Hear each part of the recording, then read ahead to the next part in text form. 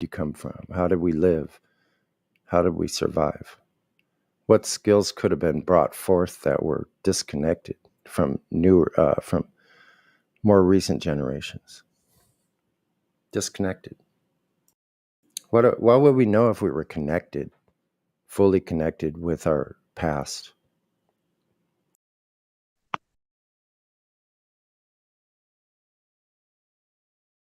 Yeah, because most of us don't know a lot, do we? Like the Native Americans seem to have a good like relationship with their family to know like history and things, but I don't know shit about anything from where I'm from, you know. Seems to almost have been a plot. Yeah, see, I hate to say it. Almost. I think there was. There was a plot I found against some stuff out everybody. about my There family. was a plot against everybody, but each plot was different. So for white people, let's say, they devised a plot that would demolish or destroy every different race in different ways. Or I shouldn't say race. Every different peoples, any different people anywhere here on Earth, they devise ways to damage each one of us in different ways, depending on the culture.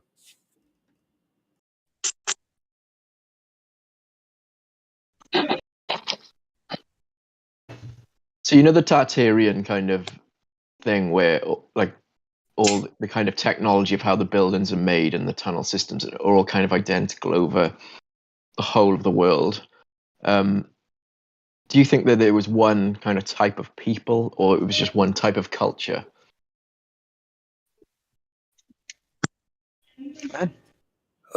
Excuse me. Well, think about it. Tartarian. Yeah, that's true. But Aaron. Yeah, Aaron. I think they were every type of person living all together. I think it was a conglomerate. Maybe well, so here's the thing, right? Yeah. Maybe they were the Greeks.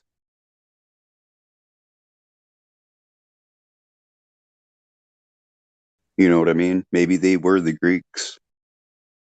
Yeah. Because the Greeks come from there, and they talk about Aryans being descended from Aryans, men from the north. So Caucasus. Aryan. Yep. Some places in Turkey. Is Iran kind of Aryan as well? There's stories that Iran is connected to the Aryan. But see, I found something out about my family, right? About how, history's been changed and we forget who we are. You know how everybody knows about the black nobility families and all that stuff. And there's a lot of misconception about these black nobles, these black noble families. Chances are you're probably black noble if you're from Europe. The way you can tell is you look at your coat of arms, and if you have a red rose on it, you could be black nobility, right? Member of the black noble family. The weird thing is I've always heard stories, oh, we're black Irish. Oh, we're black Irish. And it didn't really make sense until, I started looking into it and what lands were owed to us and how it was forfeited. And so, yeah, there's a large amount of land that's occupied. They've stolen our land. Anyway. Sure. They have stolen our property. Yeah. They've stolen our heritage. Property, yeah. Sorry, I missed it. No, it's not really a mystery. It's just some things that I've been finding out about my own history, about my own family line. I see. Okay. And then, like the mystery that I would like to know about is a toss-up between, because I don't really want to know the final mystery of Yah, because that will be revealed when the new heaven and the new earth, in that instant before it's So I would say, what exactly year are we in? How many years past the death of Messiah are we truly? And yes, that is how the whole world judges their time right now, is by the Christian death.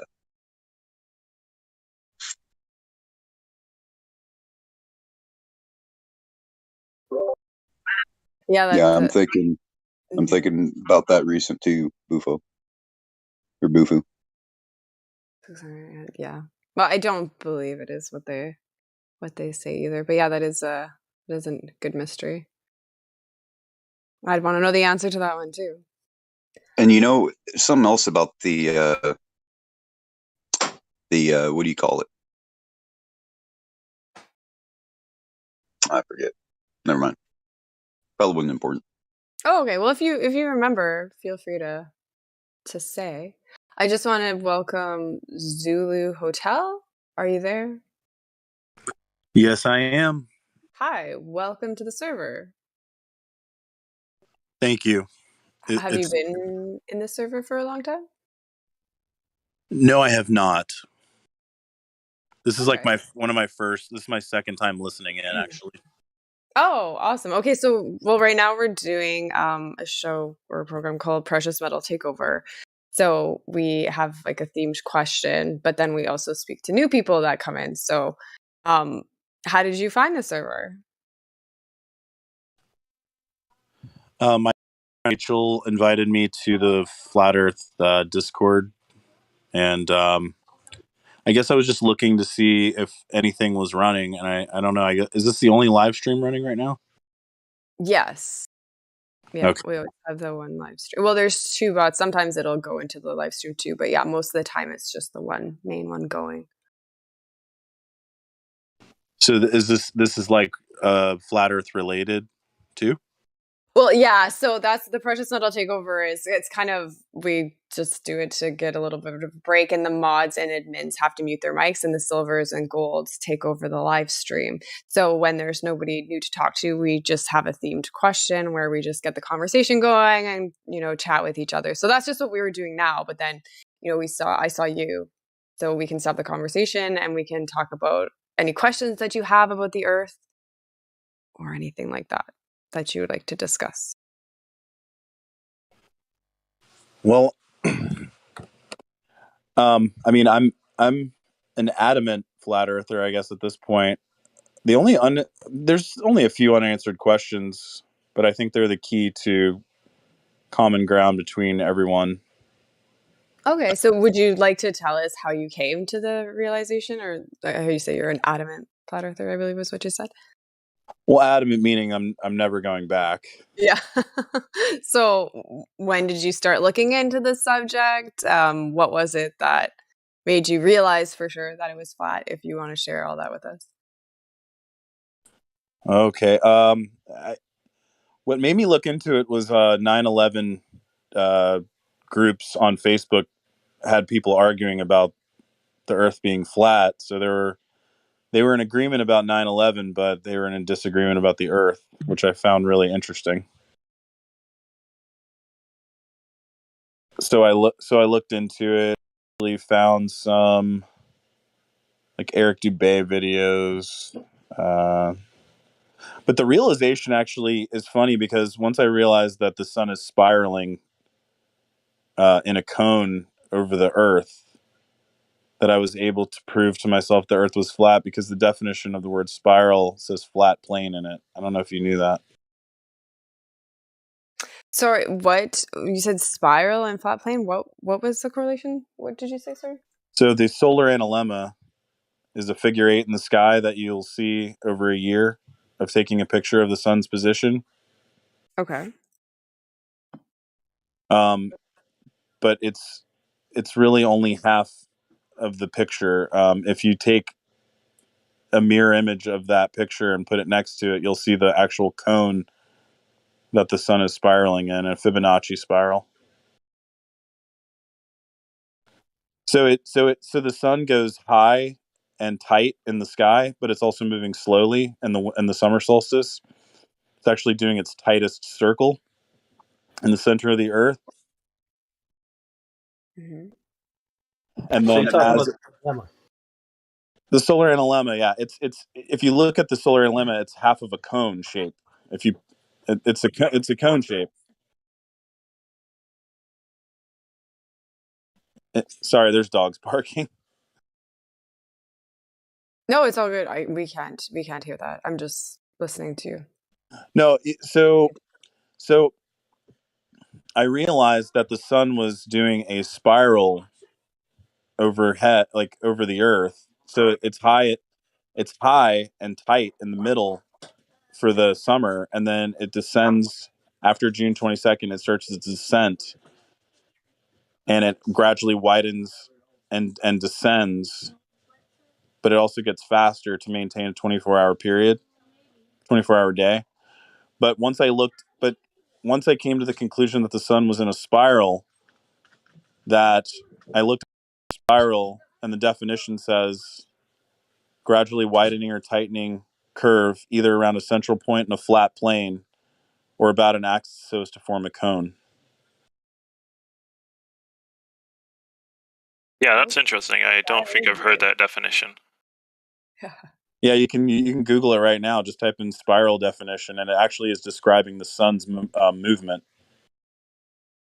Yeah, I think the NLMers are something that often get overlooked. But if you compare the globe model against the flat Earth, the NLMer itself makes no sense on the globe because they're equal hemispheres, right?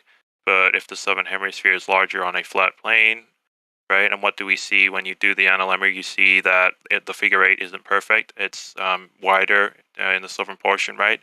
And it converges in the northern portion. So you've got an unequal figure eight. It doesn't make sense if you've got equal hemispheres on a globe. It makes perfect sense if you've got an extending out topographical plane of existence, right? Well, I mean, yeah, exactly. But everything to me just points to, I mean, it's all hiding in plain sight.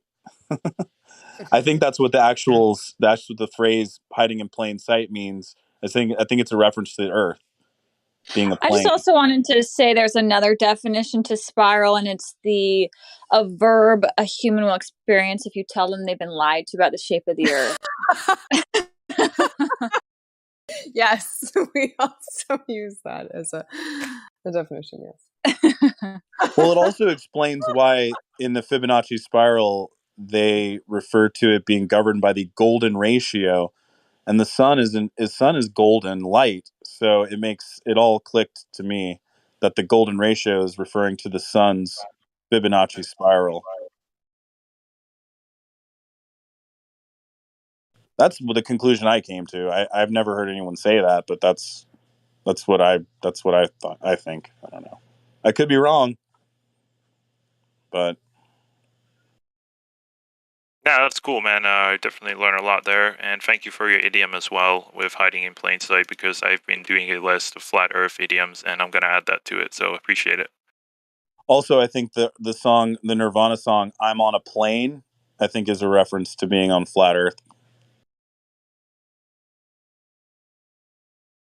For some reason. I don't know if I know that song. Maybe if I heard it. I don't know. It's not coming to mind. It says, "I'm on a plane, do I can't complain." That song. He did it on Unplugged in New York. It was really good. I'm on a plane. Yeah, it's just if you want to look it up, the song is called "On a Plane." On a plane. Yeah, I'll do that. Well, maybe Sunny and Enoch can play it for us later. Well, Sunny's still here, but Hell yeah, do it. Well, he spells it Plain, but I think he's hiding his song title in plain sight. Wait a minute. What did you say? I got distracted. oh, I said they were talking about a Nirvana song. I'm on a plane or something, and I was just saying, oh, maybe if Sunny and Enoch are around, they can play it for us later, because I don't think I'm familiar with it, but I might just have to. I don't know that one particular, but I want to do a cover. I just had this epiphany. Cover of "Draw the Line. Why does the globe lie all the time? Whoa, yeah." Draw the line.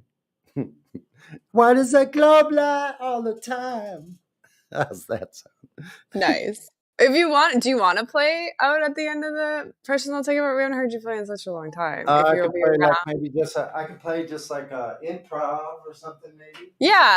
About we got about another hour, so if you're going to be around, Please, then... dude. He's got a new audio interface and everything. It's so amazing. Oh, nice. Okay, Sonny, you got to stick around for a bit. Check it out with Nirvana. There's a couple of strange songs that they put out, right? Like that song "On a Plane," that song at the top, right? Then that other one, the one where he's talking about no, he swears he doesn't have a gun. Come as you are. Yeah. Well, then there's Lithium, where it's like the most talked about metal there is right now.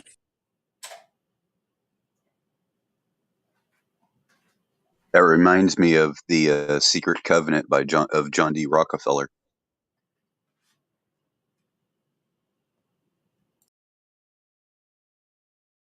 Okay, so sorry, Zulu, what were you saying to say?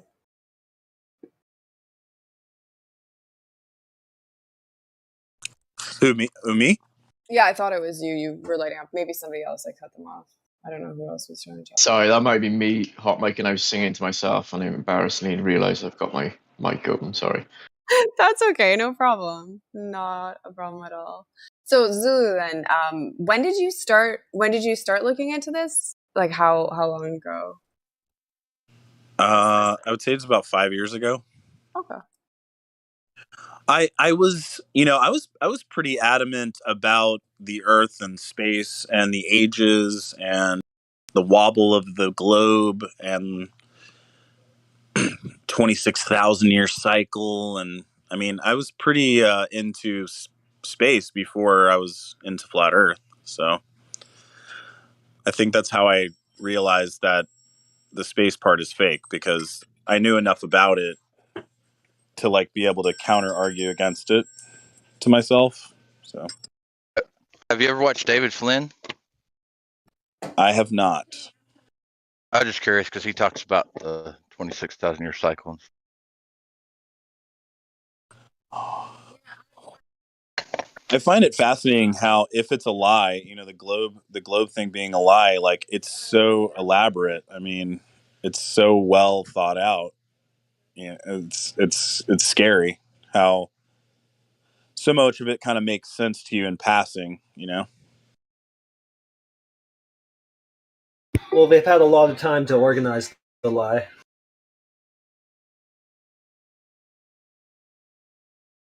And to add to it. It's been strategically done as well, I would say. Yeah. And they understand, right? Humans, how we work. They can manipulate us. Or try. When we say they and who are we talking about? That's the big question, because we're like, they're lying to us. Who are they? Well, I guess it would depend on what context. I mean, the people that wrote history, right? The media, whatever they're propagating. Have you seen the video of the Pfizer CEO? If you go on BitChute and you type, we're not really supposed to talk about sorry. that. Oh yeah. My bad. If you want to DM me a link, I'm more than happy to watch it. But we can't talk about that in the live stream because of YouTube terms and conditions. We don't want the stream to get taken down. So, I'm so sorry. No, it's all good. It's totally fine. Just so you are aware. But welcome. I just want to say welcome to the server. I'm glad that you found us. And yeah, if you said you had questions or something that was kind of like a general thing, but if you wanted to share that or start a discussion on that, you can do that if you'd like. The questions that I have are: if the Earth is a plane, what's in the great deep? What is underneath the Earth? And also, go ahead. Oh, I wasn't saying anything. I might just be hot micing. Sorry. Oh no, that was me. Like I was speaking to myself. My bad. Was what's under the earth and what's holding it up, and where is it suspended? Like, in what space is it suspended in? Right. I think what you mean is like you're trying to envision the perspective of holding the earth in the palm of your hand, right? But nobody has that perspective. We just have the perspective of the surface of earth that we're standing on. And, there's just no way to, I mean, you can conceive it in your mind, but it doesn't make it reality. We're just not able to answer that question. No, exactly. Yeah, that's what I'm saying. It's like one of those unanswerable things, but I feel like there does have to be. I feel like there's got to be some answer, but I don't know if we'll ever be able to know what it is. Things are just inherently unknowable. Maybe we find out when we die, and I don't know what happens there, but some people think you go somewhere else, and maybe we get more answers then. It's maybe the next step. I don't know. And then also my other question is, if you're on the edge of the Earth in Antarctica, then no matter whether you're on the north, south, east, or west quadrant, you can still see the same stars, the southern stars.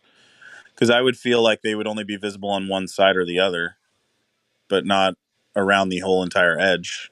That's the only remaining questions I have, really. I think, like some of the main, like the two big ones that I wish I knew. Okay, so it's basically saying that southern locations see the same stars, right? But what you have to understand is they're not seeing the stars at the same time, because yes, it would be impossible for you to be in 3 different southern latitudes and see the Southern Cross, for instance, all at the same time. But that's the problem. It's not night at the same time. The stars are rotating, so of course you're going to see those same stars when your turn comes around, right? And the stars are rotated. Oh, cool! Thanks. That's good. Okay, that's helpful. Actually. Yeah, no problem. My cousin is listening in right now too, and she's in the same boat as me, as us. Nice. You can tell her to join, and she can ask questions whenever she wants to. So make sure you invite her in. Yeah, I'll send her an invite. She can't think of any questions right now. She's pretty thorough. She does a lot of research. Yeah, you'll be surprised how many questions you get when you look into different topics. Like maybe you want to look directly into physics, or it directly relates to the Earth, right? There's what you experience, but there's always new stuff to learn, and I've learned a lot in my short time here. I love everybody, and you should definitely invite her. It's not something she's going to regret. Well, that's what I'm here for. Is I do want to hear other. I want to. You guys are all so smart. So just generally intelligent, and I know I'll learn something too. So that's why I'm here. Don't praise us, because we're gonna get broken then. How many Americans are here, by the way? Oh, hello everyone, family. I'm a Texan. Yeah, I'm in Florida. There's quite a few Americans. Yeah. I'm a Romanian speaking American. I'm a Utahn. English.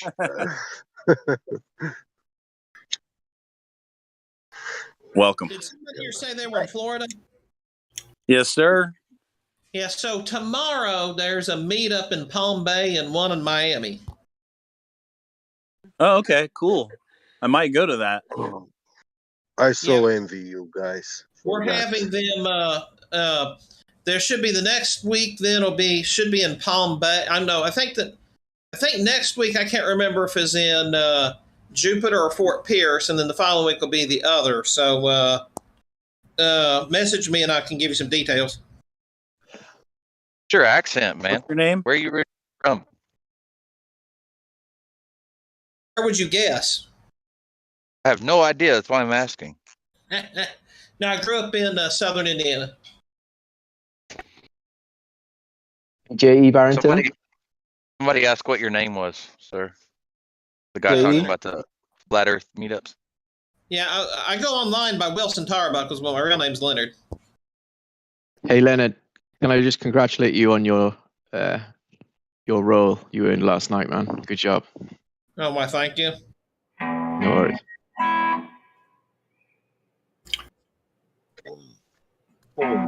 What's today's question? Oh, I'll get to it in a second, actually, Geppy. But I just want to say to Zulu, did you say it was your cousin or whoever was there that you were going to share the link to? Just to let her know that we have ladies' night on Fridays. It starts at 4 Central Standard Time, so she is welcome to join that as well. That's where all the men have to mute and the ladies take over the live stream. Okay, I'll send her a link. Okay. Ladies take over the world. Yeah. Last night was awesome. I loved it. Oh, that's good. I missed it. I wasn't around. But yeah, I think it's been going, from what I hear, it's been going well.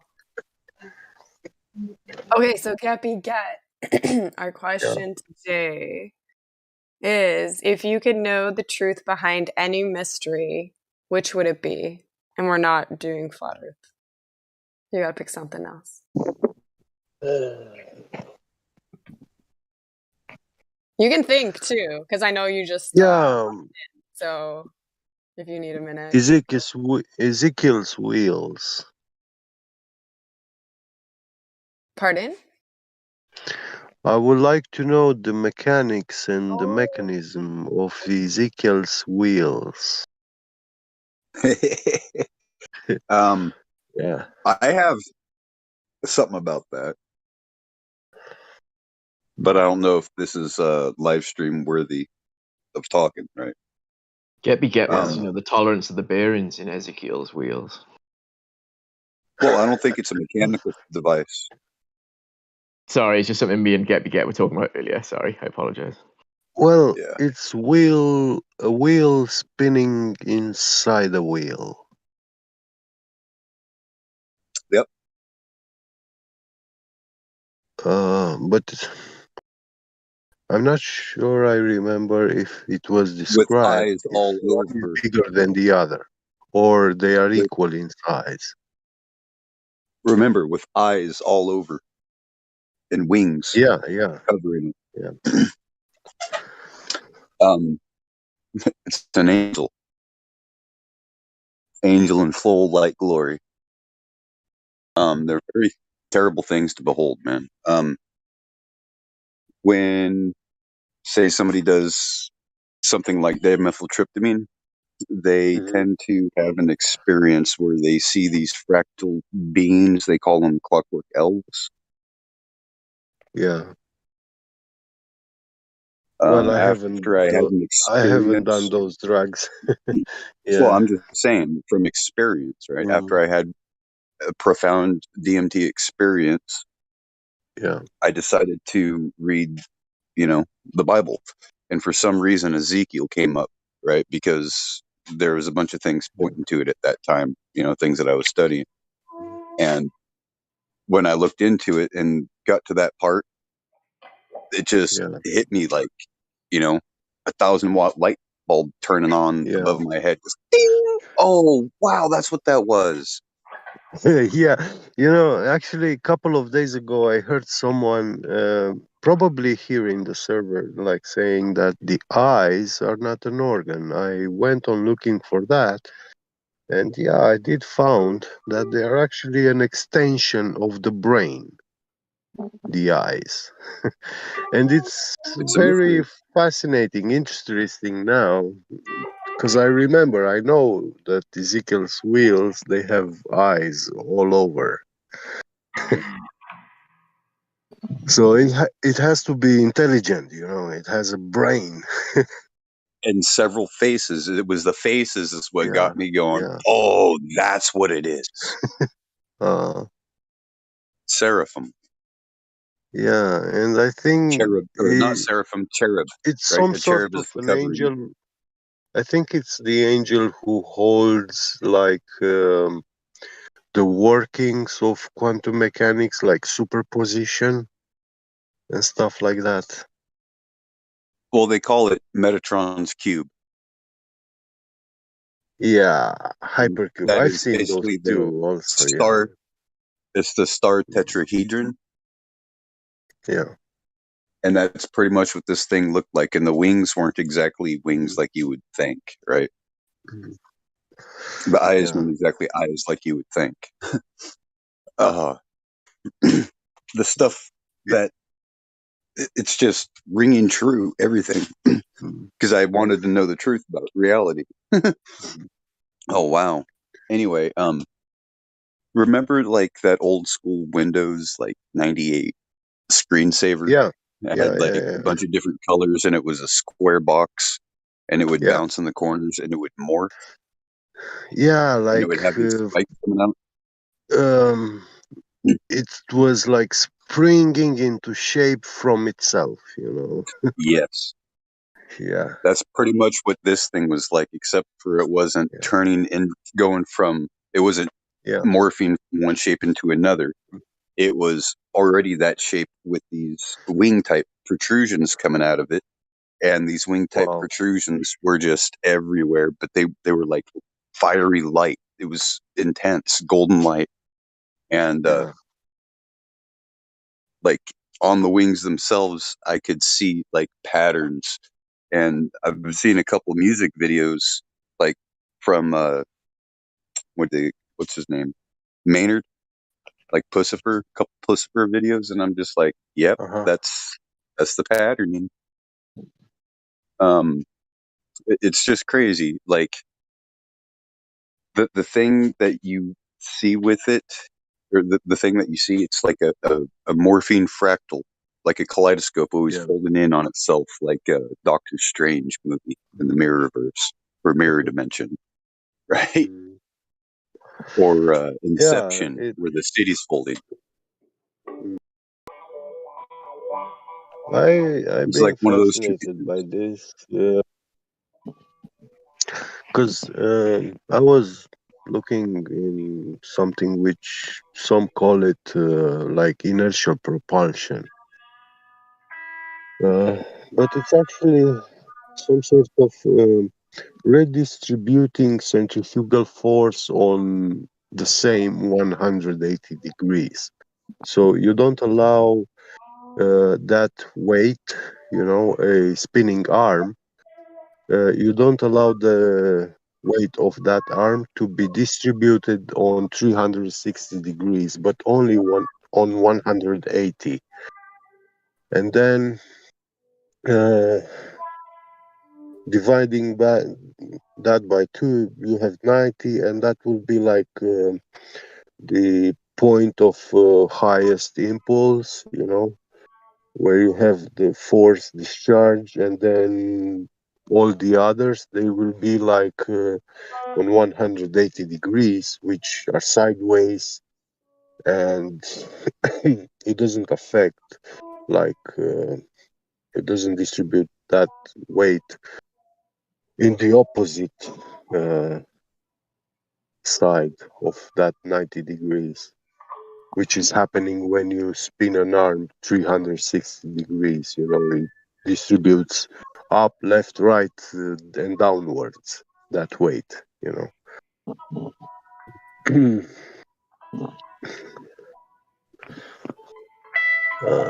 Yeah, this principle I've seen patents, and also some mechanical devices,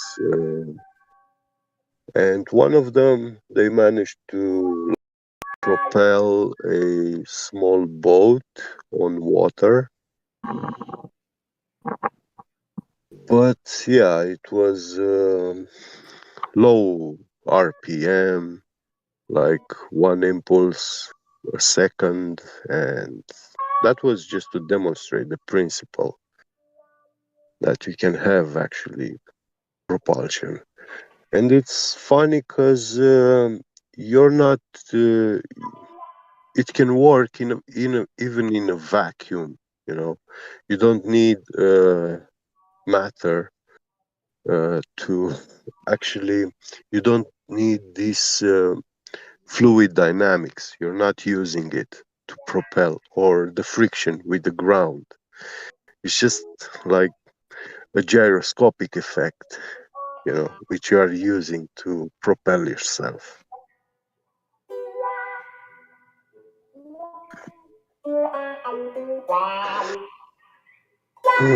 Yeah.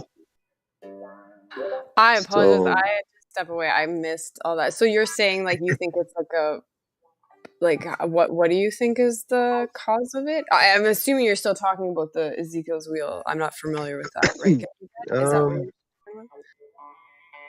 yeah, the way I read, they were described like a wheel spinning within a wheel. Okay.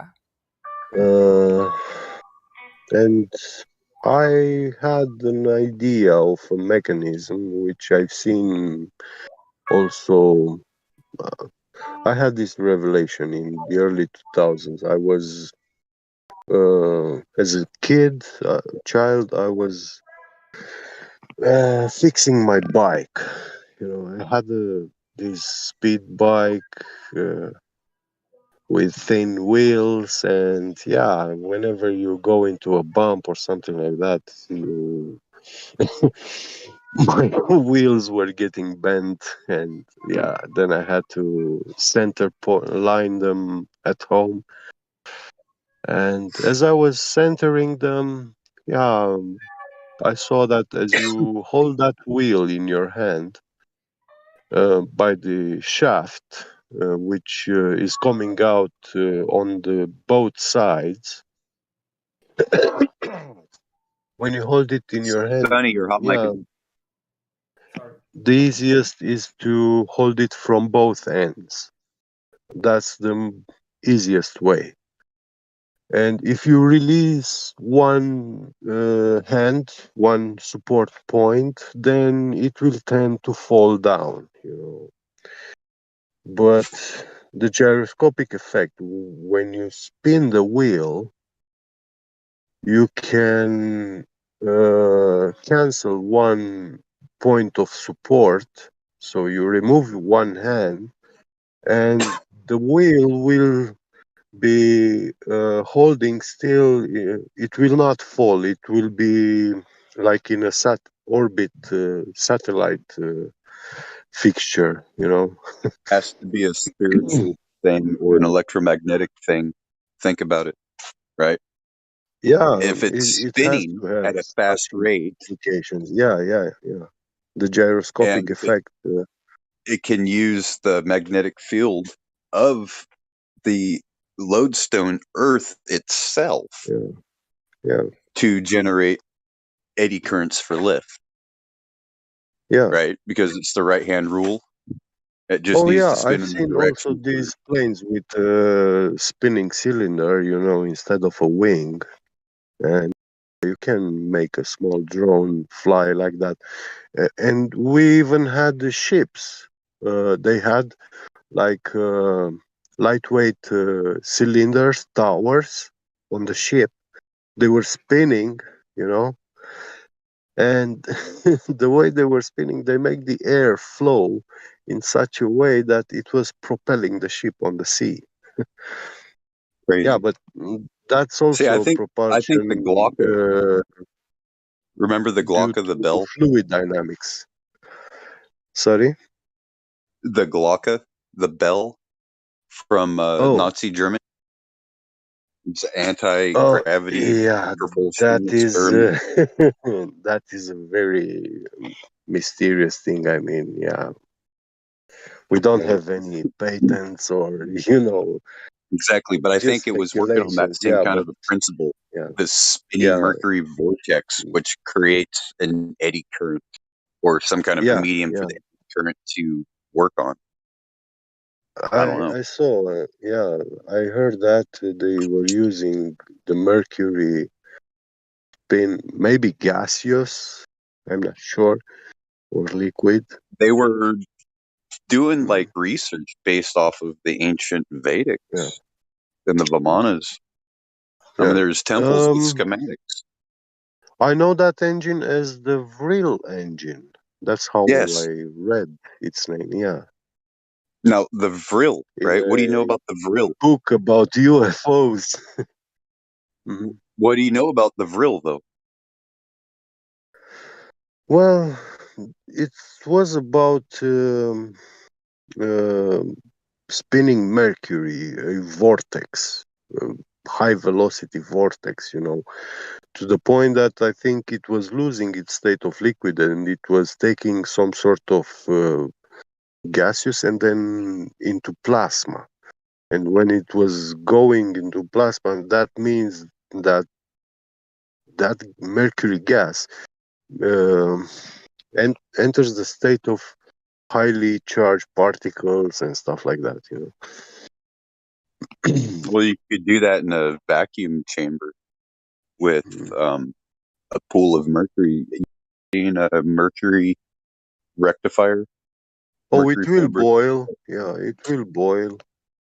Well, it doesn't necessarily boil, but the thing is this triode is like only ran because of an arc that started, and once that arc is started, it'll only flow in one way.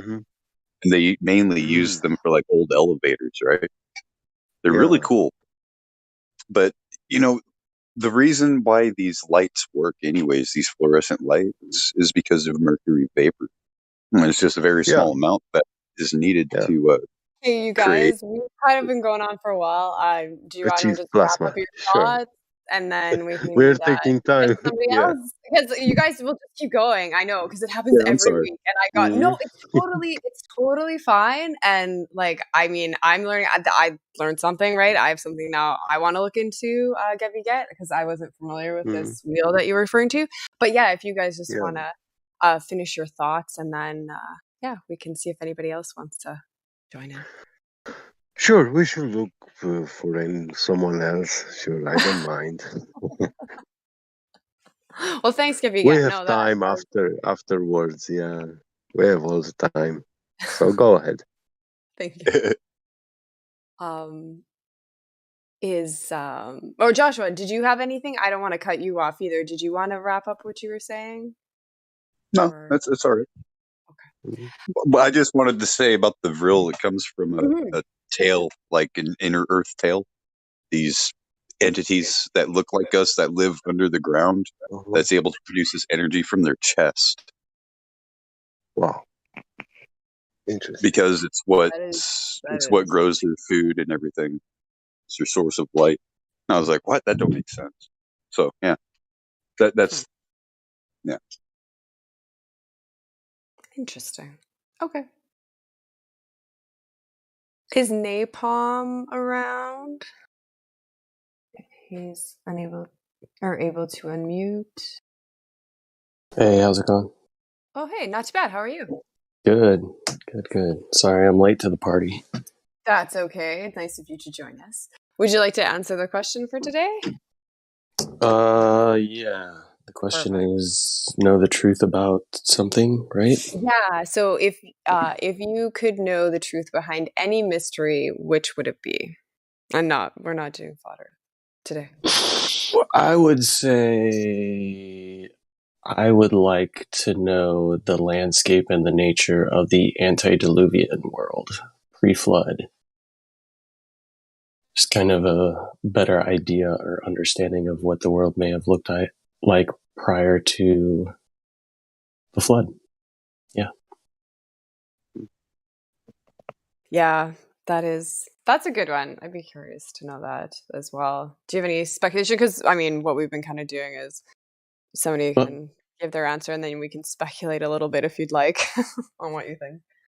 Yeah, I mean, obviously anything would be speculation, but we do have some what appear to be fossil records of things existing in a much larger size than they currently do. So yeah, I don't know. I feel like there's a lot to unpack with just that whole thing.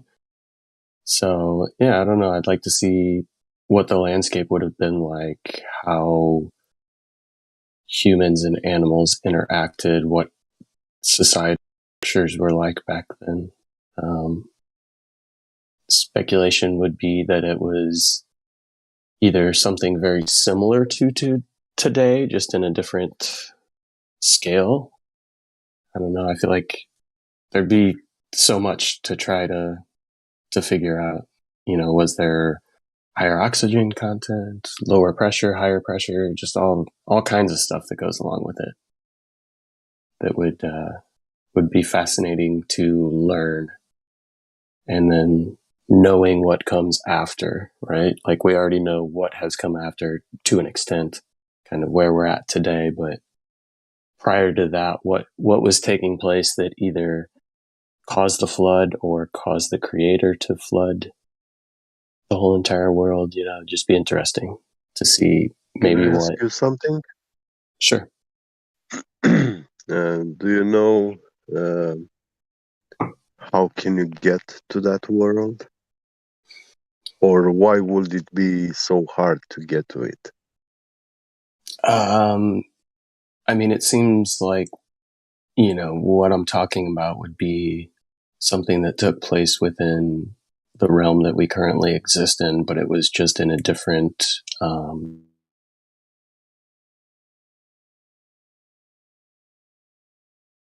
Time, yeah. But yeah, I like to say about this that that world is separated from ours by the great waters, the flood itself. That means like to swim through all that just to get there. I mean, there's no other way but swimming. yeah, I'm just looking A at it lot of from swimming. I'm just looking at it from the perspective of like knowing the truth kind of being maybe shown through some type of time travel-esque type situation, where you're visited by the ghost of Christmas past, takes you to the antediluvian Yeah, realm. exactly. That's basically yeah, when Nathan came with the question, I was like, that's a good way to put it. But I think that I'm curious about that as well. And I think that the more I get on in life, I am very curious about what the social structure would have been. Was it similar today? Right? Was the propaganda, was that all the same? Like how did they have control of people, and everything? Yeah. I think it'd be really One of my interesting. biggest things would be like, what tech did they have back then? Did they work more closely with nature? Did they have similar tech than we have now? Or, all that kind of stuff. There's just so much to unpack with that. Yeah, I Yeah, think the I agree. stars were in the corona of the trees. That's how big the trees were. Yeah. But see, that's lore, right? That's tales. Yeah. So that's why I'd like to know the truth of it, right? Like, were they actually?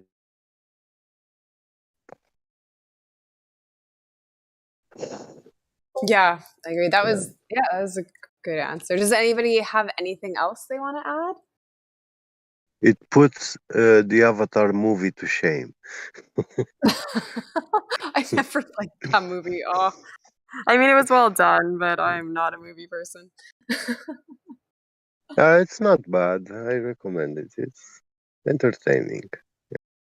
Yeah, that's a good way to put it. It is entertaining. I wanted to welcome Lalo Think.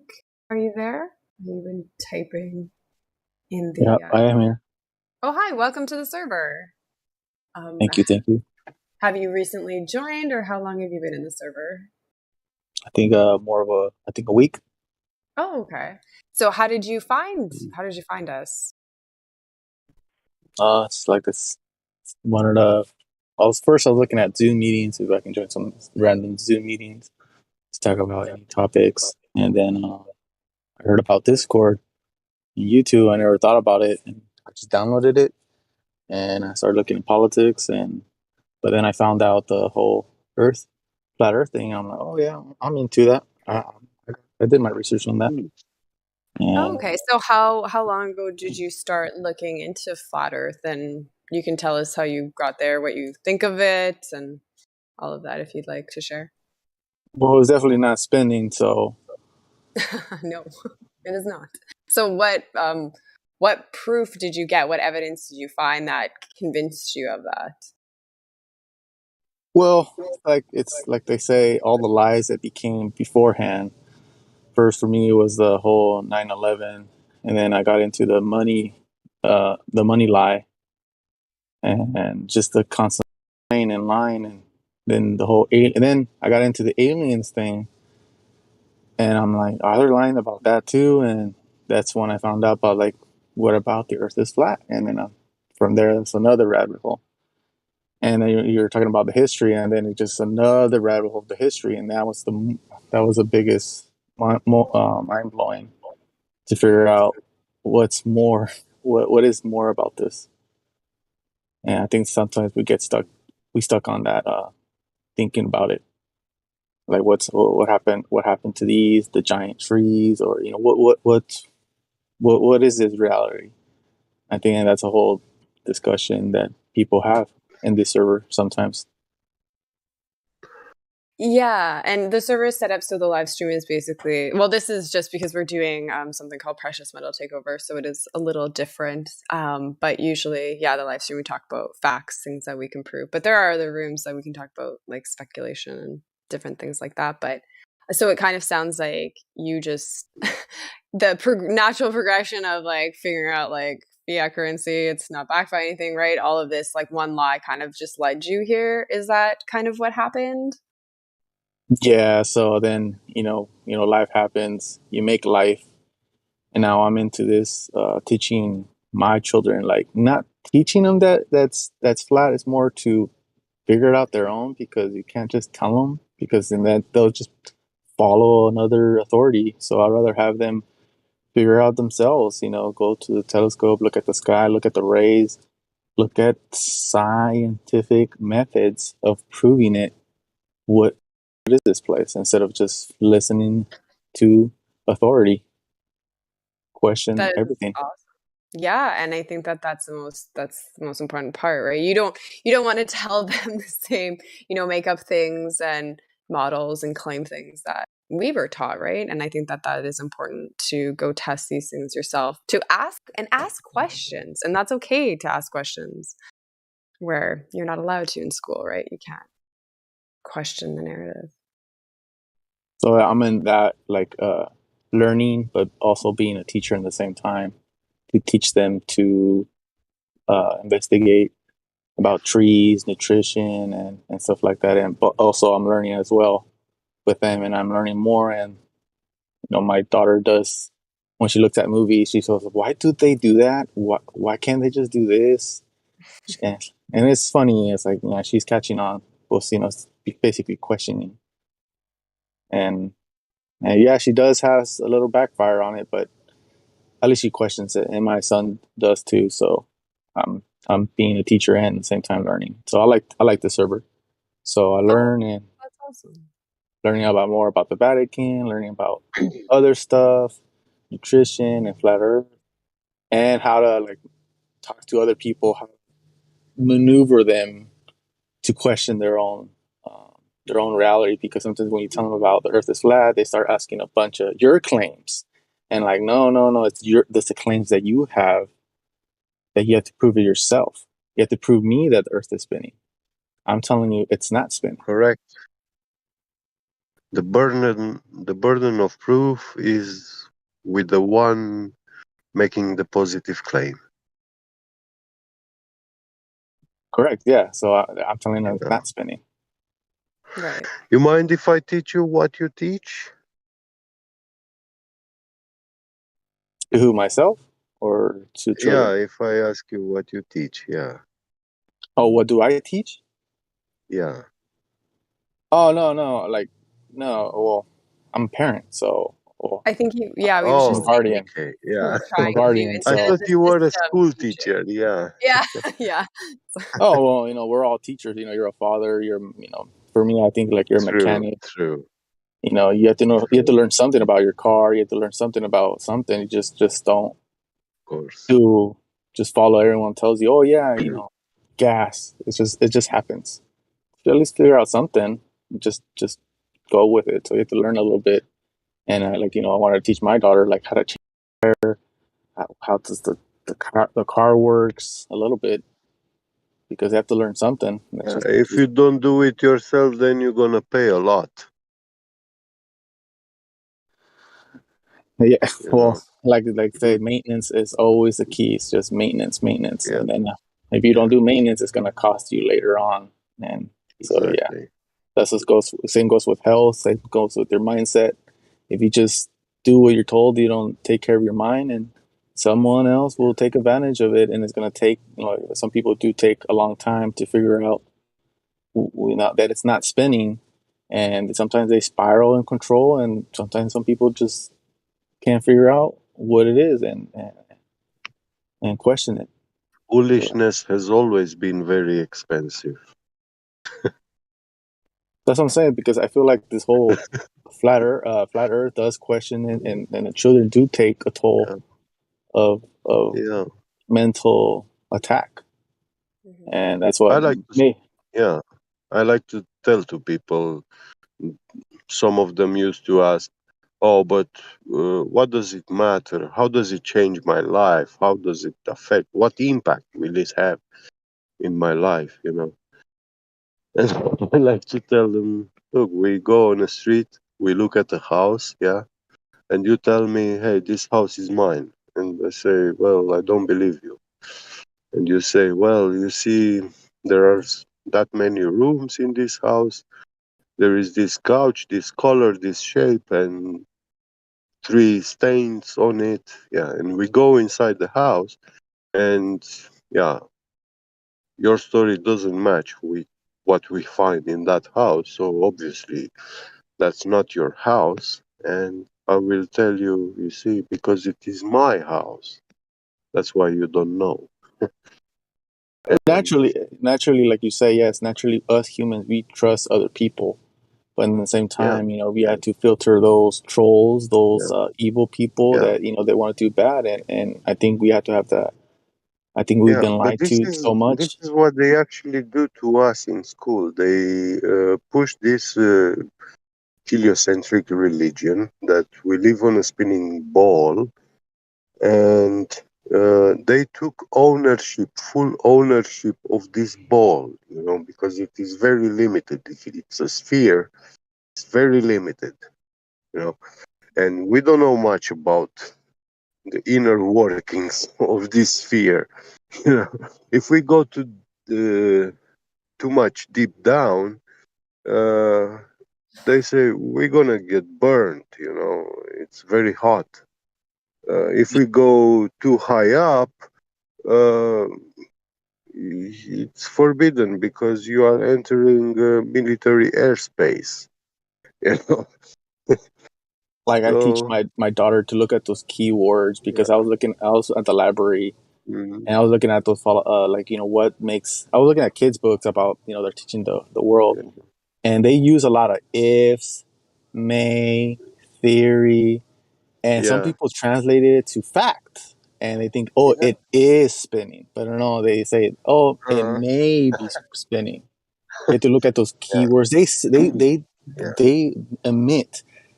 It's a Yeah. theory. It's not proven. It's there. It's may or if is to happen. If Yeah. gravity was pulling down, if or may, and there's a theory going on.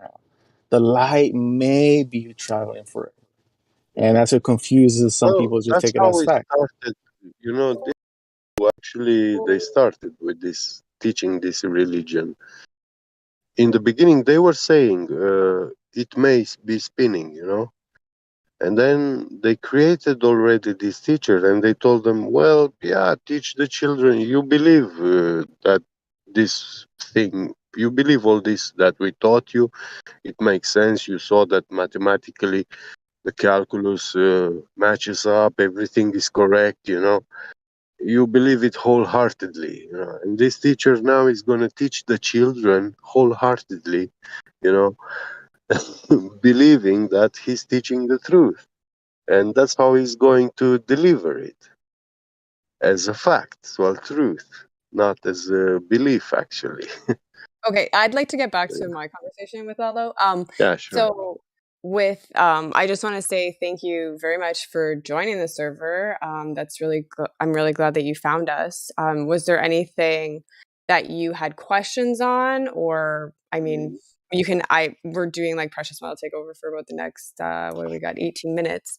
So we do have a question, and if you'd like to answer that question, I'd like to hear your answer as well. So whatever you would like to talk about. Um, for me, gold. I think is it the precious metals for the tag that you guys have, or the actual Right. precious Okay. So metals? I can explain. So precious metal takeover, it was something that was created basically for the silver and golds who don't speak up in the live stream as much to have a time frame where they can take over the live stream. We're moderators and admins, and we ask people that talk most of the time to, give others an opportunity to speak because, I mean, it is people sometimes fight for the mic, right? So it is a different environment. So we do talk to new people that come in, but if there is nobody new to speak to, then we have a question that we ask just to kind of keep the conversation going and to get to know each other and just to keep building the community. And it gives us a break from always talking about flat earth as well. So that's kind of what the premise of the show is. But if you have specific questions about flat earth, like we can definitely talk about that, or we can ask you the question. It's whatever you'd like. So my question goes: what's so important about gold in flat Earth, the actual material? Because I was hearing that in our history they use a lot of gold on these temples to conduct electricity. So it's more of a conductor. What's because then they translate it to money, but is it where's the lost history of the gold or silver or the precious metals that we have? I don't know, man. You had him last.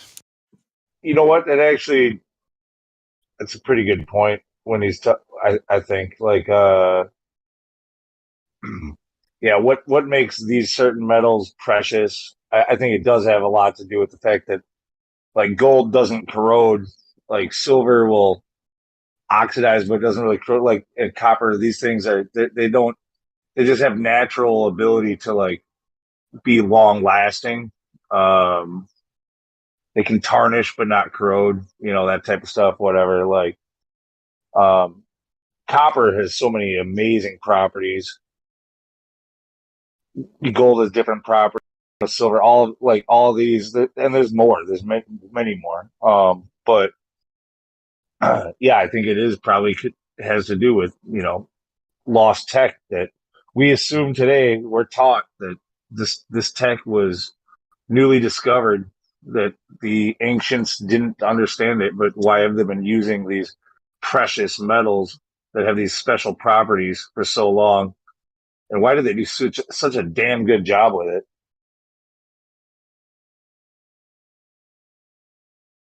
They're pro alchemists, bro.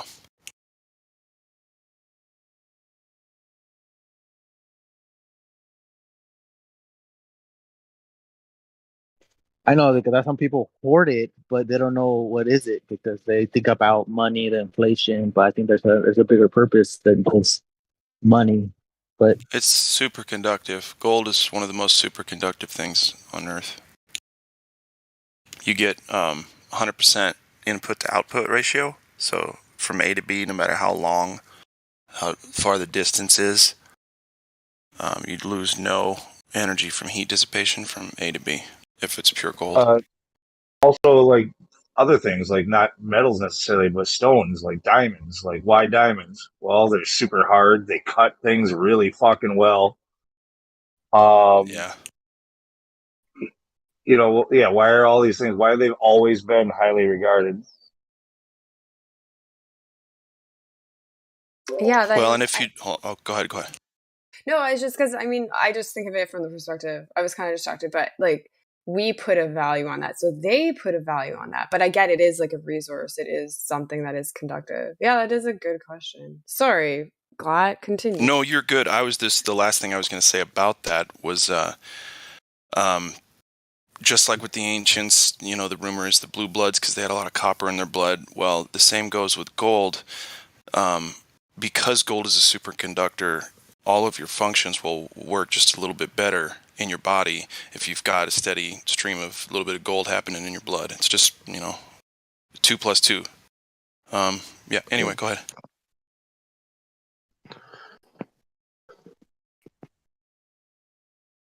Colloid gold. Yeah. Don't take a bite of like a $20,000 chunk. That's no good. No. Don't grate it in my water. Like, I don't want to do. Yeah, you shouldn't have done that. No. Should I be buying? The Should I be drinking particles have to be Goldschlager? much, much smaller. Should I be drinking Goldschlager? Is it beneficial to have gold It's not even flakes real in your gold. water? It's like candy. Yeah. It's like sugar wafers in there. Okay, so you say.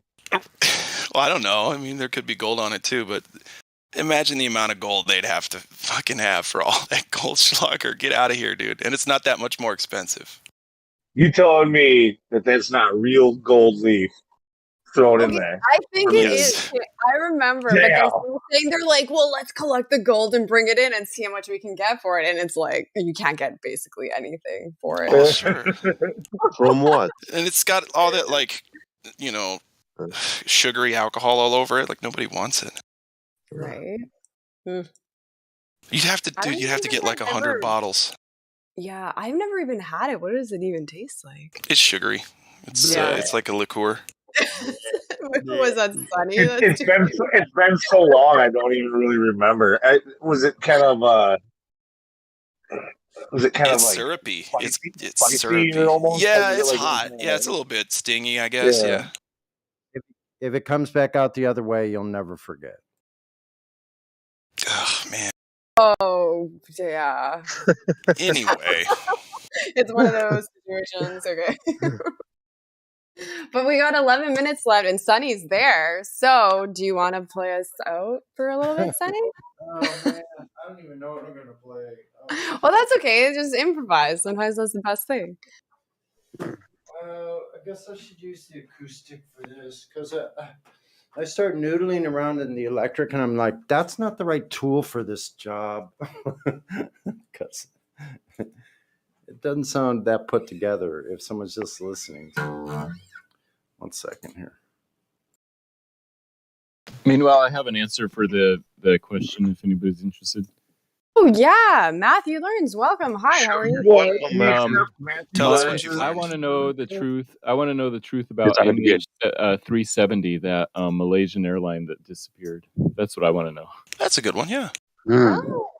So, what is the narrative, or what do they tell you? It's probably pilot. It's probably pilot suicide, and he intentionally tried to fly it off the radar. Nobody knows really why, but that's probably what happened. But I want to know for sure. Good Lord! Didn't you know that NORAD? Say that again. Whoever was that cut Like out. NORAD, like there's a back door built into every commercial aircraft where it can be autopiloted by external forces. Yeah. Yeah, but they didn't do that in this case because they weren't aware that it was missing until it was too late. Who was on that plane? But I'm saying, like, someone could secretly take over the plane and crash it, and no one will know, like, maybe who even did it. Like the pilots are trying to, change the course, and their, instrumentation isn't doing anything. That's a possibility, but if that were happening, they would have communicated with the ground control. Isn't there a way to turn off the instruments so there's no instruments being used in flights, and then they can just go manual, just in case all the computers die? Once you have the root user, you're God. Yeah, but if they were in trouble trying to take over, they would have found some way to communicate with the ground. So I think that it was the pilot doing it. Does anybody know where they were when it disappeared? Yeah, they know exactly where it was because they turned off the transponder right between. The problem is these pilots, they have a key access to the airplane. You can't just go in the cockpit and start it. You need a special code to turn it on. Right, this happened during flight. Computer access, yeah. And if Launch you don't have sequence that, initiated. yeah, you have all those buttons. They are useless inside. Hey, I'm sorry, Get. We can talk for the rest of the night about that. Is Sonny going to play? Yeah, sure. Yeah. I just was saying that was my. I didn't mean to bring up a whole conversation. No, you're good. No, that's totally fine. Yeah, and that's okay. Now, yeah, if Sunny wants to play for us, thanks for answering the question, Matthew.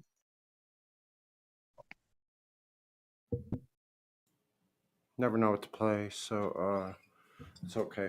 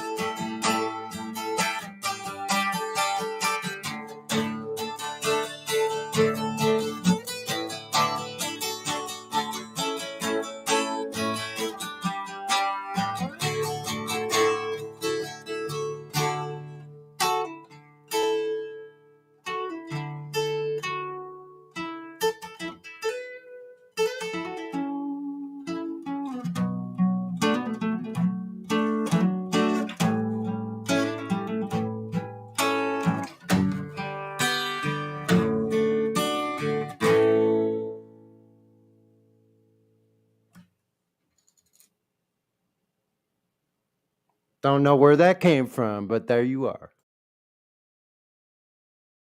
That was nice. Would you like to keep going? Say yes, Sunny. Just say yes. Just keep going. Well, okay then. Okay. If you insist.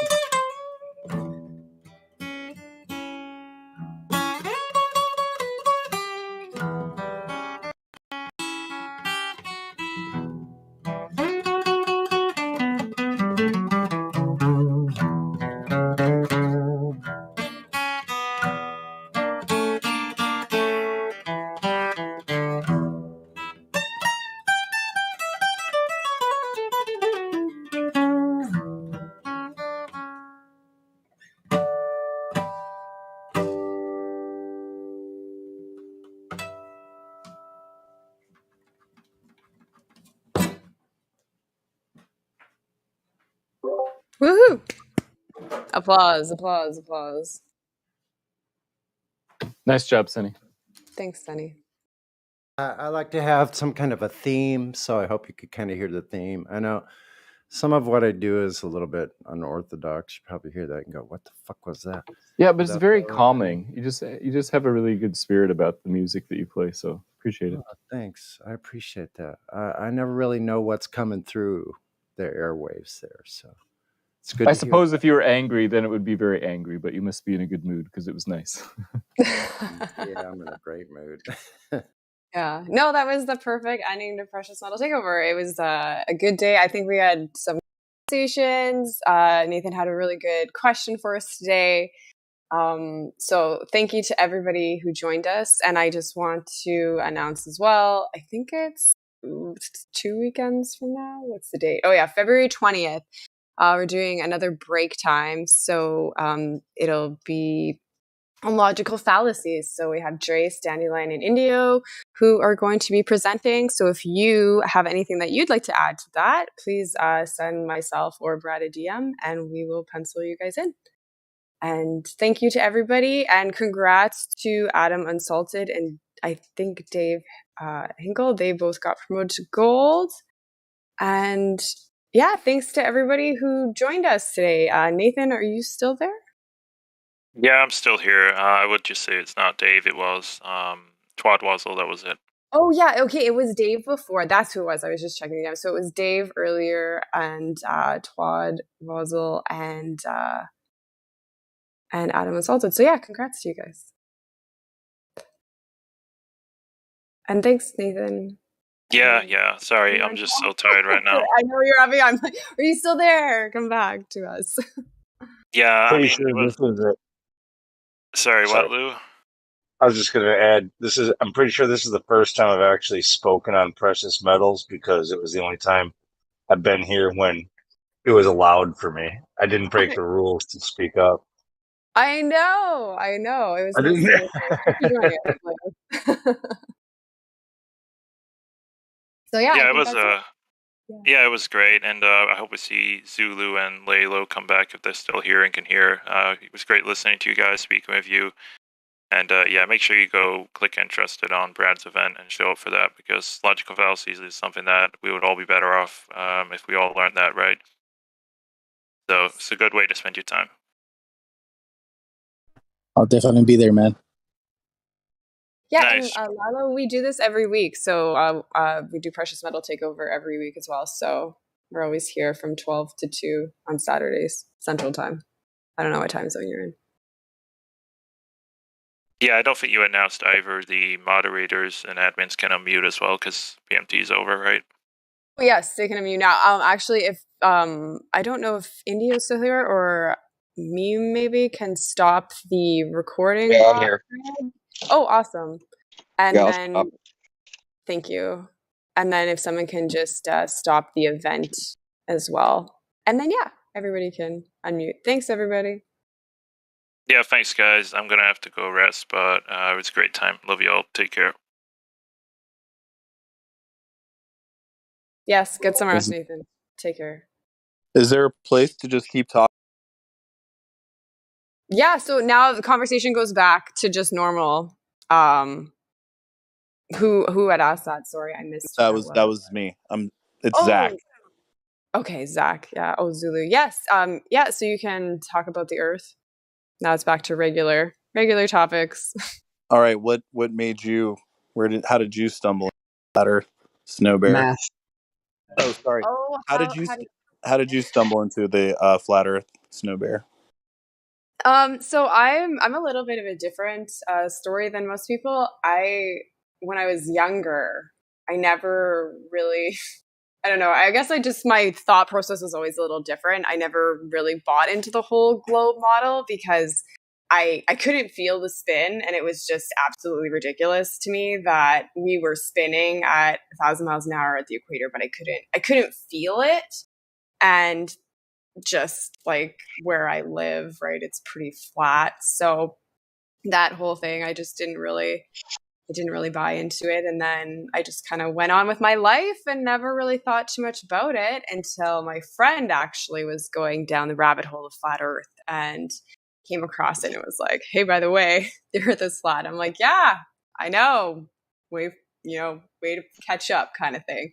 So that was just kind of it wasn't one thing. I just kind of inherently always knew that we weren't on a spinning ball.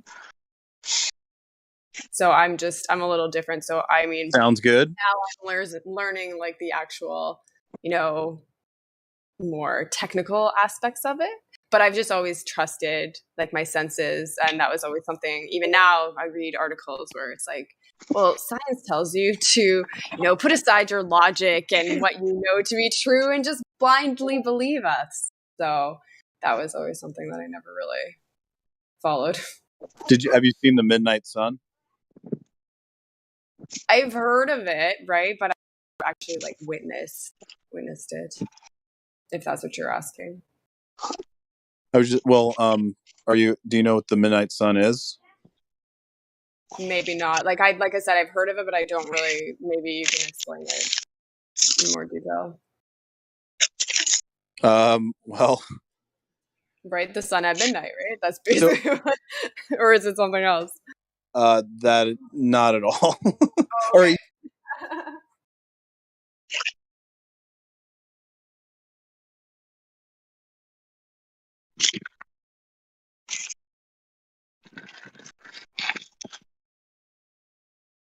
Okay. It's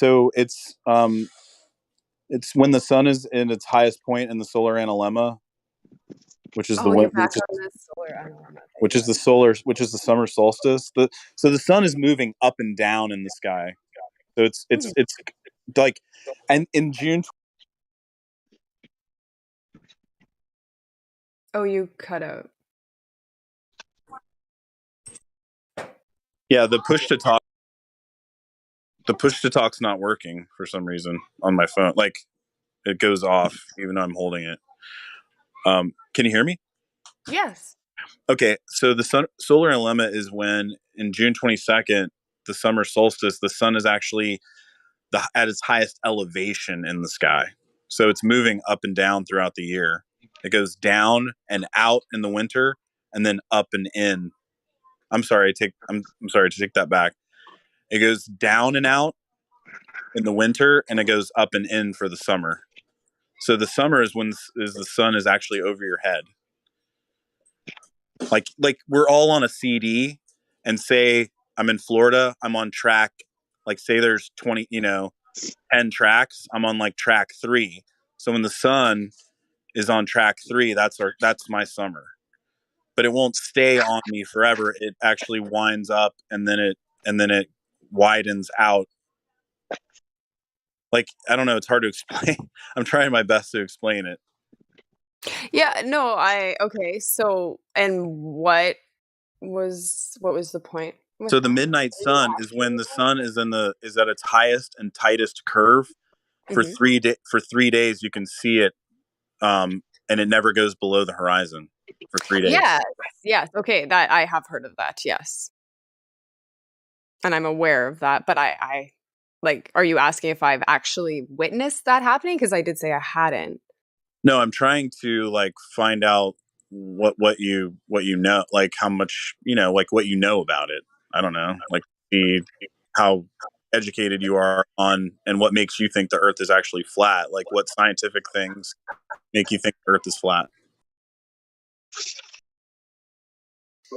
Okay, well, to my knowledge, right, measures flat. I mean, I kind of look at it from debunking like the globe model, right? I understand that there's terrain, and I know there's a lot of things about saying flat Earth and everything, but I know it's not a globe based upon just the fact that 8 inches per mile squared. I should be able to see some sort of curvature. I can see too far.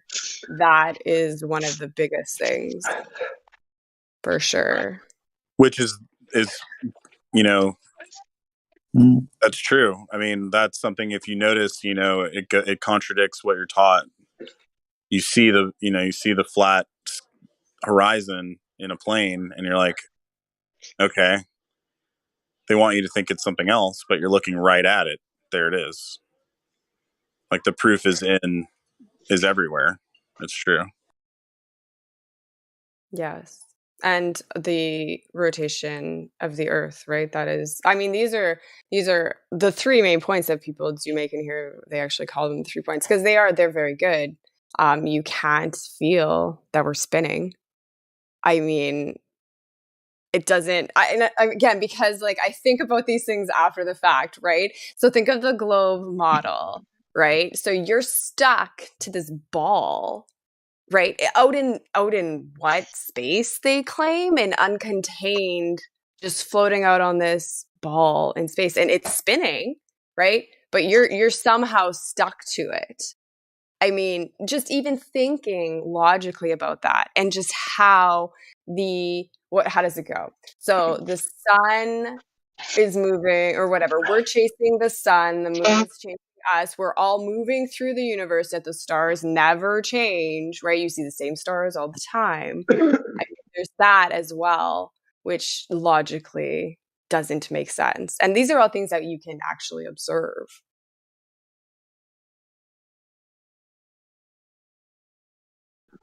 Yes. Mm-hmm.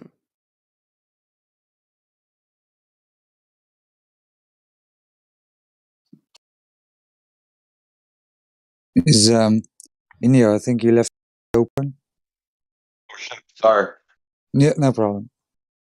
I'm like chowing a pizza like fast as fuck too. Sorry. Pizza. Nice. Sometimes you gotta get rid of the pizza quick. Yeah. Really Yeah. quick. Hurry. Could have some pizza right now. Well, also you would think too, if the Earth is spinning 1,000 miles an hour and the speed of sound is like 600, then you would hear some sort of like, so like rumbling or something. You would hear the Earth moving. In the gastronomical section of your body, you'd hear some rumbling. Well, that Yeah, you it's could funny feel that you nausea. mentioned that though, because I've thought about that. I'm like, well, would you hear, like, what is it, quote unquote, sound like in space? Like when they go, is it just like this calm? Like, I mean, obviously space isn't real, right? But it's just interesting. How could the pizza ever catch up with the stomach? I can't get there. Oops. Oh, no, we're going back out the other way. Sorry. I was looking for the edge of the pizza. I found it. It's gone now. Okay, good.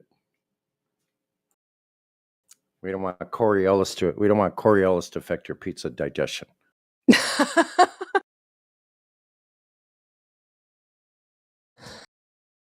Or does that help with the digestion, Sonny? I don't know. No. Is How that, could do they something that claim doesn't that? exist? How could something that doesn't exist help with digestion?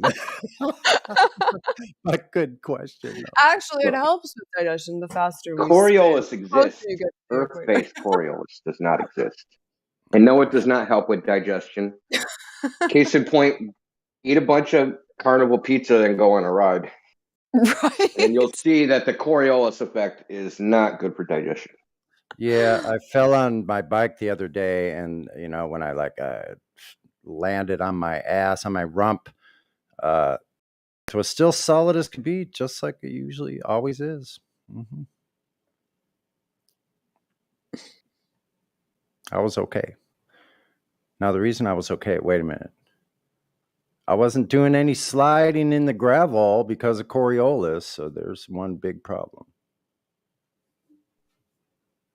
I have a mystery. I'm going to answer y'all's question from Precious Metals. A mystery I would like solved is what makes women tick. That is a mystery that man will never figure out. We like good leadership. We need someone who's going to lead us and make good sound decisions. Yeah, that's no doubt true. That's definitely true. not the answer then. But what Indio is saying, what Indio is saying, it's part of the piece. It's one of the pieces. What Indio is saying is far more complex. Yeah. We don't know. Next question. Wait, we can't speculate. We don't know. That's a question for Ladies' Night. We could drop a microphone on that topic, but it would not have the same effect.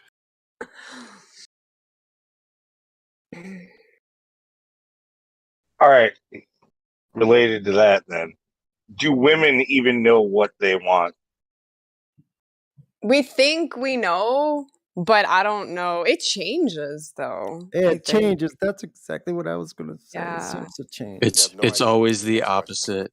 It's always the opposite of what you think, no matter what. Or what you actually. Imagine trying to See, solve a Napalm is jigsaw figuring this puzzle out. with a million Napalm is figuring pieces. this out. It's like solving a jigsaw puzzle with a million pieces, but the image keeps changing. So good luck.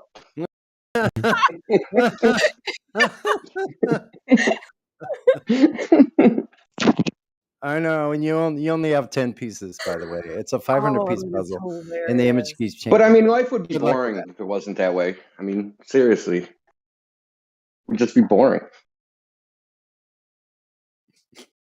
Yeah, we do. We Right. do keep it interesting. That's for sure. Got to be a little conflict. Can't be all. I mean, there's some things you can just, guess based off of where they grew up. Like for Redford, I'm sure like hockey and chopping wood. Like you're good at those things.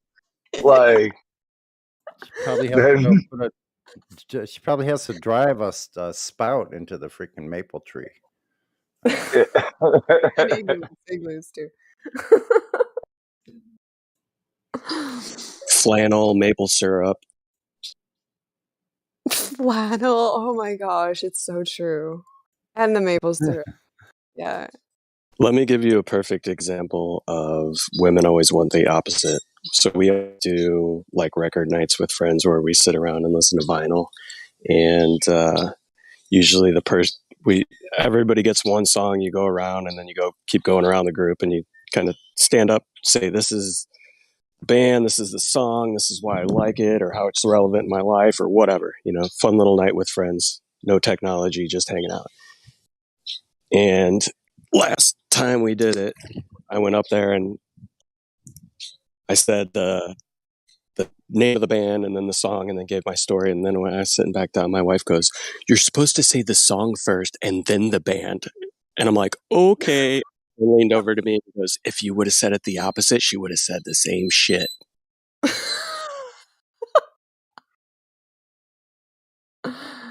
Yeah, sometimes we like pick at things. Yeah. But like I do think like sorry. Don't listen. We're putting you on the spot. You're the only female here.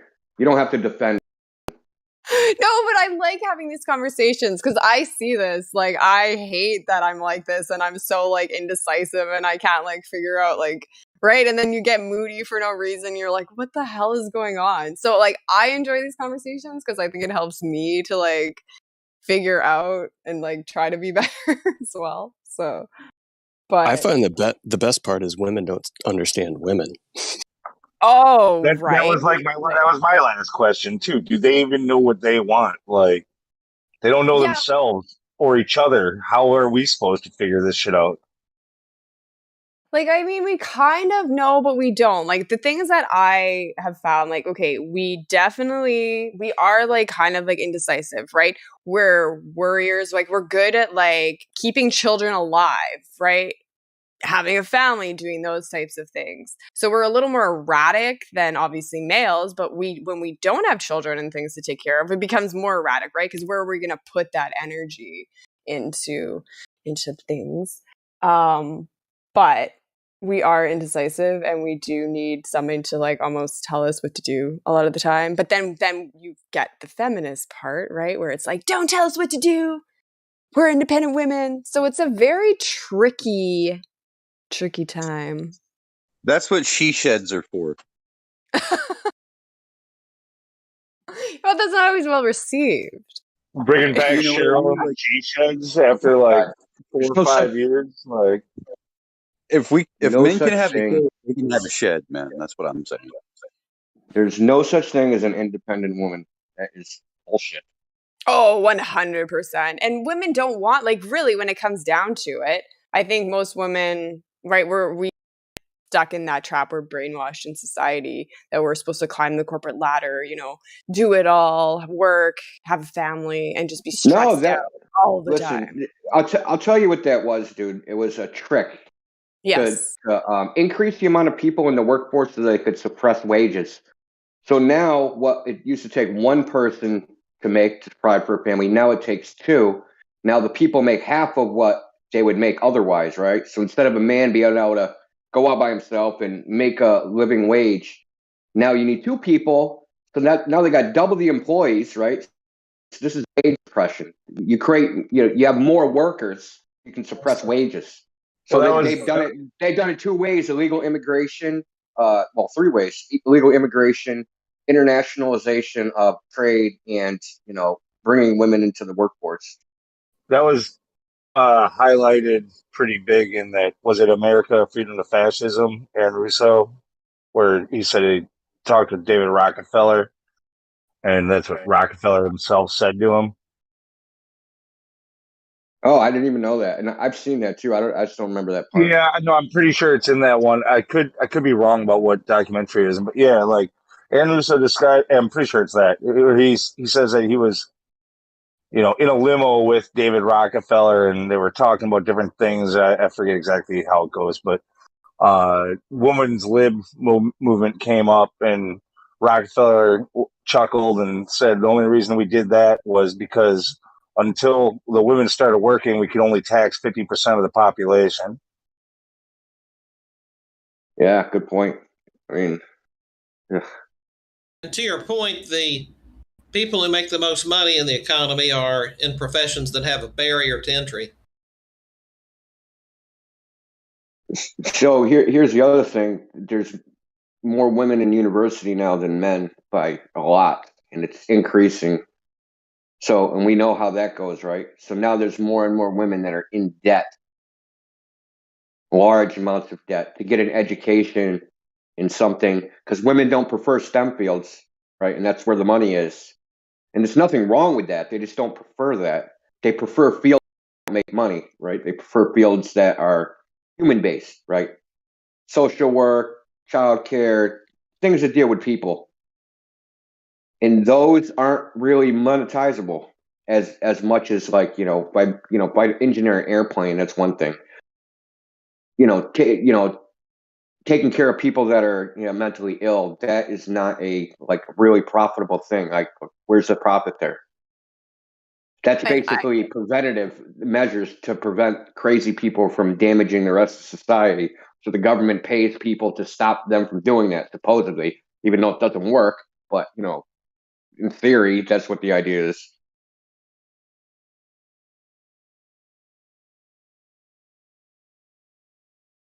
Well, that's interesting. And then I think too, like with that and with the comparison of jobs and what jobs females are more geared to take, right? And then that just gives them more reason to But nurses, teachers, wage those gap, are right? the, That they're not being paid the same. well, But it's yeah. not the same job. You can't compare the two. And I mean, I don't even think women should be working, but that's a whole other thing. Oh God, not working. Well, women, I don't want to get way into this because this is super off topic, but women used to be actual status, not really. A woman is a female. A woman is a status, social status. You have to be able to be a woman, but there used to be, and I'm talking like in the legal sense, there used to be a woman, and that was a woman that was with a man. Either they were the property of their father or their husband. Not property in the sense where you can sell it and stuff, but kind of like that, but not exactly. But there was also something that people pretend that women didn't have a choice. They did. There was something called a femme fatale. You can look this up. It's the terminology's gone because of, Well, that's probably why 500 we years have a later. lot of terminology that you'll hear in a lot of the movies. Like this one is referred to as a lady. This one's a woman. This one's a whore. This one's like. I wanted to get, my point was, being a woman actually had some benefits. You could not owe a debt. If you were a woman and you could go borrow a bunch of money, you weren't liable to pay it. Your husband was. So, needless to say, that's probably not a good thing, and that probably led to a lot of domestic violence. A woman was a dependent. Period. Like basically, like that's. She was in it. No, she was like, you could call it an agent of the husband. not a dependent, like an agent, like principal and agent. So like what she does, it's presumed that she had the permission of the principal, right? So if I work for someone and I go somewhere and say, "Oh yeah, my boss sent me here to buy this," they're going to charge my boss, and it's presumed that he actually ordered me to go do that. They don't presume that I just acted on my own, and it's that situation. So women couldn't be in debt, and there's a bunch of other like legal things, like legal responsibilities that they didn't have for the fact of being a woman. But if you were a femme sole, you did have those responsibilities, but you had to make the choice to do that. I don't know if you had to go into the courts or get some formal declaration of status, because social status was more formalized back then. It was So the way like you're almost like a describing it, caste though, system. the way you're describing it though is more like along the lines of like women are things to be owned by men and to be used as, you know, a tool or whatever. You know, like she suits a certain job. The Well, there same were as certain dowries that But came it's with not like women, right? exactly. Dowries. Women were. You can't. It's not exactly like you own them. It's more like they're like you Business kind of deal. own them, but they're a prized possession. It's not like the exact same thing because you have to buy the woman. You know what I mean? You had to. The husband with the father would pay you to take his daughter away. In right. fact, But a I think good maybe, but hang example of on. this. Can I speak for a second? So I think with that, maybe what it comes down to is, okay, so you have women, right, who were not participating in society. They weren't making money. So what rights would they have? It's the same thing like if you weren't being a productive member or contributing financially to society or paying taxes, why would you be able to vote? Why would you have a say in that? Is that what it is? They had less rights, but also less responsibility. So let's put it that way. Okay. And But I'll it just was a say choice. that, yeah. It was a choice. And the And thing I is, think, I say choice, but it kind of wasn't a choice, right? Because no one would hire a woman. So if you wanted to be on your own, good luck actually getting a job to actually be on your own, because there's that factor. In theory, you go out and be a woman, and you could be a strong, independent woman even back in the 1500s, but it was a lot more difficult because nobody had to hire you. You're on your own. yeah. Well, Like and I being on will. was being on your own. The government wasn't around to help you out. Right now, This if I movie Yeah. right don't here. hire somebody because they're a female, what happens? Right, the female can sue, and then that company goes bankrupt because you get so much money for sexual discrimination. They didn't have any of these rules. You could discriminate against a woman. It's This just a movie right different here. That's part of ordering of a why. society than it is now. Yeah. And that's why, like, I do think, I mean, I can kind of elaborate a little bit with like women, females working. Like, I don't think they should be working corporate jobs. If they're going to do something, it should be to benefit like the family, bring money in that, not be employed by somebody else necessarily. That's just kind of my. I think they I should just think have a you've really choice. touched on That's something all. there, Indio. These women at the time pre-voting were actually sovereign. This is what you don't realize. If you're not in the system, then you're sovereign to the system. If you're sovereign, you're untouchable. This is why a lot of these immigrants, from New Mexico, people over the borders, even today, are not included in this sort of, vaccine mandate because they're not part of the system. And the women at the time, without the votes, were not part of the system.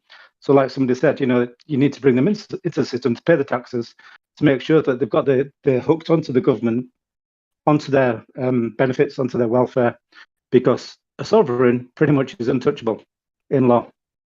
It trumps everything. So the women were powerful, and they're trying to get them into this crazy structure where you've got your straw man, your bank account, and all the rest of it that ties you into the government. And at that point, then you become a government slave. You're falling under the Roman Empire, Roman citizen.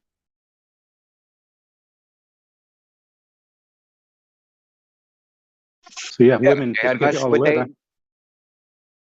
But I haven't researched it a lot, but I'm not sure if women could sue in court or anything like that. They might have been able to. I'm not sure because it always comes down to you can call yourself a sovereign, but can you enforce it? Yeah, you only So, need 12 people to form your own jury. Yeah, I mean, things were a lot different. It was just that, like, the whole legal we could have a structure was jury. completely different back then. We could have a full jury in this room right now as we're talking, because we've got more than 12 people.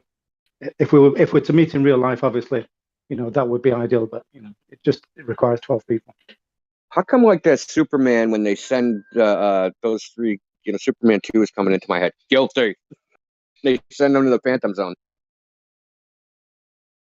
I think I'm dating myself. Never mind. No one ever saw Superman 2? Yep. No, I never watched Ghostbusters 2 either. Hated it. Dude, new Ghostbusters is lit. But not Ghostbusters 2. I don't talk about it. It's like my favorite movie of all time versus the movie I cannot stand one bit, and that's Ghostbusters and Ghostbusters 2. Let's just imagine Ghostbusters 2 and Ghostbusters 3 never happened, and Ghostbusters Afterlife should have been Ghostbusters 2. I guess what, that just involved a bunch of women. Are you serious? Ghostbusters, this latest Ghostbusters, is that good? Seriously? Yeah. Yeah, it puts the series back on track. All right, because, like, it's all about Egon. The kind of shit, like, I'm all like, I hate, like, all these Marvel and superhero movies. I hate them all. But Ghostbusters, if they did a good job with it, I could get on board. Listen, I used to read comic books and I hate them all. Okay, so they butchered books. Like, they've taken that Marvel franchise and destroyed whatever legacy comic books had. They updated the graphics a bit, but it's very similar to the original on the graphics, the sounds, the machines, the contraptions, and more akin to the comic book. They continued some of the Ghostbusters theme on the Xbox, I think, and they built some new storyline and plots and even had some voiceovers in there. But that was fairly short-lived.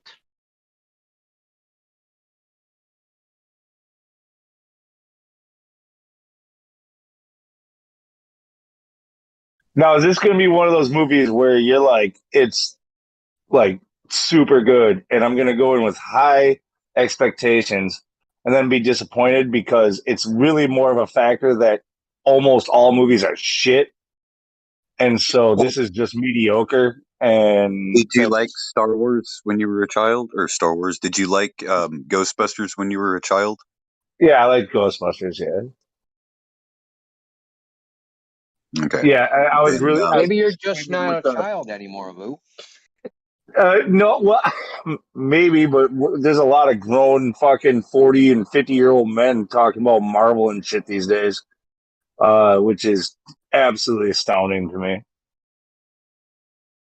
Comic books are extremely well written. There's actually a story behind them, but the trash they put into the movie is just trash, man. Yep. It's like doesn't even go along with any kind of canon. It's non-canonical. The closest would be Batman with Christian Bale, the first one. What is it? Batman Begins or something? Maybe that's the closest to comic books, to actual Batman in the comics. I mean, I remember as a kid, like Batman 1. You know how like the first Batman movie that came out in, they had I think it was the first movie, period, because otherwise it was a series before that. But the one that had like Jack Nicholson in there, is it Jack Nicholas or Nicholas? Whatever. Nicholson. One was the golfer, one's the actor. Anyway, the first one. The first one where he played the Joker, yeah. Yeah. Like, dude, like that was a good fucking movie, and like actually the second one was all right. The third one got worse. So it's kind of like what we see a lot with modern superhero movies is like Spider-Man, okay? Spider-Man in the early 2000s. It was a pretty good blockbuster, right? It was like kind of the beginning of this wave of superhero movies, in my opinion. Yeah, but I think. But and again, the second one was all right, but not as good. And third one, all of a sudden, I didn't even pay attention anymore. Like But anyway, yeah, like Batman is I just don't like it. I don't like it that they're not. It's not the same as the comic book. I'll give you an example. The Hulk. In the Marvel universe, the Hulk is like the second strongest being in the entire universe. His strength is near infinite. It's directly correlated to how angry he is. And then you watch the movie, like the Avengers, and like Thanos is just smacking him around like he's a toy. That's that's so far removed from the actual comic books, the way he is in the comic books. It pisses me off. Like, right, seriously. he should be able to take any hit without even flinching, basically. But there's a comic book. There's a particular issue where the Hulk tries to kill himself as well. He's Bruce Banner. He shoots himself in the he eats his gun. Let's put it that way, okay? And he wakes up with the bullet in his mouth because he couldn't even kill himself because the Hulk is almost like an alternate being that's within his body. You know what I mean? It's not separate. Even when he's Bruce Banner, the Hulk is still there. He still couldn't kill himself. Yeah, he's still the Hulk. He's just like he can't even die as Bruce Banner. He hasn't gone Super Saiyan yet. He hasn't gone Super Saiyan yet. Pretty much. Yeah, he can't even die as Bruce Banner. That's what people don't understand. Even when he looks like Bruce Banner and he's weak, he's still the Hulk. People don't understand that. He just can't pick up a fucking car and chuck it a mile. I think Batman's been reset more times than fucking Romeo and Juliet. Like every single Batman movie, it seems like you have to watch the origin all over again. The story of his parents getting killed. Yeah. Him Well, and they have to modernize it for one. For two, they have to they alternate back and forth. So, like Batman, sometimes it's more comic booky, and they're trying to go back to the series with the bam, pow, poof, splat, shit like that.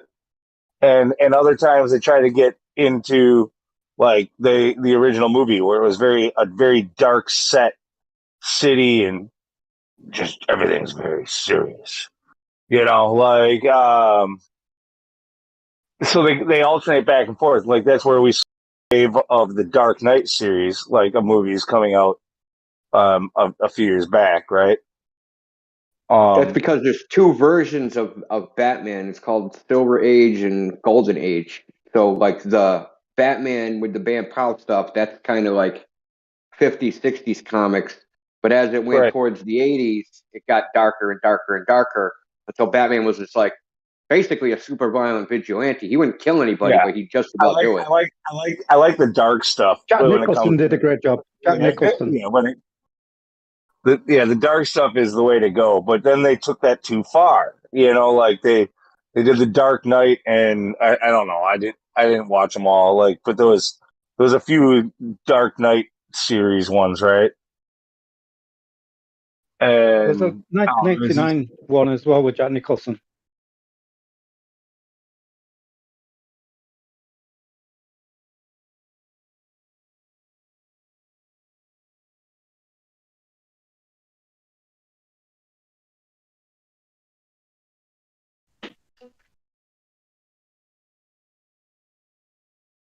But I think they do something similar too with Superman.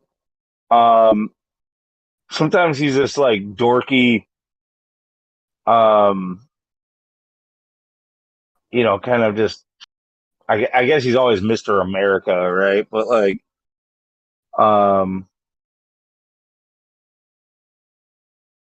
sometimes they try to make him be a little bit more of a badass, a little bit more of like a man's man, and other times it's more of like this. I don't know. He's honestly kind of fucking gay, like some of the time, like a man's man. I'm not sure what they do with Superman there. It's just I've seen him play it a couple of different ways.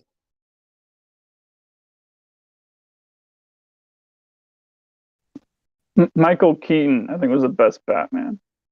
Now, if Superman wanted to have trans surgery, would you have to have like kryptonite so you could actually penetrate his skin and turn him into a female? Dude, I'm not equipped to have this freaking battle with you right now.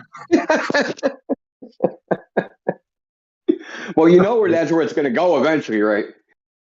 It's gonna Lesbian have to cat, do, yes, it's lesbian gonna have to Batwoman or do with Batgirl, kryptonite. whatever it was.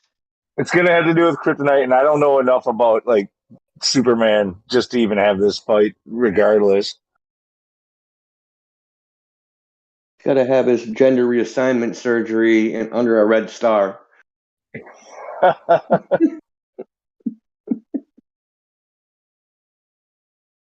Well, you know, this is part of the reason why movies suck is because the SJWs have taken control of Hollywood.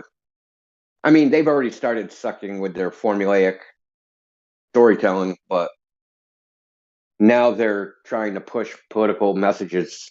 That's like a bridge we too were far. talking about Ghostbusters. That's kind of how we got into this. The previous Ghostbusters was a few years ago, and that was the all female cast which totally bombed. Of course it did. Like the female Ghostbusters, and they all they didn't have new characters or anything. There was like the female Egon and the female frickin' every single one of them, right? Here's the Because we female all version know, man. if a girl Here's saw a ghost, dude, she'd run to a man to have them go get the real Ghostbusters. I saw a ghost. Stand on a chair for a mouse. I mean, come on. Lou, did you say I'm you gonna like burn the in darker hell. stuff? What was that, CI? I was asking Lou if he said he liked the darker stuff. When it comes to first off, I want to make sure you heard it all. I am not a fan of the superhero bullshit that goes on in fucking movies. Okay, but yeah, when it comes to Batman, I am a fan of the dark Batman, not the comedy Batman. Okay. That's racist. I'm not like a huge superhero fan or whatever. I haven't even watched the Avengers, if that gives you an idea. But if you can look past the animation style, a show that is really, really good, I'm still watching. It's called Invincible. It is extremely good. The first episode alone. No, you're totally misunderstanding. I don't even watch any of these movies. Like I've seen a few of them here and there. Like I know before going in, like when a new Marvel movie or new DC, whatever, any comic movie comes out, I know I'm not interested from the very beginning. Lou, stop with the excuses. When are you gonna play the movie, the new Ghostbusters, here in the server? The new one. I might have to test it out for a little bit and then decide if I'm gonna throw it up there. But actually, since I heard it was good, I like Ghostbusters. If it's decent, yeah, I'll play it. I'll have to. When will I? I don't know. I'll let you know. Also, Invincible. Make an announcement and make sure I can see it. Well, give yourself the popcorn roll, and I'll announce it in showtimes when I'm going to. Invincible is a TV show, not a movie, by the way. All right. Yeah, I don't know. I don't watch almost everything that's made in movies or for TV, especially with TV. Almost everything is shit. Oh, okay? dude, Boo, have you seen The Boys? No, what's that? It's a superhero movie. It ain't like any superhero movie you've ever seen before. These are like degenerate superheroes, dude. That sounds like something pretty I would have awesome. fun. Dude, make a note of that. Make a note of that in the request page on the cinema, and I'll eventually get to it. Like you guys, like that's why I put that there when I made that. It's a TV series. Well, not TV. It's on Amazon Prime. It's Amazon Prime series. Okay. But put it this way. I'll tell you how it starts off. The very first episode, the very first scene. Dude's like, bye, I'll see you later, with his girlfriend. They're holding hands. She steps off the curb, and then he's standing there with her fucking 2 arms in his hand. Because one of the superheroes ran through her at a gazillion miles per hour and turned her into... So that's the first scene of the first episode. So that should tell you what it's like. I'll check that out. But yeah, like if you have a suggestion for stuff, like like seriously, like that's that whole request thing under the cinema. That's like a Dropbox for me. Like stuff like, hey, download this and play it.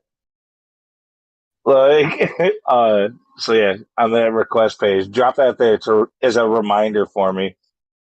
I'll go and look at it. I'm sorry, I really gotta emphasize this and then I'll be done. Most new stuff is shit. I know Hollywood sucks. Invincible is the exception. I don't even like superhero shit, and it is really good. Just, you don't even have to watch anything else. Just the first episode, make sure you stick after the credits. Holy All right, well then, shit.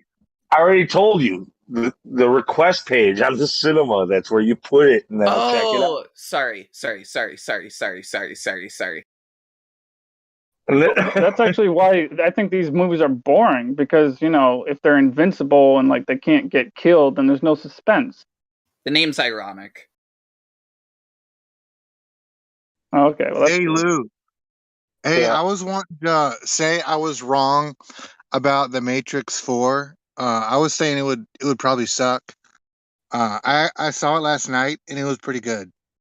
So It was, no, I've got mixed feelings about it. It could have been worse, but that's because I had really low expectations for it. That's the only reason. It could have been worse, but it definitely could have been better also. A little bit cheesy. We showed it on day one release in this server, didn't we? The ending was super cheesy. Ending was super cheesy. Like what the fuck was in it? Yeah, I played it on day one when it first released into this server. I downloaded it especially and then streamed it from my PC. And to be honest with you guys, I have never gone back just to watch it on my own since that day. And that's back in, December? I've not gone back to touch it. Well, there are. I did watch it 2 or 3 times. I think 3. I think I watched it twice, but there was one time where I pretty much listened to it because I think we played it 3 times that first day. Honestly, Yeah, so it's I wasn't probably really paying much attention. Yeah, but as far as storyline goes, there's still stuff there to be deciphered. But it being done kind of cheap and cheesy and shit, I almost think, and I got this from the Quantum of Constance channel, like, of course, but I almost think I think it is intentional, and the whole that I wouldn't say it's intentional, other than literally what the Merovingian, like his whole speech is as he's there as a bum, like the whole you. Before movies were better, theater was better, like everything was better. We had conversations. I forget exactly word for word. It's hard to tell what he's really saying, but but the idea is that before Neo came along, like everything was better. We had better quality of life, basically. Like when it comes to the arts, when it comes to and then everything turned to shit. And I think that's intentional. I think that's part of the theme of this movie. It's like meant to be like, feel like something is missing. Like we could have done better, but why? Okay, sure. I think it was meant to cater to children. That's why it sucked and was so cheesy.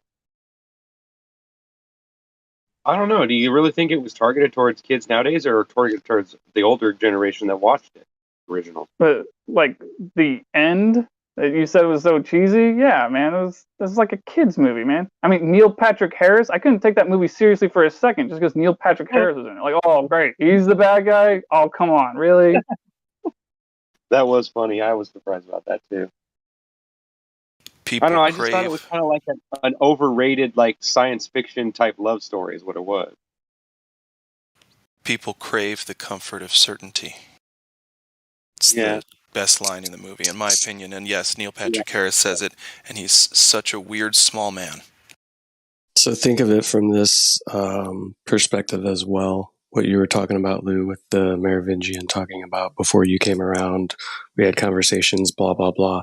When you think back to the original Matrix where Neo was in the Matrix, right? And he was just searching on the internet. The time in which that came out was the time in which the internet was actually free and not controlled by large Yeah, search that was pretty engines much like when Google. it got co-opted. That's when it got that's when it got big, and all of a sudden it blew up mainstream. Everybody So had to get a then, fucking computer. yeah, so then in this fourth one, you see him being in charge of a video game, right? And all these people talking about VR and blah, blah, blah, blah, blah. It's almost like his realization of the Matrix is kind of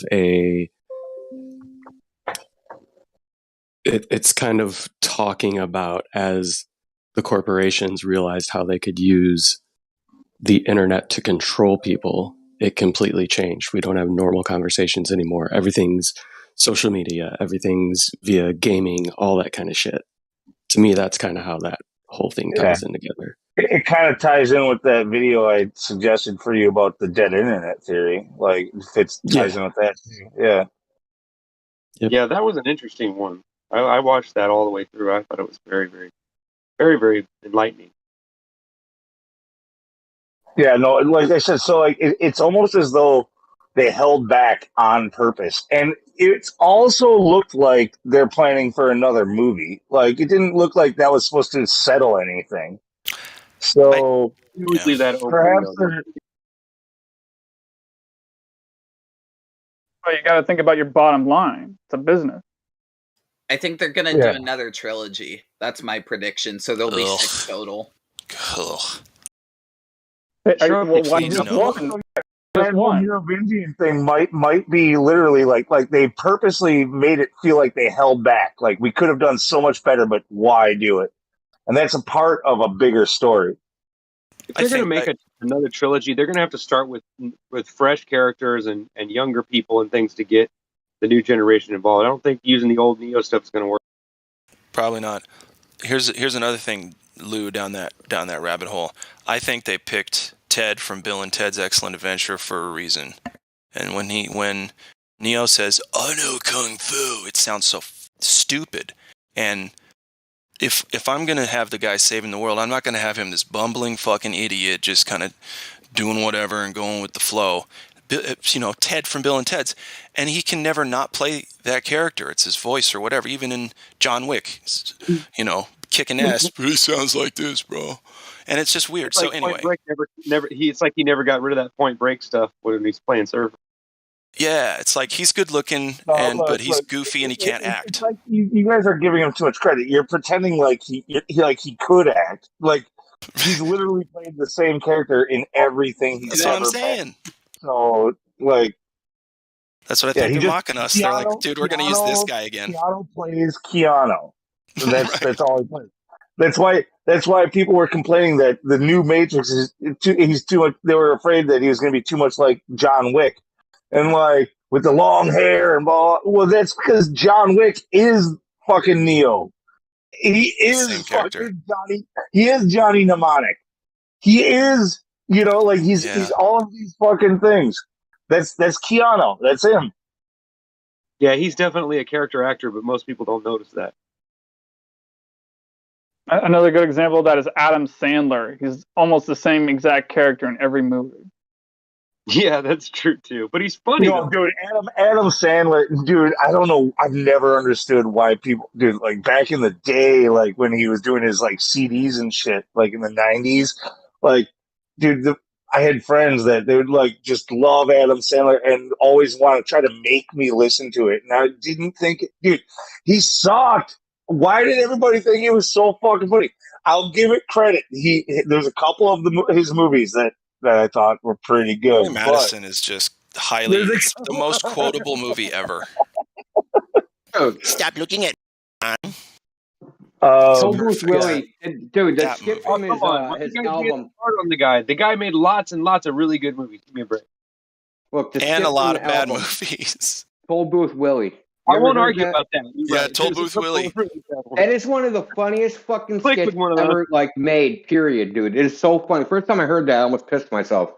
But that's because it's like my area, right? So, welcome to, because I hear people talk like that. So, like, when I heard, dude, I was dying. So funny, dude. Because I know people like that. That's why it was so funny to me. I know those people. I get Like it more crazy, if you heavy know Boston people like accent. $1.25, pa. Remember that? I'll He just fuck says you and your $1.25. fucking fish-eating friends in front of your fucking mothers. I've heard people say shit like that. I'm sure. Dude, we could string together some expletives like of a Karen. man. I'm not even going to do the mama one. I'm just Just saying, play like, yeah, with it a little bit. Adam Sandler, I think clearly to me with Adam Sandler, it's one of those where He's so weird. he knew all the right people to get to his level of fame. He's not that talented, okay, but Listen, I'm not saying I like him, but I'm just put him saying in, he put him has in the produced right good stuff. yeah. Like He certainly has a time and a place. He's an I think- acquired taste, that's for sure. I think his audio, his comedy album was good. I think most of his acting stuff was pretty shit. Because it's basically the cast of Saturday Night Live. I mean, Yeah, I mean, agree. like, Yeah, that's basically what it is. Yeah, you're right. Yeah, I thought his CD stuff was funny, but don't get me wrong. I know it's just immature crap, but I was younger then, and that's what attracted me to it. Kind of like Eddie Murphy. He was like huge impression on me as a kid because he was so funny and he was so down to earth. I just didn't understand it. I was like, I don't know, like 14 years old listening to the Adam Sandler CD, or 15 maybe, and I'm supposed to be the immature kid. He was clearly he's 10 years older than me, and he was making shit that I thought was immature, and my friends were laughing at it like as poop fucking humor, Poop like jokes. that kind of, like, what I mean? It's terrible. Like, And see, I just laughed at that. Sorry, go ahead. And I said potty humor has its place, but yeah, you're right. It's not always that. It's just like, why do we revert back to that all the time? Because we do. Because it's a fear we all have, right? It's that fear of feces bad, right? Feces aren't necessarily great, but they have to happen, unfortunately. Let's move on. That's a very good idea. Well, yeah, I mean, we weren't really talking about feces, guys. I mean, You're talking about the Matrix. Yeah. Or Adam Sandler. Even with Adam Sandler, we're not necessarily talking about feces. We're talking about feces jokes. Like, it was immature joke, immature humor, even for a teenager, right? So, right. But it was made for teenagers. Let's be honest. For dumb teenagers, though. Hold on. So you're saying that if you're sitting in a room or at a table and everybody's really, really quiet and everybody's all serious and somebody blows a huge smelly ass fart, you don't laugh? No, most people go like make a face or they talk shit. Like that's just kind of how that usually goes. People just silently. Maybe I'm just too immature. I can't help it. I laugh when something like that happens. People just silently and respectfully, one by one, leave the room slowly. Right. That's what I'd do. I'd just kind of slowly get up and take off. I don't know about you. I have to do a thing. It's not the bathroom. Do you need the bathroom, sir? Like you who blew the fart. Would you like to use the bathroom? Would you like to? We can take a break.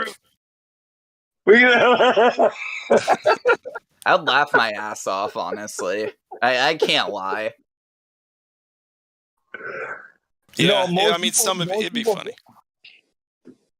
I mean, in the right situation, yeah, like somebody fucking makes a joke, talking about eating all kind. Oh man, I ate way too much. They lift their leg and they fucking left one and rip.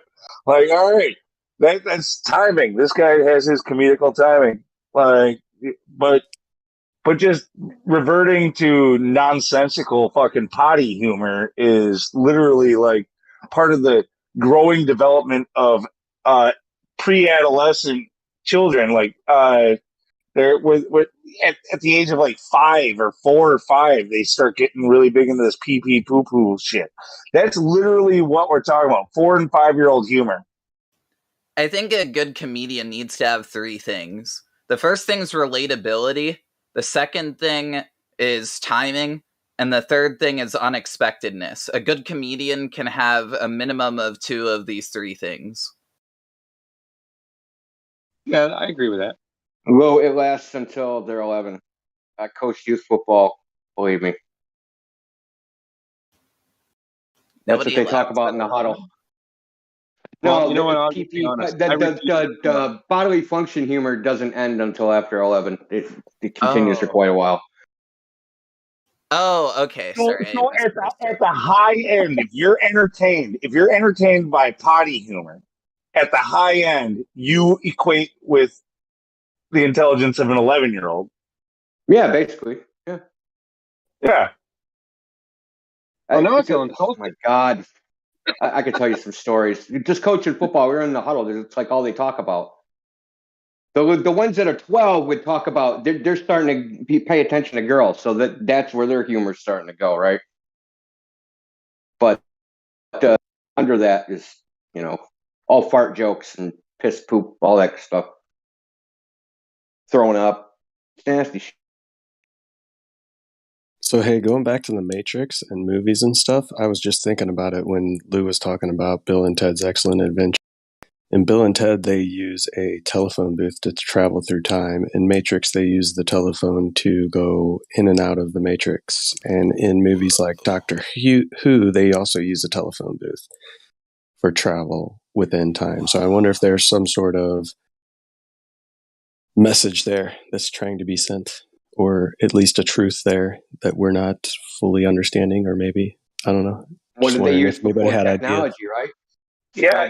Magical scrolls. So it's always some sort of medium, some medium of communication. Yeah, there's definitely some predictive programming going on there, right? Now, was it done intentionally, or is it just the way that this stuff weaves itself into reality? Like people pick up on it subconsciously, throw it into their art, or do they are they trying to tell you something? Like these are this is That's a what good I question. find is That's why I was just throwing it out there. Yeah, because this is where I find a huge divide with the way I think and the way a lot of other people that I argue with in here think. Like people who we agree on a lot of stuff, but we look at them 180 degrees out of phase. Like they're looking at this side of the wave and I'm looking at the other side of the wave. And there's too many people I think it's more along what I was just saying about it. It's weaving itself in. I don't think people, if people are consciously making these decisions all the time, conspiracies like this are entirely impossible. Like any conspiracy is basically impossible. People have to be unwitting participants in order for any of this to happen.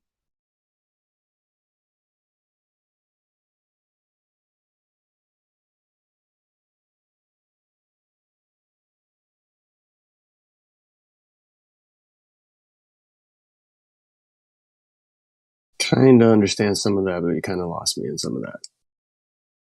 Oh, shit. All right, that's why everybody's quiet. All right, so it made sense only to me. Is that what you're trying to tell me? It's a possibility. Fuck. All right, so maybe it could just be explained a little bit better, and maybe I am or am not speaking for the whole room. Here's what it is, Lou. It's that you're explaining something that's kind of complex. Yeah, it's very complex. I probably had to bounce from one place to another that only makes sense in my mind. Hold on. Here's the point I was trying to make. Your transmission rate going outward from you outward is faster than the digestion rate of us listening. Well, yeah, there's things I've thought of. There's connections that I've made with things that I just said them, and I just jumped from A to C and skipped B on 5 different things, and I'm expecting you guys to put it together, basically. Lou, I understood what you were saying, but I had to take care of restarting my stream on Big O. So, yeah, I got I smell what you was cooking. All right. Well, I'm going to leave it there then, though, seeing as how I lost half the audience at least. Maybe all of it, other than you. Well, no, I'm actually growing the audience actively on a I would like to social hear that media more. platform that I would has like an algorithm Sorry, man. I that's would like to highly hear more. manipulated. Sorry. I have bad timing sometimes. Sorry about that. I was Just go ahead and try to Now, tell. go I'll ahead and just repeat your tell go ahead and Lou. repeat yourself, Lou, for the room. Go ahead and repeat Oh, yourself for the dude, room. I can't even remember exactly what I said Hold anymore. on. Can I just Like, make a statement? I would just like to hear a more in-depth conversation about that when I'm not distracted, so I can really focus on it. I was just more like speaking like as it came to mind. I'm not even really like, now that we're talking about all this other shit, I literally forgot my train of thought, like what we're talking about. What the fuck is it?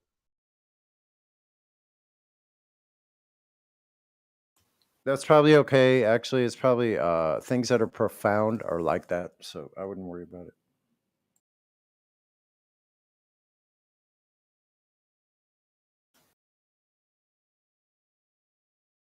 I think maybe you're trying to say like kind of a chicken or the egg type of thing. Like what came first? Is this implanted here for us to see a truth, or is that there to put us off to a different thing, or is that being implemented in order to get some type of result on the back end? Like what came first, the implementation of it into it, or What if the rooster came first? well, obviously, because the female never does. No, I was talking about like what if the rooster was the first to be created? You know how it goes with Adam, it was first man and then the female was separated from man. What if it's the same way with the animals? You're thinking way too literally and too much what I said. And in the rooster Adam and Eve story. Well, no, Yeah, it's just one of these things. You know, these traditions we have, and these idioms we have, and they're there for a reason, right? This is like one of these mysteries, right? Like, how did our ancestors come up with these ideas, and what did it mean? Like April Fool, right? People think it's just to play a joke on someone and to pull pranks. That's not what that's about.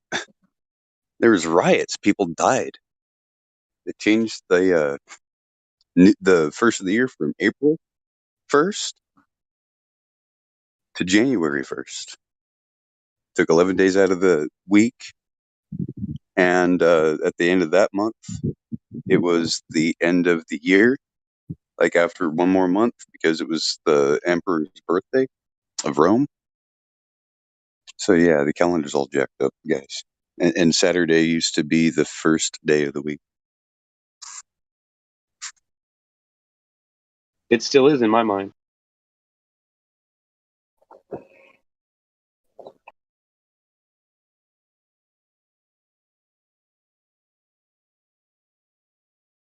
But just think about it, right? There was no Wednesday. They removed Wednesday. So it went, well, it happened on a Wednesday, right? So it went Wednesday the 2nd.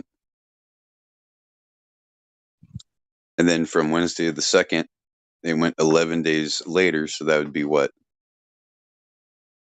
The 14th, right? we're talking about like biblical Thursday. calendars and shit. Like, No, I'm talking about today's calendar. You didn't hear about those riots? Hang on, let me find the information. Excuse me. This is like one of these things, you know, and it was like only 288 days in that year. Shortest year on the record because of the changing of the calendar. Okay, so, well, It has nothing to do with religion. Right here. 1752. it wasn't like an actual year of 288 days, though. Like the way we judge years now is by a procession of our, like depending on how you look at it, but whether we're spinning around the sun or whether the sun's spinning around us, but it has to do with that cycle. So it didn't change based off of that, what we call days. No, but the calendar changed. That was the thing. There was a reset that happened in 1752. Right. I'm just saying there was no 288 day year ever. It's just what they call a year because they decided to change. I know. I'm saying the year of 1752. I don't know if you've looked it up, but the calendar riots of 1752. 1751, actually. But People rioted over the calendar? Wow. Yeah, dude. People used to get way more pissed off over way less than we do today. Like, dude, look at the Boston Massacre. Can any of you tell me? Come on, India, are you still here? Like 20-something people or 12 people, whatever, got shot, fucking, and killed because they were. I mean, these are the same people who dumped tea into the harbor. Okay, like there was more to it than just the tea, and there was more to it than whatever they were standing there. But they literally stood on the fucking lines over what we would call puny shit. Like, no, like sit down and watch American Idol or whatever the fuck you do. Like, don't go out there and get shot by the fucking soldiers in the streets. There you go. The reason why you probably haven't heard of it. Sorry. I was going to say that the tax rate at the revolution was 2.5%. That's what people paid. Yeah, and that's what they were. They rioted over that. That's what they were fucking doing. They're burning shit. They were freaking. They were standing there, getting on the line, and just taking bullets while unarmed. They were freaking like, yeah. There was also another thing in Benjamin Franklin said, "Don't let anybody fool you. It was about the money." The law was that you had to so people had to import a lot of things from, Europe, so they would be in debt to these people. But the courts required that you pay them in silver, right? In the British coin, right? The coin of the realm. But they didn't, so there wasn't a lot of circulating money. And they wouldn't take promissory notes, they wouldn't take paper money, so a lot of people ended up in debtor's prison because they couldn't even acquire the silver. So what happened is you owe somebody a debt, they say you have to pay us in silver, you can't even acquire the silver, and that person would come seize your property. So people were losing their entire livelihood, their house, their homes, everything for these little debts that they couldn't even pay in principal because there was actually no circulating money to pay it back. So, plus there's other things like the summary courts. So I'll give you the very quick rundown, okay? So they came over here from England. They thought the common law protected them, but the common law doesn't protect them because they're in a foreign country. As far as the courts are concerned, right? You're in a foreign country. You can't have the protection of the common law of England when you're in America because it's America and that's England. So basically, you're in a foreign country under the king's rule. So the king's rule of when you're in a foreign land for a British subject was that you were subject to the Admiralty laws. So those laws are what decided grievances. So those laws presume guilt, summary judgment. There were trials like we have today. They're not the same types of trials because they're designed to be trials that are aboard ship, right? So because of expediency and necessity on ship, you can't give perfect justice. You need to give just good enough justice to keep the ship afloat. But they were applying these laws to the land, and this is another reason why they're seriously pissed off. The best-selling book at the time of the Revolution was Blackstone's Commentaries on the Common Law of England. So that should tell you something. Think about that for a second. The best-selling book in America was a legal book. Yeah, that's scary, dude. Not the Bible, not anything else. The Blackstone's Commentaries on the Common Laws of England was the best-selling book in the Americas. I want to point out an obvious shift in like our values that must have been a difference between then and now also. So like our value of life, like those men were literally willing to leave the safety of their home to go out there and stand there and take a bullet for what they thought was right. Okay, so like small things, martyr, whatever it was, like, hey, you could live tonight. No, but I think I'm gonna go and fucking risk it. Like we There you were go, Lou. way more willing. We were way more willing to risk our lives back then. And so, like, when you see all this, all that, and dude, we're both sides are subject to it. Like, we value our children, right? Like, I think the right tends to value them more. The left pretends to more. It's about the children. It's about the children. While they're trying to abort and shit like that. But so it's just the whole thing about like the value of life in general. Like we're not supposed to value life as much as we do. This is just a stopping ground. Like this is just like one of our stops. This is a lesson to be learned, is this place. So you can go to your state if you look up like the very first laws that were passed, other than the state constitution, the very first statute, they incorporate the common law of England into it. It's the very first thing. So you have the common law of England, right? And under that is all the statute laws passed by the legislature since then, right? So all those laws, those statutes are interpreted through the filter of the common law. And the thing about the common law is you have the right to contract your rights away. And that's what the statute laws are. There are you contracting your rights away for the general good. Great. Awesome. But people don't know that, so it's awesome. Yeah, they people had honor back then. See, it was more important to die with honor than it was to live as a pussy. Yeah, dude. I mean, friends with females. And like, I mean, I know it's just theater and stuff, but like, I was watching the Deadwood series again. I'd watched some of it back in the day, and I decided to start watching like the actual series, and even if that's even close to reality, which it might not be, but the way that they portray, colonial Americans, or people who were not colonial, but they were moving west, right? Like, or out in the west, like everything was just what pretty much anarchy, right? Like, there was not enough people, there wasn't enough law. You had like one guy in an entire town. He was the law.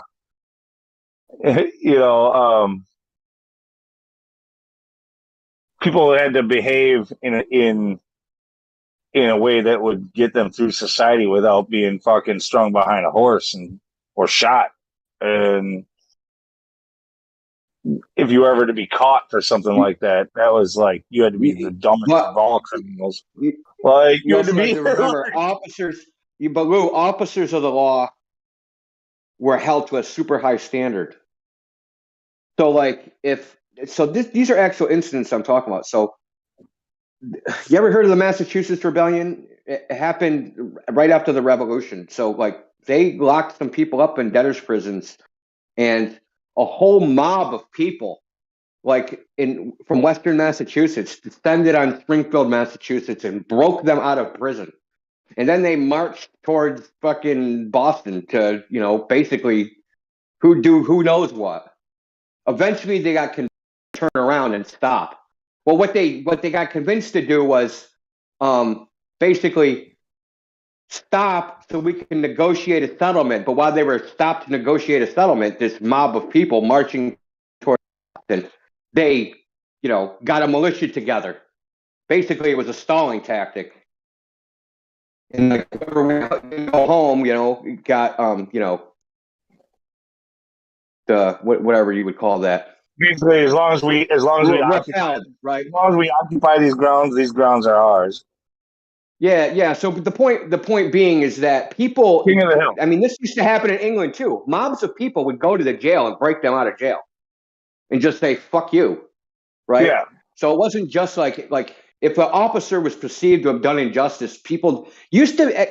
They didn't have like today. We have like things like judicial immunity, limited immunity that the police and the judges have. They didn't have any of those things back then. There was no such thing as a district attorney. When There they was came no into such town, thing as a police officer. When they came into town, like if they'd been unjust, the democracy of us all, we would fucking hang him in the streets. We would freaking grab his ass. Yeah, listen, there was legal like you could sue a judge for false judgment. It's called a writ of false judgment, and you could fucking sue the judge and have the judge put in jail. So it was the whole system was organized a little bit different. That you didn't have these immunity things that we have now. Protection, immunity, and then the thing is, I'm sure the legal justice system probably did that a long time ago, but like, they've been working that out. Like it's been spreading like a virus. It's all of a sudden, like in what was it? So we had the housing bubble, which was created by the bankers. We had the bankers were too big to fail. They got bailed out by the people. Then it was the same thing with the auto industry. They made whatever their mistakes, and the housing bubble was created by the government. Again, too big to fail. Like as soon as we look at capitalism in general, like we're not capitalistic. Anytime we add too big to fail, anytime bailouts are brought into capitalism, you're not being capitalistic. You're not. I don't know, like that. Well, going back to the law side of it, when you think about the Declaration of Independence, it expressly states that we are endowed by our Creator with our rights. And it's gotten so far from that now people believe that their rights only come from government. Like it's the exact opposite of the system that they were trying to implement. Yeah. If you look into that, they say that the governmental system is instituted among men to preserve those rights. But once you start to slowly chip away and eliminate the Creator, you start to get people that think that their rights come from somebody else, and that those people are men, and then the law of men is how they operate, not within natural law or common law. I mean, it's a long progression that's taken place, and we've gotten to a point where we're so far outside what was originally instituted that people can't even imagine going back to it. Dude, and that happened like 2 or 3 generations ago. At least.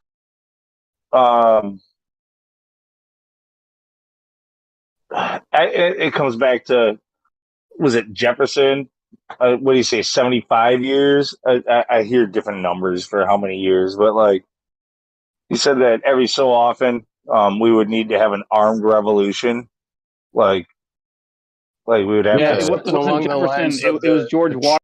George Washington said every 25 years we need an armed revolution. 25? The tree of liberty needs to be watered with the blood of patriots, kind of thing. I have a question on common law for India, if that's fine. It was a point he brought up earlier. Go ahead. So is common law like kind of based off of the ideology of Thomas Hobbes with like social contract theory? And if so, is it true that this is still what common law is? Okay. No. The common law is the customs of men since time immemorial. And it's real simple things like if you make a promise, you keep it. The law does not presume a gift. Simple things like that. Right? It's the foundation. It's like it's the rules through which contracts and every other thing is decided. If you hurt somebody, doesn't matter if it's like, listen, like if I injure you, doesn't matter if I meant to do it or I intended to do it. I'm supposed to make you whole if I'm at fault. Period. It's simple things like that. right? That's common sense, right? If I accidentally like smash your window, it doesn't matter if I did it on purpose. I'm supposed to make you whole, right? I'm supposed to repair your window or pay for a new window or do something like. If I promise you something, I'm supposed to give it to you, right? That like if you like you're supposed to keep your promises. You're supposed to like if someone gives you something that no one presumes it's free, that you owe them something. Simple things through which all the other laws, like the laws passed by the legislature, how they're interpreted. They're interpreted against this backdrop. It's just the things that people have always done. Like I said, it's the customs of men since time immemorial.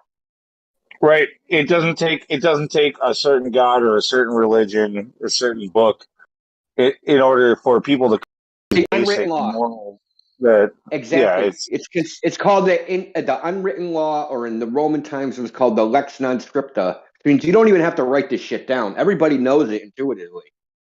Like, Yeah, and go ahead. I was just going to say, on occasion, you need a third party to come in to mediate if one of those people is operating outside of it, right? But we've gotten to the point where now that third party sees the opportunity to be the one that dictates all of the laws that can be foisted upon people, or all of the things that they can make money off of, right? And now we look to those third party intermediaries as the dictates of law, what's right and wrong, all of that. Okay. When originally In the it was common written on law, the hearts. in the basis of that third party intermediary is a common law maxim which says no man should be the judge of his own cause. So, like, if me and you have a beef, I shouldn't be the judge of that, and you shouldn't be the judge of that if we can't come to a settlement. To have a third party with no interest in the outcome, that has a high moral character, they should decide the outcome. That knows, that has that's prudent, has all these, has attributes through which you'd want somebody arbitrating a dispute with people. But that's not what we have nowadays. We have nothing like that. You go to court, dude, everybody's getting paid by the state but you. So, like, obviously, it's nothing like that. Everybody there has some sort of benefit of the outcome of that proceeding. They have a vested interest. Yeah, one way or another. One way or another, there's some vested interest. And the funny part about it is, like, most of the common law stuff is what can be said as it's written on the hearts of men, right? Yeah, definitely. It's the shit that you see when they're very little and they do something like that. They accidentally like break their friend's toy or whatever. The first thing they want to do is come grab something of their own and give that to that kid because that kid's upset about what they did. You know what I'm saying? It's like, or when my daughter, exactly. did, it, like if she knew automatically if she'd done wrong, and she would come over for things that were, for me as an adult, it was like no big deal, but she would feel bad, and she would come and like cry and like ask for a hug. Like, oh, it's such a sweet little girl, by the way. But like, just like automatically they have this instinct. They know when they've done wrong. They give you that look right away to see if you're pleased or not pleased. And I'm sure that might be where they get that in the first place. But they pick it up really fast, and they go and look around them to see if they've done wrong. They want to find out from you whether or not, like, did I fuck up? Like, how bad did I fuck up? yeah, I think these simple principles are written on our hearts, right? Or maxims, or whatever you want to call them, are written on our hearts when we're born, and society takes an eraser to that. If I can interject just on your topic of the vested interest, oftentimes all the people in the middle, their vested interest is to prolong it so they make more money on the appeal and all this other stuff. So it gives everybody the bad result. Yeah, well, let's just take like hold on. I wanted to mention something else. So I'm going to mention. So, even though I forgot what it is, never mind. Forget the first thing. I'll just go with the second thing. So when you go to court, so all those guys are getting paid by the state, right? The district attorney, cop, bailiff, the judge, they're all getting paid by the state. And particularly if it's a municipal court, the town, right? So all of those people are getting paid by the town. Now, the police officer arrested you. He works for the town. Now, if he caused me harm, now the town, since he's an agent of the town, they're liable for the injury. Well, if I bankrupt the town, then the judge doesn't have a job and the district attorney doesn't have a job. So they're incentivized to make sure that I don't have a legitimate claim against the government. So they'll do whatever they can to make sure that I can't sue the police or the town for false imprisonment, false arrest, malicious prosecution, and all those things, right? They're going to make sure that they're like, even if they have me plead guilty of anything, they don't care. Just plead guilty, because once they get that guilty plea, basically my ability to sue them for any injury they did is gone, because I'm saying at least part of me is part of something I did is responsible for whatever happened, whatever event ended up happening. So they all have a vested interest in the outcome, even though it's minute and the odds of you suing a municipality out of business is small. It still exists. And the fact that it exists means you can't get a fair trial. But that's why we have appeals courts. You know, the judge is paid by the state, takes an oath up to the state. The prosecutor is paid by the state, takes an oath to the state. The police, same thing, and the defense attorney. Well, what a lot of people don't realize is the defense attorney's job is to tell the prosecution how to do his job to help ensure that the prosecutor convicts you. Exactly. People don't realize. So this is the defense attorney's job, is to make sure that you have no appeal issues. They're to make sure you get a quote unquote fair trial. And a fair trial means that nothing happened in the proceedings through which you can appeal.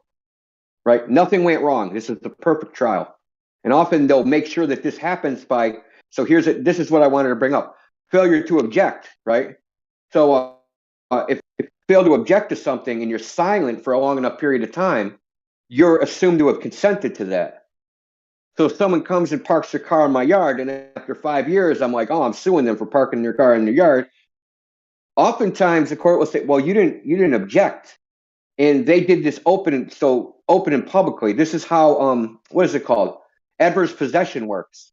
So if I go live in a house that I don't own, right, and the owner lets me stay there over a period of time, or if I use like land as someone like my neighbor's property for such a period of time, like 20 years in Massachusetts, that property becomes mine because I've taken it by adverse possession. That might become more relatable, like today with say a car. Like let's say you have a friend that you've given him a beater car, to use because he needed something to use. Well, yeah. Well, the point is, this is another common law principle, is that the principle is it's substance over form. Now the form of the transfer of property isn't exactly legit, but in fact, the behavior of the owner of the property acted like the other person was the owner, right? So in substance, that other person is the owner. So eventually the law will recognize that person's claim to that property because the law deals with reality. The law doesn't deal with fantasies. It deals with what's happening. So if you say, hey, I made a contract with this person, but I didn't sign it, or I signed it a certain way, and so it validates the contract, but you took all the benefits of that contract, the court doesn't care about the piece of paper.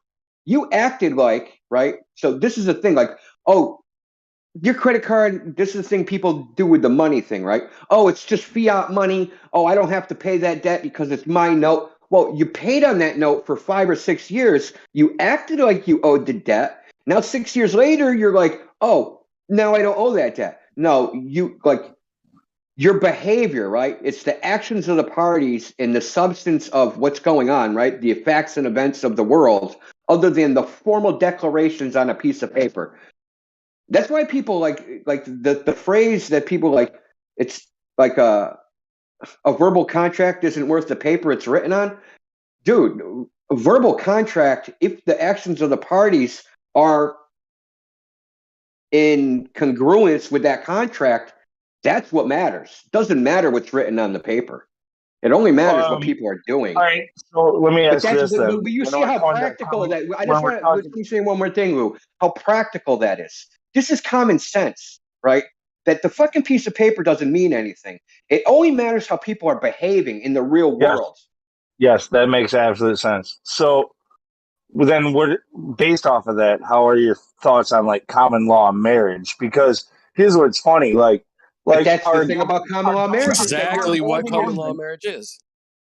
well, look, Exactly you're what it is. holding yourself. The common law marriage is you're holding yourself out as if you are married. You're telling people that you're married. That's a requirement of common law marriage. You have to have consummated, and you have to hold yourself out as man and wife. So you're not just acting. You're not just saying. You're not just like living together. Oh, okay. You're I see. telling people we are I together. didn't even know that about common law. I thought it just had to do with like the amount of time that you cohabitated together. Like I didn't know that you had to declare yourselves married.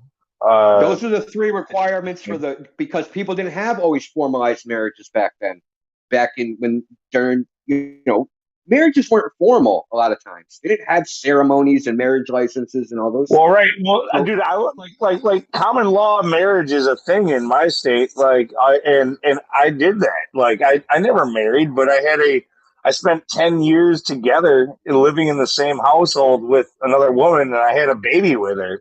You know, like yeah, and you told when people that's my wife or my old lady or my girlfriend. no, no, no, You know no, what I no. mean? I never once said that was my wife. But you didn't say I don't know her. You know what I No, mean? no. Like, who's that bitch in What my I'm house? I don't saying know is, who she is. what I'm saying is, when we separated, it was kind of like a thing that was on the back of my mind. Like maybe it didn't need to be because of now that I know this about like you had to declare that you were married. Like no, we were both always saying like this is my boyfriend or this is my girlfriend. But Like hold this on, is Lou. But remember when I was just talking about the formal declaration thing? How the courts decide how you're like, there's a whole schema for holding yourself out as man and wife. There's a whole law behind how the courts would decide that. What is that? You know what I mean? It isn't just like I declared it. I went on a soapbox in the middle of town and said, yes, we're man and wife. It doesn't have to be like that. It's your actions which matter. It's not really your words. yeah. I'm just saying like there was a part of me that was like I'm not sure how this law works or if she would even try those strings, but if she were to, you know, how does common law marriage actually work? You know, because we were together for, like I said, we were living in the same house for 10 years. We moved together from one house to another. I was raising her child from a previous relationship, and then we had one of our own. You know, like if she wanted to, like in a different state. Like in my state, we don't have alimony, so it's not like a huge worry or anything. But like, you should worry about having to pay child support for the other child because that's another thing. If you're well, holding no, yourself out as the child's father, I do pay child support. Of course, for the child that isn't yours, yeah, my child is. I don't pay for the other child. Fuck no. they could have banged you for that. If you hold yourself out as that child's father, dude, they'll bang you for that, dude. It's been No, known to happen. I never said I was her father. Like she had a father. Like he just disappeared over the time when. I'm just saying there's a whole set of rules for that too. Like there's that are just it's really actions speak louder than words, as they say, dude. Like there are states that will get you for child support if you take Yeah, care of exactly. a No, I know. kid, No, even if it's not your kid. my state it never came up. So like, but like, yeah, there are states, especially I think they're more in the Bible Belt, where all of a sudden, yeah, you're owing legally for somebody else's kid. Like, like, damn, like. Yeah, be careful, dude. Like seriously, everybody out there that's listening, just be careful. Be careful before you date a single mom. That's what I'm saying.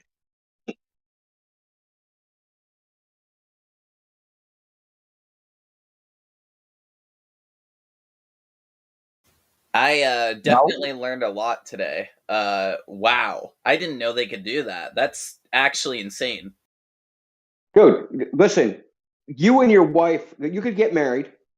Your wife could just go off and bang some dude, get pregnant, have a baby, and if you don't object in a timely basis, you're paying child support for another dude's progeny. Whether you take care of that kid or not. In Massachusetts, I think you got 60 days to object to your name being on a birth certificate, or object. And you're automatically, if you're married to a woman, she has a kid, you're automatically presumed to be the father of that child. And you have to prove that you're not the father of that child. It's a rebuttable presumption. You know what that's what they call it. But it's presumed that you are the father's child. So, you know, things are so unfair to women in the legal system, don't you know? So someone so that was sarcasm, by the way. I know. So let me get this straight. So okay, because now I gotta be careful, right? And I'm glad I've been careful so far.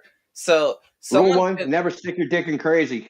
Well, yeah, I haven't even done that. I haven't even done that at all yet. I'm pretty. Okay, too much information, anyway. Yeah. Well, stick your dick in crazy, or well, never mind. So someone could just pump out like babies without my knowledge, and then it's like, oh, you gotta pay for this, and I'm like, hell no. But if I don't say that in a timely manner, then I'm responsible for. That's just you weird. got it. Yeah, because it's the actions that matter, not the formalism.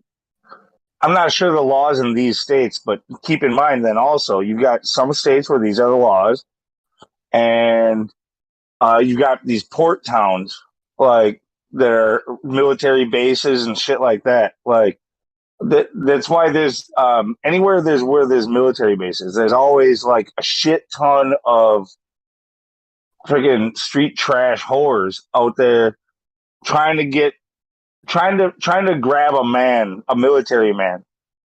They know that he'll be gone most of the time. They can go do their thing, and they if can you get also lucky, he's really gone, right? And you get that insurance. they can also pin their babies on him, shit like that. It happened to a friend of mine who joined the military. Yeah, listen, it's happened to a few friends of mine that joined the military. And here's the other thing, because people in the military, when they're first in, they take that honor in doing your duty seriously. They don't even protest. They're just like, yup, my kid, I'm going to take care of them. I'm going to do the right thing. And then they find out that, you know, she was banging, you know, half the town. Right. Well, no, she was all a town of a sudden bicycle, every run rode her. A buddy of yours, a drinking buddy, when you're on leave over Christmas, says, "Hey, like, so when did she do?" And then he did some math, and he was like, "Wait a minute, weren't you gone like in the middle of the fucking ocean, like when that supposedly happened?" She was banging a sex robot. Well, named Jody. No, not a bit of sex robot, just a model. Where are you? That's how it went with my buddy. Like I had to like break that math down with him. It's like because he was all like happy and like bragging about it, and we like wanting to celebrate that he found out he was going to be having a kid. And I was like, we got to drinking, and eventually I was like, let me hear that math again. And it didn't go well. We haven't really like been friends ever since, even though he came to the realization it wasn't his kid. We really haven't been close either since then.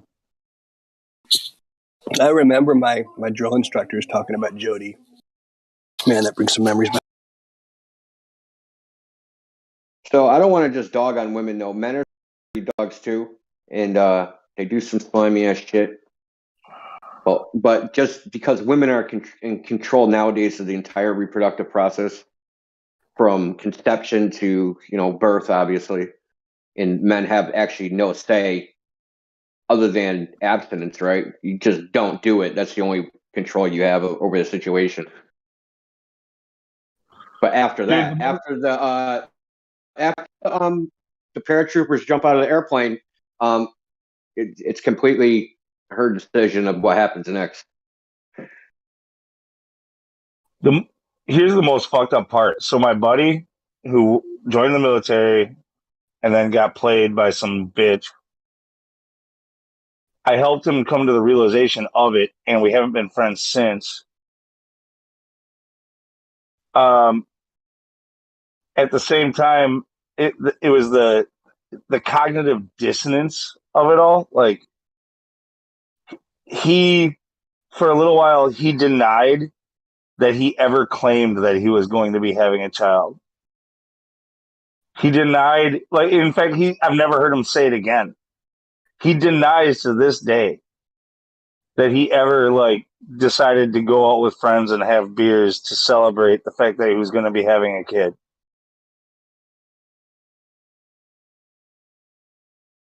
It didn't happen. And if you say otherwise, those are fighting words.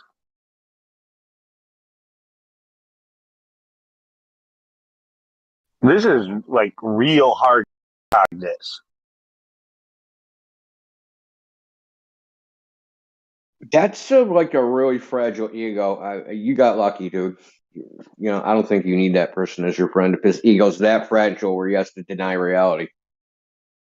You can't admit mistakes. That's some narcissism. No, he's a friend from high school that we've always been a little bit in disagreements, but still enjoyed each other's company back in the day, like in our after high school, early 20s. He ended up actually the house I'm in right now. He rented the upstairs like as a roommate for a number of years.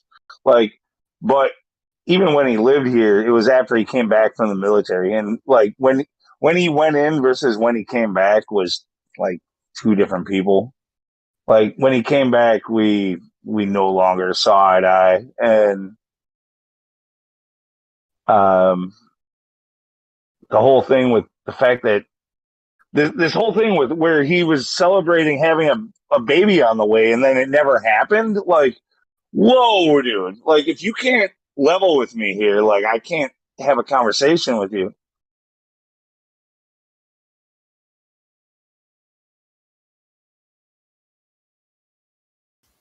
This was certainly one of the most interesting live stream discussions I've heard in a while. I think I'm gonna go. It was nice being back for like an hour or two, though. Lou and Indio had some really insightful things to say, so thank you so much for the knowledge. All right. Good to hear from you, CI. See? Whatever. I don't know why I call you CI, man. Crime. An investigator. Crime investigator. What does CI stand for? Is that it? Crime investigator?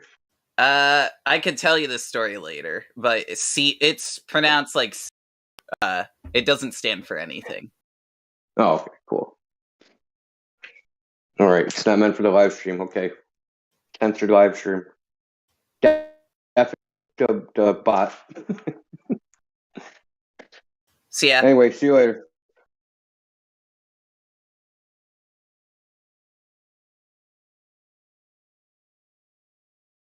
So what about Flat Earth? Whatever happened to that? Fucking admins can't stay on topic. Without people who want to defend the globe, we start talking about like actual like awesome conversations, real life stuff that breaks the mold. You know, we don't have to stay on a script all the time unless somebody starts running their script with us. Then it's like, okay. I'm sure the Globers were really interested in our comic book discussion, but after that, I'm sure they tuned out. They're like, please talk about Star Wars. No, cognitive dissonance is a real fucking thing, dude. Like we often people learn their definition of cogniz from this flat earth versus globe earth debate most of the time in these rooms. Like, that's not what cogniz is. Cogniz affects people in many ways throughout your regular life. It's a terrible plague on the people. It's so much more overreaching than just the flat earth, globe earth debate. I could pretend to defend the globe earth. No, we don't. Dude, that's a everybody joke. everybody thinks they can do it, but like You can't be funny and like do a good job with it without all of a sudden being attacked. Like, oh my god, he did such a good job. I think he's a real fucking Glober. He's been lying to us the whole time. Like, you're gonna put a target on your head by fucking doing that. No, I'm only kidding. I'd actually do a crappy job.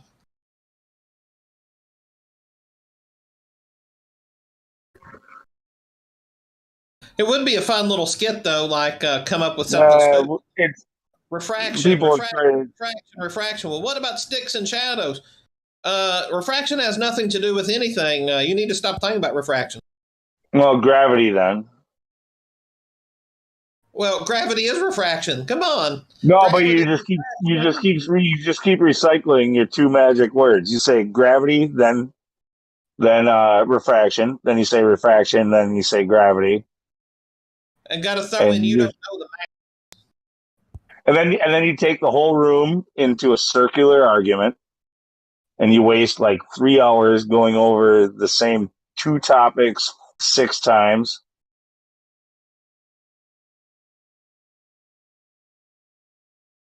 Beg the question a few times. Maybe we can make like a magic 8-ball, like a Glober's magic 8-ball, to where like you'd make a sucky Glober though. I'd make a good Glober. I tried to actually do the whole like pretending to be a Glober thing, and yeah, like I it doesn't work with me. Even before I even said I was a flat earther, like when I was that's how I became a flat earther. Honestly, is like I came in to this server and I said I'm on the fence, and right away people were like, "You sound like a flat earther to me," and I'm like, "Yeah, I don't know. I still need more." And for like 2 years, people were going, "Why is it that you've never said like a globe argument? Like, why is it that you're always defending flat Earth? Like, you're a flat earther. Like, when are you going to be a flat earther?" I'm like, I benefit of the doubt. Like, that I can only be. I'm still when it comes to everything, there's always, you have to leave that percentage, that shadow of a doubt in everything. You have to, and I don't jump on board unless I'm like really certain. Hey, I'll tell you how to be a good Glober. Okay. It's nothing like being a flat earther. So any idea you have about making factual arguments about things that actually exist in the world, throw that away. Throw those facts away. Throw all that away.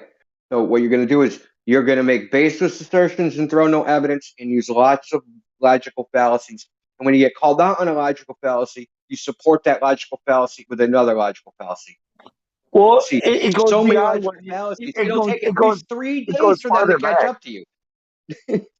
It goes farther back. Like you right now, you're skipping the part where you have to pretend like you have to pretend like you don't see the flat Earth arguments. You have to, no matter what, as a religion, as a zealot, you have to automatically defend whatever you saw in some science article or like this is what Neil deGrasse Tyson said. Like, so it's true.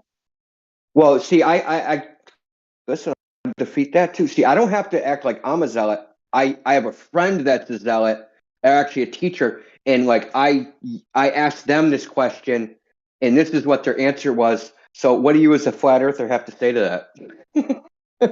I have a friend. Yeah, he's a really I have a friend who's. I'm almost with you.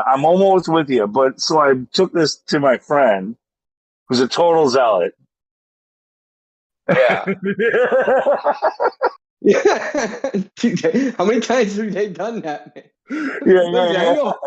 Dude, I got all the tricks, dude. I know all of them. Dude, I make the best Glober ever, dude. I can use all the propaganda bullshit. Believe me. I'll stack that bullshit higher than you mean. Yeah, no, I'm almost with you one.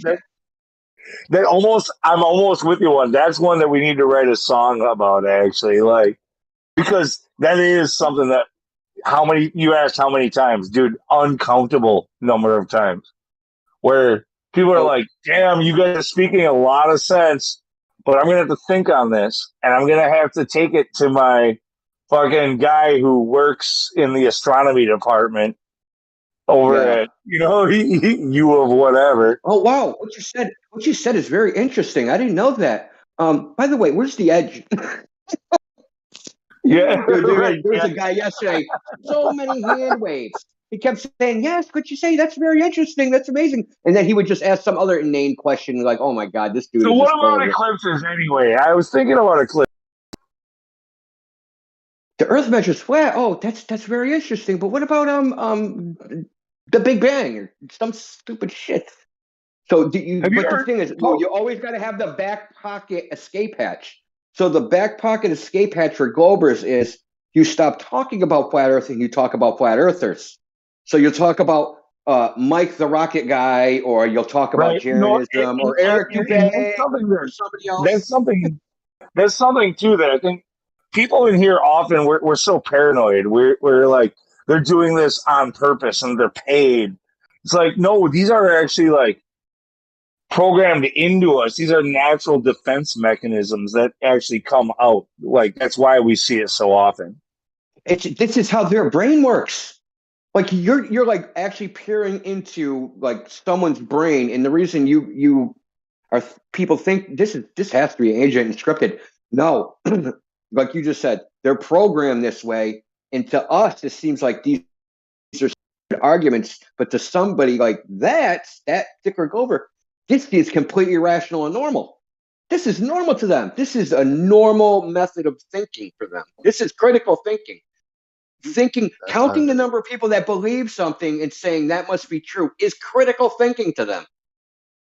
I've underestimated the definition of the word program and how yeah. and how television does exactly that. Because because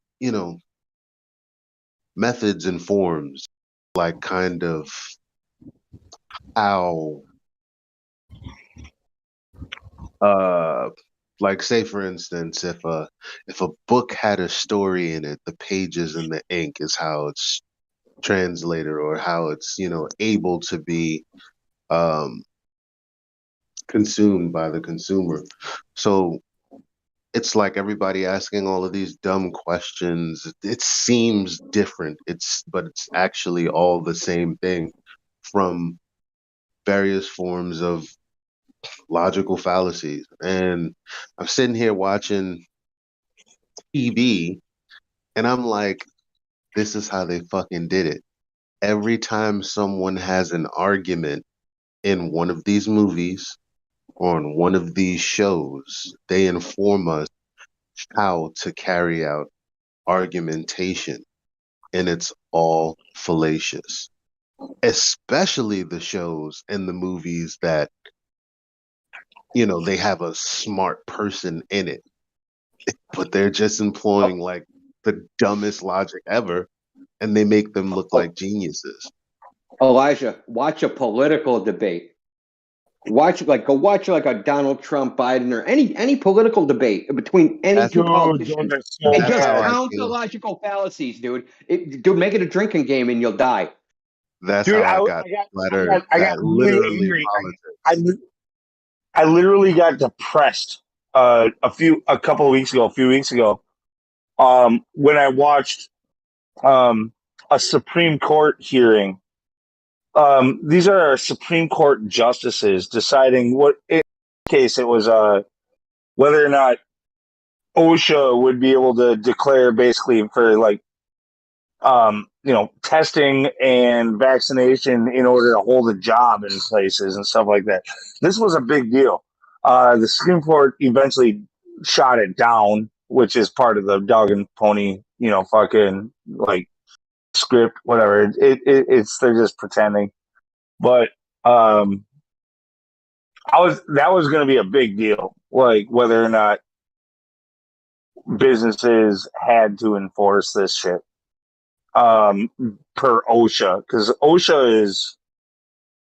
I don't think most people understand how strong OSHA actually is. Like they're retarded. Like they have no jurisdiction limits whatsoever. What they're like federal cops. They're so. Listen, listen, following politics that's when I first began to realize something is very wrong.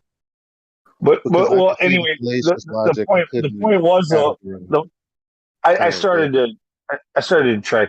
The point was though is about like while watching the Supreme Court, these were our justices, like the law of the land, the Supreme Court justices, the top of the top, and in almost every case, the stuff that they said about like they were arguing against anybody who and the side that was saying like we can't allow OSHA to do this.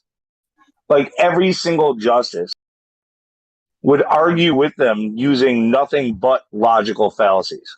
Like nothing but. Mm-hmm. There was never anything logical, period, ever said. It was as though they watched Tucker Carlson and CNN and just regurgitated like what those people were saying. Mm-hmm. Nothing came from a reputable source. Nothing came from anybody within like the realm of health. It was just we know that these vaccines make you we know that they're effective. Like no how do we know that? Like we know that this is our only chance to this and that and like these people will be of danger. These people are dangerous. These people who don't take it are so a danger. Like it was so sad. It was really like I literally was crying for. So Lou, let me explain something to you. Now, whatever the case said, right? So you have the filing of the case, and then there's like a declaration of facts in there. And then the other side can oppose those facts and say, this isn't true, this isn't true, this isn't true. But if the other side doesn't say, like, all these claims aren't true, then the court has to talk about them and take whatever the plaintiff said as true. They have to. That's how it works. This is a part of the objecting thing. So if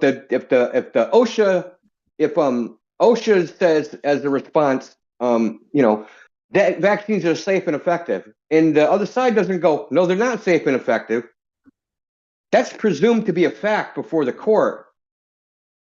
And the Supreme and the judges that hear the case, they have to take it as a fact before the court because they can't just they can't like go outside of the court record to decide what's true or not. They can only go by what's in the record. So it's almost making like you're making this framework alternate reality, right? You could call it the court record, right? So it's this reality. And like within the four walls, It's a bunch of people who don't know what they're talking about, fucking making statements, and then because no one objected, it's now true. Yes, unless it's completely absurd.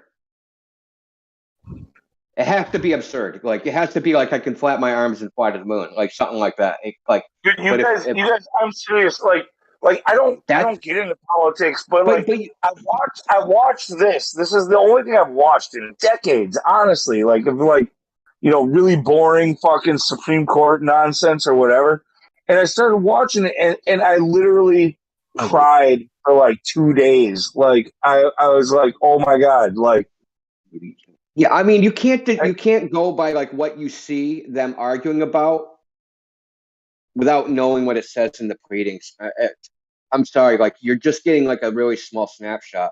And from what I was just saying, Judge Pryor, because the snapshot that I got was one where I was like, oh my god, they're gonna give OSHA these fucking rights, and then they voted against it. So. Like I was like, oh, if these are the questions that the ones who are about to judge this are asking, then we're doomed. We are fucking doomed if they're believing the stuff that they clearly believe. because these are the ones who get to decide on it.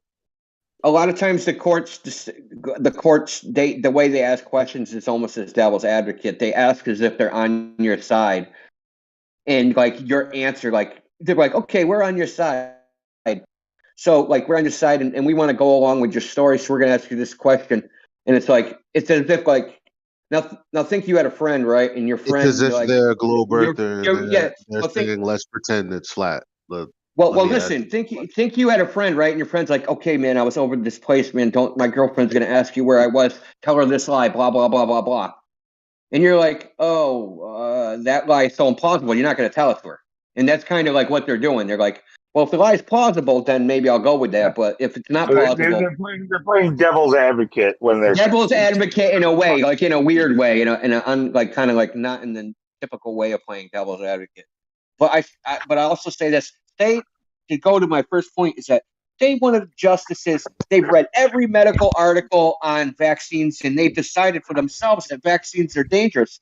But in the court pleadings, it doesn't say anything about that. They can't take their own personal fucking opinion of what vaccines do or don't do and decide a court case.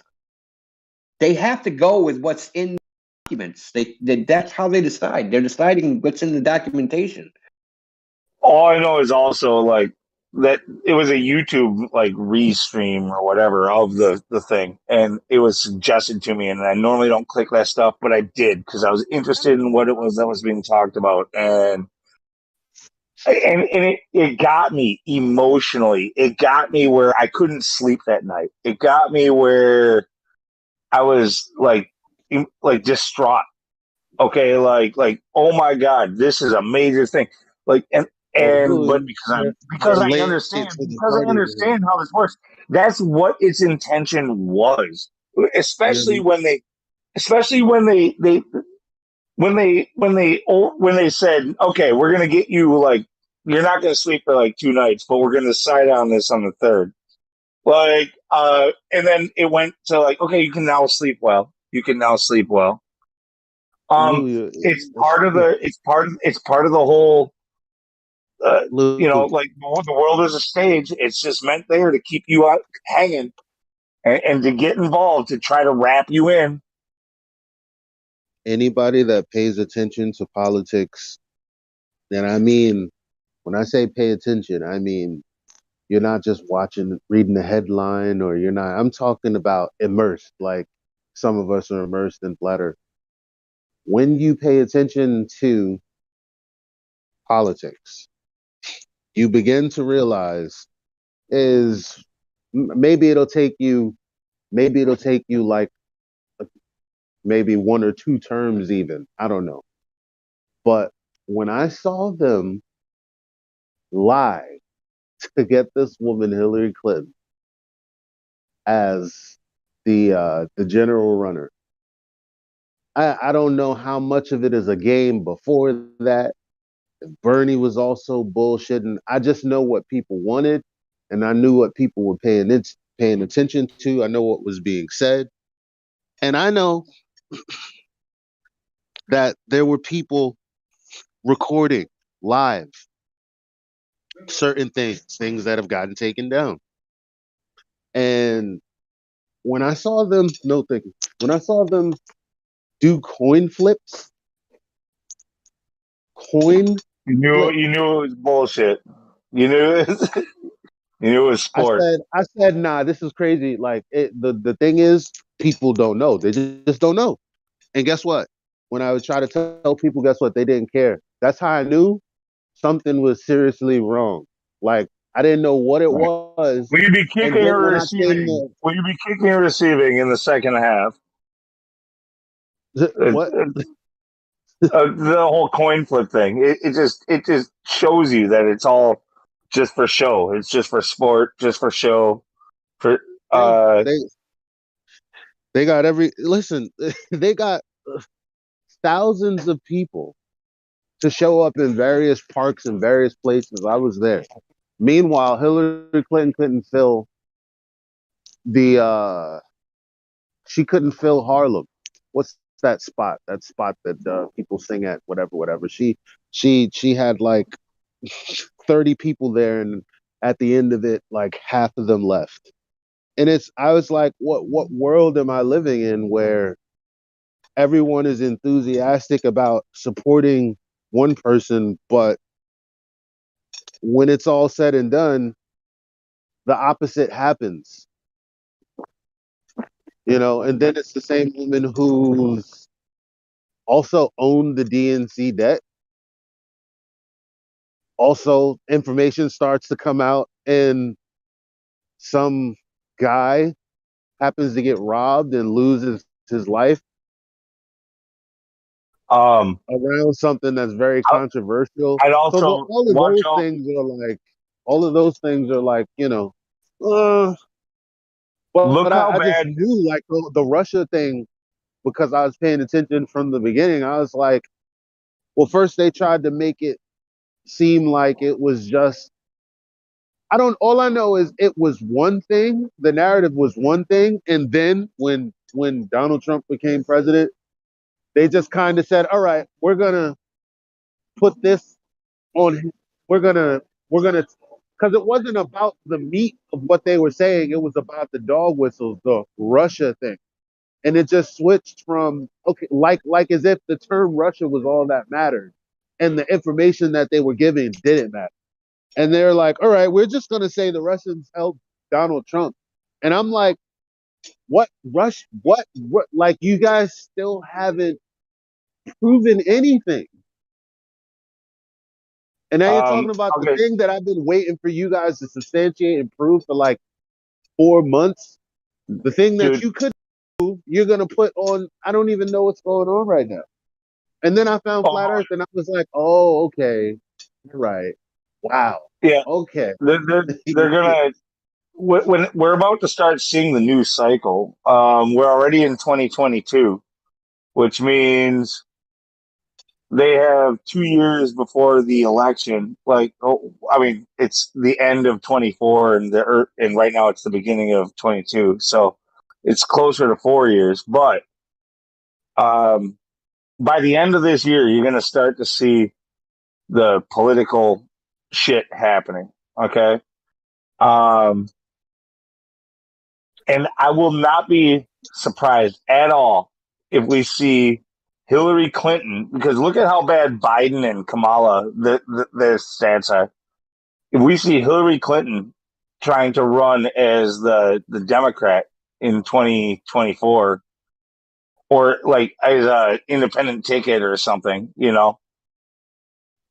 she'll know try to what's run it. crazy? And Honestly, I think she could because we might get Hillary versus Trump round 2. but I think she could. Why? Because it's almost like I'm the only person who lived through that time. Like I'm the only person who remembers. There's a few people who remember, but at the same time, the people that had big channels don't have those channels anymore.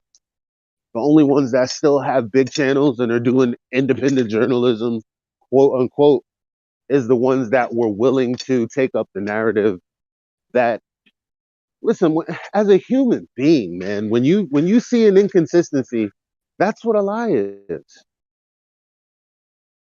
That's what a lie is. It's just a lie. It's inconsistent. Someone tells you something exists, show me how. Express to me how. Where where does this bit of information come from? And all they do is hide the bone.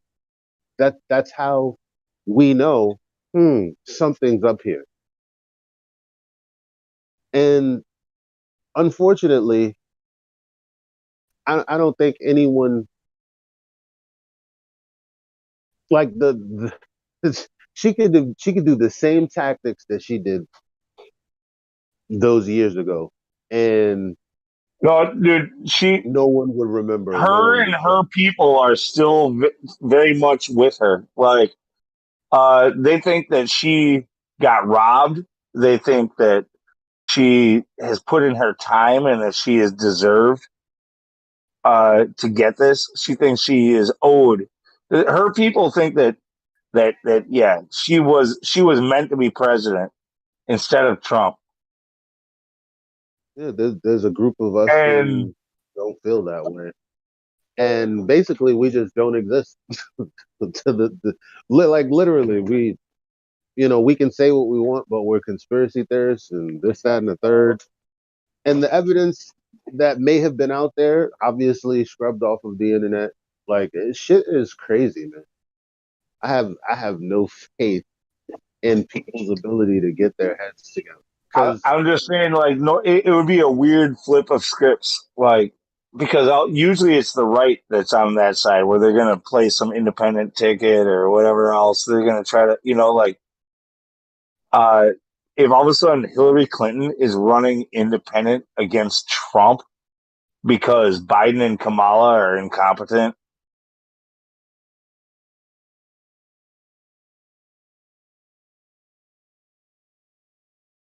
I don't know if maybe I'm only seeing this and nobody else, like, I'm hearing nobody going, yeah, that sounds interesting, or like that might happen, but for some reason, the way I'm picturing it, it's like chips are kind of stacked towards seeing possibly these two again, both of them again. Not just one, but the other.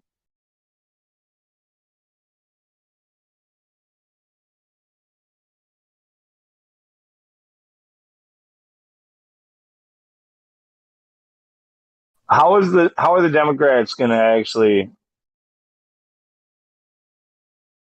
have a race against if, say, Trump were to try to run again, which he's already said that he's going to?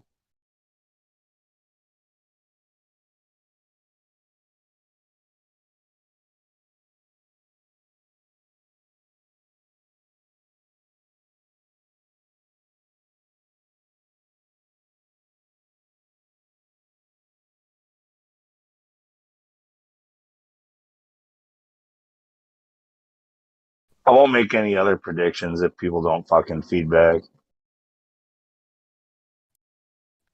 I'm on the train. I'll be back in like a little bit.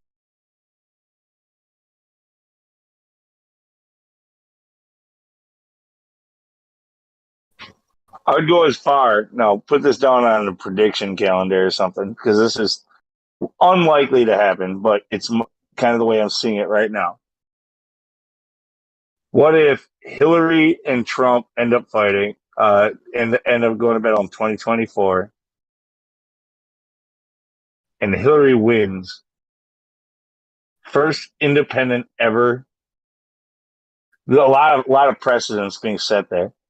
First woman president. First one to break her own party's mold and run independent and win. And the third one that I thought of, but I'm not thinking of it right now. Well, like, it would be an astounding thing. And they're always trying to shock you with something bigger, like the first person ever to do this. And that's how you do like a whole shift in like way of thought and new politics and you can change everything based off of that.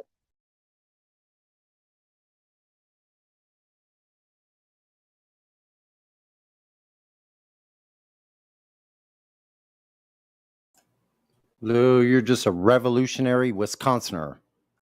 I think outside of the box. I'm not saying these are things that are going to happen. I'm just saying, I'm with you. Imagine it this way, what take. I know. I think it's valid speculation. I kind of think it's a possibility. I don't know. I don't pay much attention to it in the last 3 years. So, but yeah, I'm with you, man. I think everybody's just kind of going. They're listening. That's why they're quiet. Well, okay. So when Trump was running this term, everybody in this server, like I was the only person I felt like anyway. There was like maybe one or two other people, but they didn't speak as much to me. Who was saying that, like, everybody was saying Trump in a landslide, Trump in a landslide, Trump in a landslide. Okay. And Biden won. But I was the one who was going against the grain and saying, No, Biden's got this. It's the only way it can happen. You don't understand. It fits their plan perfectly. Trump has to lose. Biden has to get in. We need a liberal to run the country in order to pass certain laws. It's the next phase of the plan. Blah blah blah blah. Like that was kind of my thing. And so, if you can look at it that way, and if you know their overreaching plan, their overarching goal, then you can start to see like how politics are going to go.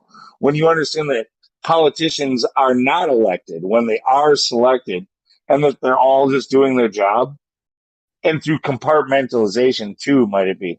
I think Trump thinks that he got there on his own. I think he thinks that they're playing on his ego. He's got a huge ego. He did all this himself.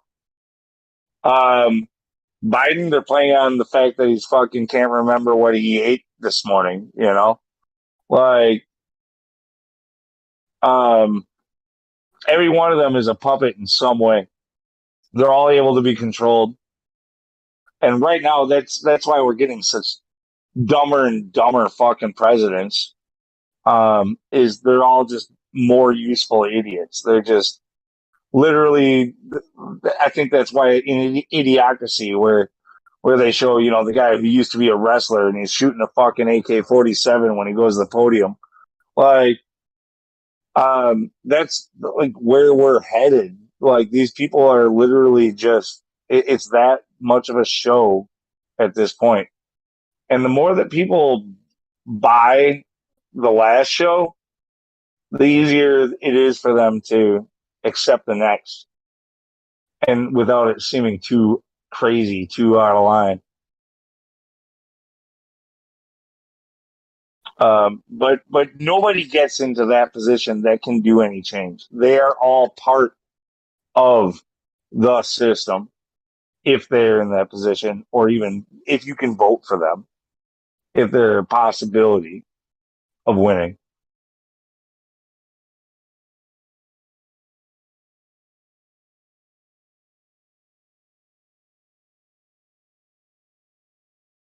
Often a lot of truthers like right now we're in a good time to talk about this because like right now we're in between election cycles. So right now nobody gives a fuck about elections, left versus right.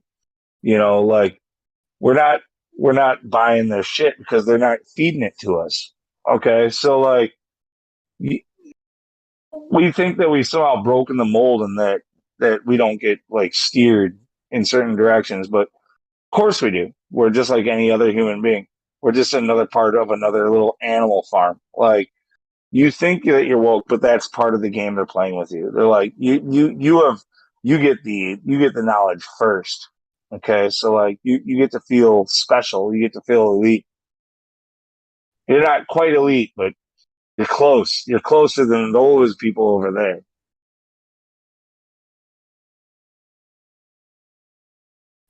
And then you got your normies. And then you got your NPCs. Holy shit.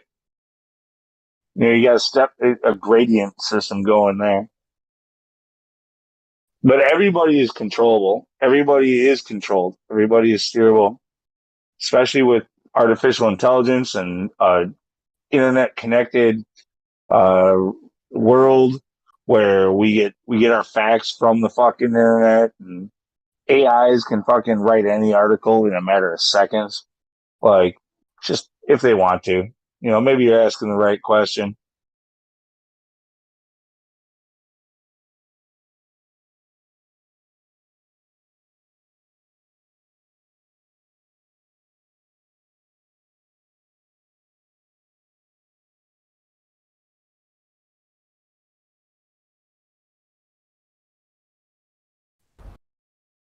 Are they are they setting up President Trump to return as our glorious viewer? Yeah, I mean that's been the setup within the alternative side of things is kind of that he would be. I mean, I mean, just take a look at his real supporters. They never quit. They don't realize the time that's already passed. They think that Trump's still president.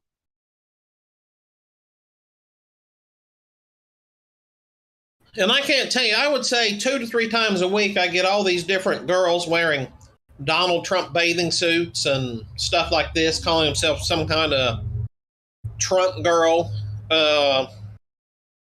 And it just seems awfully reminiscent. I mean, you can't dispute he does have quite the cult of personality. He did a number of good things while he was president, but then again, is this like his Mein Kampf moment that he's having now? Is this where he's? Well, I would say whatever it is that he thinks he's selling, he thinks he stands behind it too. He thinks that it's real. This is just how these people everybody gets played. Like that's the only way you can do it on every level. You can't give people inside knowledge. You give them zero knowledge except for what they need to know. And once they have what they need to know, they'll formulate their opinions. And you can determine what their opinions will be based off the information that you gave them. So Trump thinks that he broke the system when he got elected the first time. Okay? He thinks that he beat a fucking scammed fucking election system. He thinks he was that popular.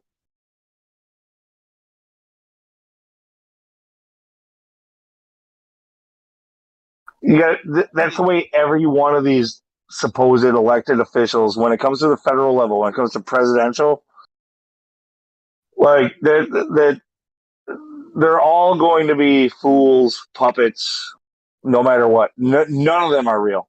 None of them are real. They're all just only real in the sense that they can really be fucking controlled to whatever level you think they can. Oh yeah. To fit your agenda. I mean, you take it, it's very easy. It's all you have to do is look at the opposition, and each time you have to start with Carter running against Reagan. It was obvious who was going to win that. And then you had Edmund Fitzgerald second against him. It's obvious who's going to win that. And then you have Bush and Dukakis. And then it's obvious who was going to win that. And then you had Clinton versus Bush. And it was obvious who was going to win that. And then Bob Dole. It was obvious who was going to win that. And then you had Bush and now that former vice president is escaping my mind. He ran against the first time. And it was obvious who was going to win that. And then Carter? No, Bush Jr. He ran against Clinton's vice Gore. president. Al Gore. Gore. It was escaping my mind there, but yes, absolutely. And then continue on to later on, John McCain running against Barack Obama, then Mitt Romney running against Barack Obama. Well, we knew who was going to win there. And then Hillary Clinton against Donald Trump. We knew who was going to win there. And then Trump versus Biden. Well, I mean, I hate to say it. They played on that Trump hatred for 4 years. I think the people who said that Trump had lost, they were in the correct there.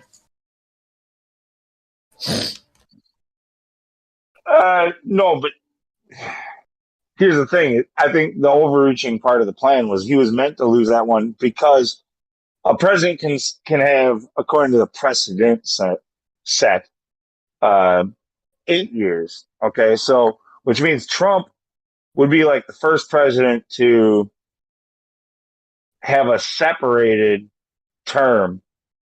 Like he could be president twice with a different president in between. But it would be limited to 4 years.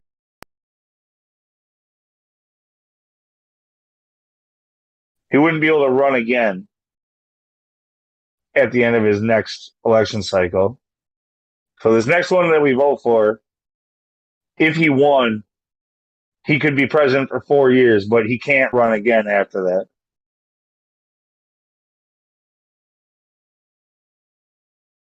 I don't know. It's a weird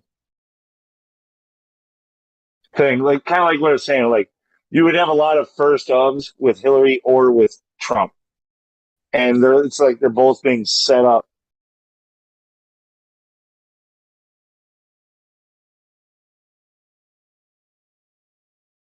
And then got I a heard that legend. The Rock Dwayne Johnson is planning to run in like 28 or 2030 something, whatever I it got a is. quick legend of historical correction for you. Grover Cleveland did a split term in 18 something, whatever. He did 4 years, then was out for 4 years and came back. 1880 something. Anyway, if you believe history.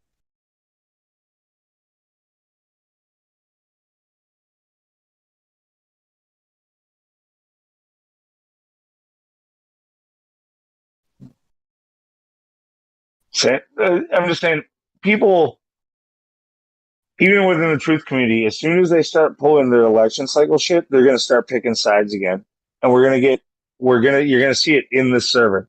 Okay, you're going to see these are the people who are for this side, these are people for that side, like, and it's all very predictable. It's all like who they plug into that position doesn't matter.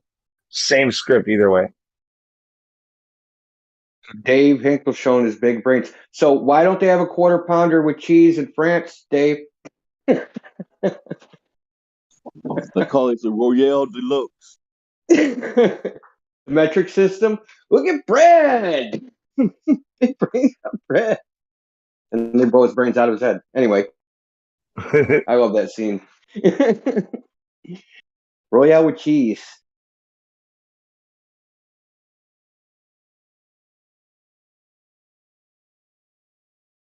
It's all theater. All that crap is theater. You know that. Yeah. Yep. You can see the freaking strings, man. Dude, what's funny is like if I was more money motivated, I would probably be able to make pretty good like stock market fucking decisions and fucking crypto or whatever else, like become rich, like and not have to work. But like that's just not the way I think. That's not what I'm motivated by. But it's like all this stuff happens like, oh yeah, that's obvious. Duh. Maybe if I paid attention to that.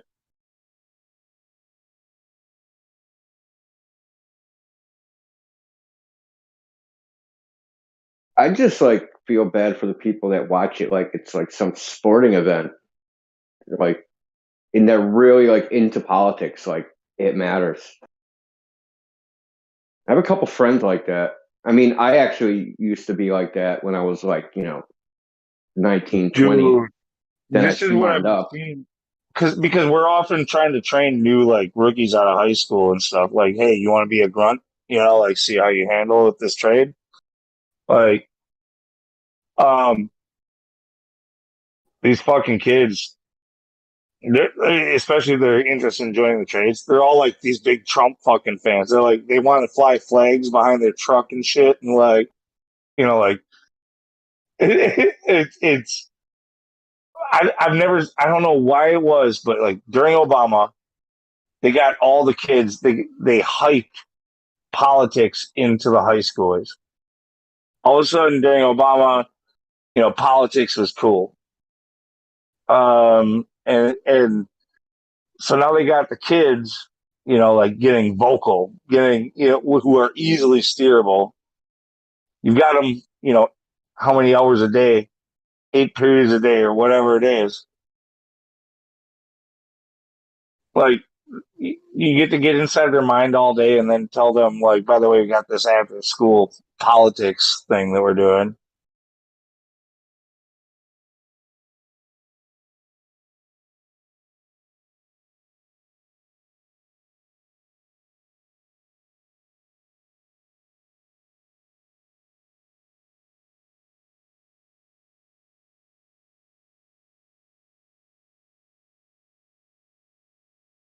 I think most of us could agree the old George Carlin thing pretty much summed up politics, at least it does for me. They give you the illusion of choice. You don't have choice, you've got owners. And they don't give a fuck about you.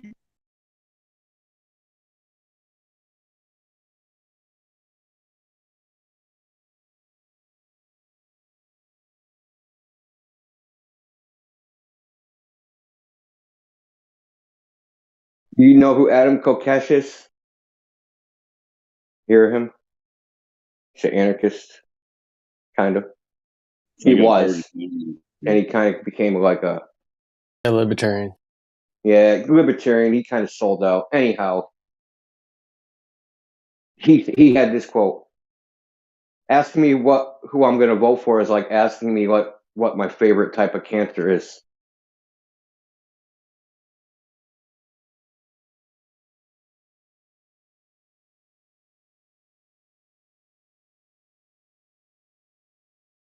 You know, Biden just promised to cure cancer, right?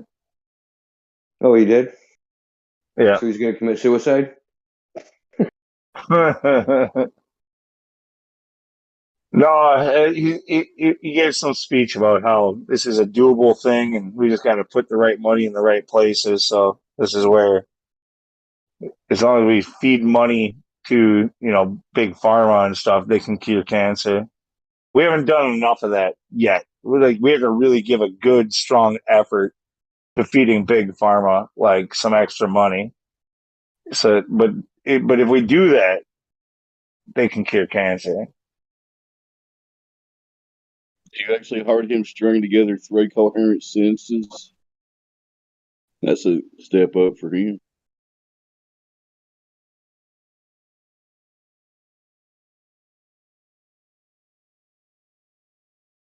It all ties in with the mRNA research basically, and designer drugs. Every one of us is a Days of Noah again. His latest video talked about this pretty well. Says, I mean, he just goes on for 5 hours straight.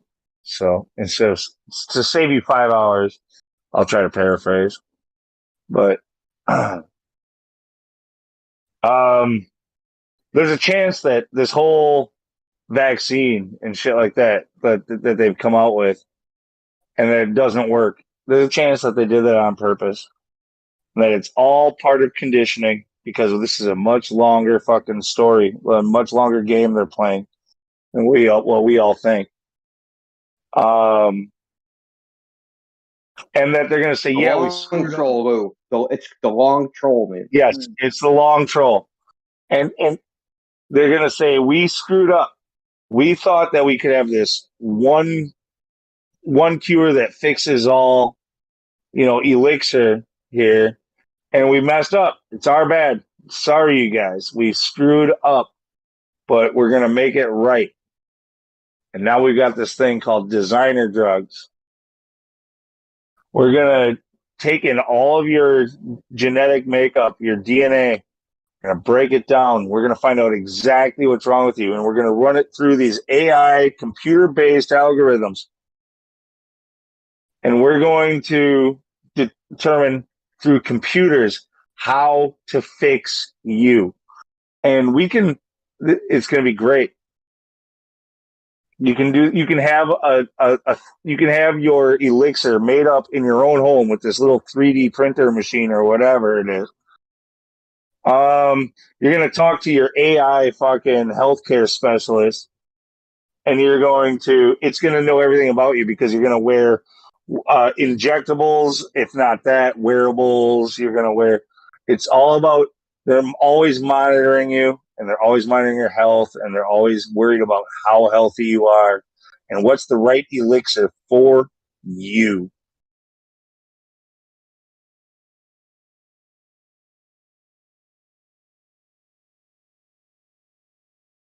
Well, that one's wrong, but I'm probably going to be dead before that happens, so it doesn't really matter.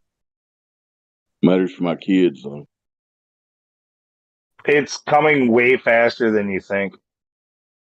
I don't know the answer to that, and it's been on the market for at least 200 years. I don't think it's going to take some pushing and pulling and some theater and stuff to sell it. So, yeah, even though they have the technology to do it now, they're going to have to sell it for 20 years before they can actually get it in on us. Or maybe it's just 2030. Maybe it's in this decade. I agree with Indio. It's like snake oil. Let's keep updating it for the last 200 years, right? So But yeah, all but this stuff actually ties into the globe, the globe narrative. Now, the globe narrative is like it's the foundation of all so-called science. It's the basis. Like we figured out it was a globe, we could do anything, right? And the more sure we are it's a globe, we're going to Elon Musk is going to launch 52 rockets this year into space. So obviously we can cure cancer, right? So it's a whole narrative of science. It's a whole story. It's a complete faith thing. It's no different than any religious bullshit artist. The same thing, except for their bullshit is the deity-less fucking man god called science.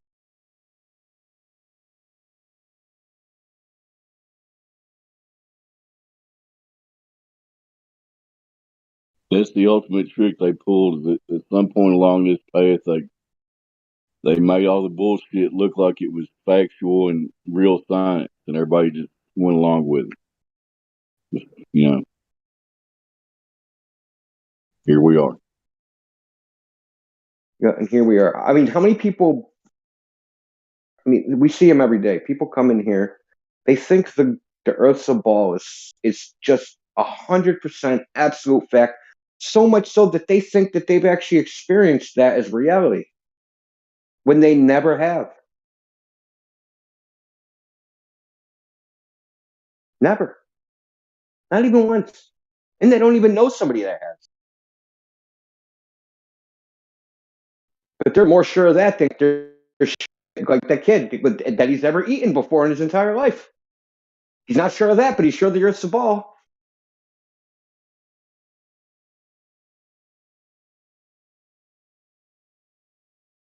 well, during the precious metals, that's where I jumped in too. Was about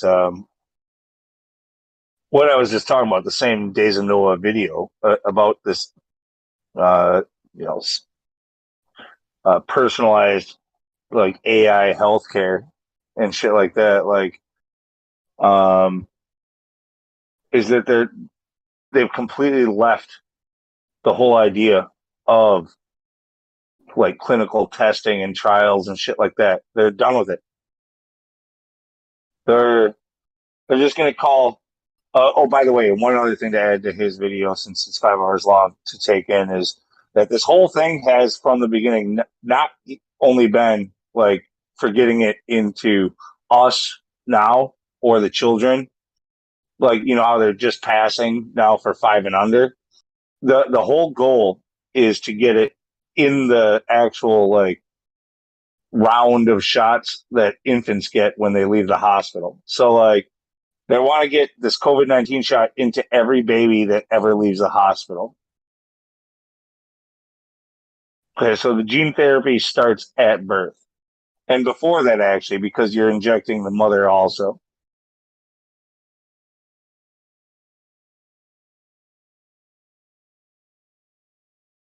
What is this, like the secular version of original sin? We're all born defective disease carriers. We need to be cleansed by man God's magic spike.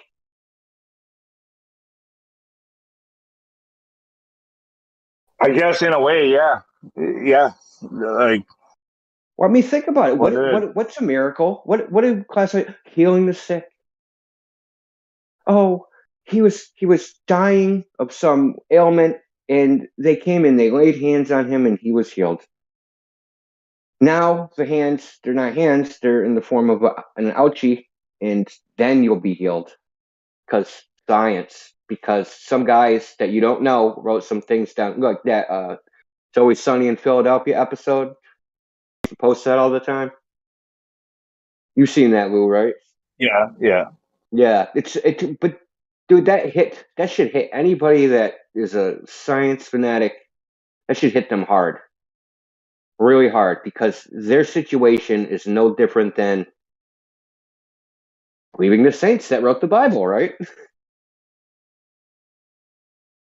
Yeah, there's a reason why this was warned against. It's one of those things where it's cool to push it till you find out its limits, but then it's like, holy shit, we found the limits and we got really close there. But if we were to poke that right there, we would fuck up our entire existence. We're fucking done.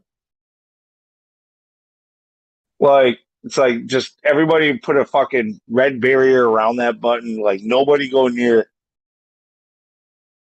Like, but we're now at that precipice. Like, technology is advanced. We're finding that limit, and we're going. There's like really only one way for this to go. That's the thing, Lou. That's what I'm trying to tell you, Lou. There is no advanced technology. There is no advanced technology. That is marketing hype bullshit. No, there's the technology that we have, and we're finally starting to understand it. And once we all fucking get it, it's game over. Like, Lou, I'll tell you something about machine learning and AI. It adds no understanding to humans. How the AI or machine learning comes to its decisions is a black box. And if you listen to people that are in the field, they say this is really bothersome because we don't actually know what is going on. They know how to make the algorithms, they know how to make all the things to make it predictions, but they don't know what's going on. They don't know how the machine is doing it. They really don't. That is the scary part.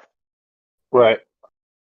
All you have to do is listen to experts in the field that actually they're at the cutting edge of this stuff. Well, there was a Dude, couple of good examples. nerd. I've been in this stuff since I was like in third grade. Okay, no joke. And like, I follow trends in computing and all that stuff. So anyone in the field knows that machine learning and AI are black boxes, and nobody really knows what's going on inside. Right. No, that's why people like Elon Musk say we're unleashing the beast, and Jordy Rose says it's like standing next to the altar of an alien god, and you're unleashing the demon inside, and or whatever the old ones from the fucking H.P. Lovecraft. Like this is what all of the leaders in this tech freaking tell us is this stuff. Yo, are you saying that the old garbage in, garbage out, like it depends on how it was programmed, doesn't really apply, or what are you saying? You know what I mean? I'm saying that there's a chance that we're stuck inside a simulation. But the machines can only do what the machines can only do what humans program them to do, right?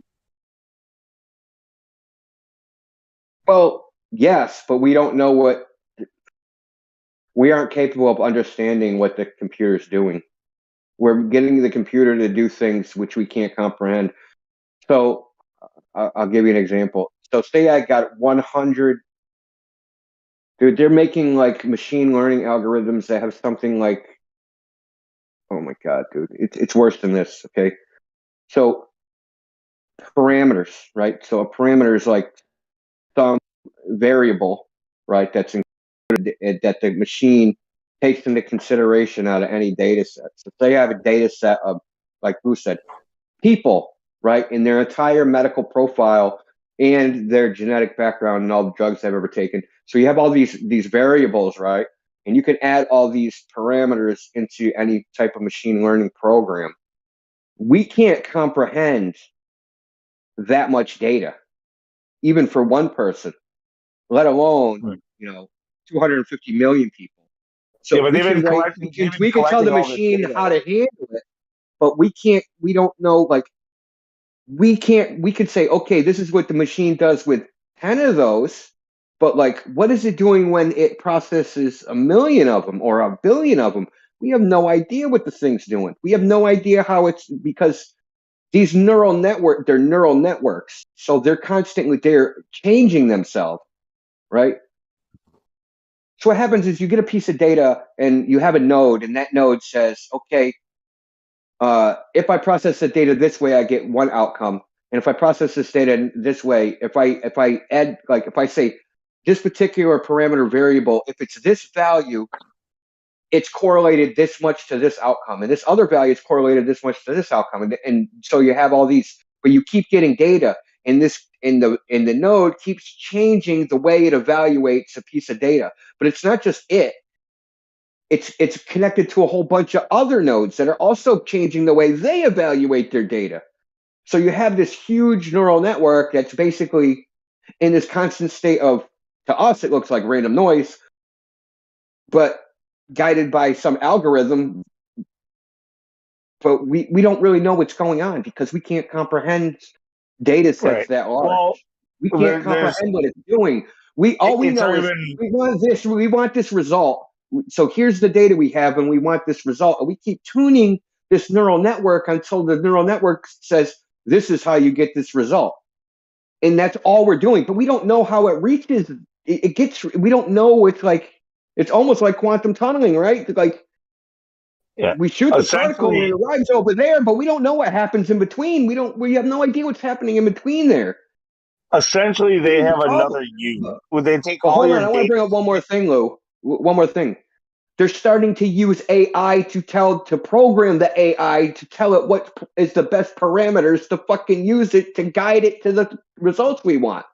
So now it's not even us picking the parameters anymore. It's a freaking machine learning program that picks the parameters. So you hear Indio's tone of voice right now. What he's saying is, like, you guys remember the Terminator? Yeah, that. We're fucking living in that. Yeah, that. No, yeah, we're like, we don't even know what that is. Just put it this way, just because we imagine some doomsday Terminator thing, it could be a million times worse than that. The Terminator could be a love story compared to what we're gonna get. Dude, exactly, dude. That could be fucking like a paradise compared to what we actually see. Like, dude, like, if AI is good enough, if we train it good enough and it wants to take over, like, it'll be so fast and so unrecognizable. Like, there will not be, like, a group of people who can fight as the resistance underground against this thing. All right, what are you guys smoking? I want some of that. There will. Indio, you got some? You still have some? I'm gonna go pick it up. You know what I'm smoking? You sold it to me. Jevzy, yeah. Don't. Actually, this is a great conversation. I understand you're always trying to be funny, but dude, like, this is a serious thing. Like, if you try to deny that, like, AI isn't that serious. Lou, let's just say this though, because it's not really AI in that sense. It's not. No, it's not really AI. No, it's like you better call it. You better call it machine learning. We use it as a tool for control, like where they're able to keep tabs on 1 billion people at a time, or 8 billion people at a time, or whatever else it is. And with every single thing that they do, like, no, the more what's going to happen? This is what's going to happen, though. We're going to say, oh, the machine learning programs, they do things better than us because human intuition is, and we can't comprehend these data sets. So we're going to let the machine, like these computer programs, decide how we're going to order our lives. Yeah. Right. Yeah. But we don't even know. But the machine is not going to really know like what we're actually looking for. We're going to give it these little teeny fractions of our life, right? I don't want to die of a heart attack at 40. I don't want to I don't want to catch rare disease. We're going to make these little subsets of good things, but as an overall big picture thing, right? The machine isn't aiming for that. It's aiming for these little small things, but the totality of those small little improvements might not in a good overall result. Yeah, no, like going out and smelling the roses. There's no way a machine will understand how, like, smelling beautiful flowers will affect a person's mood. Like more is not always better. It's really the moral of the story is more is not always better. Sex is great, dude. Like, think about it like that. Like, sex is great. So you think that, like, if I have lots and lots and lots of sex, that my life just gets better and better and better. But that's really not how it is, right? You end up getting chafed, or you end up with 17 babies, or there's there's negative consequences even to lots of good things. So we can make Not if you do it. Not if you do it with a machine. learning to Look improve at the our baby. lives in a million different ways. In each one of those little teeny things, there's an improvement alone, looked individually. But overall, when you add them all together, the sum result might make life sweet. When the machine is completely controlling us and we have no free fucking will. Do you understand? Like the end Right. result No, but might make here's the life thing: is I meaningless. think dude, you just nailed it on the head. But you said when.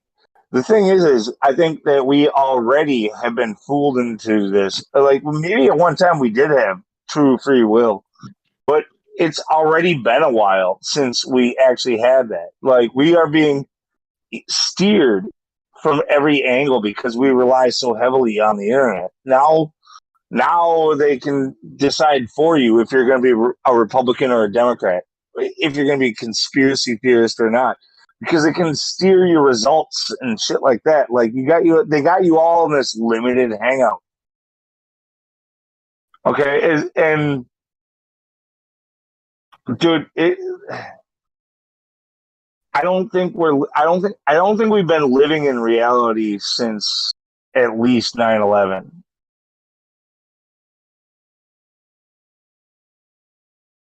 They got everybody into a fucking tizzy. They threw everybody into a hysteria, it was a Pavlov's dogs or whatever, some kind of a psycho experiment on the entire world population about like now through this horror, this terror, like we're gonna impose more draconian freaking restrictions on you, and we're gonna use this as the backbone for everything that we do from here on out. Like right now, we're only on what we're seeing today is just like the next step. This shit goes on for a while. Okay, like we're only on the second step. We're gonna see way more of this shit. Yeah, I was listening to the live broadcast from the World Economic Forum the other day, and those people speak as if they are already in power, and realistically looking at it, I think they are. And there were all these women in this hour broadcast that I watched, and they speak very reverently to Professor Klaus Schwab. And if you look at the information that's coming from the World Economic Forum, if you want to stay ahead of what's going on, recently, I think about a week and a half ago, they said that some areas' power grid could be attacked. The next virus will be an internet virus, and it will make all our lives a misery. So with the social credit scoring, they want everyone to use the internet as not an anonymous user making an anonymous post in some forum, but they will want to know, when you go on the internet, what are you doing there? What are you saying? What ideas are you expressing? Who are you influencing? All right, so keep in mind that when we got the internet, we thought it was new. We're like, oh my god, this is awesome. This is new. And everything was like they let us think that we owned it, that we were driving it. That was kind of like the whole motivator in the beginning. Is like the a free place for you to be you and speak your mind, and but with all this technology, it's been around for at least a decade, let's say 2 decades before we even knew about it. Yeah, but if you think about this, so if they were using this the entire time to collect data on people, yeah, I'm royally screwed.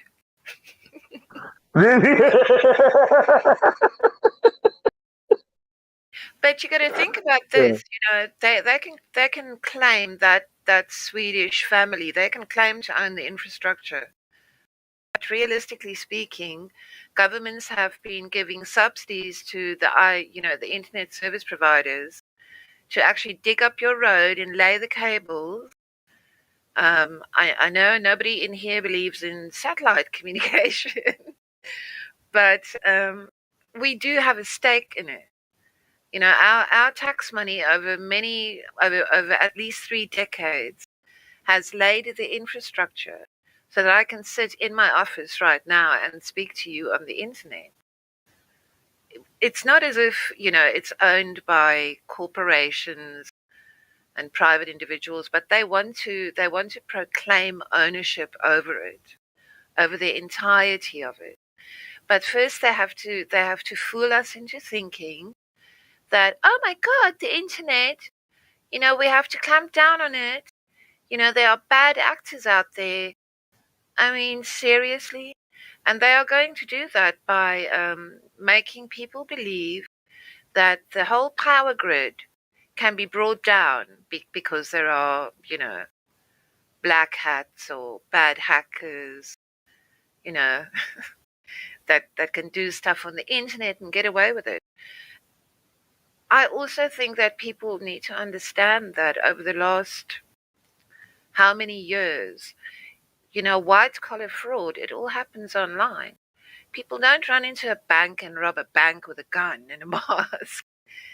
The amount of fraud committed online, the amount, the money, if you have to say those figures, your brain will stand still.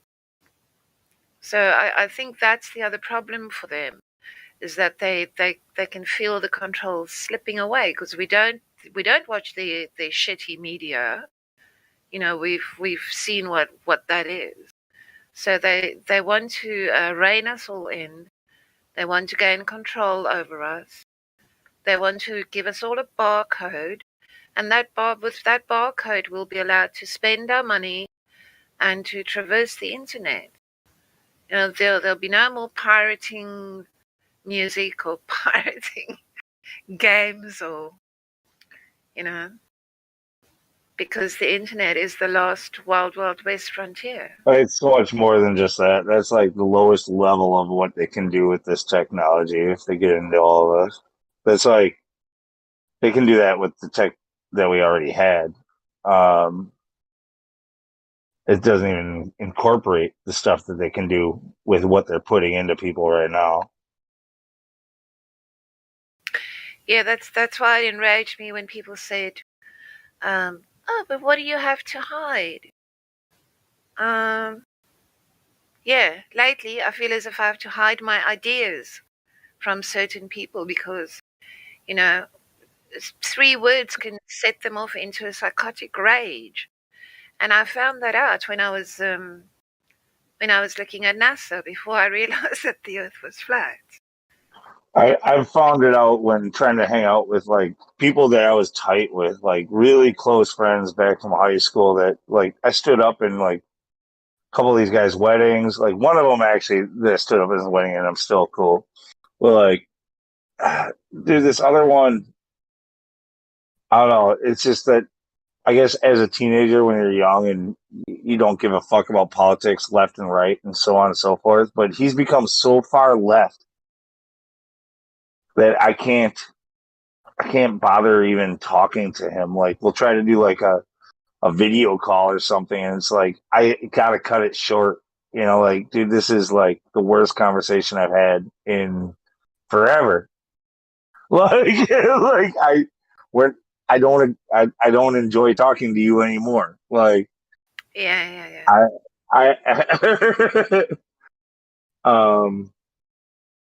I don't know how much of it's how much I've changed and how much of it is how much he's changed, but we've become polarized. Okay, so like, and this is what the last 20 years has been all about. That polarization of everybody. So Yeah, I have an older brother that I've always, he's my brother after all, and I lost my other brother when he was 24. He died. So my remaining brother isn't somebody that I want to just lightly piss off or, you know, fall out with him to the degree where I don't speak to him. But over the last 2 years, for the first time in our lives, I became so enraged at him with he's not a stupid guy. I never considered him to be, you know, I know what his IQ is. And then over this thing, you know, over the C word, well, I couldn't hold back. And I don't think he wants to talk to me anymore because of the harsh things that I said to him. And I think over a long period of time, men have become emasculated by, you know, these leftist ideas about, oh, you must make way for everything in this world, you know, every perversity, every screwed up weird thing that you don't agree with. You just have to agree with it. You can't not agree with it, because then you will be shunned. You will be called out. People will start screaming at you on the internet. And I think when all of this shit happened with the C word, you know, people expressed like a need to be part of a herd, almost like a. And the way they react towards what their governments are doing to them, it's like a kind of a messiah complex. They need someone to save them. It's like it's an expression of, look how weak we are. We need each other. We all have to agree, you know, and we're doing the right thing. I don't know what to make of humanity at this point. I think we are now in two separate groups. I think, yeah, and you're right. Two separate groups. I think it's subjectivism versus objectivism. So this idea that everything is subjective and that every opinion is just as valid as every other opinion, for the sheer fact you can't know anything for certain. Everything is just an opinion, right? The subjective, that there is no objective truth, there is no objective morality, right? This is what they've been beating into everybody's head for a long time, right? Yeah, it's the same fight that we have every time we're talking to a Glober. Like this is kind of It's a way relates of thinking. also to another argument about cogdis that we had earlier. Like it was. Yeah, really, it's the objectivist versus the subjectivist. The people that want to live in a malleable reality of fantasy, right? But the odd part is they think that subjectivism is objective. That's the most bizarre thing. That because when you're subjective, you can have contradictions. It's no problem. Yeah, but you guys, there's no such thing as objective truth. Here's the point. Contradictions can be true, Lou, in subjectivism. Yeah. But no, here's the point that I'm trying to make is that even though we're right because we're trying to lean towards empiricism, that's how you actually prove stuff. The whole world is about to leave us behind. Like we've already been dealing with it for years and being astounded. Like, no, there will be no more empiricists at the professional level anymore. Coming soon to a theater near you. Oh, you have an empirical piece of data? Well, we have a model for that. Right. Yeah, it's going to be that. It's going to be only computer models. It's going to be AIs that are bosses of other AIs and shit like that. Like literally, that's what we're gonna see. Dude, Lou, you know they make video games where you fish. Like, how lazy can you get? Like, fishing is already the laziest activity possible, but you don't even have to make a hook. That one or come on, dude. Trucking simulator. Fucking. Yeah, dude. People who fucking do trucking simulator and they truck across the country. Dude, and they get a man cave and they like deck it all out as if it's the cab of a fucking Mack truck, dude. Four screens. Do they even get a cup to piss in so that they don't have to pull over? They fill out their logbook. Dude, it costs you like 150 credits to get one of those fucking plastic things you pee in at first. Yeah. I'm sure it does. But it's this relativist subjectivism, where every opinion is supposed to be valid. Sorry, every opinion is not valid, and it isn't narcissism saying that. It's objectively true that every opinion isn't valid. But go ahead. I didn't mean to interrupt you. I'm sorry. No, it's fine. It's good. Thanks for taking part, India. So I came to England, and I ended up working in a mental health facility where I used to be anti-psychiatry, to the extreme, because my grandmother, my maternal grandmother, when she was 35, she had a total psychotic break, and she ended up in a mental institution. And so what we know from her treatment there, it was the usual. She had an ice bath with they manhandled her. They gave her electric shock treatment, and she came out an altered person. And then, of course, she was probably on lithium or whatever. Well, I wasn't born then. So when I came to this country, to England, and purely by chance, I ended up, my skill set has got nothing to do with mental health. It's purely on the business side, of running big departments. And but obviously where I work, I got to know psychiatrists, psychologists, occupational therapists, nurses, social workers. These are the people that I work along with. And after a couple of years, I'd made some really fine friends there.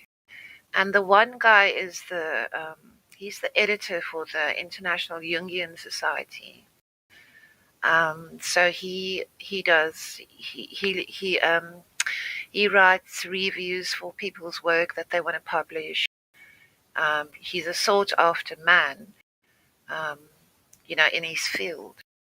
And so after these people had known me for quite a while, I went through some shit at work. So I did turn to my professor. He's a chartered clinical psychologist. I did turn, or rather, he supported me. And he remarked at one stage that I'm an extremely direct person, and that I don't do subtlety. I'm not very subtle. And this is what I found when I came to the West, and I thought, I'm from Africa. I'm, the sophisticated Europeans are going to look down on me. I felt inadequate when I first came here. But what I found was that people, they couldn't express an opinion. I found it extremely frustrating. If you wanted to talk about politics or religion, people would shy away from that like it was an adder on the ground that was going to, rise up and bite them. You couldn't engage with adult people in a discussion about anything serious whatsoever. And over a period of time, I came to realize that these people have a herd mentality. They are far too, conscious of the government and what the government wants them to do. And so I ended up feeling like, I have to start rethinking the way I engage with people. I couldn't have strong opinions. I couldn't, especially with religion and politics, philosophy maybe a little bit as well. But people will they have these infantile ideas, their cosmology about, when somebody died.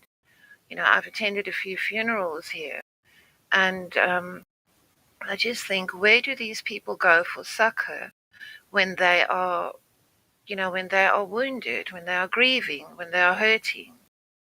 How do they perceive the freaking world? Because I think everything is so infantilized. It enrages me. I've just, that's what I think. People hold no opinions, or if they do, they won't express them. They will deny it. I'm not a racist, but I'm not really interested in politics. Oh no, religion, yeah. People go to heaven when they die.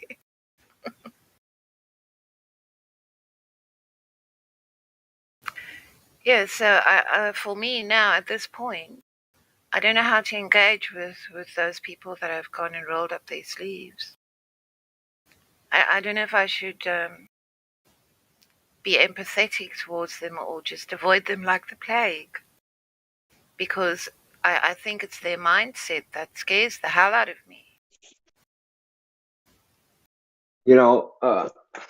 Interesting what you said, because I think the reason their mentality is infantile is because if they never talk about ideas and, read with other people, right? So you test your ideas against other people and they test theirs, and then you hear their ideas, and then you integrate the good ones into your ideas, and we do this exchange, right? This communication exchange where other people kind of boost our own intellect, the breadth of our knowledge, everything.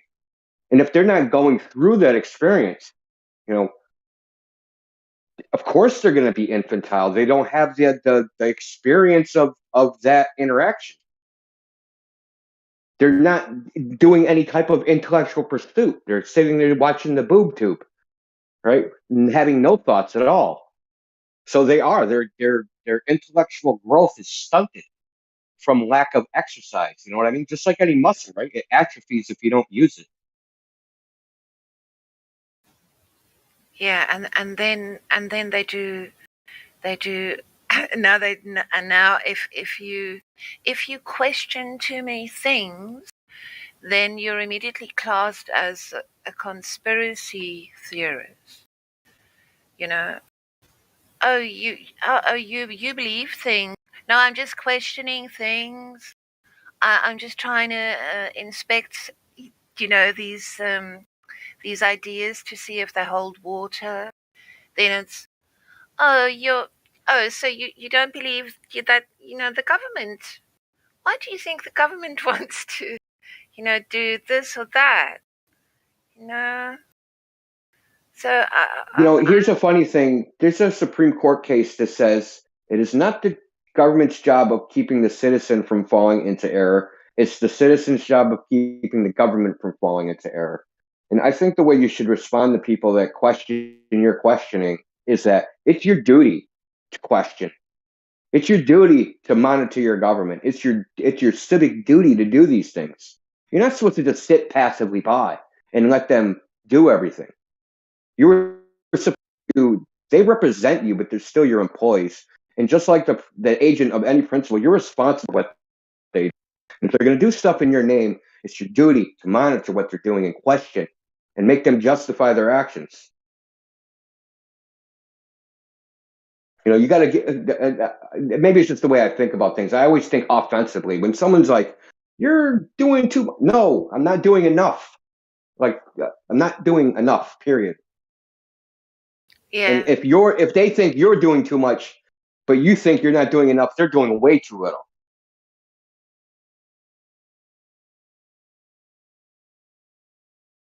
Right? Because isn't our civic duty to aren't we, like, if you're going to say I'm part of society, right? It's my civic duty to make sure the government administers society justly, right? Truthfully, for the benefit of everybody. Well, to me, it seems as if, the old story about Nero. He was playing his fiddle while Rome was burning. Wonder what he was playing.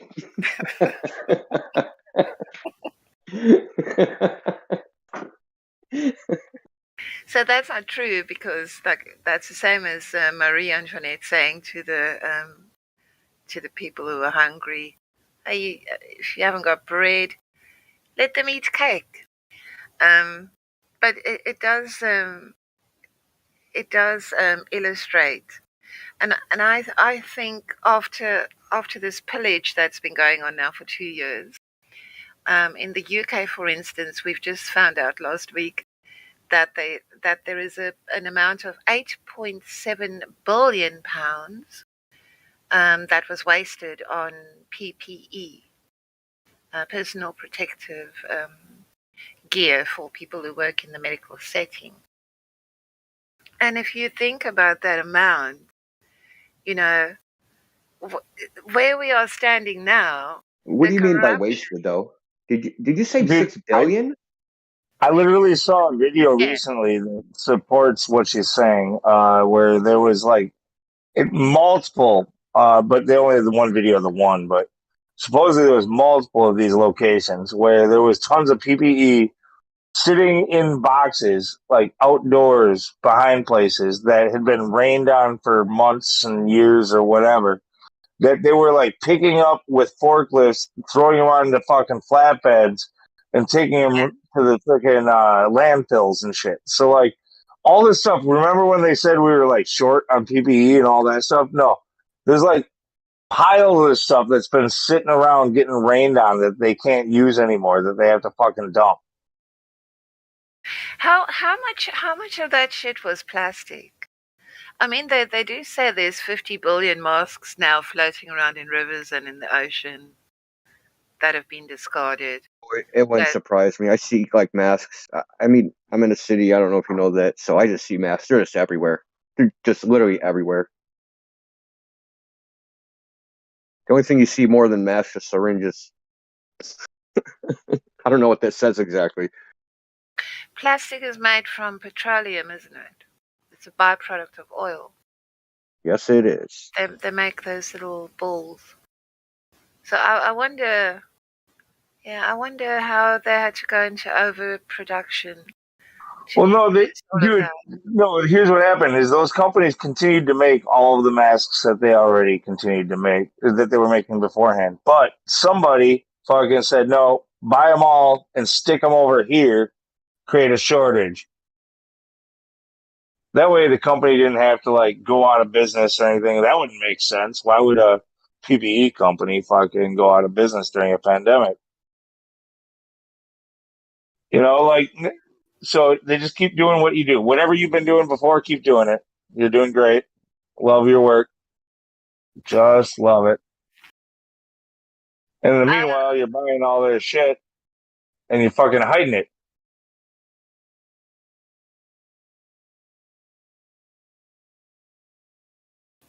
Yeah, so for the past month, I haven't been on the server because I was facing losing my job. My job is not a calling. I can work in many different fields, but the government was expecting me to go and roll up my sleeve or lose my job. And so I've been protesting. I've been doing a lot of work to deal with the anger that I feel, because mostly what I feel is outrage and anger. And I perceive the world, we are really mugs. We've been mugged over so long and for so long and so hard. I mean, these past 2 years with the kind of money that's been flowing through these people's fingers, I just despair. Just the lack of morals, and then they dare to turn around and tell us that we must act in a certain way. Otherwise, what did Justin Trudeau say about his people, that they're not even Canadian citizens if they don't do X? Abysmal. Well, it's literally against the Nuremberg Code to force people to take an experimental medical treatment. So, like, they're they're not technically war crimes, but they are crimes against humanity. And like, I don't know why. I've only heard a couple lawyers point this out, that forcing people to take experimental treatments is, against the Nuremberg Code. It's not my opinion. Well, It's the way it's written. even still, that's the slyness about the system, is that they haven't forced anybody into it. They've like strongly fucking leaned into them, like very strongly, but they haven't forced them. They still did it by their own fucking volition. Yeah. Could I ask you if when the mandate was lifted in the UK, whether it's had any profound changes that you can observe? So Ildiko, they are playing such a sly game, because although they have verbally said that it has been overturned, they still have to vote on it, and they will do that, I think, on the 18th or the 23rd of March. In the meantime, they've opened a discussion about the Human Rights Act in the UK, and Dominic Raab, the person who has put forward this paper on the internet and has asked for people to leave comments there. What he's trying to engineer is that the Human Rights Act will apply to society at large, and it will not view the individual as the prime beneficiary of human rights, of natural God-given rights. Society's rights will supersede the rights of the individual. So I've looked at that. Communism. See, there's that little distinction there that people don't seem to realize. But we think what it's going to mean is that when they declare the next virus, then they will be carting people off. They will. It doesn't have to be a virus. It could be anything they decide is better for society. Yeah, exactly. So I'm going to tie this into Flat Earth, unbelievably. So you remember Star Trek? You ever see Star Trek where Spock dies, right? Yeah. The needs of the many outweigh the needs of the one, the few, or the one. Yeah. That's a traditional communist model. That's not new. Yeah, well, of course it's not new, but it's tied into the whole faith, globe crap narrative, because it was, well, people at least my age, and I'm almost 50, so it's part of the cultural indoctrination of being brought up in this whole space fairy tale thing. Now, in Canada, a few days ago, there was a protest in every single city across the entire nation, with millions of people in the streets in each of these cities. So the show of force on the other side has been experienced now. At least I can see it with my own eyes. I've seen footage of it. It's absolutely incredible. The largest protests in Canadian history. Yeah, but look, Ariel, and I don't want to rain on your guys' parade and everything, but like, you don't see the controlled aspects of this whole thing. Like, how are they able to it so well, so easily? Like, this stuff is, I guarantee you, it's feeding into their plan. I mean, just from the very get-go, with it being the supply chain, the truckers, seriously, like, it's just it's going to be a problem, reaction, solution. Basically, it's going to be our faults that we've brought some terrible catastrophe on ourselves, like that type of thing. I don't know. I have hope that what happened. Hope is great. Hope is great to have, but like, don't go thinking that this is a grassroots movement that's like actually winning. Like, that's how you get sucked into these traps. Well, my dear, I mean, we're just not going to all surrender, are we? No, hopefully not. But so like, I know there's very legitimate people, many very legitimate people all along that thing, but It only really is being allowed. It's You not. can't get millions of people in the street. There aren't that many shills, my dear. There aren't that many. No, right. That goes along with a lot of the stuff that I was saying earlier too. Is that even when it comes to presidents, they think that they're doing this shit by themselves. They're still just as much fools as we are, just being fooled at a higher level. I think one should be encouraged by displays like the one in what happened in Canada to rouse you out of complacency and go out and also voice your objection to what's going on. I mean, yeah, look, all I'm saying is don't be surprised if this blows up and turns around in our faces, like don't be surprised if like it feels good to have that moment of where we're finally winning, we're fighting back, but it's also part of the whole Pavlovian dog response. Like when you're trying to mentally, MK Ultra mind fuck somebody, when you're gaslighting somebody, you give them their wins. You tell them how much you love them and how you were wrong and how you were bad. And you've got to. Otherwise, you might as well just hang yourself immediately. Let me clarify what Lou's trying to say, because he's not explaining it right. You might be overtired of it. What he's saying is that they can turn this, because of the so-called supply chain shortage, right? They can turn this like, oh, these protesting truckers are the reason why all these shelves are empty. How dare you protest? See what happens?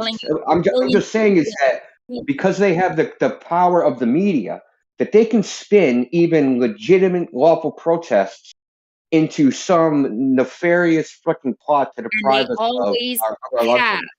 And they always have. And they always will. But that doesn't mean that they're not afraid of the people. Listen, I'm not saying they ain't real people. I'm just giving you my interpretation of what we were saying.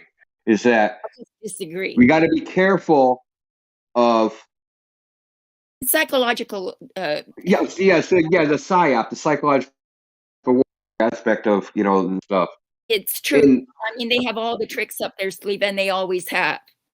And they have television, which. And it's, as long as we're aware of them, that's the important thing. I just believe that we can rise up. I do believe so.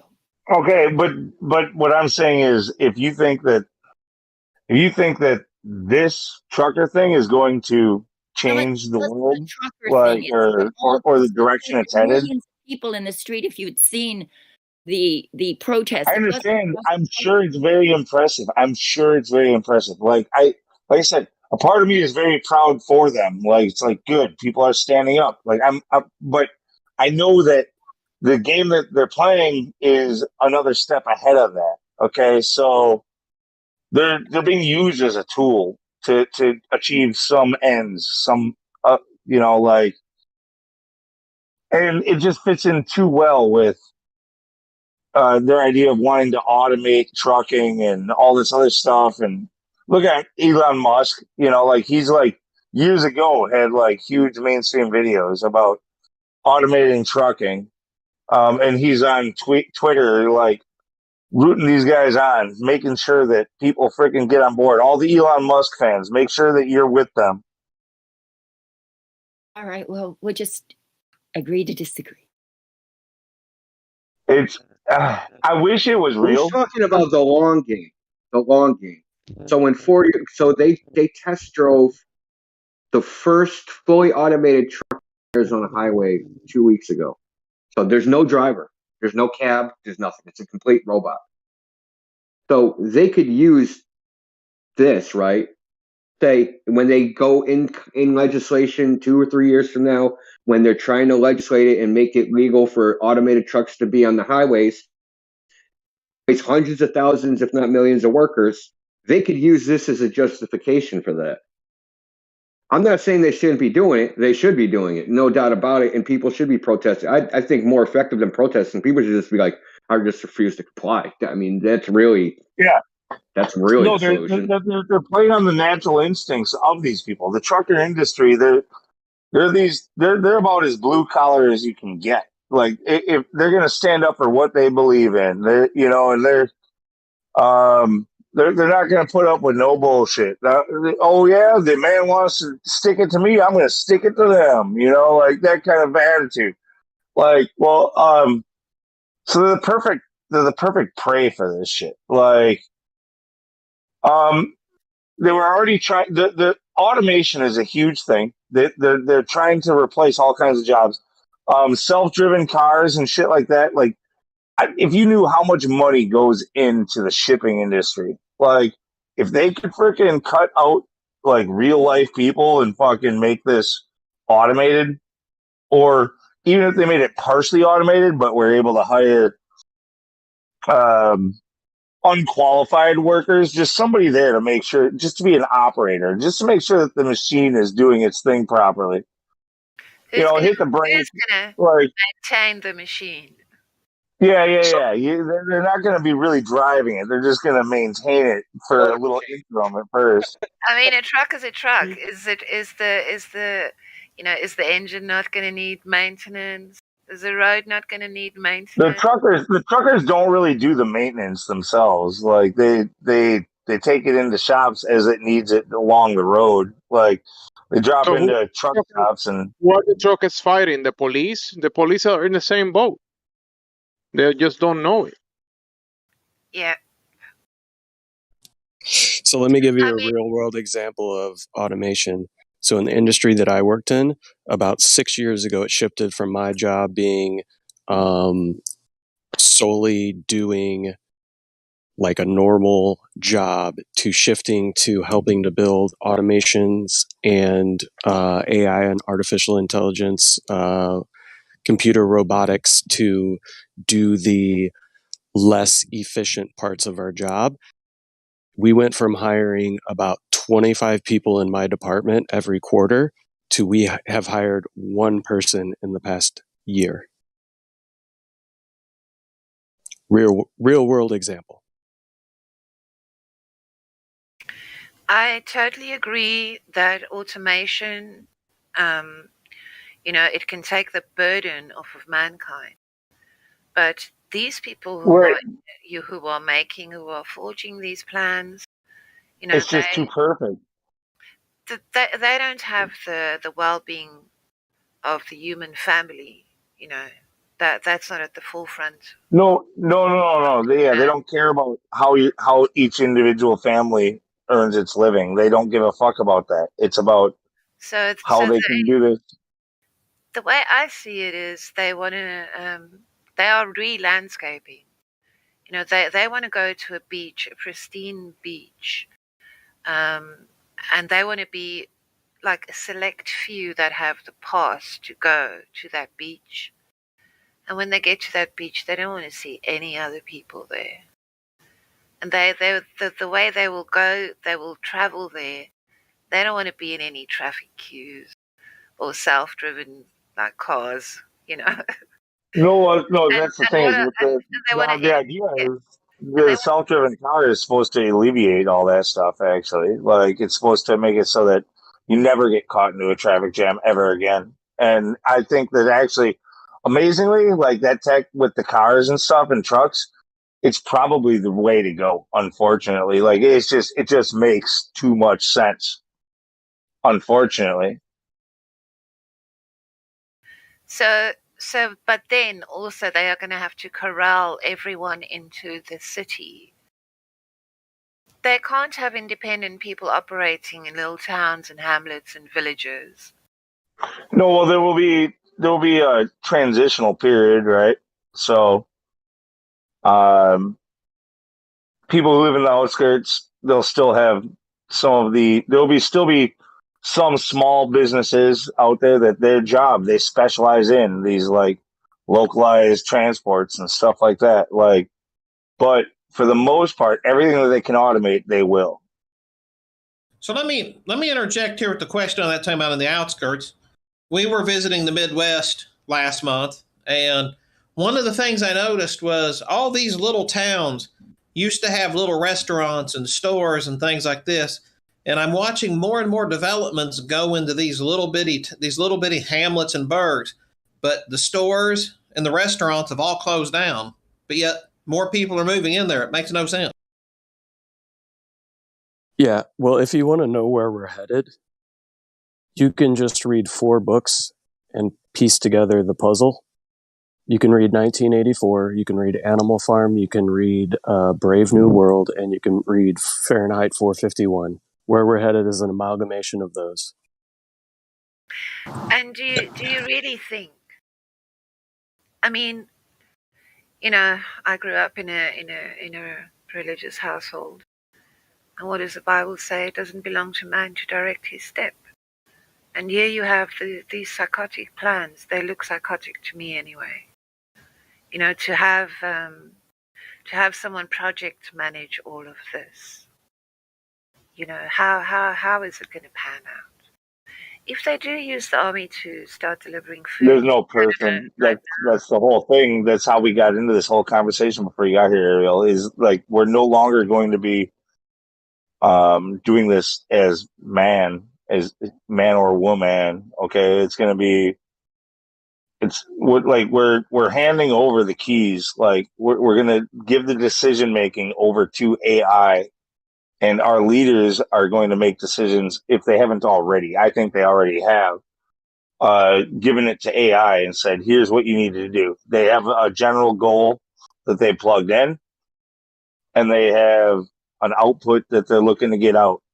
And they're going to trust the computer to determine what's right and wrong to do to get there. That's even our leaders, our experts are looking up to this machine learning, intelligence, whatever, blah, blah,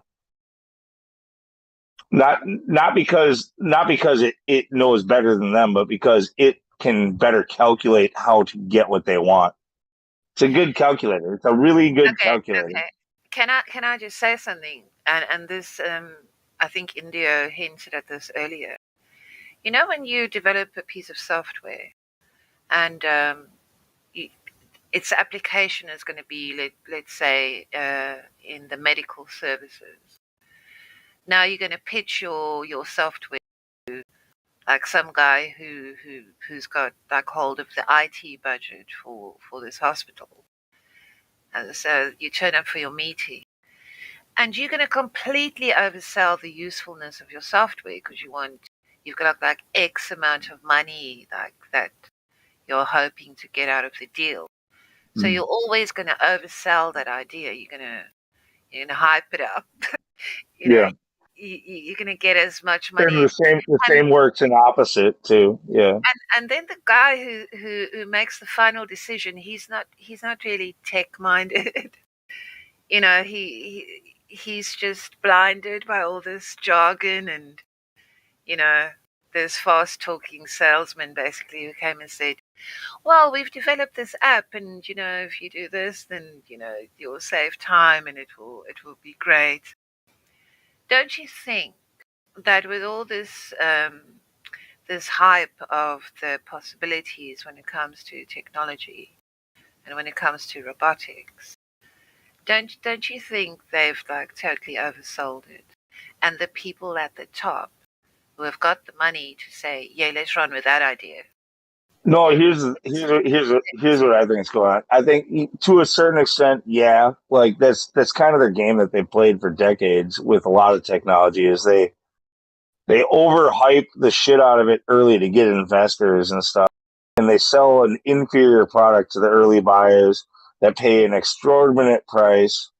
And that's what helps them to bring in the money that they need to really do the real thing. So like they know what they want to do. They just can't afford to do it.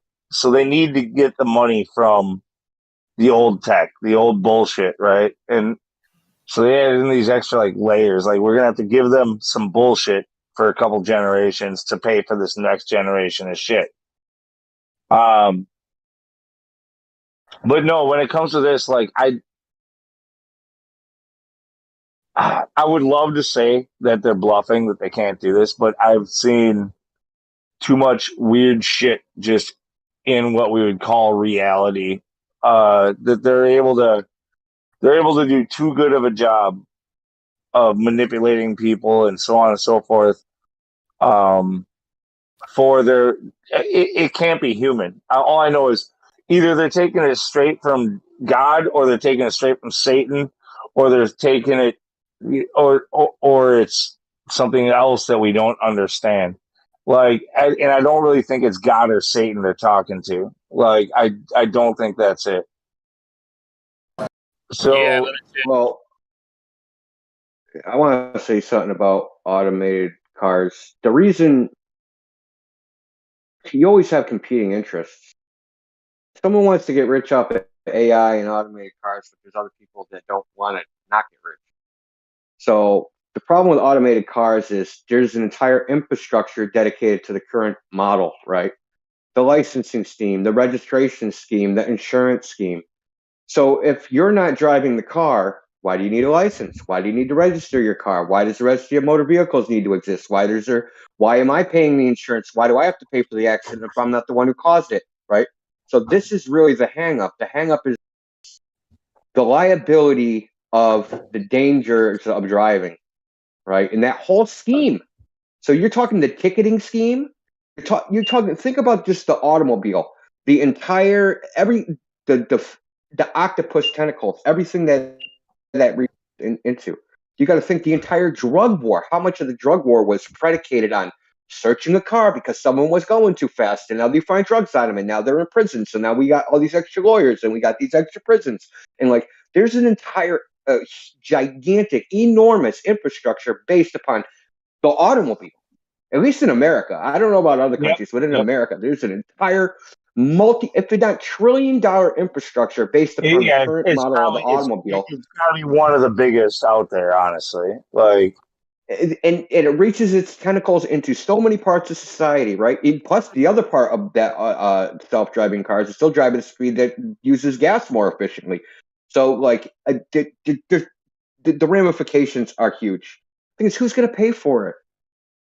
And there's a problem of AI is good at predicting things that happen all the time. It's not good at predicting black swans, rare occurrence events like car accidents. Car accidents are rare occurrence events.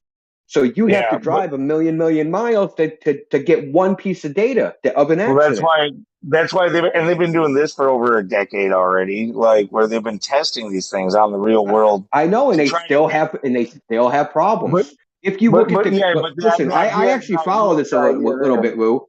I listen to the people that are developing this technology, and they say they're very far away from having a car with no driver. Right.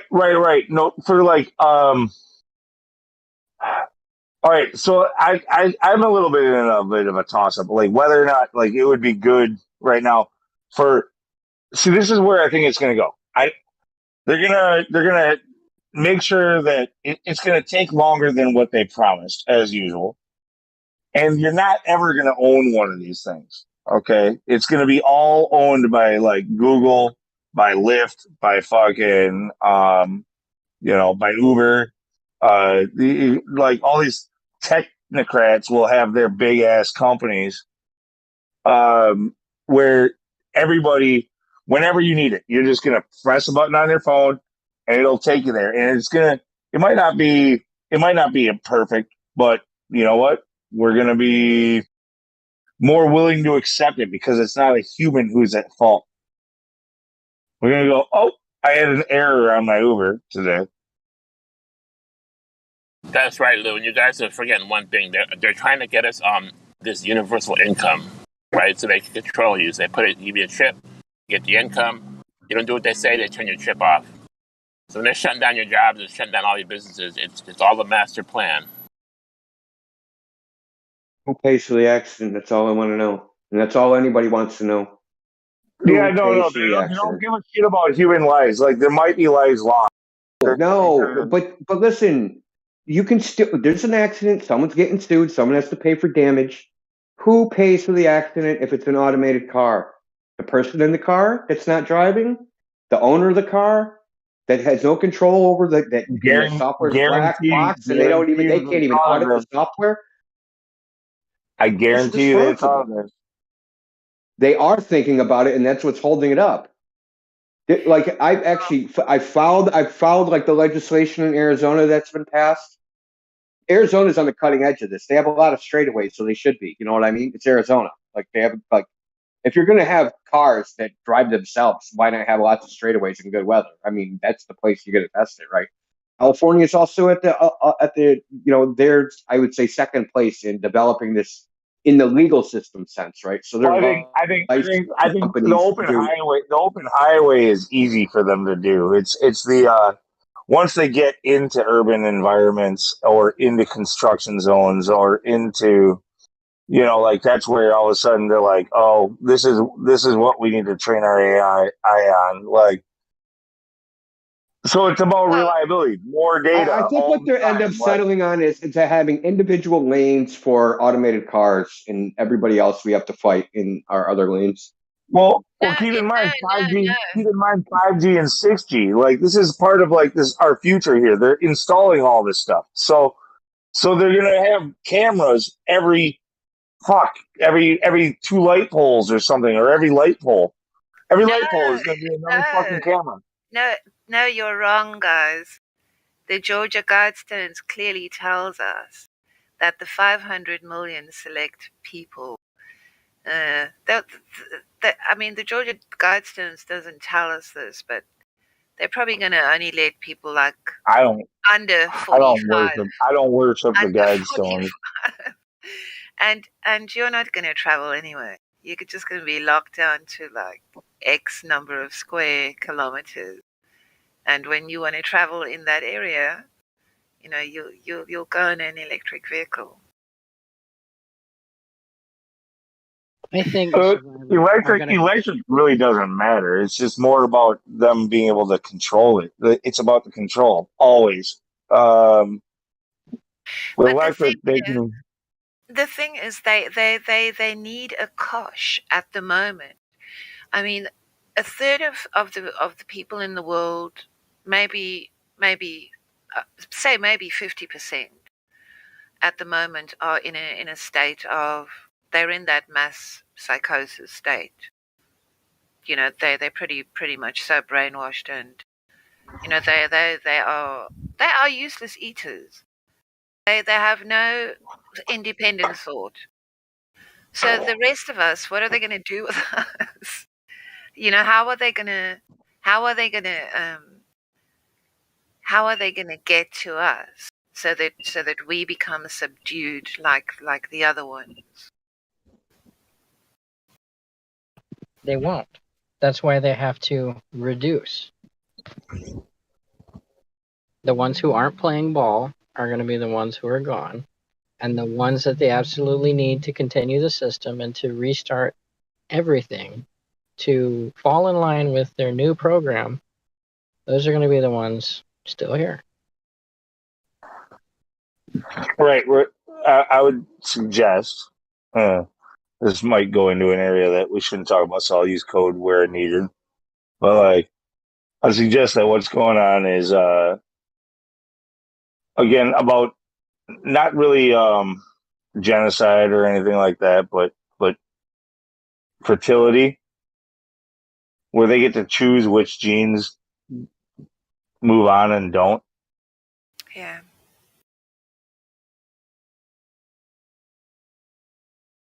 And even more better than just saying you're fertile and you're not, because they can do that with other means, to turn certain genes on and off, make them active or unactive. Yeah, I mean, implicit in all of this is the complete suppression of the free human spirit, of your capacity to formulate or to have a dream, and to try and to work towards fulfilling that. All your autonomy, and once they rob you of your freedom, your mind will soon be caged as well. That's the way I feel. When I think of it, you know how after a vigorous flat earth argument with someone, they say, well, why would they lie? Inevitably, that's what they say. And what we're talking about is we're trying to figure out how much of their actual power exists, because the lie they tell about space and what they can do there is, I think, primarily to keep us their subjects. We never feel that we're adequate enough to fight against that kind of power. Well, as we know, none of it is true. Exactly. Consequently, it becomes then confusing as to what they actually have and what they scare us into believing they have. Yeah, I think Sun Tzu said that you want your enemy to think you're strong when you're weak, Exactly. and to think you're weak when you're strong. So, but I'm with you as far as that, because they do a lot of construction in the city, and I watched these buildings go up, and we've been making buildings for thousands of years, and they're using the same old tools, the same old methods, the same things, basically doing it brute force, right? We're still we have machines that assist us, but it's still the same old way we've always been doing it. These people claim that they're making these exotic machines that fly to exotic places and do amazing things and violate basically the laws of physics. Well, none of that translates to anything I've ever seen in reality. Well, in I'm any with practical you. purpose, in my experience. I'm with you there, but going the other way. Like the I think fact they're we don't impotent, see is what I'm saying. I think they're all we bluster. don't see this. Yeah, well, yeah, no, that. But when it comes to what you described here on Earth, we're still not. We're not doing anything really different. In fact, we're doing what they used to do worse, even with the assistance of these high energy taking, whatever, pneumatic and hydraulic and internal combustion engine driven like tools. Like we're still not. If you look at the history, you can see that mankind was able to achieve a lot more with a lot less. So, how is it that this technology actually helps us? Like, there's this. Everybody loves to just say it like a term, just to everybody just agrees. Technology connects the people and makes things more efficient. It makes life better. It makes life easier. Does it? Because I see this inverse relationship between like the more technology that we build, like the worse we become as a society. Do you know Buckminster Fuller? Have you heard of Buckminster Fuller? No, but at least you didn't suggest Timothy McVeigh this time. Timothy McVeigh? Hardly, no. No. Okay. Fuller is an inventor, an autodidact, who dedicated his entire life to inventing things that would make that would free humanity of their slavery. And there are people in science, well-known, well-respected people, who are working for humanity. It's true. It's not all evil. So there's either way that it's by using dishonesty, deceit, like it's by tricking people. It's by all the nasty things. Like they all mean the same thing. I can come up with like half a dozen words. I'm almost there already for just pulling one over on people. And anybody who's doing that, whether it's for good or evil, like, how do you know it's for good? How do you know it's evil? Like, it's all evil. It's just all evil. That's all there is to it.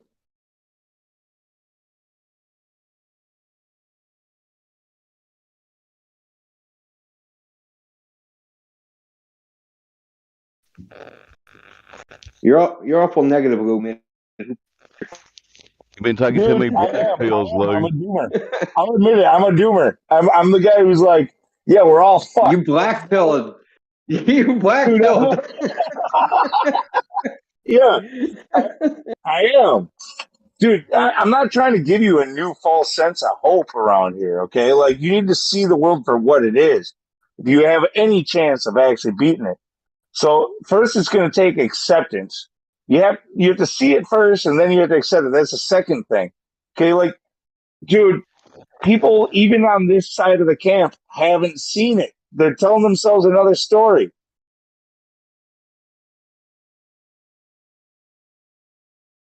See, this is why I maintain that centralized government, where the power is concentrated in a select few individuals, and we know what the courts are.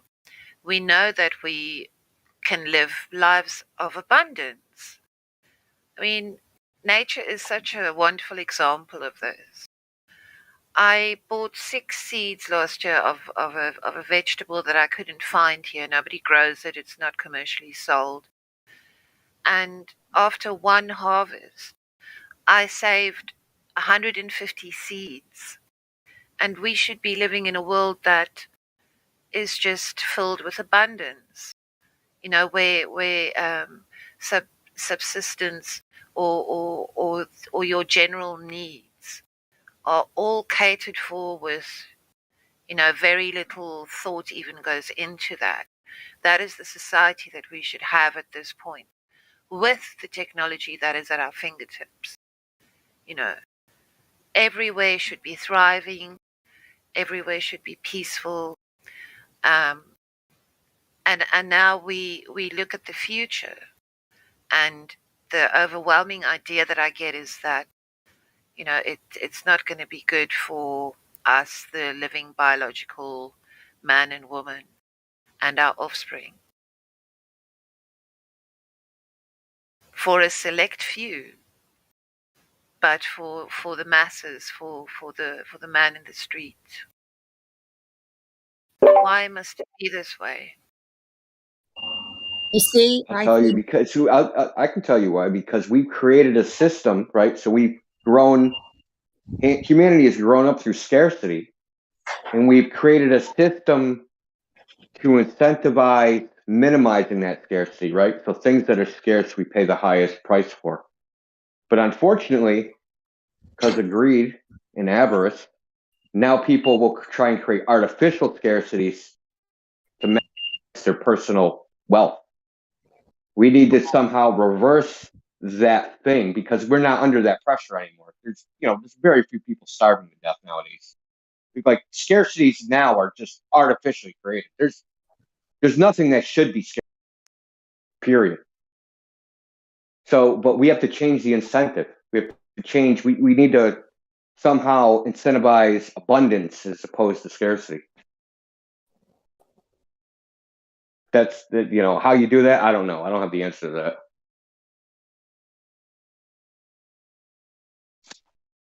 Half the other problem is that we have these figureheads like Musk, like Gates, and people cannot see, that these people have the means to make real changes. I mean, Bill Gates can come to the end of his miserable life having transformed, the lives of many, many people for the betterment of society as a whole. Because if we sit in our rich first world countries, it has to affect us that in the continent of Africa, there are children who are barely dressed, who don't get a hot meal like every day, who are suffering from malnutrition. And That happens in all of our own countries here too. Now it happens everywhere.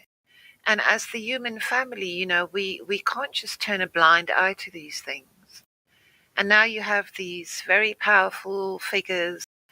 Look at Elon Musk, dicking around on Twitter saying, like, smack talking, going on Saturday Night Live skits and being just a total bullshit artist, a total garbage human.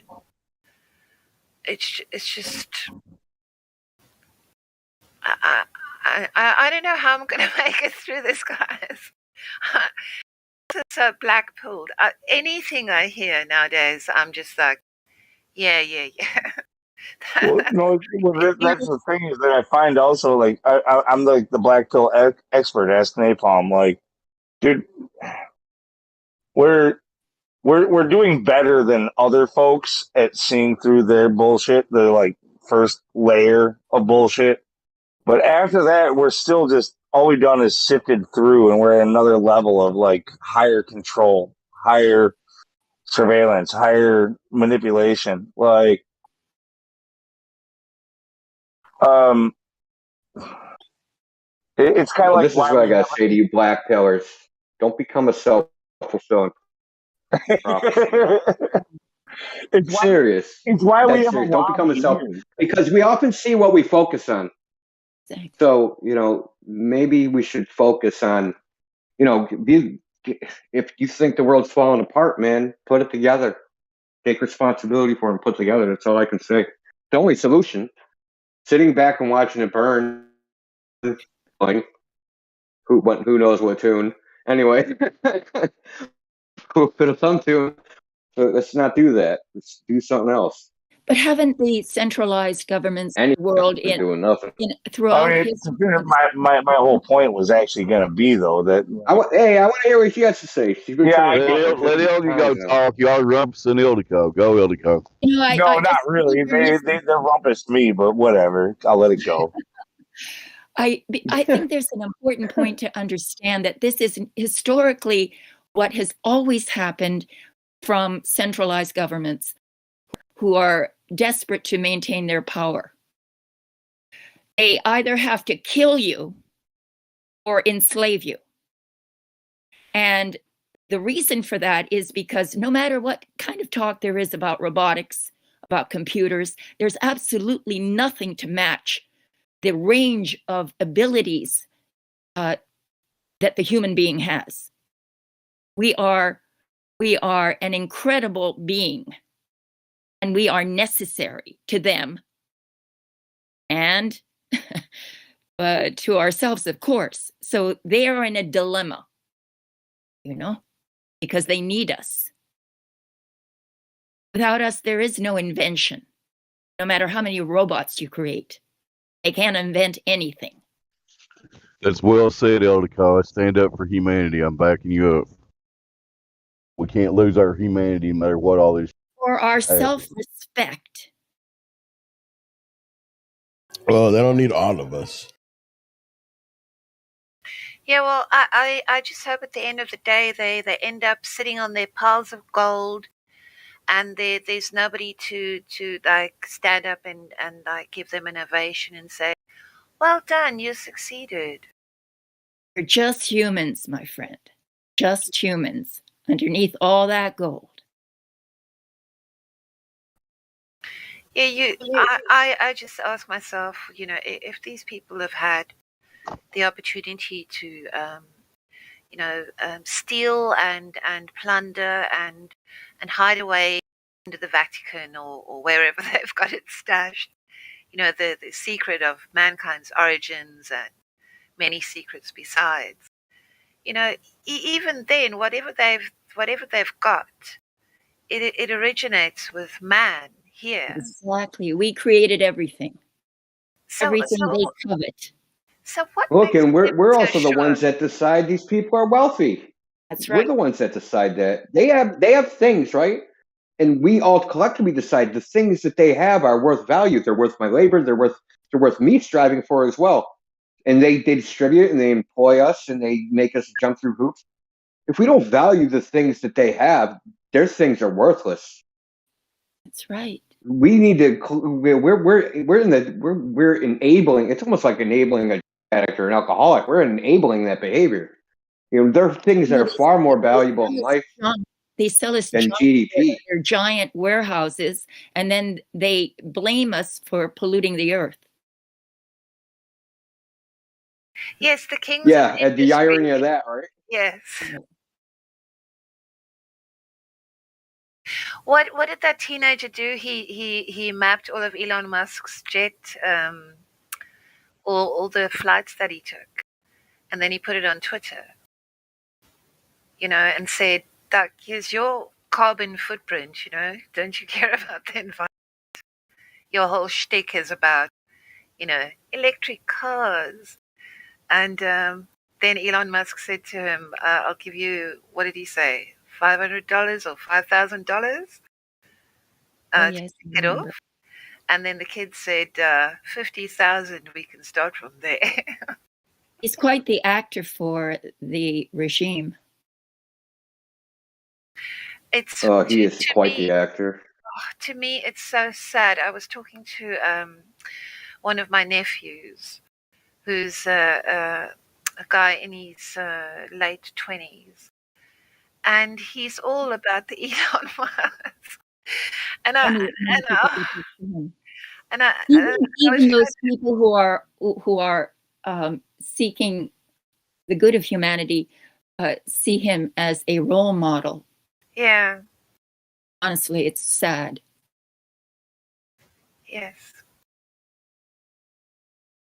If I could quickly interject a little bit of optimism, maybe hopelessly optimistic. Has anybody seen the movie Ants?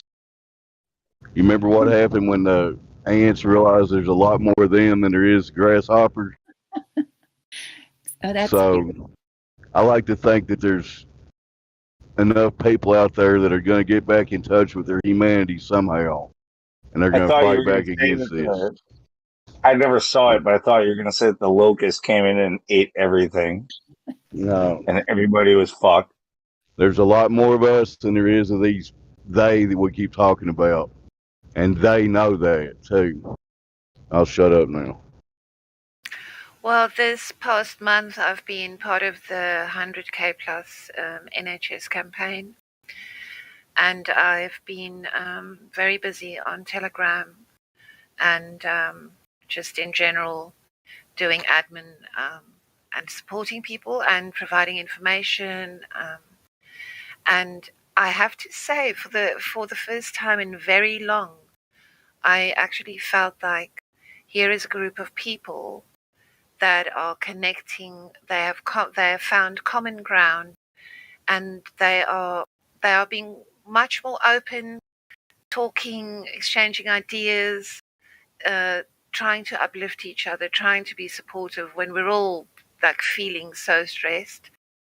So I think there is definitely like the seeds have been sown for people to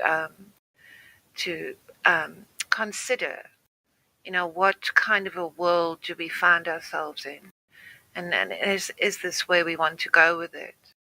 Even though on the other side of that, we look at our, you know, the rest of our human family, and we see these people who are, you know, they've been so fooled. So yeah, I felt a real connection with a lot of people.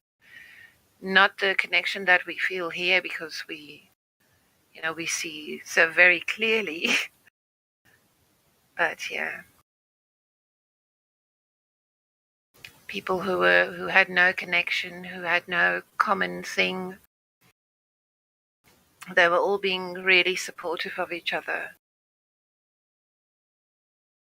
I think that's been missing from society in general for a long time. one of the tactics that they use starts in the academic world, where they isolate knowledge into specialities. You know, even in the field of medicine, there's 100 specialists who have their own focus. And this tactic has allowed for very smart people to actually believe in the heliocentric model, because they are not privy to the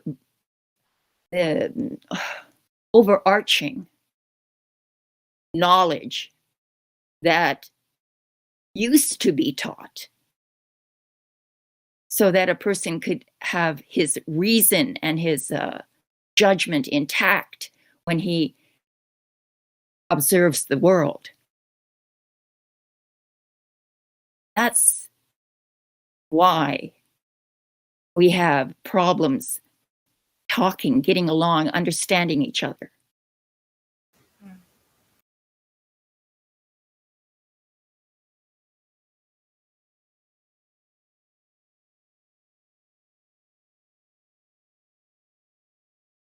They use it in NASA too, you know. Attacked. Separate. So no one talks to each other or understands it in totality. The whole education system is not to teach knowledge, it's to teach the knowledge that they want to teach you. Yes, and to keep you away from the other specialists who might inform you, and you can make connections that you couldn't make otherwise, you see. They don't want you to make those connections. They want you to be isolated in your own knowledge world. What it's like they're teaching you what WWE wrestlers' names are and what their backstories are and what they're fighting about, supposedly. Then people grow up with this and they think that one wrestler is actually truly fighting another one. And they believe it because they've heard it from birth. That's another tactic, yes. That's just like the media, but what about like the education? Like back in the day, you can be a doctor, you would have an engineer. You didn't need a degree. You needed a degree to be a doctor. You knew how to be a doctor because you were taught by a mentor, by someone that's also a doctor. You didn't have to go to a university. So now it's all controlled. And if they control it, they can tell you what's true and what's not.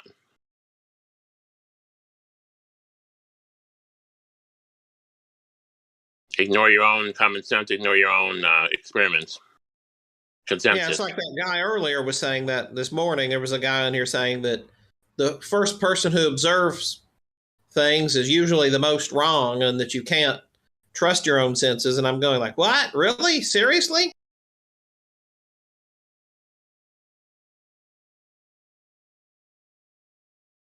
Yeah, that recording, that kid. He just made that up. He literally made up what he said. Science thinks the first observer is the one that's most wrong. That's actually nonsense. The first observer has no biases. They don't know what they're seeing, and they're more accurate. If they report it quickly before they form false memories, they make a record of it immediately. Probably the most accurate. The further you are from recollection of an event, you begin to fill in blanks in your memory. But if you record it immediately, it's typically fairly accurate. You know, to be fair with that, like the guy who said that, most likely he read some article somewhere written by somebody or some AI. That's where they trained it, and it convinced him. And you know what I mean? Like, and at that point, like, yeah, it was now his opinion. It wasn't even really his opinion. Somebody else gave it to him, or something else gave it to him. This is the world that we're living in. By the way, guys, look into dead internet theory. It's stuff that for most people in here, none of it will shock you. None of it. But it's gonna put it in a framework where you're like, oh, okay, yeah, that makes a lot of sense.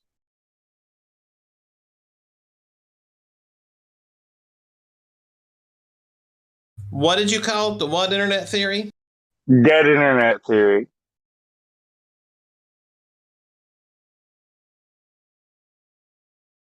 Yeah, I'll have to look that up. I've not heard of that before. Basically, it turns out that like at least like I think they were saying like at least 40%, and this is from old statistics. Um, that like at least 40% of the articles that you're reading online are not even written by a human. Same with like tweets, comments, shit like that in social media. Like most of the stuff is actually fake. Most of what you're reading is not real people. Yeah, because they know that most people only ever read the headline, so the stuff in the article is, garbage, and they just read the headline and then pass it around like it's gospel truth. I've actually experienced that. I came across an article and I wanted to find out more about the article. So I clicked on the citations. They all went to 404 bad errors. So then I looked up that site in particular, and that was not the correct site, right? It was a site to it, but there's no metadata with it. So it's like poof, just like materialized right around Trump's election. Dude, it fits in perfectly too with the gematria freaks, like the people who are big on numbers and stuff. Like they're like, oh my god, they did 33 here, they did 911 there, they did fucking 66.6 there, and they did, like it's like these AIs are designed to trigger all kinds of people, to trigger conversation, to trigger you into spreading it around the internet, to take it into Twitter, to take it into like they're playing us on multiple levels with this shit.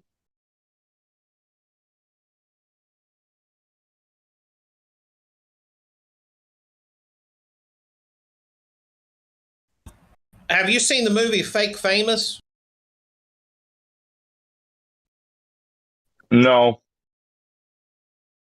Yeah, it's quite interesting. I mean, it's kind of lightweight. It's kind of like a lightweight version of what you're talking about with the dead internet theory, but it's very interesting because they take these people right before the COVID 1984 pandemic started and turn it into influencers, and they talk about buying likes and making me a fake pictures of being on an airplane with a toilet seat and all sorts of really interesting stuff. It was actually I actually enjoyed watching it, but it's kind of a lightweight version of it. But it was entertaining nonetheless. But did provide really interesting backstory to how they actually made these people into influencers.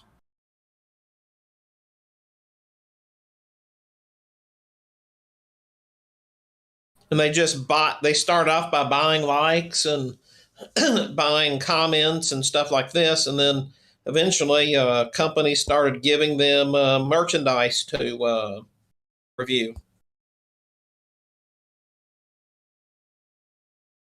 And it just goes to show you the everything online that you see, virtually everything you see online is fake.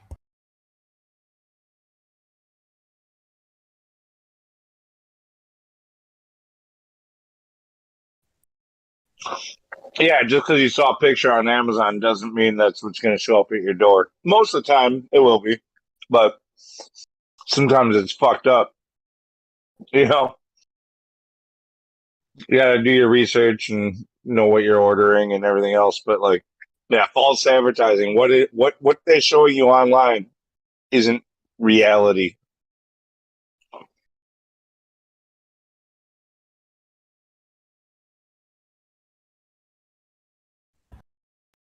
Yeah, or just, and I was thinking in terms of articles and videos and things like that, it's like all these supposedly Simpson predictions where they cleverly go through and edit various Simpsons episodes and such to make it look like Simpsons made these predictions. And lots of people on the internet fall for it to think that that was actual footage as it was.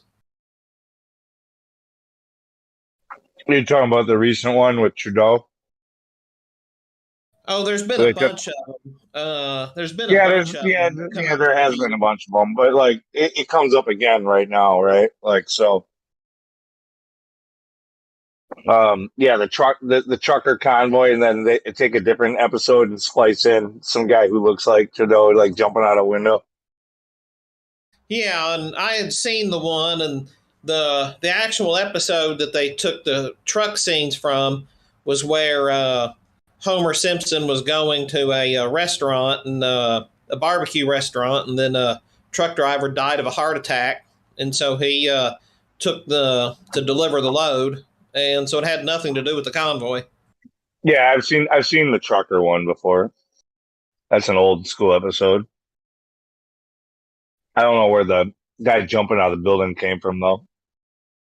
Yeah, but you know, it's kind of like the Bible code or the Moby Dick code. You know, like you can take any voluminous work. You know, the Simpsons been a what since like 1990, and I'm sure you can splice together to make anything you want from it.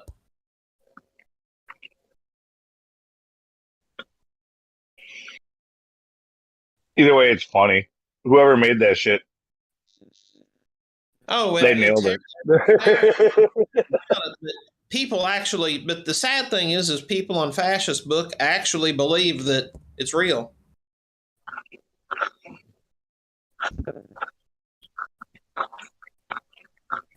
I don't know if we want to get back on topic or not. But there's two VC verifieds in here if y'all want to try to talk to them.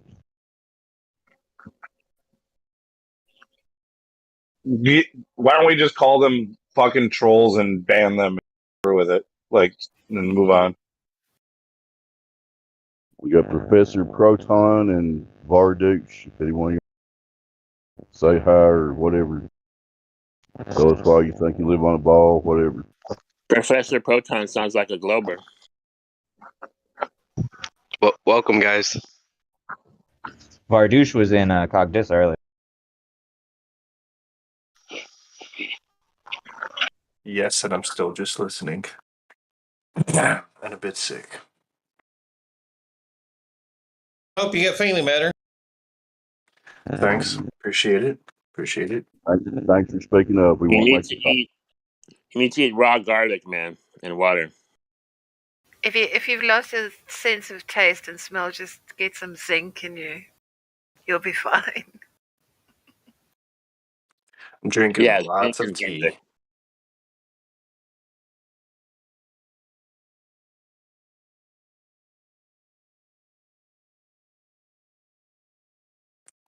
What's like a well-known subject that we could just start talking about? Flat Earth. I've got a flat Earth question if you all don't mind. Go ahead. So I recently saw a meme on Fascist Book, and I should have saved it, but it's just one of those things where I was off into some other things, and you know how it gets sometimes. And I thought this was rather interesting. The claim is that the Appalachian Mountains, more or less, that mountain range continues through Europe and on down to Africa. And that it's supposedly actually one mountain range that starts, say, in the southern United States and goes down through southern Africa. Is there any truth to that? That's one that I wanted to verify, but just haven't had time. And somebody mentioned Africa earlier, and then I just remembered it. It could connect two continents, but why does that really matter? Does that matter flat or round? Not sure that it matters flat or round. I just thought it was interesting. It's one of those things that the flat Earth map does seem to highlight a little better. Wouldn't necessarily have to be flat or round exactly, but just the way that the way that they circled it on the azimuthal equidistant map highlighted it maybe a little better.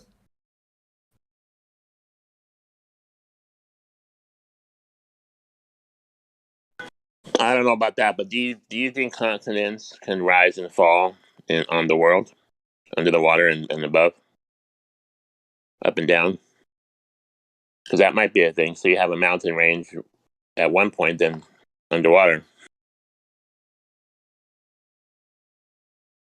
Yeah, and the way that they were showing it, also looked like the mountain range was continuing through the water. I don't remember exactly, like, if that was just in the northern portions of it to show, like, whatever you call the canyons in the ocean. The term is escaping me right now. But yeah, I mean, maybe it's possible. Maybe it's possible that various and I'm not sure if the continents raise and lower exactly, but they refer to it like as beach erosion and things like that. So maybe it's a possibility. What about Madagascar? Tell Do you me think about it's it. connected to? Madagascar, honestly. Yeah, that's what I meant. Do you guys think Madagascar was connected to Africa?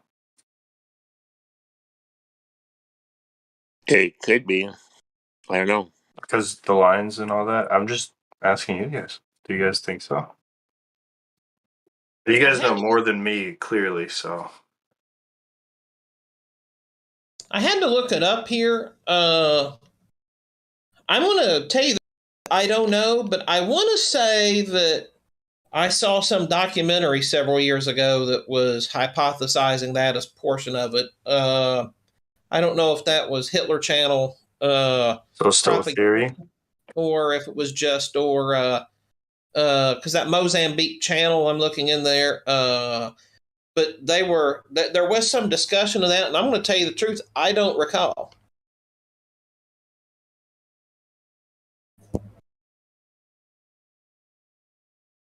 It's okay, I don't either. I'm not a time traveler, so I can't tell either.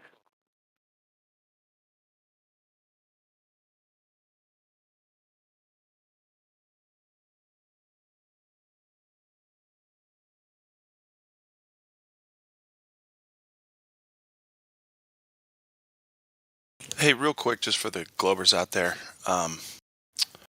do maps prove anything? And actually, I'd like some flat earthers to answer, if that's okay. Do maps prove A anything? map is just a drawing. It doesn't prove anything. It can't. It's not even a Proves that measurement. humans can make a map. That's about it. Right, it means we can put ink to paper. Okay, just checking. Well, the way I'd like to say it is that all maps are wrong. However, some maps are useful. And you're quoting who? I forget. It actually wasn't about math. It wasn't about maps, but it was about mathematical models, and I can't remember the fellow's name. Models are wrong, but some models are useful, and I kind of transliterated that over to maps to say that it's the exact same thing. But yeah, it is. Could I ask something of you, gentlemen? Yes. I was thinking of how far down in the earth that we've, I guess, and they say 7, 8 miles, something like that. Mm-hmm. How do you know how far down we have? I guess the word would be splunked. Human beings down. No, I don't. I imagine a few miles, but I don't know. There's supposed to be underground cities all over, for example, the U.S. Because Europe. I don't know how far down they go, though. there is some history that speaks about underground cities. Right. Connected by cave systems. I'd love for that to be true. I just don't know. I just did a quick Google search, so you know what that's worth. That says the Krubera Cave, the deepest explored cave, that is what I'm gleaning here from just a quick search, saying it's 7,208 feet or 2,197 meters. Doesn't sound very deep, does it? It's about 1.5 miles. They've got dumbs deeper than that, allegedly. Yeah, one of the rumors about dumbs is like 20 miles down. It's like, geez, guys, I don't know about all that. Well, if the Russians could go down 8, we could go down at least half that far to put a dumb, don't you think? Total speculation. But. Yeah. Yeah, I don't know about all that stuff. I mean, I don't know. They can bore pretty well. They got those machines, but I just I think dumbs are really boring, if you ask me. yeah, because I mean, even if they have them, great. Who gives a shit? What are you gonna do? What are you gonna do about that? You missed that. Sorry. Dumbs are pretty stupid. No, I got it. No. Well, yes. Never mind. I ruined your joke. I'm really sorry. It's all right, everyone. Boring, Someday one he of said your jokes will boring. land. Yeah, Like a someday one of boring them will dumb. land. I'm sure of it. Oh, ouch. All right. Let's see here. No, he's talking about everybody. Like, it seems like, am I right? No, Everybody's no, jokes get stepped on. I No, think no, he's I'm talking about him. That's his old name. It's Oh, everyone. got it. Okay. No, I'm telling you. Bro, I'm just gonna shut up.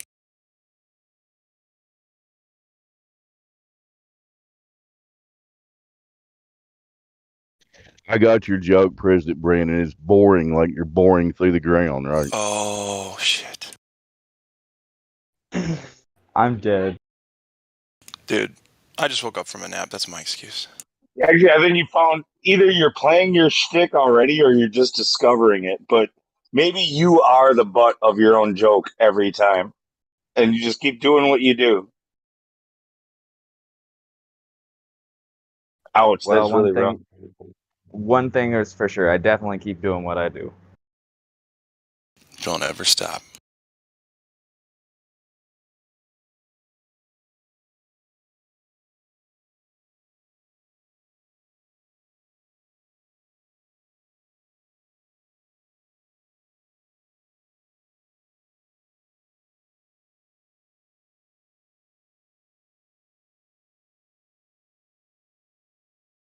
So I guess Professor Proton didn't want to talk right now. I didn't mean to Is make there? that so harsh, but he DM'd me this morning with a really bad freaking joke. And I was pretty sure he was just wired on too much coffee when he said it. But no, he's still doing it.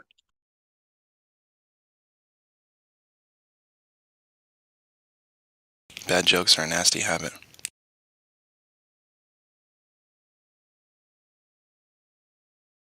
Come on, Sparrow. You got to have a good one in there.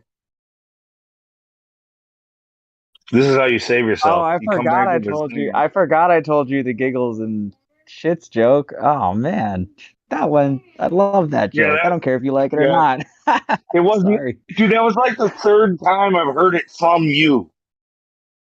Oh, I mean,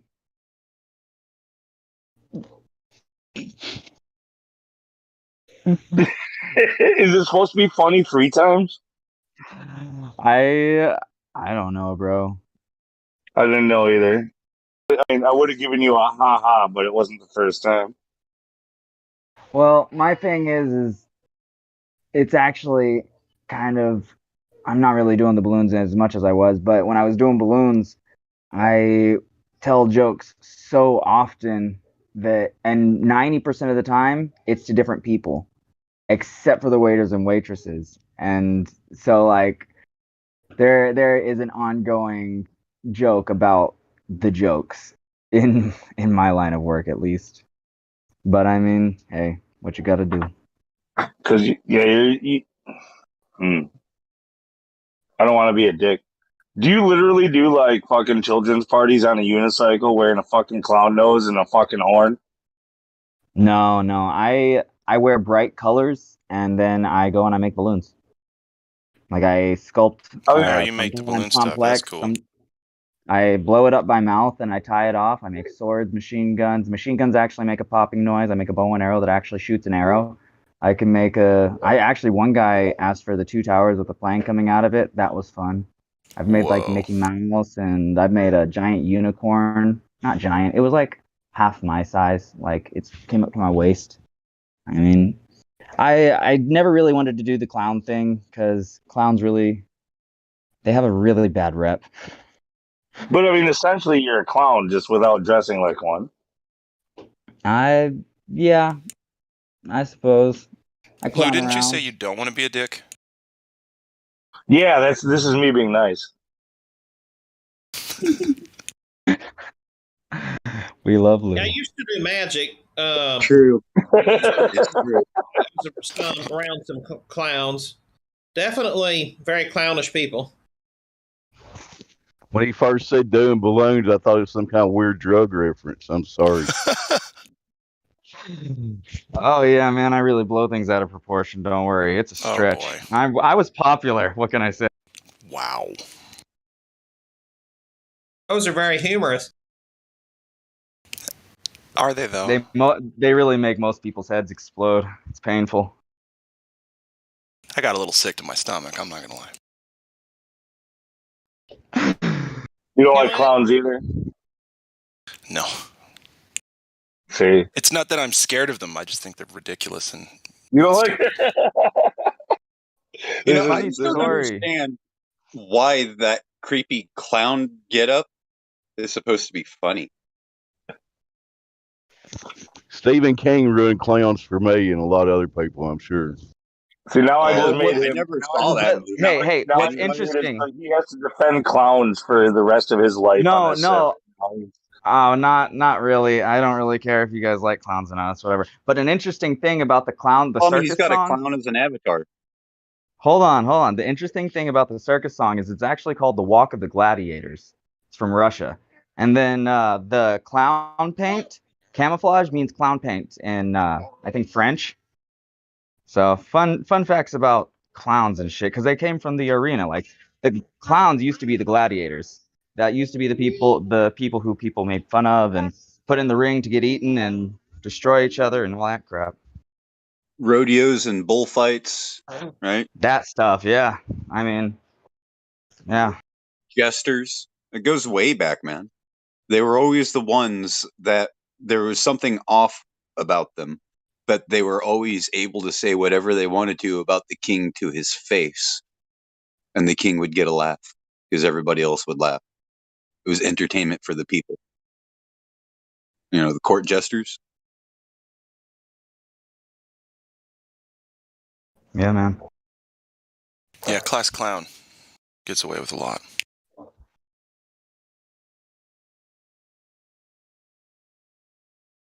I mean, same thing happens today. I mean, it's called the circus, man. Well, I was just gonna say, looks like the same thing with Neil deGrasse. He's a clown and he gets away with a lot of shit too. But circus means sport, but the circus that you see, there's no sport there. You just have geeks and jugglers, clowns. It's more like a circus sideshow. Fucking clowns. Fucking clowns. You guys can try to judge me on this.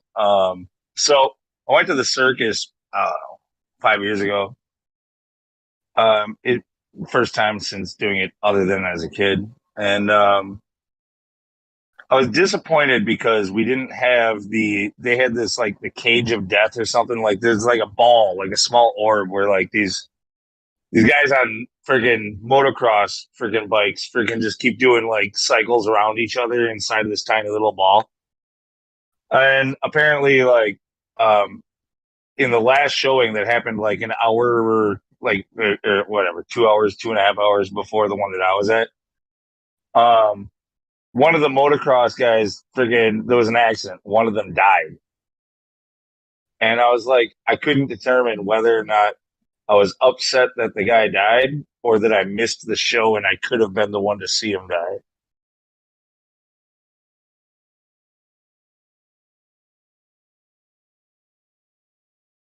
Nobody, nothing.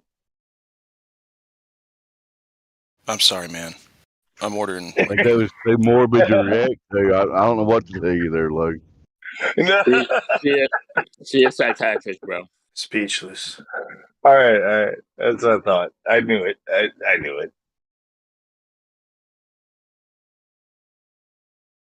No, I'm just kidding. It sucked that the guy died. That would have been one of the acts that I wanted to see. I would not have wanted to see somebody die. But the fact that it happened the showing previous and I missed it was a little bit of a freaking gouge, I got to tell you.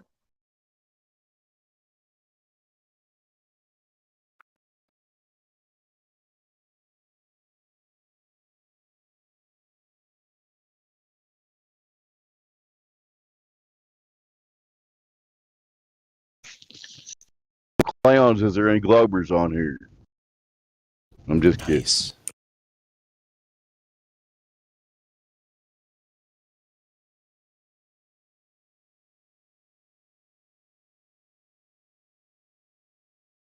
So here's a question I have. Somebody earlier, as I was asking about the mountain range from the Appalachian, if it's the same mountain range that continues on over through Europe and Africa, asked, does that really prove a flat Earth or globe Earth? Which I don't think so. But, one of the things that we talk about a lot as flat earthers is buoyancy and density as opposed to gravity. And the question is why does that necessarily prove flat Earth compared to round Earth? And I'm wondering, does anybody know, are there globers who accept that gravity is explained by supposed science is bunk, or are there globers that also accept buoyancy and density is the more accurate description? Can we explain buoyancy and? Globers all believe in gravity. That's what makes them a glober. Yeah, if you try to explain the truth to them, they just say gravity. They say to believe in buoyancy, you need gravity because it's in the equation. So there's only gravity, basically. They say gravity, but they don't really understand the word, right? All they know is that's how space balls are made. So it has to be gravity.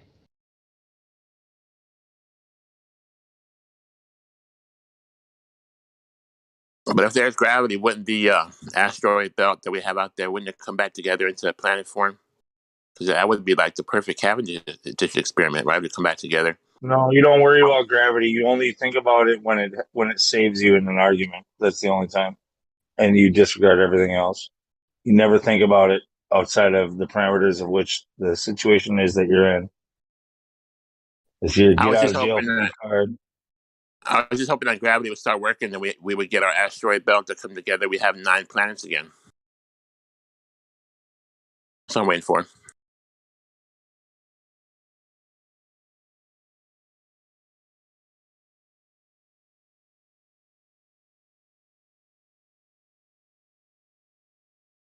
Explain how I'm able to see this far. Well, gravity. What? Yeah, gravity.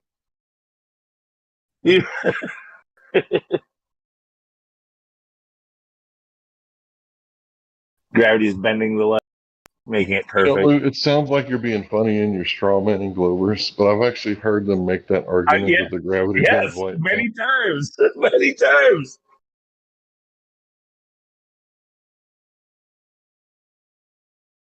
I'll back y'all up. I've heard the exact words coming out of Glober's mouth before.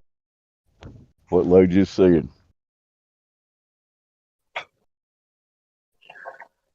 Yeah, and you're like, don't you mean refraction? They're like, well, that too. Like, are you saying refraction doesn't exist? Like, no. No. That's not what we're saying. Explain your refravity.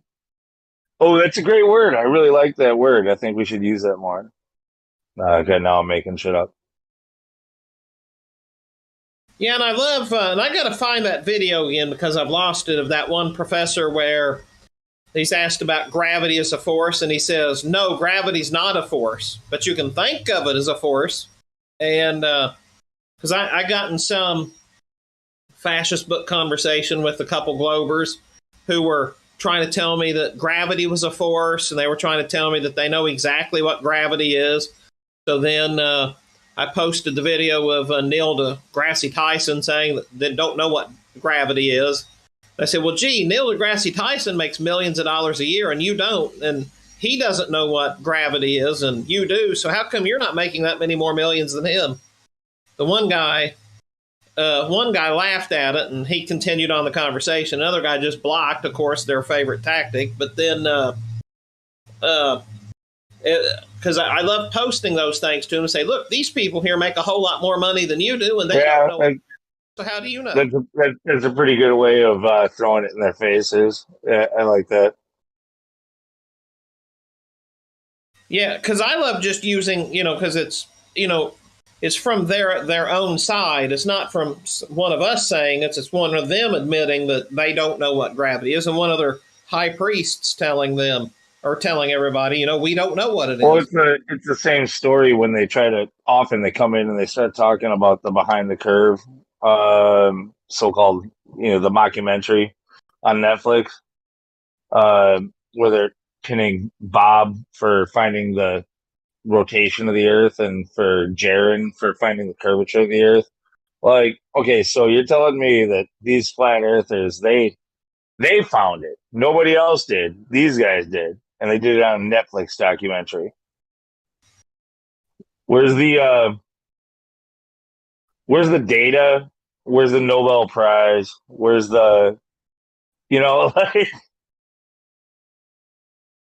Yeah, they would be, where's their fellowship to come give seminars at various universities? Maybe not professorships, but where's their fellowships anyway? right. I mean, well, we would have given them the credit, but they're flat earthers, so they don't deserve it. Otherwise, they found it.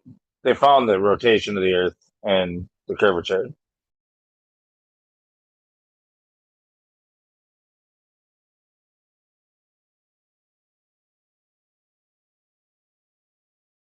Yeah, my other favorite one is when they come in and tell us, well, you flat earth people believe X, blah, blah, blah. And I say, oh, great. Okay, so you think that that's what we teach. You say believe, but let's say that's what we teach. Okay, now do me a favor. What's your source for that of what you claim that we teach?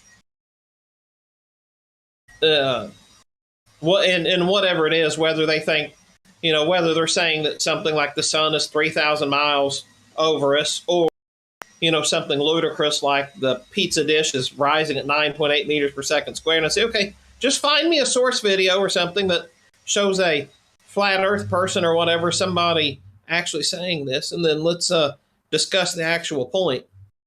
Well, even still, like one person saying it, like it like one guy could call himself a flat earther. Like if Mark Sargent or if I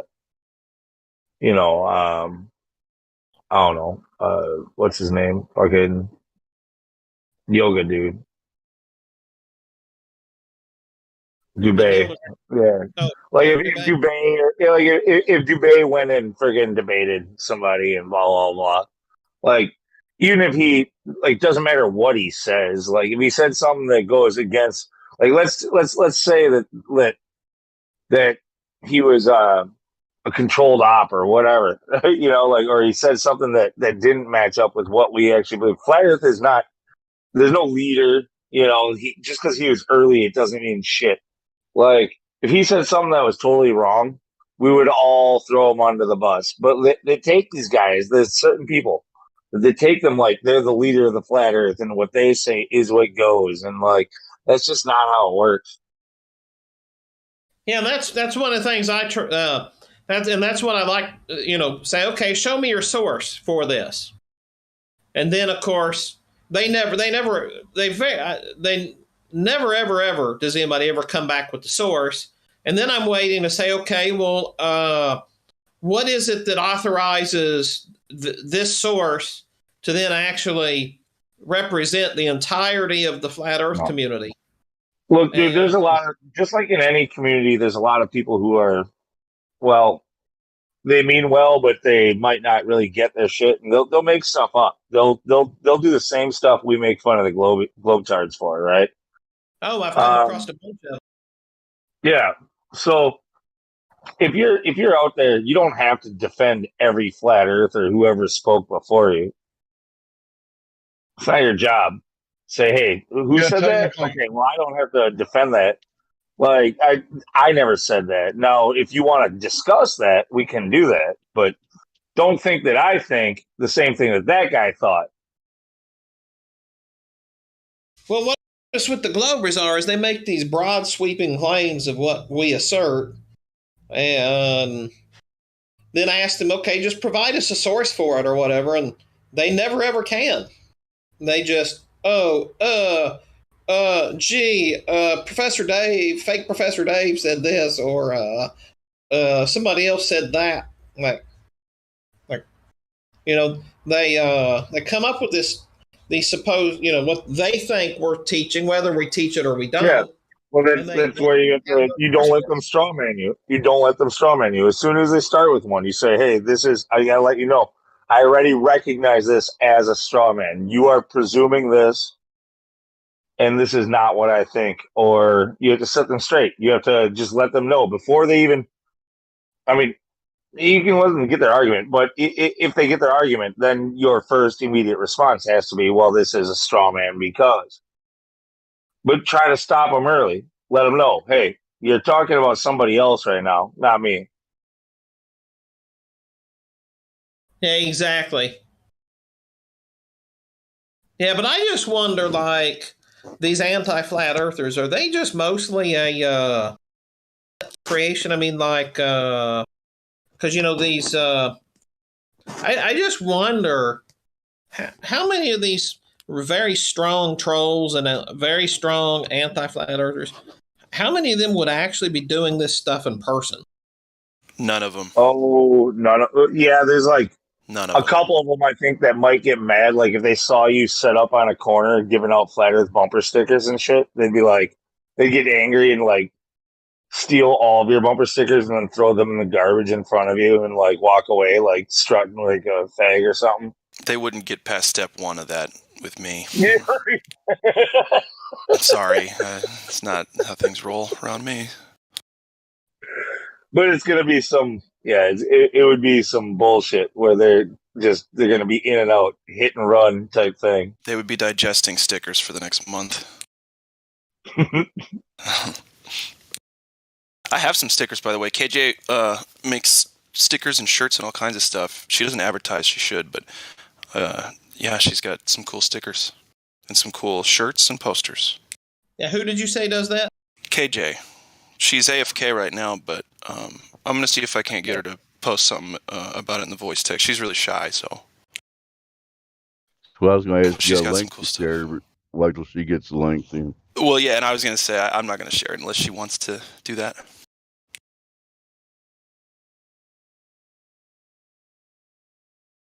Stickers are still like the best way to go. I'm just picturing some like trans and fucking like purple hair, like fucking just strutting after they drop friggin' a bunch of flat Earth bumper stickers into the trash bin. Just fucking just shaking their ass as they go, like, yeah, I did that. Yeah. Now they're going to go to Hot Topic and spend $31 on fucking makeup. And a chain for nose to ear. Like, okay. And then has their non-gender as a friend.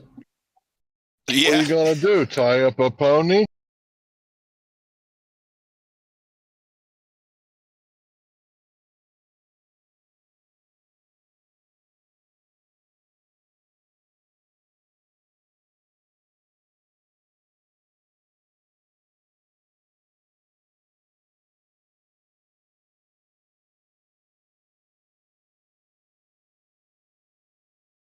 Yeah, reality though, I don't actually run across that many people who truly want to actually discuss the globe Earth versus the flat Earth. So that's why I do enjoy it here, because in our fascist book group for Florida Flat Earth, I do my best not to allow any debate of any topic, that it's not really a debate group for, there's lots of flat Earth groups that are for that. Ours is mostly for setting up meetups and sharing things. So two people want to share opposing ideas, I'm all for it, but just not a lot of, we don't have a lot of argument and a lot of trolling from anything on there. We've done a pretty good job of that.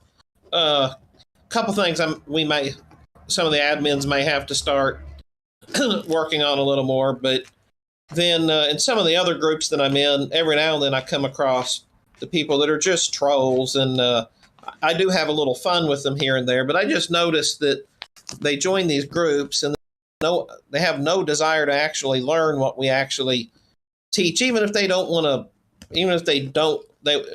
to accept it. And I don't know why they wouldn't want to hear what we have to say, but they don't. They just want to come in and post stupid things and then start clowning around. And I don't understand why they waste their time. It's just the mentality of like young adults, teenagers, young adults, and even preteens. Like they they they're not encouraged to go out and meet each other. They're not encouraged to go and so, do any of that. So they're all just meeting online in places like this, and like, well, what can we do? And you're limited with options online in a chat room. What can you do? Well, who can we troll? And they just make a game out of it. They're bored. They're bored kids with nothing to do. And, while they're at it, have a little therapy session, a little cathartic release of some anger and some emotions, right? Unload on somebody.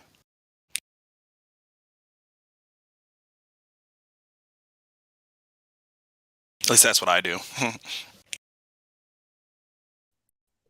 I like to go online and troll the flat earthers, and I say racial slurs. I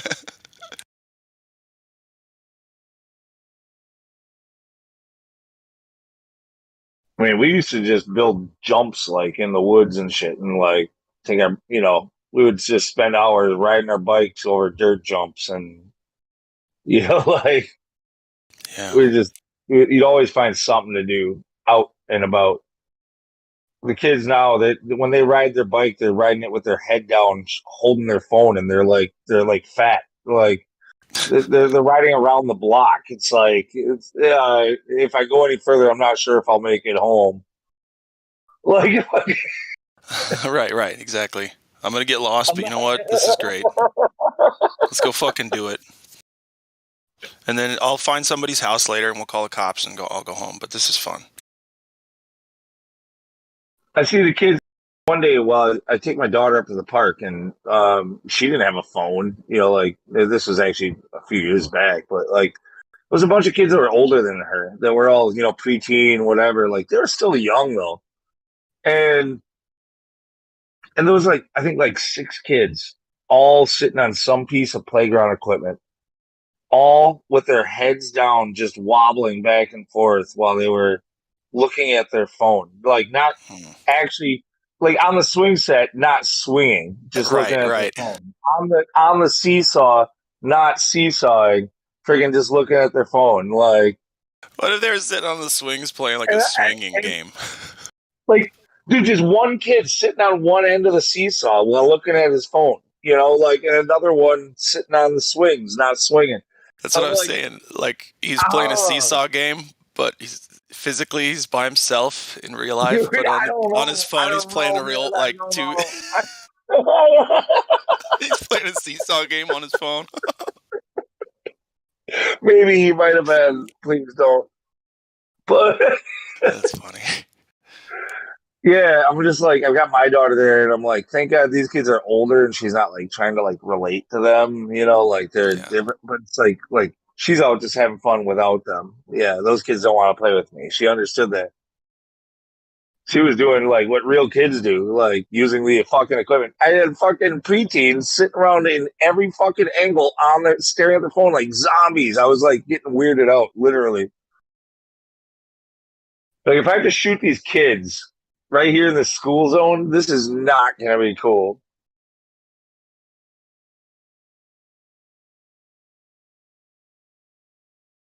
Yeah, it's ruined kids, those phones.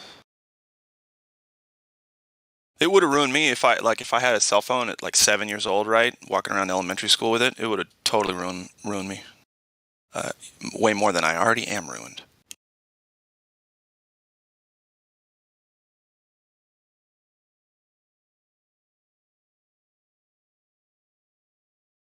Pretty sure I just triggered the feds, by the way. So that's everybody be cool. Nah, I wouldn't worry about it. They are pretty shitty at their jobs. They'll get it in a month from now and be like, all right, shut them down. Right.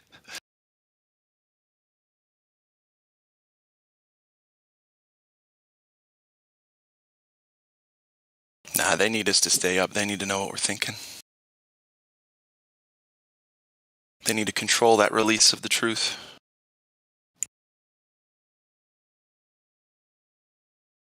These damn phones, man. Everybody knew, everybody saw it. Everybody's been pointing it out for over a decade about like how crazy it was that these third world countries that didn't have a fucking clean place to get water from, they all had fucking smartphones in their hands in every picture you ever saw. So weird, man. Like, you can't get a fresh glass of water, but you got a smartphone. Okay, so like, Yeah. Have you seen the GIF? It's a pretty old one of the kid talking to a lady. She's just talking to one of the really put out kids, the disheveled kids down. I don't know where they were.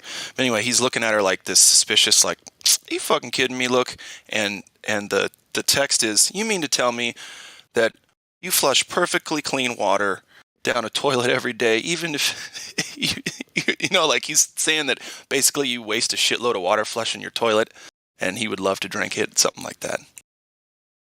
yeah, dude. Well, okay, great. That wasn't going to go all the way there, but the point is yes, yeah, we're very wasteful here, but no, it's that more. My point was that they have the cell phone. Okay, who gave them that fucking cell phone? How are they affording that fucking cell phone? Like, how is it that you think they're doing what they're doing today? It's because of all the data they've collected on you through that fucking spy device that you've been carrying with you for decades. Especially, yeah, I've had the same phone number for the whole time, so. If we all got rid of the tech, I mean, I know I'm not the only person saying this. This is cliche at this point, but like everybody's heard it, but it's true. If we all just threw away our fucking smart devices, like, yeah, you can still go home and use your PC and whatever. Like, but if we didn't carry around, we didn't wear smart watches or carry smartphones or buy smart fridges or smart thermostats or Alexas. If we didn't do that, if we didn't have any of those things, they couldn't do any of the stuff that they're doing now. Any of it.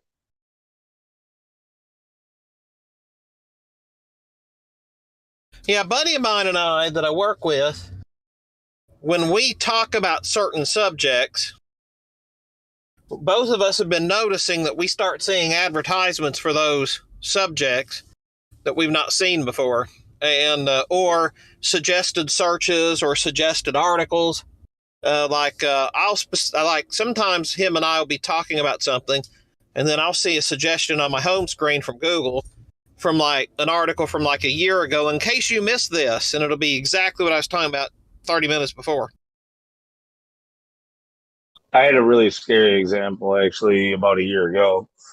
I was thinking about buying a new vehicle, and I'm in a snowy environment, so I was thinking about something with all-wheel drive, but I also have a low garage, and I was thinking about it should be low enough where it could get in the garage, so I'm thinking like Subarus, but those things are like hard to come by around here. I was like, and then I was dropping off my daughter, and on the way home, I was behind a Jeep, and I never spoke anything. I never had my phone up. But I was driving behind like a certain Jeep, like, and I was like, I wonder about one of those, you know? And I was thinking about it for a little period of time, like driving right behind it. And I got home, and within 45 minutes, an hour and a half, somewhere in there, of me being behind the vehicle, I got not just like an advertisement, but one of those text messages where it was a Carfax report on a specific VIN number of the exact same make and model of vehicle I was following up behind and what it was for sale for.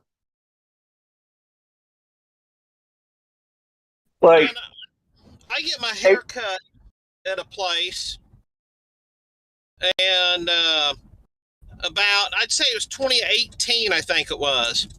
I left out, and it said, you may know, and it listed all the girls who worked there. And so I got doing some digging, of course, and Facebook and Google and Bing, they do that. Like that guy probably was selling that car, and it saw that your phone was behind him for so long time, so it and then it sent you that because you talked about all-wheel drive. No, but I never talked about anything. I never like I never opened my mouth. I never did anything other than drive behind it for like maybe 3 or 4 miles. Yeah, but I'm still not surprised because they do see who's, who you're close to. They do definitely do that, and then they spool you, the people that have been near you. They stop some of that, I know, because we then So about it that same somehow, time we were doctors so and everything. it sends the phone driving behind it. It recognized the number, and then it sent a fucking automated fucking text message to that number. And this is all legal somehow. Oh yeah, I mean it's a lot of this stuff. The gray line is very, very, very thin.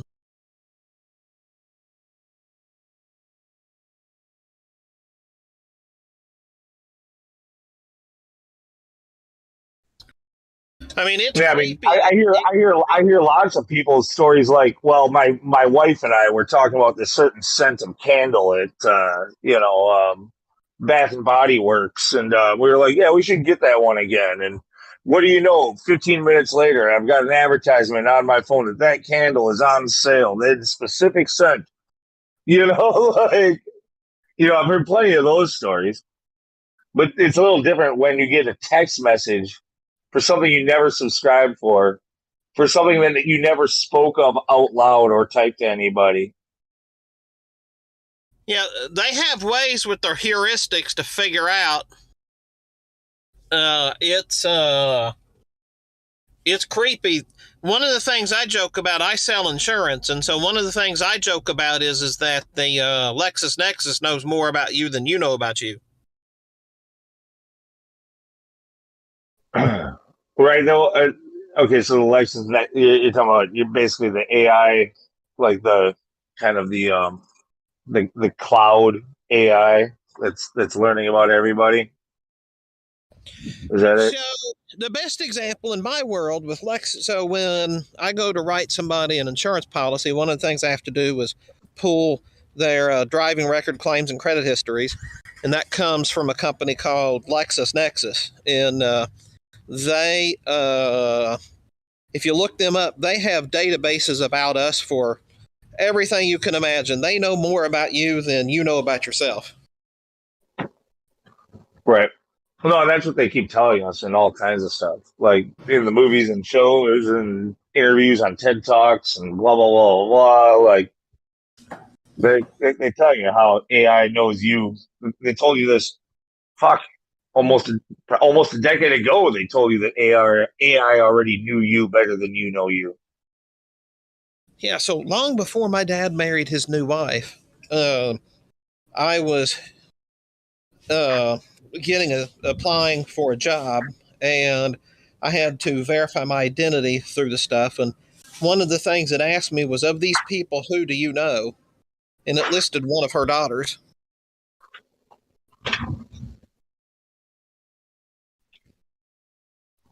And I had absolutely no idea who any of the other people were. And that was really creepy.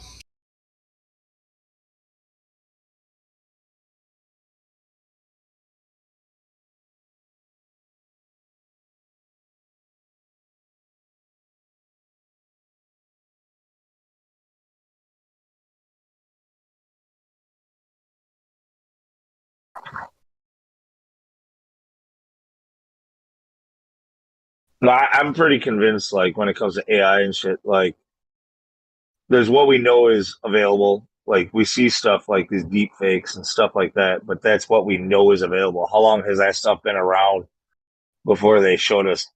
You can deep fake people with this, $30 program or whatever it costs.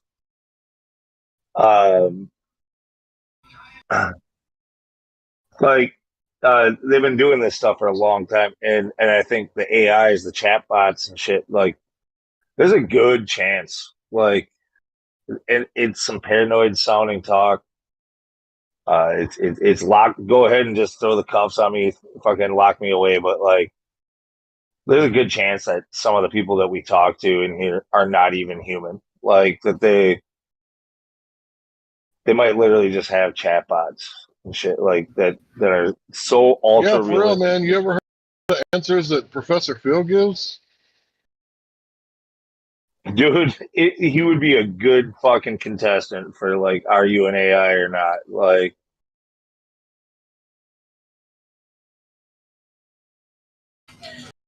Well, I'll tell you, on Flat Earth United, on Fascist Book, back in maybe September, maybe August, maybe a little earlier, there was one guy that was just one globe troll that was just really, really active and just really, really adamant about everything. And then all of a sudden, he posted one more thing, and there were some like Russian letters, the number like 57, and then a very strongly worded post. And then I went back through and counted all his previous comments, and that was comment number 57. And the moderators took that down pretty quickly. But I would not be surprised if some of these people in here, and even when you talk to on the phone, are just AI, just like that. I would not be surprised at all. no, the technology should be there by now. Actually, like, it's just surprising. Like people, because they keep that stuff for themselves. Like, look how fake the reality of everything is around us. Like, if they can fake stars and fake politicians and fake all kinds of stuff and control us with it, they're going to keep that for themselves. But maybe it's come time, like, all right, we're going to give one of those limited hangouts. Like, we're going to show them a little bit of this, but only because we got something so much better ready to go. Like, I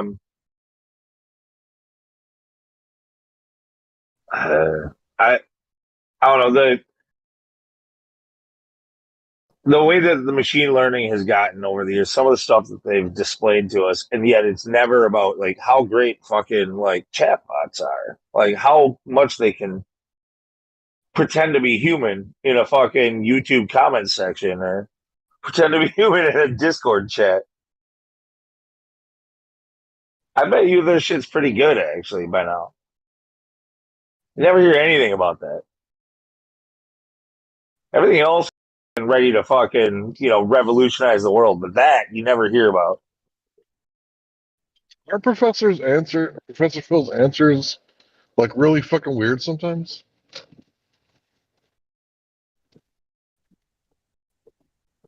Absolutely. Yeah. Yeah. Does he only teach online, or has there been like students who've met him face to face, shaking his hand? That's a good question.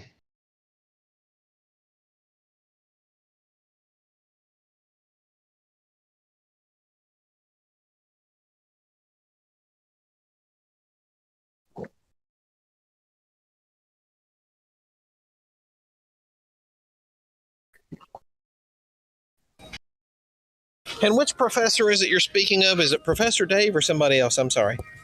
Phil. Oh, gotcha. Not one I'm familiar with. Sorry.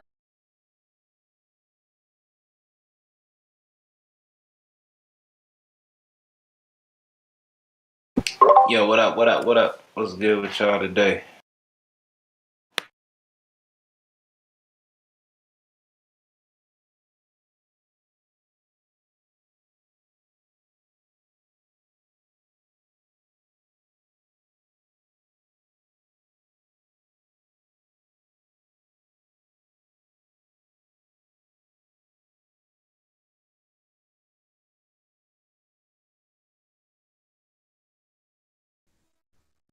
Sorry, Anthony on the work.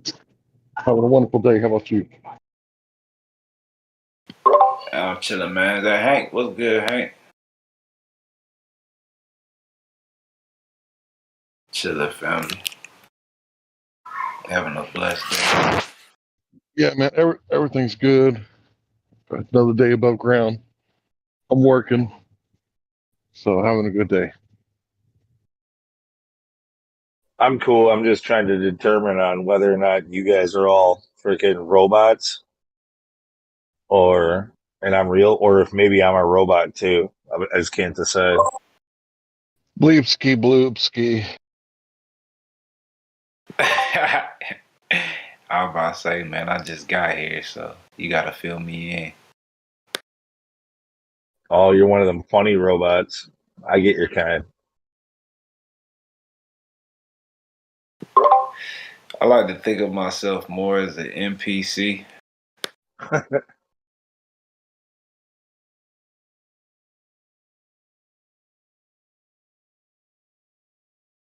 Find out what it means to me.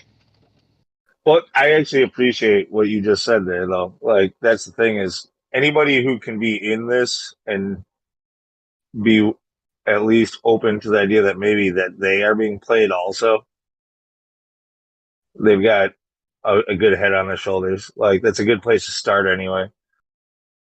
There's too many people who think that they've either somehow beaten the system. Now they see everything. It's like, I just became aware of something. Now I see everything. I think that's dangerous. We have a lot of that around here. You know what? Those people, they need a lot of physical exercise because that's the only thing that's gonna humble them. How about the Glober that comes in here and he goes, "What is that?" And you tell him what it is, and then he looks it up, and then 30 seconds later, after reading something on Wikipedia, he starts to school you on it. I know that all too well.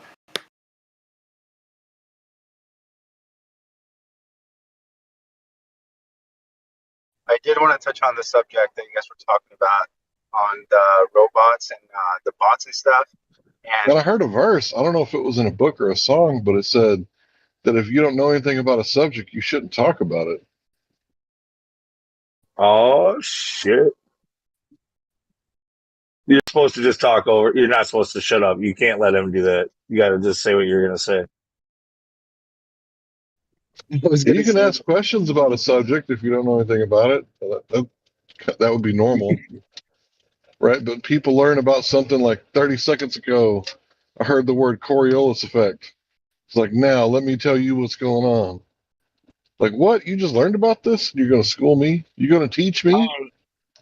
I don't know much about this topic either, though, Hank, but there's been plenty of times where I came into a conversation with a personal opinion that wasn't necessarily expert based, and that's why I prefaced it in such a way. We're like, I shouldn't be excluded from conversation because I came in saying I might not be an expert, but Yeah, I'm not gonna lie though. Like the Coriolis effect, like I'm pretty dope with that. Me, you know what I'm saying? I don't know about everybody else, but I'm pretty dope with that. Me, because you know what's funny? And Hank, I know what you. I know you got something to say. One sec. They can only go so deep with it. But go ahead, Hank. no, actually, I'm going to jump on this one. What is I this just thing you're realized talking who I'm about? talking to. Okay, go ahead, bro. What do you mean? Do you guys have some previous history? Is that what the joke I'm missing, or what? Yeah, I just recognized his voice. He's from Google Hangouts. I've known this cat for about 4 years. I think he used to go by Okay. Amaziah. Is that right? Word. That's me. Yeah.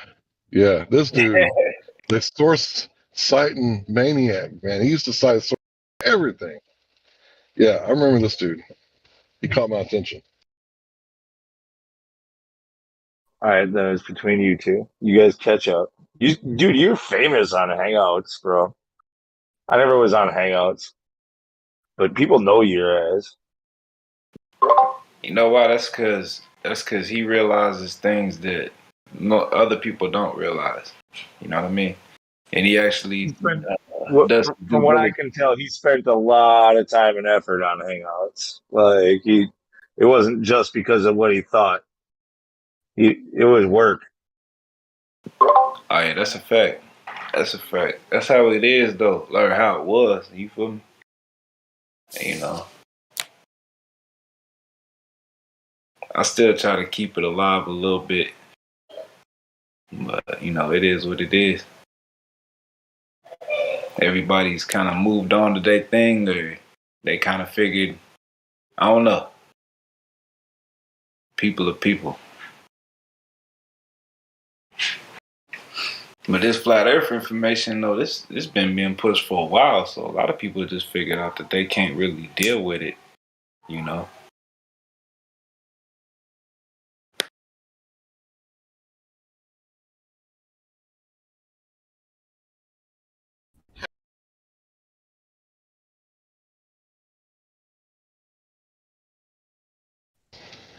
All right, so y'all know I deliver pizza. Sorry, bro. Hold on just a second, Florida. Y'all know I deliver pizza for a living, right?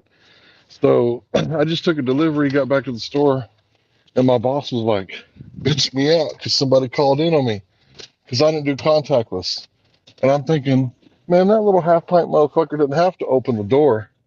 I didn't force him to open his door. If he wanted to do contactless, he should have waited till I was done. Yeah, you could have rang So it's twice. like, Been like, okay, sorry, I could have left it here on the step. yeah, some people, you know, they say, I ain't no dog, man. Don't put my food on the ground. It's like, bro, I can't make everybody happy. I don't know what the fuck. What am I supposed to do? Like, how do I do I gotta this? tell you, I've been I'm doing not. this I'm 20 not. years. I gotta tell How you, do I I do don't this? do. I don't do the contactless, but it's contactless around here unless I make sure to uncheck it. So like, I have to. It's already checked. I have to uncheck contactless. But yeah, dude, they might just run up and leave it there and run away with. They might not even knock at the door, or I don't even know. Like I got thick walls. Maybe I missed it that one time, but I had a pizza sit out there where it was fucking just cold as shit. By the time I was like, "Are they here yet?" I was watching for them. I missed it somehow.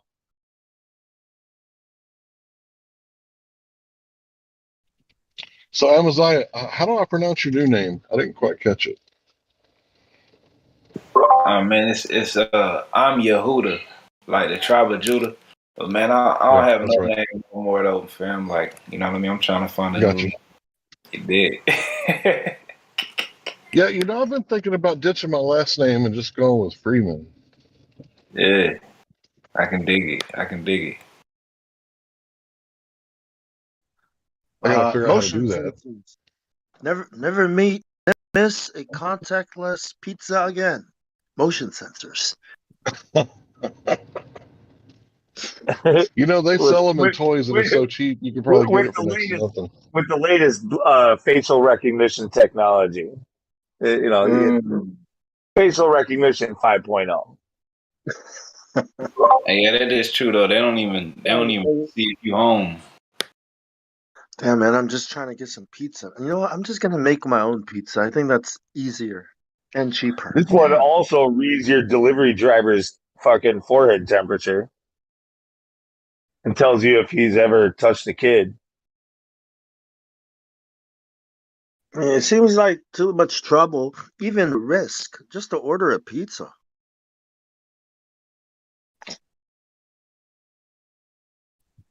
Yeah, apparently he called and said that he had a grandma. It's like, yeah, I got a grandma too, bro. You think you're special? If you want it contactless, don't open the door. You should Damn. have totally been like, yeah, my grandma just died, or my grandma's almost dead. She's not doing well. Like, and just totally turned around on him. Like, dude, I'm really sorry. I feel so bad. My grandma also. It's just she's not doing well, man. Oh, I didn't So talk what? to the dude. You want to meet me halfway or something? How do you want to do What's this? he doing in his house with a beanie on? Why are you inside with a beanie on anyway? Did the manager give him free pizza for that? Oh, yeah. Oh, yeah. I'm going to file that away for future use. Come on, bro. All you You gotta gotta be do inside really you is like that? complain about anything. Unfortunately, you don't have to make shit up because, like, if I order pizza and I get some, dippers or whatever, they're like, "What sauces would you like?" And you're like, "Well, they never include enough, so I want this sauce and I want an extra one of those sauces." You make sure it's on there. You pay for it. They never bring you the extra that you ordered ever. They just like always fucking just shaft you on the sauces that you paid for. It just that doesn't show up ever. So yeah, no, but you go ahead and you complain to the manager. Yeah, all of a sudden you're gonna get free meal, and you might get your sauces that time. I But don't like think after that, You're never getting your sausage. I'll drive in, talk to the manager. Like, dude, when this address calls, all right, I want you to give me sausage. This is my number. Yeah. How much do I have to pay for sausage? Damn it! From now on, if I'm getting dippers, I want double of whatever sauces I ask for. Okay, just double, and I'll let you know if you don't need to send them. Get the names of the shift managers, introduce yourself, and just make it your personal, pizza place. Get your neighbor to go in with you. I don't know. It might change it. They might like, oh shit, people give a damn about what we're doing here. I don't know Damn right, what's that's so hard pizza, about it. man. Like they should be able to teach the drivers or however they're doing it, like to grab the fucking sauces. It's not like they're cheap. It's like, do you want like a 1 ounce cup of ranch? 75 cents, sir. Like, and then you're paying a delivery fee. Then you're paying a fucking tip. Then you're fucking. This is $1. This is $1 fucking 1 ounce cup of ranch. That's Hank. Is that your responsibility, Hank? Like the sauces, the drivers? Or is that? If it's on the ticket, I got to bring it. But if they start saying, "Hey, where's my Parmesan, bro?" You didn't ring that up. Oh yeah, so it's not the drivers' fault. Yeah.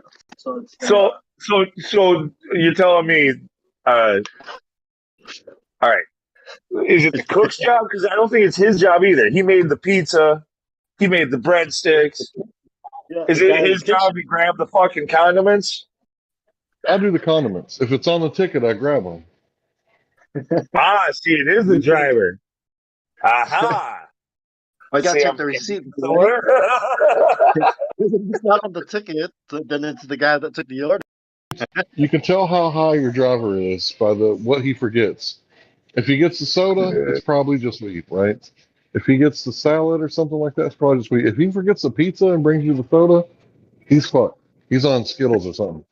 Dude, I went through a McDonald's drive-thru and got the 2 cheeseburger meal one time, and they gave me 2 cheeseburgers that were just buns with ketchup and cheese and fucking and mustard, like, or whatever they put on there. Everything but the meat.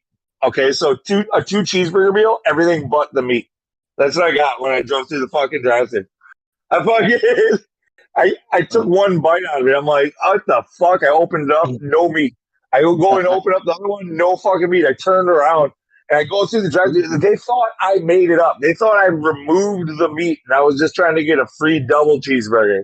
They were like, there ain't no way no dumbass that works here could have fucking forgot the meat on a cheeseburger. There's no way the lowest legal amount we could pay somebody, one of those guys made a mistake. Like, what? How do you forget? Even for that, how do you forget the meat on a cheeseburger? Like, how do you put that out? I paid $3.50 for this, man. What the? Oh, is that how much they cost? Sorry, I don't know how much they cost. Dude, they gave me a new meal, but they were like looking at me all sideways, like they were like, "This motherfucker's scamming." I know it. They give You think about the truck? Yeah. You think I'm gonna waste my time? I'm gonna go to Burger King. Now, we just gave that motherfucker 2 fucking pieces of free bread and some fucking ketchup. Scam you? Oh man. Fake patty burger that's unhealthy for me. Scam you? Oh man, you forgot the burger. The thing that's not really a burger. Yeah, the fucking hockey puck you put in the middle. Like, you forgot that. The patties look weird. Hey, Yehuda, you there, bro?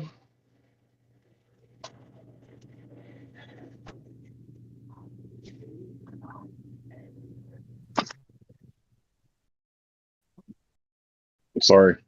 Please continue. Yehuda? Yeah. Yeah. I think you scared him off, right? His name's Yehuda. He came in and said hi. Nobody said hi to him. that was messed up. I was late. Came in like a minute later and said hi.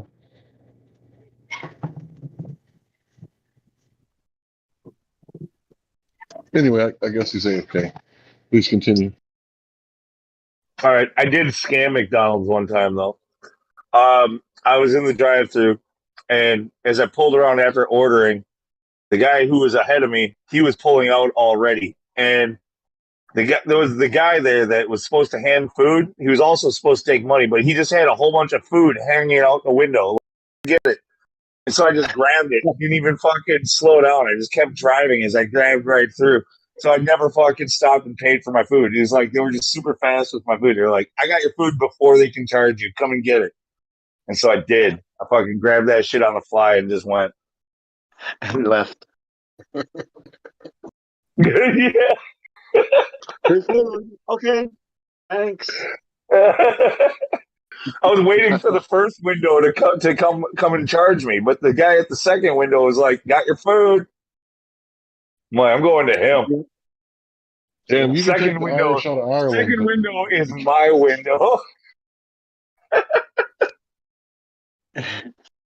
You can't take the Ireland out of the Irish. Was that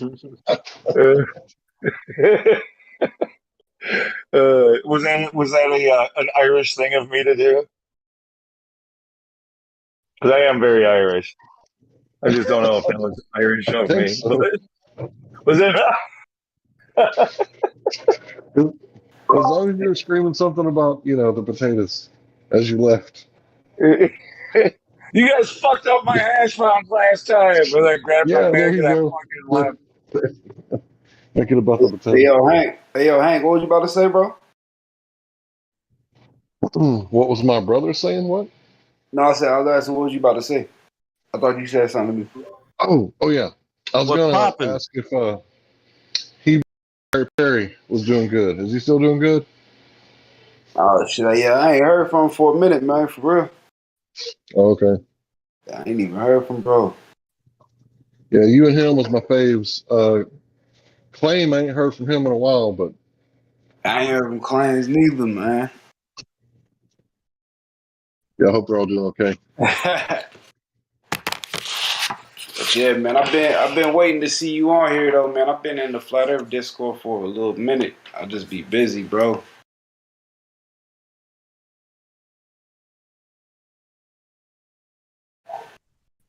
Yeah, I'm usually here like Tuesday through Sunday or Wednesday through Sunday or something like that, like 5 to close. Yeah. Gearhead Joshua told me to come over here. Oh yeah, that was a good move. Yeah, there's a lot of good people in here. Some Bible studies too on Tuesday.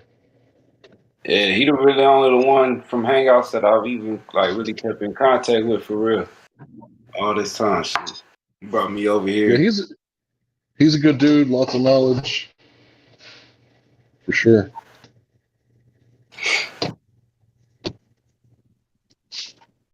Yeah, I should have took the first bus off of Google Hangouts, but I kind of went solo for a little while. You know, we was trying to bring people on the Discord though, like what? I want to say early 2019, but it's you gotta teach them this stuff. Like it's too difficult. You feel me? I ain't gonna lie, it was hard for me at first. Took me a while. Yeah, it's cool though. I like it a lot better.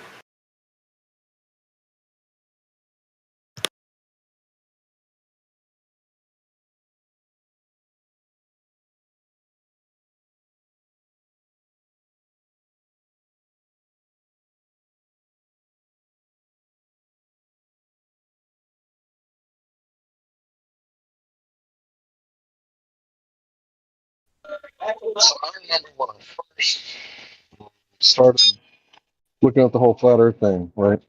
I went to other Bible thumpers, and I was like, "Hey, check this out."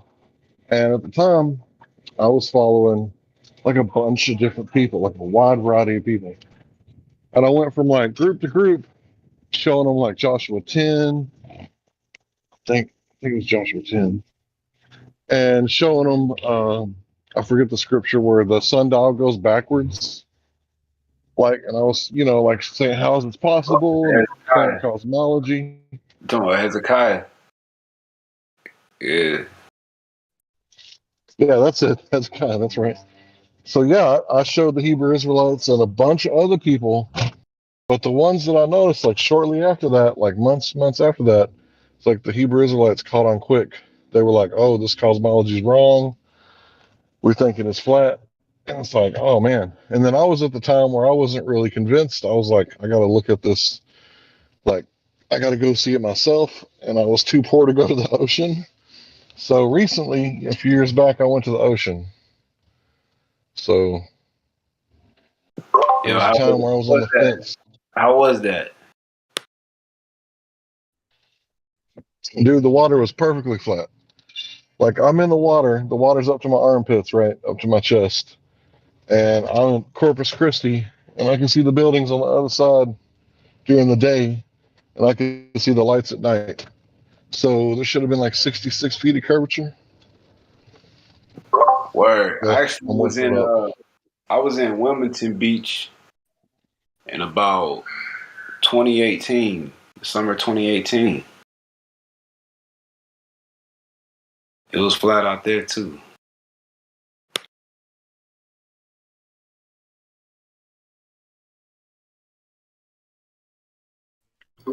Hey Hank, what wasn't it the sun's shadow that went backward 10 degrees? In the Old Testament? Mm-hmm. The sun's shadow going backwards. Yeah, he went. He's I don't remember that one. talking about the Yeah. sign of Hezekiah. That's what he's talking about. Yeah, the sun's shadow goes backwards 10 degrees, Yeah. exactly. It Oh, the was sundial. Yeah, okay. yeah, it was referenced in Isaiah and 2 Kings also. They reference that book.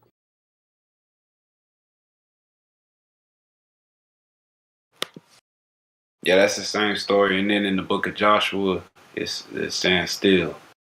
Yep. He knows.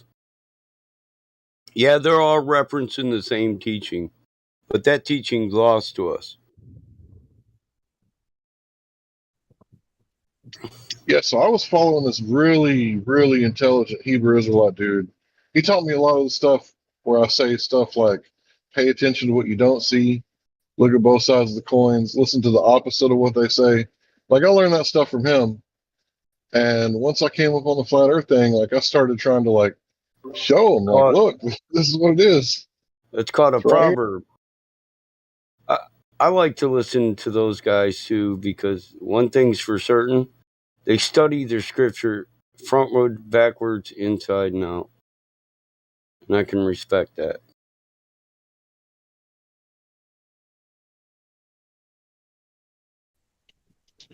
Yeah, I think it was Amaziah who asked the question, who's the Messiah? And then he points me to the book of Hebrews, which is the book that my grandmother told me to read. And I guess I had read it before, it just, it didn't make sense that he's the high priest.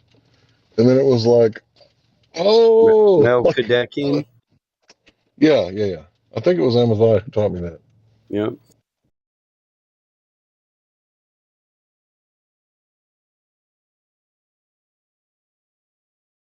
A lot of people don't follow that.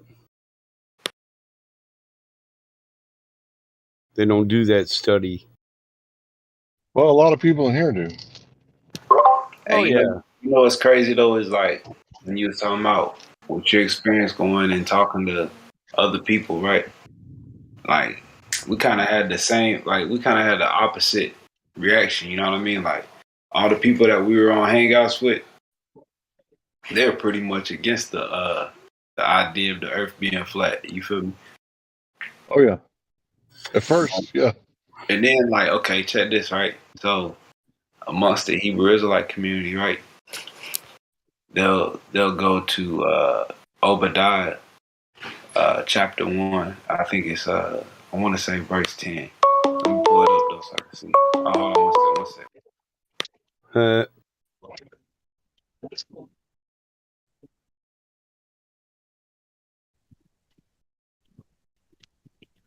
That's a familiar sound. Yeah, my daughters do that to me. They're too lazy to walk to the staircase and go, Dad! they just dial me up. Hey, I so mean, somebody in the room was talking about Hangouts. I only ever used Hangouts to talk one-to-one to a couple different people, but were there like flat Earth rooms in Hangouts? oh yeah, that's where didn't you start there? Google Hangouts, Group Yeah, Ladder man, I Talk, kind of feel like we all started QE2. in 2015. We all started using the Google Hangouts because you could go on live on YouTube with Google Hangouts. So you Yeah, could have 10 people in a room from all over the world, live like streaming that live, shit. and making like what we're doing now. But now we're using two parties to do what Google Hangouts did by itself with YouTube. So now it's OBS and Discord and YouTube.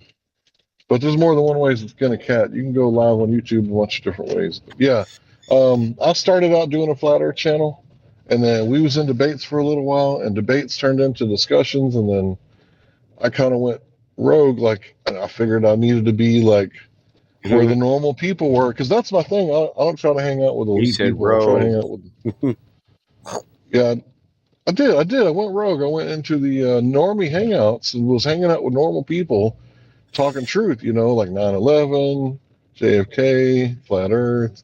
And I was, out there for the normies. And some of the most receptive people that were down for the truth too were the Israelites, the Hebrew Israelites. But they were down for whatever the truth was. Seemed like Bro, that's what they were searching I for. tried to get you an open, clear floor to talk to that AJ last night. He's it's better than dead air, He makes for a civil conversation. But that got Yeah, but he was pissed. He was drunk. yeah, oh well. Maybe next time though. I mean, I'm not going to judge him for one night's worth of. Pissed at what? Waiting for that Oh, he other was astrologist to drunk. come back. What was that? What was that guy's name? Me and you did the other day in the he was a PhD in astrology or astrophysics or whatever. No, nut, Oh, Quanternut, whatever it is. Quantonaut. yeah, Butchering his Quasinaut. name on purpose. Yeah. Quantum knot or quantonaut. Like astronaut, but with quantum Yeah. in the front. Yep. He was in the lobby yesterday talking to them guys. Yeah, he probably don't want no more of me and you. That didn't go well. Alright, my bad, y'all. Hey, yo, I'm back. Hey, yo, so look, y'all ready for this? He's looking for He that expected low it was hanging gonna fruit. Hey, look, y'all ready for this one? So check this out, Hank. So look, amongst the Hebrew Israelites, right? They'll go to Obadiah 1 and 4 and say, because it says, and though thou set thy nest among the stars, right? They'll be like, oh, see, they went to the moon. NASA went to the moon. I see. Yeah. Yeah. But That's going to hold somebody back. right, but if you do a search, right, on the word stars in the scriptures, 9 times out of 10 it's talking about the children of Israel if it's not talking about the actual stars in the sky. Yeah, the children of Israel or the hosts of heaven. Yep. Or there's 3 choices. It could be all the hosts of heaven, the actual stars, or the children of Israel, because it's a reference to there'll be as many as the stars. See what I mean? Your normal Protestant and Adventists and shit, they don't research that deep. Oh, of course not. Hey, yo, but I got a better question for you though, right? So, and I kind of got my own idea, you know what I'm saying? But I want to ask the panel, like, what do y'all think that the stars actually are?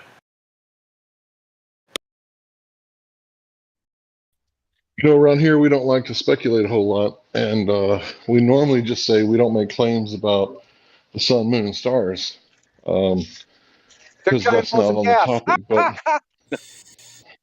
But yeah, in a vacuum, sure. Listen, we don't really know what they are, but I like to think that there's something going on up there, that there's life. They're the Somehow souls there's of your life up there. ancestors. I don't know if They're it's angels. like biological life, like cells and mitosis, but there's some sort of life up there. You mean intelligence? Did you say sololuminescence, Lou? I said they're the souls of your ancestors. Einstein reference. He's the only one that But yeah, caught it.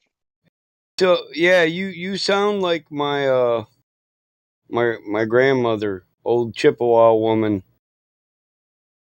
They lead the way to the future, the souls of our ancestors.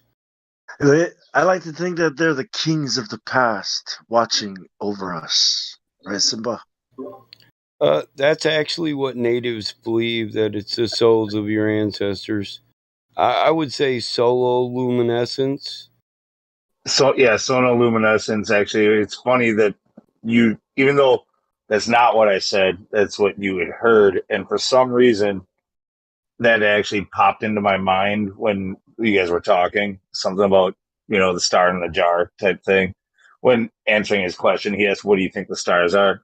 It's like, well, what are different answers? I gave you my, you know, souls of your ancestors bullshit. Which, sorry, I don't mean to say it's bullshit.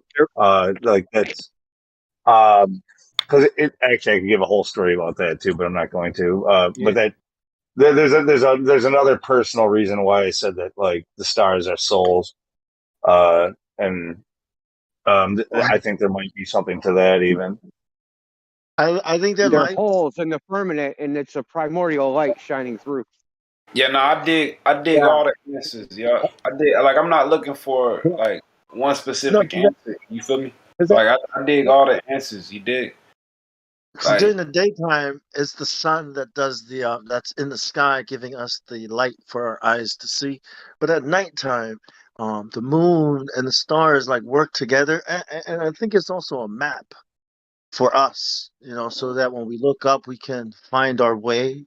So there's like, and because it's so beautiful at night, it's almost like some kind of artwork, or I don't know, but there's lights, and it's the reason why there's life, and it's beautiful to look at, and we can use it to find our way around. I mean, what does that mean?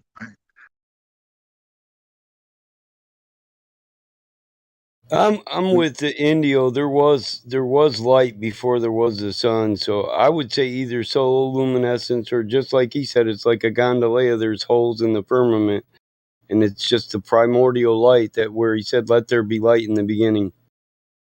There was already light before the sun, moon, and stars were made. And the source of the light, yeah, is the reflection. Yeah, I believe it's the reflection of the Creator's light. Well, I wonder also about translation and stuff too. Like nothing that would be. People always get offended. It's a touchy subject to try to get into, so maybe we shouldn't. But like one that I mentioned the other day, and I've mentioned it before too. But like when they say separating the waters from above or the waters above from the waters below. Like what if waters isn't exactly correct? What if that's meant to say fluids? Like in both like gases are fluids, right? Like what if that's the way it was meant to say? Like, but what if it's like a actual like a liquid?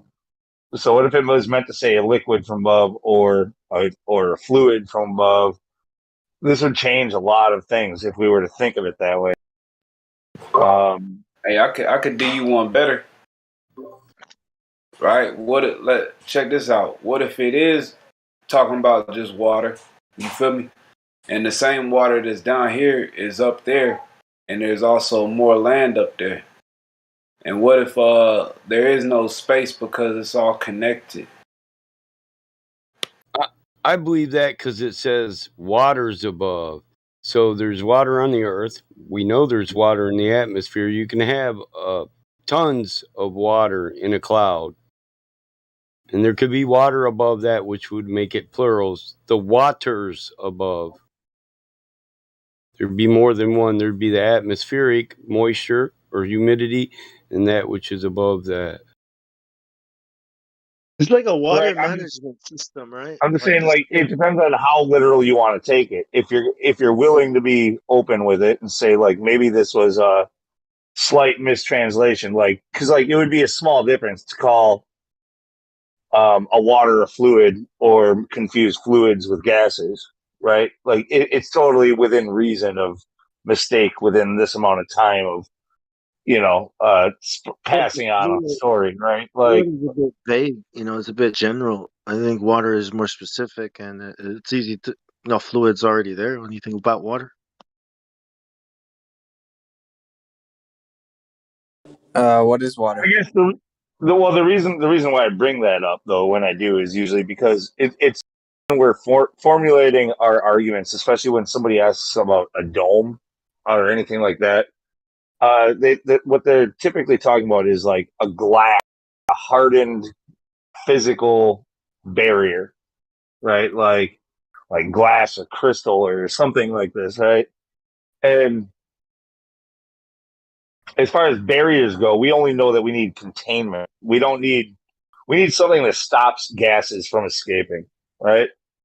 Well, there's different types of membranes and shit like that that we know of in nature. We've got, like semi-permeable membranes allow some things through and not others. Like, what if that was a possibility? Well, or when it comes to density, when we talk about relative density, what if we were living inside of a bubble that was outside of the bubble was a fluid instead of nothing? The vacuum. The vacuum has to be fake. But what if it was there, but it was all fluid? But check this out. I think what you got to look at, right, with what you're saying, right, is you're looking at it as like something that needs to be contained, right? When it's Well, we know something needs. We know our air needs to be contained. We have air pressure, gas pressure here on Earth, so we know that there needs to be containment for that. But check this out. So if everything's connected, right, you don't necessarily need to contain it so much as you would need to separate it, divide it. Does that make sense? Or else it'd just be everything toppling on top of each other, touching each other. What if there are different layers? Therefore, it says that he divided the waters from the waters with the firmament. That's right, but there's 7 layers of semi-permeable barriers leading up to the ultimate barrier that is physically impenetrable. Right. At least as I see it, and if physical matter wouldn't penetrate it. Right. Hey, yo, check this out, right? I wanted y'all to see this too. I think it was Lou that mentioned like water and what it could be if it was talking about literal water. Yeah, I'm not saying that. I mean, it could be. I'm not saying that it's not, but I'm saying that there's a chance that waters is a mistranslation. That it didn't literally mean like that's actual like H2O that you can drink. Like We don't know that. It could be a fluid. It could be. Wait, Well, check this out. Don't cut him off yet. Hold on. Don't cut him off yet, though. But check this out, right? So I want y'all to follow this logic, right? I'm gonna show you. So, like, if y'all look in the live chat, I spelled out the word for water in Hebrew. All right, it's the word mem. All right, now check this out. It's also one of the letters in Hebrew. So every Hebrew letter has a spelling, right?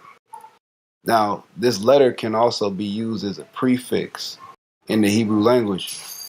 And when you affix it to something, it makes it a material thing. It brings it into the material realm. So, for example, right, the word for sacrifice in Hebrew is zabak, right? But if you put a mem on the front of that word and make it mazabak, right? Then it becomes an altar, which is a physical thing in our physical world where we can sacrifice things on. You feel what I'm saying? So what are you trying to say? Because it says waters, that it means the physical waters? Like, is that what you're saying? I'm saying that That when still doesn't if you were clarify to anything if it check He's is. this saying out, the physical world things come from the water. check this out, right? So I'm saying this, right? If you were to take the 22 letters in the Hebrew Aleph Beit, the moment that you start running into physical aspects and traits of life when it comes to the letters is when you hit the letter Mem. So if you just go in order from the first letter to the 22nd letter, all the letters up top, the first 11 are going to be talking about more so spiritual, abstract things, right? But then as soon as you get to the letter Mem, everything after that is something that's more, Physical, right. part of the creation. Yo, but Well, what's crazy? Water changes based on its environment, right? Like its actual state. So we actually don't know its environment above us. So we wouldn't understand that. We don't even understand water in our own environment. Literally. We don't. I guess before the my flood, whole reason for what I was saying that there might be a mistranslation about water to fluids is because I'm thinking of more along the lines of some of the like superfluid helium and stuff like that, like as a possibility that's for out of like. context. Before the flood, it never used to rain, and then it rained. So maybe the raining and the rainbow right now it rains all the time. Maybe those are the waters above. So maybe we don't know what it was like before because it never used to rain. It says that it used to water. There was a mist that came from the ground that watered the earth, so it never rained. So Well, what if that sounds like the morning dew, and I mean I know there's places who don't experience morning dew, but right? But it, before it ever Could also rained, be right? spring water We don't know what the or a conditions were river. pre-rain, pre-flood, because rain never happened before the flood. That's what the rainbow is. Get it? So the waters above were released, and so Well, and no, that's they why were we're released, going. but the rainbow shows you that they're still being held back again now. Like the rainbow is the intact divider because the actual gates of the divider opened up. So when you see the rainbow, the reason it shows you that the earth's not going to flood again is because it's showing you an intact firmament where those gates are not opened. And it's this reassurance every time you see it, you can literally physically see the firmament that's there presently holding back the waters. That's why. And You it has just blew seven my colors. mind, bro. It You has just seven blew colors. my mind. Then it has seven colors because there are seven layers. And many of the texts that were removed explain that there are seven layers. Yeah. So what were conditions like pre-flood, pre-rain? Because I don't think What you would you have seen a describe? rainbow if there was no like rain or some kind of moisture. what do Uh, you guys think about flood being like It hundreds said, of years old, not thousands and thousands of years old? hey, hold on, just to answer his question right quick, it said that a dew came from the ground, that a mist came up from the ground to water the earth. yeah, I couldn't hear the end of it. Were you asking? So, like, yeah, there wasn't a rainbow before the flood. The creator made a situation in which we perceive the light reflecting off the container to show us that it's there. Right. Well, what I was talking about is like how he says the waters above from the waters below, and I was thinking maybe after the flood, the waters above were not separated anymore, and that's why we see rain and clouds, and maybe before the flood, the sky looked different. I don't know. I'm just Well, of speculating. course it did because So, water hey, let from me outside clarify situation came real quick. inside, and we have two different types of water predominantly on the earth, right? We have like Well, fresh water and salt water. What's up? We have fresh water and salt water, and there Yeah, are so. yeah. I want. What if the waters above and the waters below are references to angels in heaven above and demons in Sheol below? Anybody consider that? Very possible Did because anybody? what is water? I Can I say mean, something Lord, about the rainbow? do bring the living water. Yeah, deal. Sure. Yeah. So okay. So if the air had the same index of refraction as water, there would never be a rainbow. It wouldn't exist.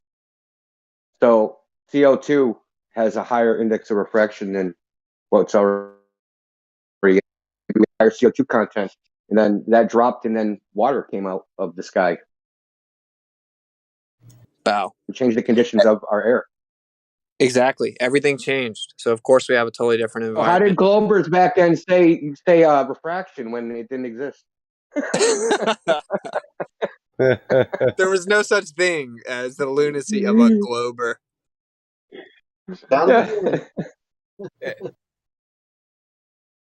Oh, I'm with you. Maim. There was. They drowned. That's Well, water, they global did. right? conditions out Yeah, they there. did. Maim, so it's physical.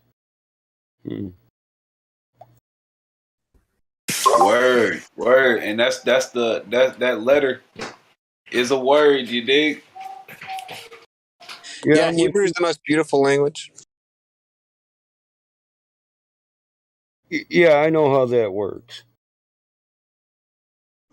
It's awesome, bro. It's so beautiful. It's the most. I started trying to learn it, and I'm like, bro, I thought I was about to run in here and just like last minute pass the test. Not today, bro. Yeah, Not that's with why I you, bro. said I know how it works. I Hey, don't have it. I don't have it totally down, but I get how it works. hey, yo, look, check this out, right? Check this out, right? If you really wanna, if y'all really wanna learn Hebrew, right? I can recommend a system to you, but you gotta forget everything you think you already know about it. You did. Cause look, I tried to learn it for years and years. You feel me? And then like, man, when I found out about this brother named Yazoo Shatifa, I was like, man, this is it. He wrote his own dictionary and everything, fam.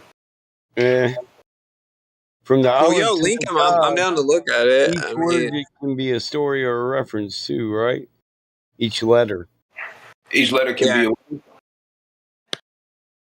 Well, the beautiful thing about Hebrew is you can't adequately interpret any of it without context. Like literally, because it's such a Usage. versatile language. Yeah, it's defined by usage, yeah. Yeah. That's what he was denoting with the mem and ma'im. So the waters above was translated from ma'im, which starts with the mem, which is a physical thing in this realm. So it was physical waters above from physical waters below. Hey, yo, Exactly. Hashamayim. so on to what I was saying, right? So check this out. Just like we got water down here and we got land down here, let's just say that there's water and land above us as well. You The feel me? living water. That's right, the waters of heaven. Well, what is the word for heaven? It's Hashamayim, right? Shemayim. Shamayim, Right. exactly. Well, The heavens, Hashamayim. he didn't say though. He Check keeps this out. saying waters and land above. I don't think Shamayim. the earth wasn't said to be above. That was only below, right? No, Well, you got Shamahim, and that's the heavens, and then you have the yeah, Mahim, which is below, right? yeah. But the point is, in the words, the etymology itself, it's explained to you, like, Lakish. what's the actual difference? Everything came Shamayim. from water. Word. It all came out the water because when he says, let the dry land appear, it comes out of the water. That's right. Exactly. And so The now you think about it Shamayim is more. the dwelling place of God and heavenly beings. Hey, yo, check this Yeah. out. We come out of our mother's water when we're born. We do. We're born of Yes. water, then of spirit when we die. And spirit and water is where you get the quote unquote angelic beings, as people would to understand. So, because we're made with like dust, right? But if you had water, Earth. yeah, earth. We're And made of earth, yeah. so we're made of earth, and instead of being so earth and spirit, or you have water and spirit, there is no physical limitation, and so it can be argued, and it is pre-fall. It was the water spirit form. I think all souls are made in heaven, and then some are chosen to fall. You come here. I think when we get there, we're going to look back on this and say, Man, that would have been a lot more enjoyable if I'd known I was going to live through it. All right. I don't think this is home. I think No. we're fractions of the one. We have the spark of the divine in us, and you can see that when a man copulates, there's a spark.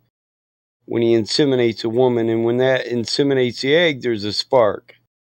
Two sparks of the divine, two fractions of the divine make one fraction. You can always fractionize all fractions. You can take a one. There's only one, and you break it down into fractions. We're part of the one, and that's Correct. prime creator, which is one. Existence as we perceive it itself is fractal by definition. It is. So this is, you can back this with theoretical quantum physics or actual science. Of course, everything is just an explanation of the reoccurring geometric patterns of energy that's everywhere. That's all anything is. It's an attempt to explain that. It's just Yeah, the so golden simple. There's mean a is a background. fractal. Yeah, the golden mean is a fractal.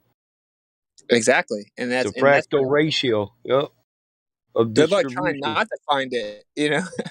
But we're getting off the language a little bit. But I like to study that because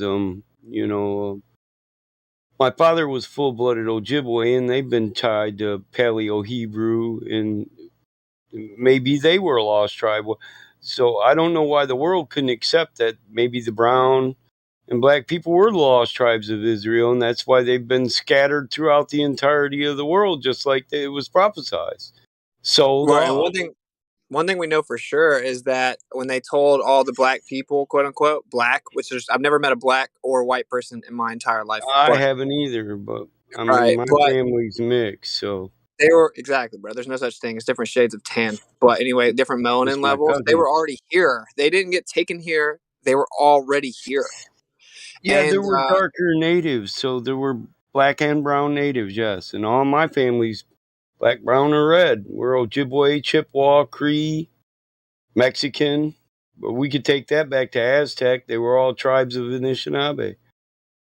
Except for right, me, like it I gets got a real little, deep too. I was just in a room with King Los, I got a the little rapper, Pollock in me. King Really? Los the rapper, and they were talking about like the term black and stuff like that.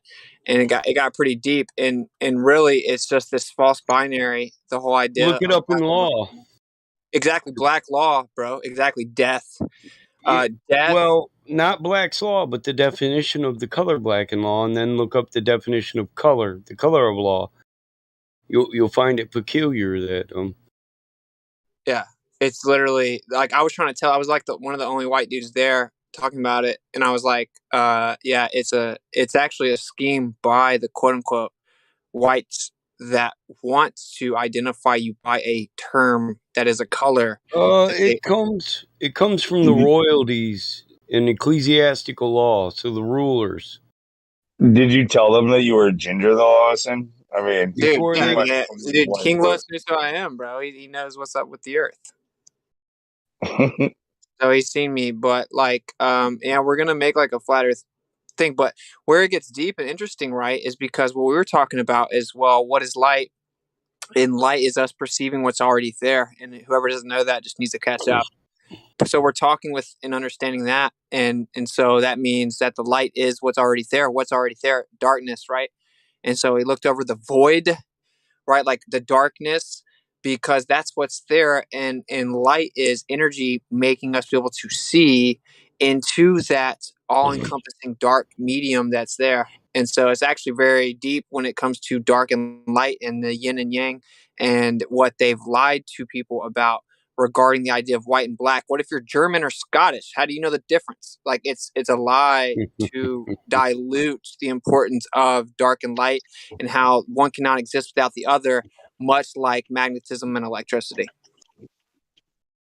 Yeah, I got to say, there was a lot of Irish indentured servants that were not, a lot of them black. A ton of people who went into servitude from Ireland were black or Right, dark quote skinned. unquote. Yeah, because but I mean, it's a hard thing to break because of how we talk to each other. But that's where they get us, and you know why? Because they know there's power in the words.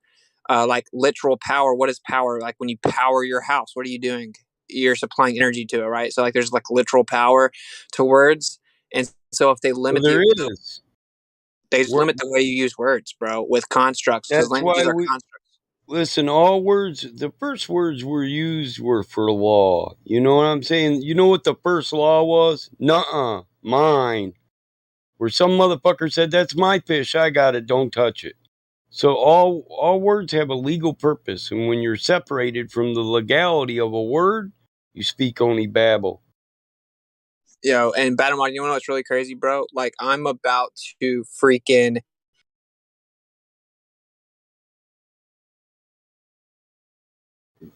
Did I fade out or did he? no, that was me. I have recently You discovered did. like trueness of what you just said, and I'm literally I was absorbing. raised it. I was raised in it. My people wanted to know what separated us from our freedom in this here realm that Yawanta Atanka made for us, or the Great Spirit, the great mystery. How were we separated? We were separated by law. How is law defined? Through spelling. What's a spell? What And is law? Where does law come from? So they took the law of God, ecclesiastical law, and they twist it. They made it wicked. It's been right, twisted, twisting made it, like wicked. making it cursive, right? That's why you have to sign your little legal document Yes, with your spelling signature in cursive. is cursive. Now you're with Right, me. exactly. And what's a curse? And what's a spell? It And is a they use the curse. words, and they get you to agree to the words because it's a vibrational Well, yeah. contract. Through a treaty or a commonwealth or a constitution or a contract. Why is it a contract? Because they conned you and they keep track of it and make sure you keep up with the contract. Fulfill, you know. Literally, So literally. listen, through your word, you give away your freedom. And Jesus tried to cover the legal aspect of this. His entire life was a ministry of law. He said you can't serve two masters. So either you're your own master or you'll serve a master. Yes, and like either you have the Torah as the law, or you have quote unquote the law man made, So and all yeah, law man and made I'll is give an built example upon of that. So good. on the road to Galilee, who was questioning Jesus about how would he do this and what about Caesar's taxes? And Jesus said, "Render unto Caesar what is Caesar's." So they were ecclesiastical lawyers, right? They say it says scribes on the road, but these scribes were ecclesiastical lawyers, and they know by the law of ecclesiastic, the law of first seizure. Only thing owed to you is what you go out and seize for yourself in this creation that God gave all men dominion over. So nothing's owed to Caesar because he doesn't own anything he doesn't go out and seize for himself. So when Jesus said that, he said, "Don't give Caesar shit." He said, "Render unto Caesar that which is Caesar's." The only thing is Caesar's is his individual dominion right of first seizure here in this creation where God put men. God made men and he ruled over them. But see, they switched us through commonwealths. Men made citizens, loyal subjects, and legal fictions. So if you're a citizen, I don't care if you're a sovereign citizen, you're still owned. Citizens belong to a legal fiction, sovereign or any other label you put in front of it. You have to be a man. Men. God made men and women. He gave them all, he said, be fruitful and multiply and subdue earth and have dominion over her and the fowl of the air and the beasts of the field and the fish of the sea. So we all have dominion. But what we do is enter into a commonwealth, an agreement wherein I have every right here. I'm my chief priest. You're your chief priest. Our families are our congregations, and we're supposed to bring them back to the Most High. But we give up a little bit of that, each one of us do, for the benefit of everybody else. And by ecclesiastical law, it's supposed to be beneficial for both sides. When it's no longer beneficial for both sides, then you have not liberty and it's unjust and void. So you don't have to announce that you're not with this contract no more. All you have to do is prove it's unjust, it's unbeneficial to you, the man. You don't have to say, I'm out of here. Here's my cursive spell, and that curses me and spells me out of this system. No, it's not beneficial to me anymore. It's one-sided. Men give up their rights so we can all enjoy something. Where's my enjoyment? There's no commonwealth then, is there? Wealth isn't common. It's one-sided. That by natural law, that's null and void. It's unjust.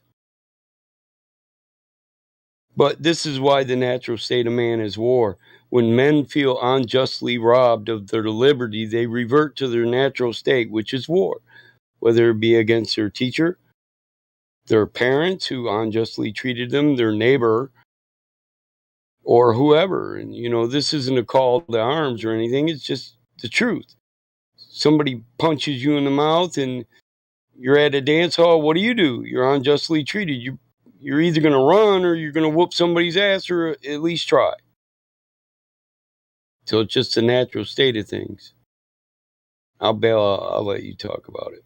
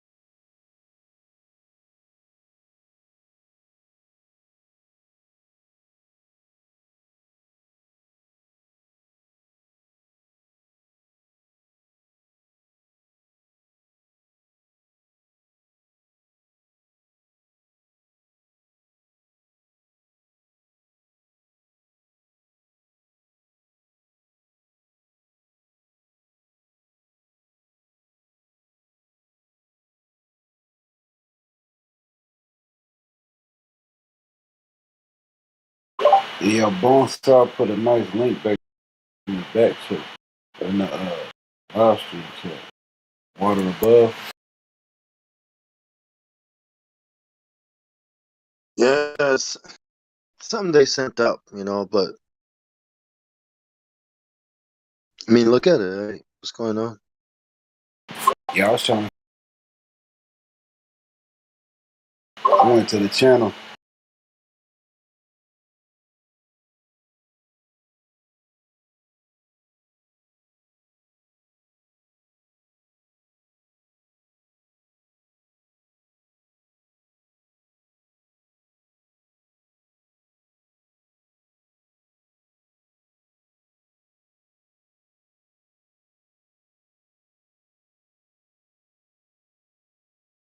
Have y'all heard about this black sun? Anybody tell you about that?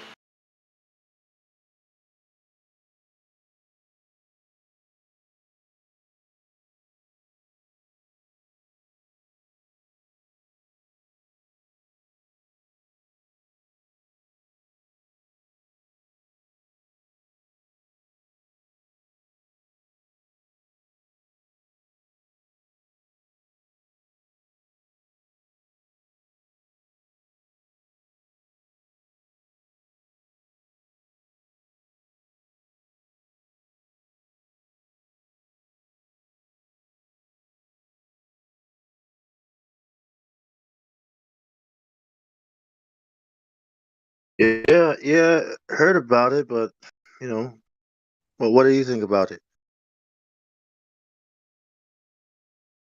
Sun we can't see.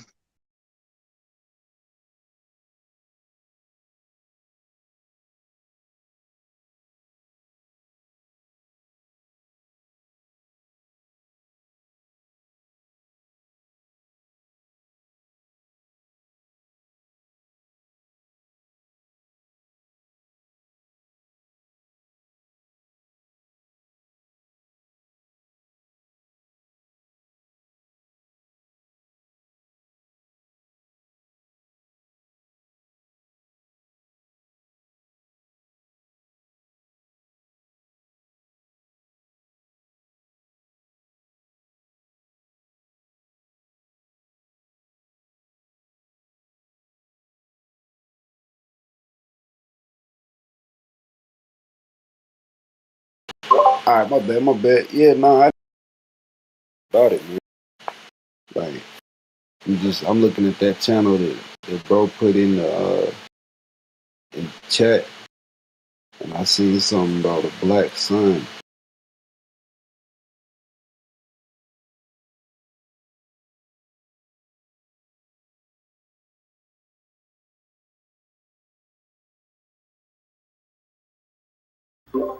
Damn, did I kill the lobby?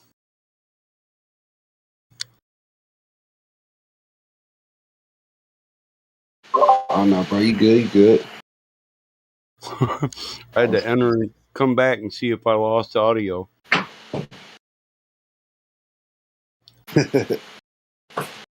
Say, damn, I broke the system there. They didn't know that all the kings and queens and all the governments, they run on ecclesiastical law. I'm not just saying this, I can prove it. My family on my native side, they're from chieftain bloodline. So my grandfather's on the Great Council. And he's party to the treaty court cases in Canada because their treaties are up. Their treaties were up in 2012. In America, our treaties will be up in 2 more years. So in the paperwork for the court cases, it names natural law, universal law, and ecclesiastical law and God's law. It references all that. It also names the Black Pope. It gives the Illuminati's corporate name and number, the New World Order corporate name and number. It says the Rothschilds are the Queen of England's rulers, her kings. It says the Queen and her kings, the Rothschilds, and the Aldoborini family, which is the Vatican family. They're the family, the Aldoborini family. They're the La Familia, the family, the mafia, you know? And it names all this right in PDF. It's all about it's a treaty court case. They're trying to tell us we owe them rent and we owe them for all the shit they built on our land in Canada, the First Nation people. Really? We owe you for you fucking up the Creator's land. Oh, okay, go fuck yourself. Owe you for building a building on my property, motherfucker. That's your own stupidity. You knew you didn't own it, but you built a nation there.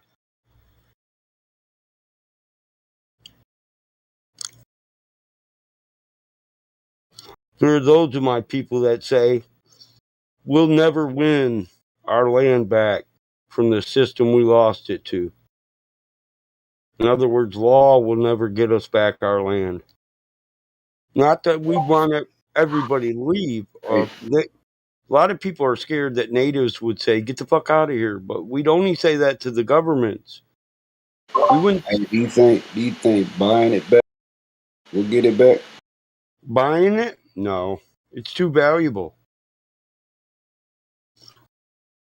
2 million, 2 billion citizens paying you taxes nonstop. You taxing every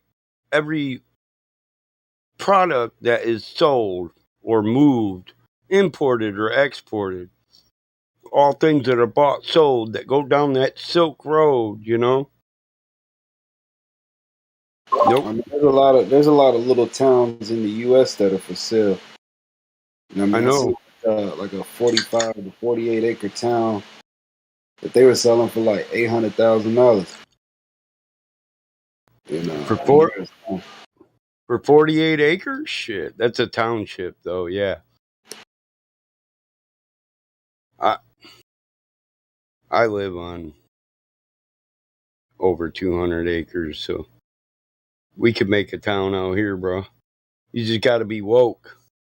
At least awake to the concept that you're a man born free, owing no other men nothing, owing no allegiance to no contracts of no dead men. That's all you got to know. And there's only one race. You got to know that too. Because if you fuck with my cousins from either side, there's going to be a motherfucking problem.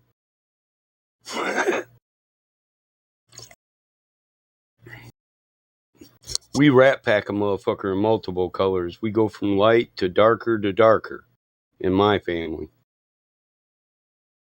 Hell, my old lady is dark brown. You know what I'm saying? She's a full-blooded native. I got a divorce from my first wife. I went to the reservation looking for a wife this time. I'm not gonna lie. Native women are more appreciative.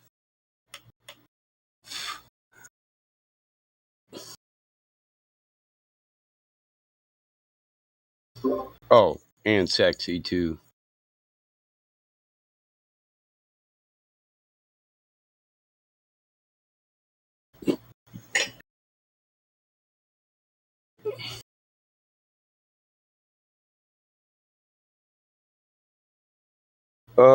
I didn't see what you were referencing, man. I'm not keeping up with the text lobby. Sporadic, it's all good.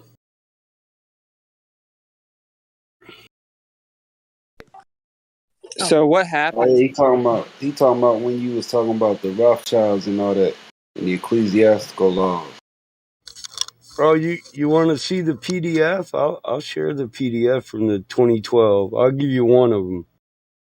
I can't share all of it because it's an ongoing court case, and some of them are motions to the royal court that haven't been made yet. If you're with me, it's a draft for a legal Yeah. document yet to be filed. Batamod, have you heard my recent idea, like legal route wise? No, but here, this Okay. PDF right here, it should open right up with a big eagle on the first page, and it should say Saskatchewan.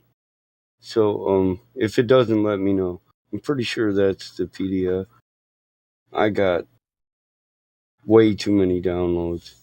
Go ahead. All right, Adam, check this out, bro. You ready? So I have my First Amendment cases, and I have them in Rushmore, Yellowstone. Yellowstone's first. I have this lawyer. His name is Randy Kelton. He's actually the guy that fired so many criminal complaints all the way up to the attorney general that he made Texas governor repeal the mask mandate, and then that cascaded into 20 other states following it after he made calls. Really? Yes. And anyway, on pause, I just called into a show last night, and I told him about my ordeal, and like he's obviously just like, wow, dude, this is, you couldn't script it better. They're gonna run from this because if they take it to trial, they're gonna have to take the president all the way up, and it's about the free speech and the permit thing, right? So It anyway, is. there's all kinds of ways you can just destroy them, and I'm absolutely going to destroy them, Battle Mob, because what Well, they forced me to do was learn law, and they forced me to put my entire intellectual capacity to consuming U.S. codes, federal regulations, rules of procedure, and like the judicial complaint canons, and professional conduct regulations. Right? They forced me to start learning this stuff, and I'm going to destroy them. And so look, bro, not only am I going to destroy them on the First Amendment, right? It's just a cakewalk. It's gonna be ridiculous because they forced me to wear a mask. It's so crazy. Criminal lawsuits, no matter if they disregard it. No. Anyway, long story short, my point is I am becoming well equipped with this stuff, and I have found out very recently that it is power. It is the power that they don't want people to know about, and I feel dumb almost for overlooking it. Anyway, so I am going to ultimately file federal complaints against NASA for fraud, and this is just one of the sections that you can't. Yeah. Dude, literally case by case and in individual capacity. Listen, remember when I was talking about we should be filing cases against the educational system for fraud and defrauding us, working against us to keep us all ignorant by giving us fraudulent knowledge? And people are like, oh, no, that ain't going to get us nowhere. What do you think now? Right. So they want you to have, they'll tell you this, like Google and everything will tell you go like this class action lawsuit. And that's where a bunch of people do something. You don't want to do that. Yeah, no, you don't want to do that. No. That's You correct. want Because once they deny it, right, they set precedent. Exactly. So Right. on a class action suit. So you go single. That doesn't give Exactly. away your right for class action, though. Exactly. And so But listen, once you win, if you win, they set precedents for any motherfucker who's ever been robbed of their civil liberties on public land at that thing for zoning ordinances and all that. They all have a lawsuit.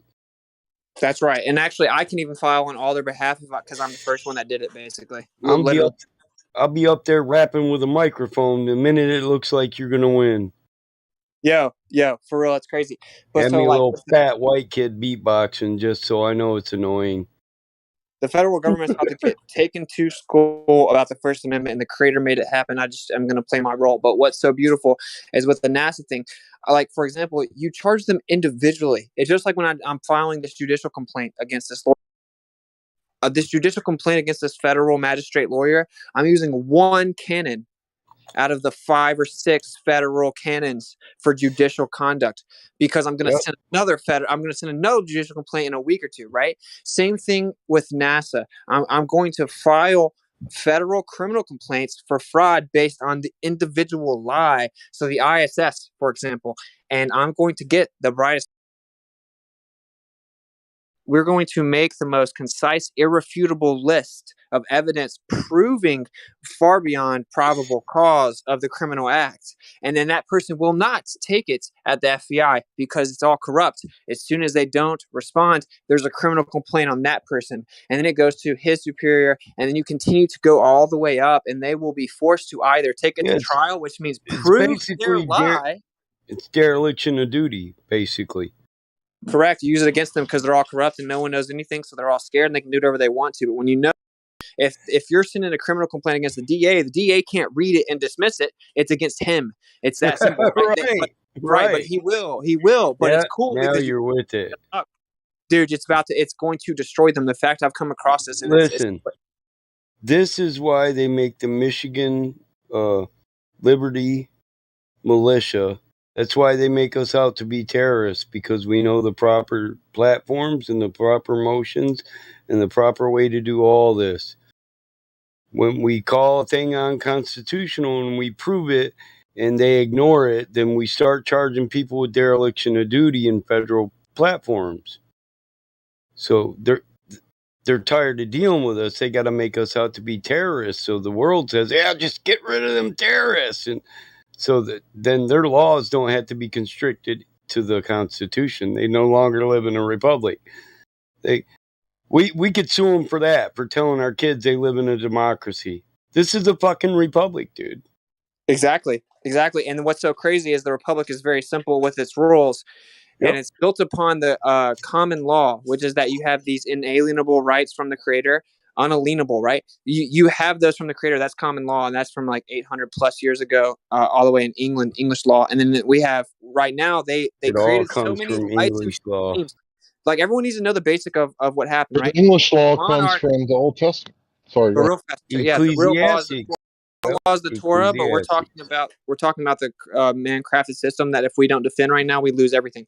So, like, you have inherent rights from the Creator, but they came up with, like, the monarch came up with this crazy licensing scheme to imprison people and hold them down with all these man-made, made-up bullshit regulations to control people. So that's why America was founded. That was the entire idea. We have to create a system where there can't be all these licensing law schemes by a powerful, centralized power. That's literally why it happened. And so now we have a challenge or a balance, right? The balance of powers, and everyone's heard of that, of course. Like when you were in 7th grade. Well, the balance is that Congress only makes law. Federal agencies don't make laws. That's not Congress. No one else make laws. Your municipal corporation called the county of that tells you have to have this license or this blah blah blah. None of that's law. Only Congress can pass law. Literally, it's that simple, and everything is corrupted. Like the federal charges I'm brought up on, it's not Congress passed law. It's CFR, Code of Federal Regulations. It's a federal agency making up a rule. So they need you to you have to enter a contract with them. Like if you were employed by them, for example, to have to adhere to their rules.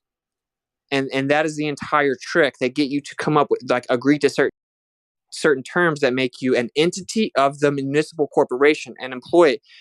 And people have heard this and think it's not real. No, it's actually very real. It's very real. It's the whole entire thing.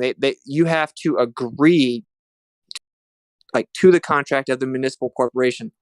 I hope that's making sense. So, like, it's all a lie. When you hear all these rules are not law. It's just everything is really, really simple, right? Like, you have to have balance. Ordinances aren't laws. Yep. Yeah. Mandates aren't laws. Yep. There's checks and balances. Only Congress shall hold the right to pass laws. That's right. And I will say this disclaimer real fast for anyone that was listening earlier. You can't just not know what you're doing and do it, though, because you can be charged with a felony of filing frivolous criminal complaints if you don't know what you're doing. So you don't just go try to find some form and start filing criminal complaints. You need to know what you're doing. But if we can inform this community to know what we're doing, and we start to bring criminal complaints to individual capacity, right? And we start to hold them accountable where they try to cover it up, which you legally can do, just no one knows to do it. They don't even know. There's rules set out. If this person's committing a crime, to someone else that then's going to see if that's true. You know, but Article they'll 1, Section 8, Clause 18. Exactly. Like the The hierarchy. Congress shall have power to make all laws which shall be necessary and proper for carrying into execution the foregoing powers and all other powers vested in the Constitution. Yeah, So, but we got these unelected officials legislating from the bench, the so-called Supreme Court, Terry versus Ohio. yeah, So they're cops not. can pretty much walk up to me and fondle my scrotum, right? Yeah, they're Checking for not vested weapons. in the Constitution. That's his point. Yeah, the Supreme Court is actually Their the legality's fucked. Yeah, like the judicial branch just is supposed to be non-biased, sit back and see what it is that is within the confinement of the Constitution and the constitutional laws passed by Congress. They do not do that. In fact, what they do is they make laws like their Congress, because Congress has colluded with them and given them a false power that they literally do not have, right? Then they work with the executive branch, i.e., the United States versus Austin Whitaker speaking his mind, and they all three work together to try and prosecute you. And it's literally supposed to be that the judicial branch is completely non-biased, doesn't have any say on the laws because they're just going to make a fair ruling about it. The Congress passes the law. The executive branch sees the laws. If there's something that breaks those laws, it brings it to the non-biased judicial branch that then says, okay, this breaks the law passed by Congress. That is not the world that we live in now, but they still swear an oath to that world. You have to know and understand the world. And all you have to do is then assert your individual power, not just sit back and say you're free. Actually, you have a power to file criminal complaints. Once this happens and knowledge increases, something has to come from it. Like what it is, I don't know, but I'm more content with us coming together and figuring out the next step than just stay in this. Well, bro, you're talking about filing a complaint, right? That's what persons do, right? Wouldn't it be more powerful if you filed a claim as a man? Well, okay. For one, you're doing everything as a man. You're a living man. Okay.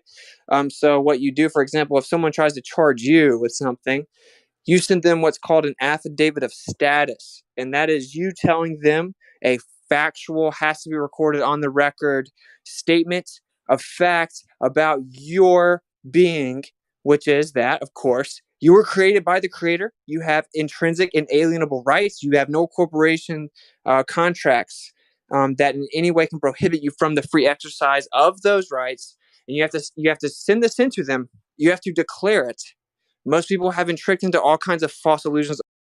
This is this person with all caps. They just assume you're in a contract with them. Okay. So you have to actually send in your status. And then with whatever issue it is, you send in an affidavit of fact behind that. But what I'm talking about is as a living man, you can hold the establishment accountable. That's literally what the First Amendment says. The First Amendment says, and for a right to petition the government for grievances, right? So that's the whole point. So like you, as a living man, you bring a federal criminal complaint because you have the obligation to report a crime. Crime is what injures or damages a human or their property. So when the cops told the other people with guns to come around me and force a mask onto me, right? They were causing injury to me via coercion, threat, and intimidation. They will get a federal criminal complaint. It's not about They don't know what that is. They don't even know. No one files federal criminal complaints.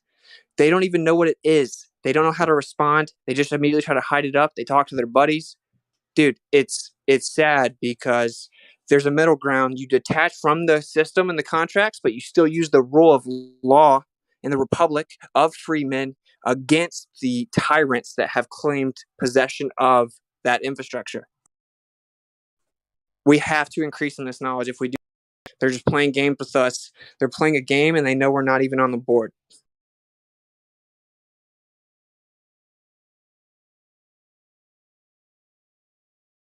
And that's our sermon for tonight, ladies and gentlemen. Is it the same like as let's say a person isn't educated, but they just claim the blood of the lamb of you know what I mean? They claim that they follow Jesus. Is that the same as declaring your status? Yeah, like that's in my affidavit of status, actually. So I have power from the Creator and through the Messiah.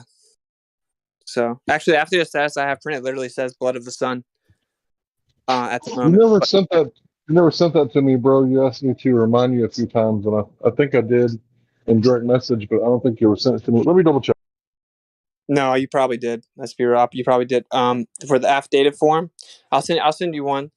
Affidavit of status, for the most part, you can take what I have. Affidavit of fact, it has to be pertinent to your case. I do feel this like spiritual pull recently that that's basically what my job here forth is to help people with it. But it's it can be time consuming. But anyway, I can send you. I want to create this place where it's publicly available, so I don't have to send it every time someone asks. But yeah, I can send you a template for affidavit of status if that's what you're talking about. I remember actually now I'm remembering you were talking about a situation that your wife was dealing with. So Yeah, we just settled out of court, obviously, for a charge for $350 for a paraphernalia ticket. So that's what they offered. So apparently, I think we could have done better than that. So she was having a really bad anxiety attack, and apparently, if you're not mentally fit, you can't plea. So just remember that if anybody's ever diagnosed with yeah, anxiety or something like that. yeah, of course, bro. Did you know that Texas is now thinking about I use that on assault and battery, PTSD. Not mentally fit to plea, Your Honor, but I'll take a fine right now. How much a fine cost? Well, He no, gave me a you should. fine, $2,500. Hank, you know what you should have done, man? You should have told him to test the marijuana in the lab to prove it, because literally Texas just came out and You're are supposed to talking have to. how they don't have the resources to test the marijuana, and so they're talking about decriminalizing it, and they're throwing cases out because they don't even have. They've admitted they don't have the resources to test the weed and prove that it's weed. Yeah, you got to prove it's weed. Just like, say I got a toolbox and you come in and you say, hey, your toolbox is stolen. We're charging you with theft. Well, if I say, prove somebody else owned it, you're fucked, because proof of ownership is needed for prosecution of theft, and only the owner can prosecute me for stealing his stuff.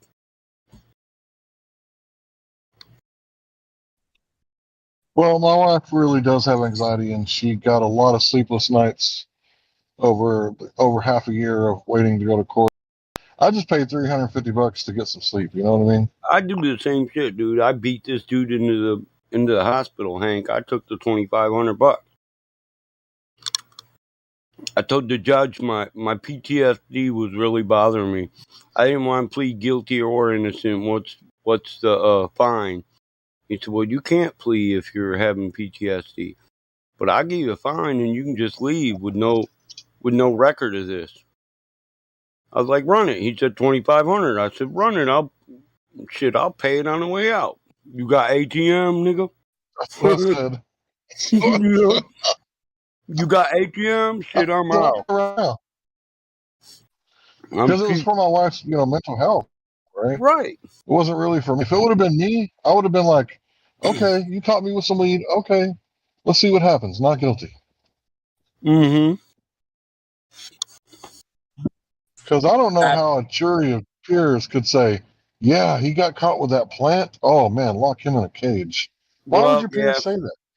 I'm the wrong dude to be locking in the wholesale with a bunch of fucking childish idiots, too, dude. I'm telling you. You'd be calling an ambulance to the county, one after another. After the first one, I'd say, you better tell these boys to shut up. If they talk some dumb shit, they go on the same route. Talk about my biscuit. We in jail? That biscuit's all I got, motherfucker. I'll fight for life. We can battle to the death over that biscuit. So if they were ever to say anything about alien threat at NASA, you could actually you could come at them with a federal complaint regarding like coercion and threat. Intimidation. Exactly. Yeah, it's federally illegal. That's correct. And then, but right now we have them all dead to rights on fraud alone for the ISS, for example. So it's the ISS, and then you pick the next subject, then the next subject, then the next subject, then the next subject. Each one's their own individual thing with their own individual capacity of their own individual person. Mm-hmm. This And dude was lying. That dude You did can a only commercial. you can only do so much against the facts, bro. You write it it's irrefutable fact. So Don Pendant's ass is on the line because he's promoting it, right? once the first domino falls, they all fall. Mm-hmm. They'll try to offer you money. It's a pyramid scam. If you do it right, they'll just keep giving you money to not say something and then we'll try to get you to sign an NDA because if it goes to trial and they can't prove it, they're done. And regardless of what happens, they have to come out. You have access to motion of discovery. And that's something they definitely How can't. many people would fold out for? Give me 1 year of your pay. You guys can work for nothing this year. How many people would fold out for their annual 80 mil? Yeah, I know most people would. Give me 65. Yeah, most people would. Most people would sell out for 1 mil, and 1 million don't go real far when you get out there and start spending 100 G like you a player. Right, but for real, I'm serious. Yeah, but they would sell out for 500 grand, bro. But this is the thing, right? If someone gets NASA to that point, you got to have an integrity check, right? And if they have to put on the public court record every detail about them trying to defend fraud regarding the ISS, you got to go down swinging with that one, bro. I would. $1 billion? I'm good, bro. We're actually going to go to trial, bro. What are you going to offer? Are you going to try to take me out now? Is this I mean, I don't know. Like, right, if they offered you literally $200 million and sign an NDA about the specifics of the case thus far. Build a bunker and buy some armor. They'll pull national security card super, super, super fast. You could challenge that all the way up, I guess, as well, because you it might should get be charged with attempting to devalue the American economic system. Well, that's their own fault, though. Like, if they charge you with that, that's pretty crazy, right? If they come at you for national security alone, that's actually an admission. Mm-hmm. So I guess why just celebrate that? Bankrupt the government. But the government is in America, so who gives a fuck? The Constitution can't be bankrupted. Well, it can. It's bankrupt right now. Yeah, ethically, but the people that enforce the idea of law and order, even though they're just completely corrupt, right? Like they only listen to money. So the way that you would actually bring the system down is you would just cripple their pockets. But these are the people who create the money in the first place. Halls of Justice, painted green, money talking. Give all the Court of fighters public $100 million. opinion is the court that we need to focus on. People, and their reaction. It's numbers of people, not necessarily because you know that the media can just spin. You could win that court case, and the media can just spin it or never even talk about it, and no one was the wiser. That's I would find a way. I would find a way. Like I would just pay for a billboard everywhere around the United States with the case number on it, explaining that NASA just admitted that they have no actual evidence of the ISS or whatever. Like they wouldn't take it to court. They would not. They would refuse to allow it. You know you pretty much sang the "And Justice for All" song, right? Halls of Justice, painted green, money talking, power wolves beast at your door, hear them stalking. Look, you know how we're sorry. You know we're frustrated, right? Whenever our family members won't listen to us. If a lot of the flat earthers in this room were honest, it took them a while to even accept the flat earth. Everyone's time period is different. Some people flex, as lame as that is, but like some people took a while, right? Like they heard about it, Yeah. and it took them a second. You never really know where people are at. So if you're talking about something where the thing that kind of protects that whole lie or the illusion of it being like solid with evidence, being NASA, if that takes a blow that has to be publicly admitted, if all the people around you have to admit NASA is not a credible source, everything changes. What you will find is you will not find many people that think the moon landing's fake and swear they know that the Earth's a globe. Right? It's Right. few. But at the end of the day, they're going to be arguing against you and your claim that NASA is illegitimate, as opposed to what CNN says about NASA. Yeah. For a lot of people, No, I'm talking about what the part of court said, though. What state you in? But most people don't care. I mean, because they don't know about court documents. They can't read legalese. If CNN says something, then they'll be like, "Whoa, okay." But Well, you until realize that, that, like, they're not going to look into it themselves, much less read a court document. Hey, you can post the document and I'll break it down for them in layman terms. No, the I thing know, about but it is, I get it. It's just those are the people who are wanting to search it out themselves. They're going to find the truth anyway when they search it. But it's the people that are just, I don't know. It's the Hey, an I uphill tell battle for people sure. this. Listen, you got to realize you can't save everyone. You can't reach all men. Oh, no doubt, no doubt. But I'm saying, even like these are supposedly the smartest people of our society, couldn't even read a court document, or much less, I know. You that's the listen. problem. You reach those people you can, and then for the rest, you lead by example. yeah, some Yeah, court the documents problem. actually are overly complicated so that people can't read them. To be fair, but like all I'm saying, they're not really. No, they're not. If once you understand, yeah, they're really actually. Now, flat earthers should be able to understand them pretty well, especially after they look up a few vocabulary words. But what I'm saying is, if NASA has to concede in that capacity, it actually forces that line much quicker.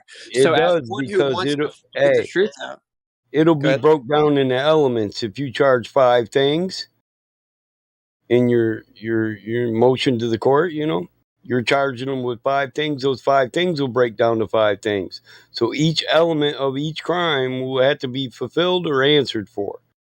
Right, and just so everyone knows, the system's so corrupt in 2022, of course, that you actually send those in as 5 individual things, because what they will do is they'll just try to get rid of and throw away the one whole, because there is no integrity in the system at all. It's just about politics in the offices of trying to cover for the other person, and then you move up. So, like, you send them in one by one.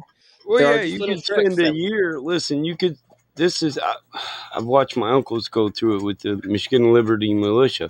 So you could spend a year having them send your stuff back, telling you it's not in the proper format, it's not in the proper wording, you didn't use the proper font. You didn't sign it in triplicate and all the audit. Yeah, exactly. And then there becomes a point where even though it's a rude and rudimentary graph, it's still legal and binding. So that's the point that they'll spend a year hand waving you over fucking bullshit, because it doesn't matter if I write it on toilet paper or I dot it or star it at the end of each sentence. It's still legal and binding if it's sectioned, if each thing is done the way it is: the point, the issue, the motion, the charge.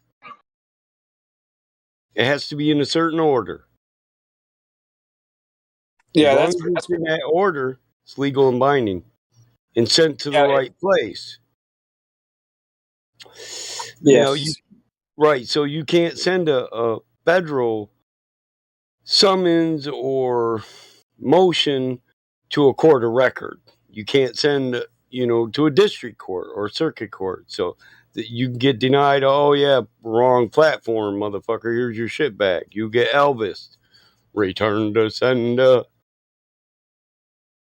Well, yeah, like you send it to each individual person. Like if you're like with this judicial complaint, I'm sending it. It's going to go to a magistrate, and the rules have been hidden from the people. It's just like the earth. Like the magistrate's just the person that can look at the affidavit of probable cause for this criminal complaint, right? Yep. And then their job is nothing more than to say it is probable that this actually happened, and so they push it forward to go through to see if it really happened. It's that simple. So there are people that aren't magistrates, like district attorneys or Well, they whatever. hold the same rights that we do, so they can challenge it at the magistrate and say, prove you have enough evidence. That's correct. That's correct. But like You can go to an evidentiary hearing. right, and we can't get to sit in on that. But like they actually don't want to ever do anything like that. What you find out, it's just a house of cards. It's literally a house of cards. They're scared to do anything, bro. They're scared to Oh do anything. yeah. Well, if you're charging them with something, we don't really have to have the evidence that they're doing it. They have to prove they're not, because they're a Right. body of state. Right. Let's give you like an idea, just to put it in perspective, how much power the people actually have but don't know about. Okay. So if you have an attorney, whether that be the attorney representing the quote unquote United States to bring a charge against you or whatever it is, right? Like is with me, you have attorneys everywhere, and they have the bar association. They have something called like a bar of grievance, right? Like a bar grievance. And Yeah. so if you send in a bar grievance, it is because it doesn't follow the professional conduct list of rules that they're supposed to follow as an attorney. So you just go there, you file it specifically. You don't actually pick all kinds of different rules out. You do it one by one. You basically paper cut them to death. But anyway, the secret about this, so the bar will get the grievance. They'll just rip it up. They'll send you something back saying, yeah, we got it. We dismissed it. You don't expect, that's not the point. It's not about winning that. They have to report that there was a bar grievance, meaning you're charging the attorney with acting outside like lawful professional capacity, right? Either or, just professional alone. And so they have to report that complaint to their insurance, and every attorney has to be insured. Say they do something and then they get sued, and then it turns out to be 5 million. Well, that dude doesn't pay it, right? The attorney's insurance pays it. Well, as they get bar grievances, they'll start to raise their prices and even drop them off, and very quickly. Very quickly. Like if you're a brand new attorney, one bar grievance can get you thrown out of there. For like, the insurance will drop you, right? If you get up to 3, they'll drop a law firm.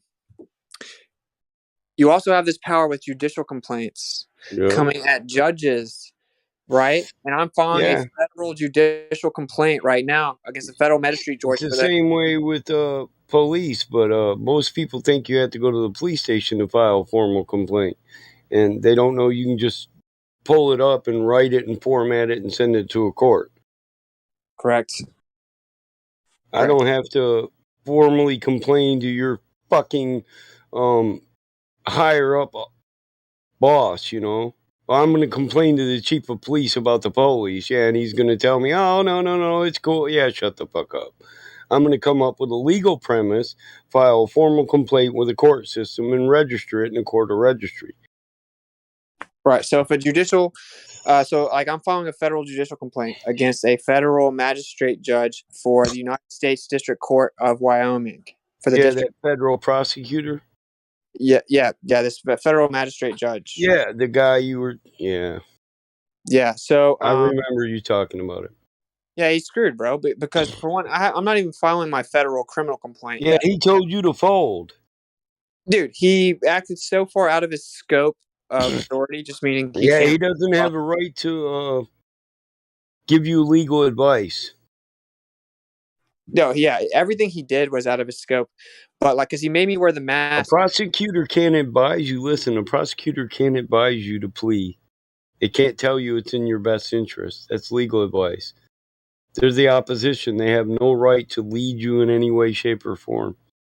Right. That's very true as well. Everything they do is super backwards and against the rules. Everything.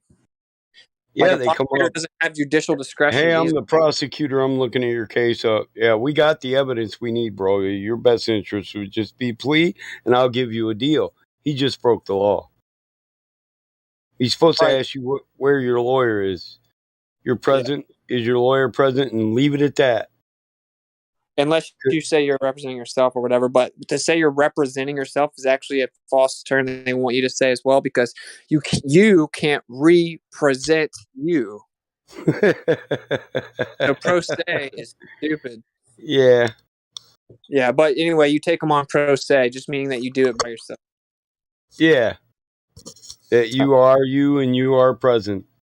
But don't worry about their terms, right? Like, you're bringing the game to them. The best defense is a good offense, and that's what Randy Kelton told me on the phone. And that dude drops gems. If you go to Listen, ruleoflawradio.com, you tell them they're fucked and they should plead nola contende. That's correct. They're going to match you with No contest, because you're about to get your ass whooped. Yeah, you don't file stuff that isn't facts. Everything you send in is just a fact. See, when you represent the truth and you just send in facts, they lose. So, well, the truth is, it's meant to be ridiculous. And you ever hear Hank say you shouldn't verbally contract anything? You should put it all in writing, so it can be referred to at a later date. Right, and writing is way more powerful in court as well, because they'll try to mental jiu-jitsu you in person verbally. Written affidavits, written motions to dismiss for lack of subject matter jurisdiction, for lack of failure to state a cause of action, for lack of personal jurisdiction. You send in these personal affidavits and you send in these motions in writing, right? And they have to. It's a court of record, right? They they have to address them. The record has to reflect that they addressed what your motion was. Dude, I'm coming at them so hard about them. I might just drop the documents in here because it's just so clear the record. Yeah, listen, this is why they dumb people down, man. When I was a kid, it wasn't just militia fighting against constitutionality of law, but Native Americans. A lot of them they drink a lot, but there's a lot of them here in Michigan, and they were just crushing the federal courts here in Michigan along with the militia, and that's why they started updating the treaty, giving them more stuff, bringing in healthcare clinics and putting them near the reservations and shit, because these guys were learning the law. They actually backtracked, so they did what the prophecy said, and they went back to trail and picked up all the tools they lost along the way. One of the tools was learning and knowing the world they lived in. And when they didn't know the world, they came to a new point. They stopped. They took a knee and they took in everything they were looking at. So when they moved through the new realm, it was a realm they were aware of, right? So they did this with law. So here on this trail, this is where we were fucked by this law. They needed this signature, or they wouldn't have killed us till we signed it. You know what I'm saying? So it wasn't just the genocide that fucked them. It was that signature. And they went back and studied law. And where law come from and what law we were under. Maritime, admiralty, common law, law of the land, what law? You got to know where you're at before you can navigate. It's that simple. That's why Michigan got hard on the court systems for a while, man. But that's also why we're in the mess we're in, because we're a generation of people that are lost. Listen, they're not just lost from law, because they don't teach us law, but they tell you ignorance of law is no excuse. That's because the law is designed to fuck you. They're not going to teach you the law, and they dumb you down a little bit even further. So Common Core, not just law. It's all. Everything's law, dude. We're bound by laws in this creation. This creation is ruled by laws. In the fallen, they have you ever seen where they called the Rothschild out and they told him he was Illuminati and he was despicable and all that, and he said, "I'm righteous and pure"? That's because he follows the law of his father. He follows God's law, ecclesiastical law, and they force you either through you follow when you comply, either through compliance or free will. They force you to give up your natural inheritance right, which is king of this earth. All men were created equal with dominion over earth, the power to subdue her and have dominion over her. But when you give that up of free will and they rule you, they didn't break the law of God. It doesn't matter how they treat you so long as you're fed, housed, and clothed. That's ecclesiastical law. The only thing you really need to do to be free in this world is be your own ruler. Govern yourself. Rulers, tyrannistical rulers since Neapolitan or Napoleon, Bonaparte, have said, as long as men choose not to govern themselves, they will be governed. Yeah. Every tyrant ever has said that. Yeah. Well, guess what? Men are lazy. They don't want to learn these laws. They don't want to govern their fucking selves. They don't want to be the island unto themselves, a nation unto themselves, a king unto themselves of their kingdom, their family. They don't want to be that. They refuse to take responsibility. But dude, they learned everything about the flat Earth, right? So what's crazy is it's like I will say there's so many U.S. codes and regulations and stuff like that. But I'm gonna create the best I can after living it, the easiest format for people to learn. But yeah, you're gonna have to study some, but you had to do that with the Earth too. And it was one of the most liberating truths that you've acquired thus far. If you're in this room, it's the same thing with this. In a way, it competes with it. As insane as that is, they're different though, So it's not a competition. Flat Earth should lead you to the fact that you're created and born a free man. But through compliance and free will, you give up that dominion. Right. And because once it leads you to that, then you know that since you're created with intrinsic inherent rights. Listen, that should be the moment you realize what they mean when they say, sins of the fathers.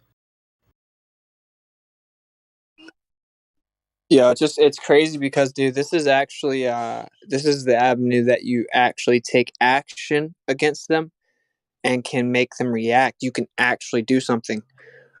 Right? So to keep the flat earth truth and lawful representation of inherent rights and sovereignty, etc., separate is the same way that to keep flat earth in the background medium is a trick.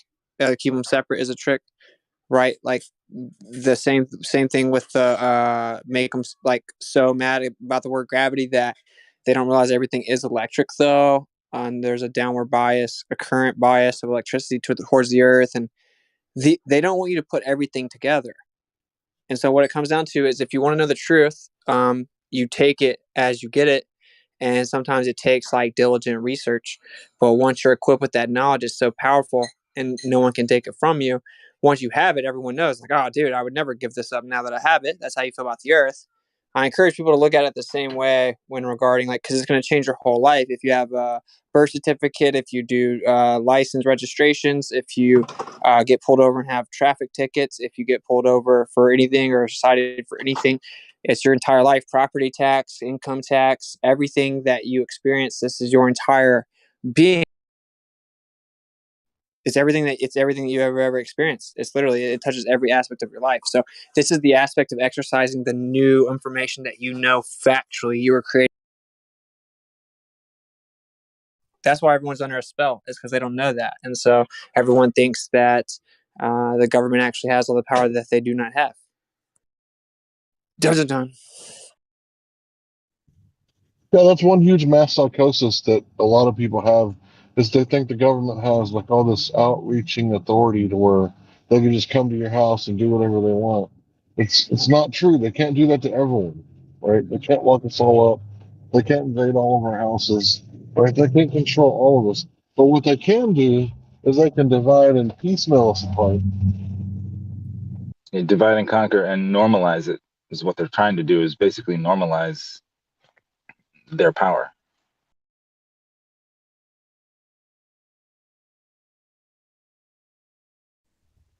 Yeah, so there's no... They do have the power as long as we white. allow them to. Yeah, that's the thing. Everybody gives up their power. Like, think about it. Like, okay, me and you are in a dark alley, right? And I'm like saying, I want your shoes. Give me your shoes. Like, how much are your shoes worth? Are they worth $60 like mine? Or are they worth 120, 240? What are they worth? So is it worth fighting over? Is it worth breaking your knuckle on some stubborn, shoeless guy's forehead? It's like everything's got to be weighed out. So I think this is the point to where it's like we got to draw the line in the sand and figure out what has to be weighed out. I think we should all just go plead not guilty every single time to every single thing, and just back up the court system so much and just not pay.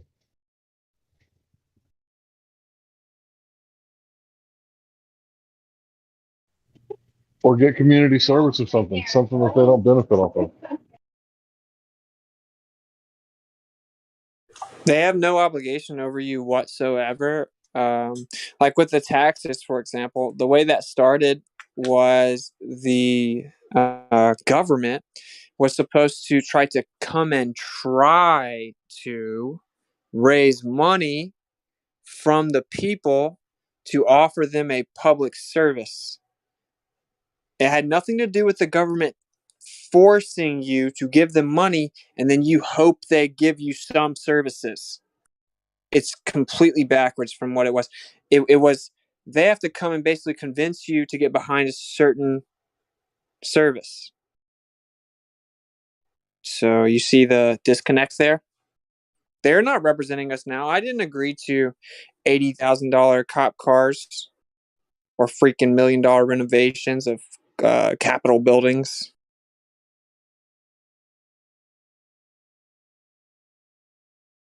$6 trillion in paper. But you don't have to, because you're represented by your leaders who represent your best interests. So they voted for it, so it's fine. Well, they actually don't. When they no longer recognize your best interest or even your actual interests, you have no obligation to them other than actually overthrowing them. Well, no, I know, but I was being facetious because, obviously, we vote for the people who represent us, and then those people vote for the people who think they're going to lead us all best. So therefore, you're just passing the buck to someone else, and all the while, they can just do whatever they want because you voted for it, and no matter what, you participated in this scam, so they get away with whatever they want. There's really nothing you can stop. But and they make it legal. They make it, they make it okay with how they do it. It's like, well, yeah, you said that this is how we're going to do it, and I vote for this guy, and yeah. Well, and it's super evil, right? Because when you get your letter to pay your taxes or whatever, it just says, "Dear taxpayer" or "Dear resident" or whatever, and whatever name it calls you, it's just this little title. Hey, look in that PDF, yo, and see what they refer to us as. Tax slave, preferred stock, aka Goyim, right there in court papers in Canada. That's insane. Yeah. We are preferred stock. We're tax slaves, aka Goyim. Where is that? In that PDF I posted, bro. Here, I'll post it again. They milk all the money from us. It's a treaty court case in Canada over First Nations people land. And in this treaty, they reference the nation and all the people in it as tax slaves, preferred stock, aka Goyim. Your preferred stock, your stock of a legal fiction, which is a corporation or a company. You're not a stockholder. You're stock. Livestock. Yes, livestock. Goyim. Can I get a little guidance as to where specifically? Oh shit. Maybe the first it might even be right there on the first page. Let me see. Here, I'll open it up. I'll find where it says it and I'll just show it to you. I can clip it and snip it. Sorry, I found it. It's on the first page towards a little bit down. Yeah, if you read in that highlighted blue stuff, that's where it names the white pope, the black pope. There's a black pope. His name's right there on this document. Let me see. Pope. And it says common stock right underneath that. Oh, yep.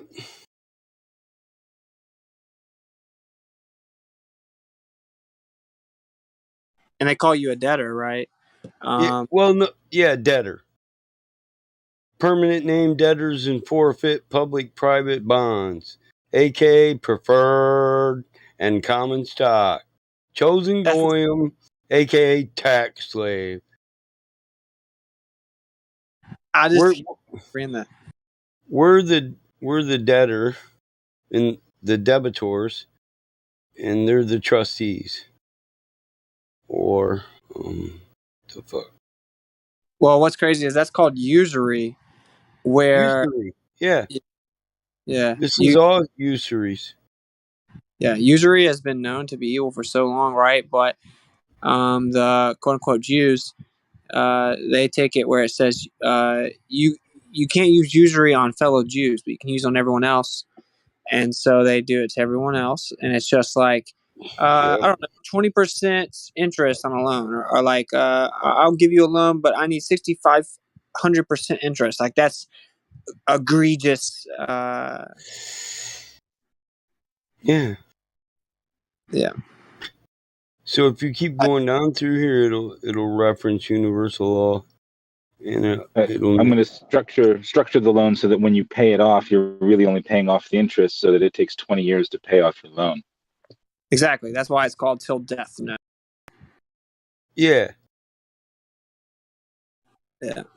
You know more than I expected you to know, being this Yep. new to it. I'm just now trying to learn a lot, bro. But it I is learned a a lot. lot of this just sitting there, listening to my father and his brothers talk over coffee in the morning, and then lunch. You know, we work all day on the farm, then take lunch, and they go right into law.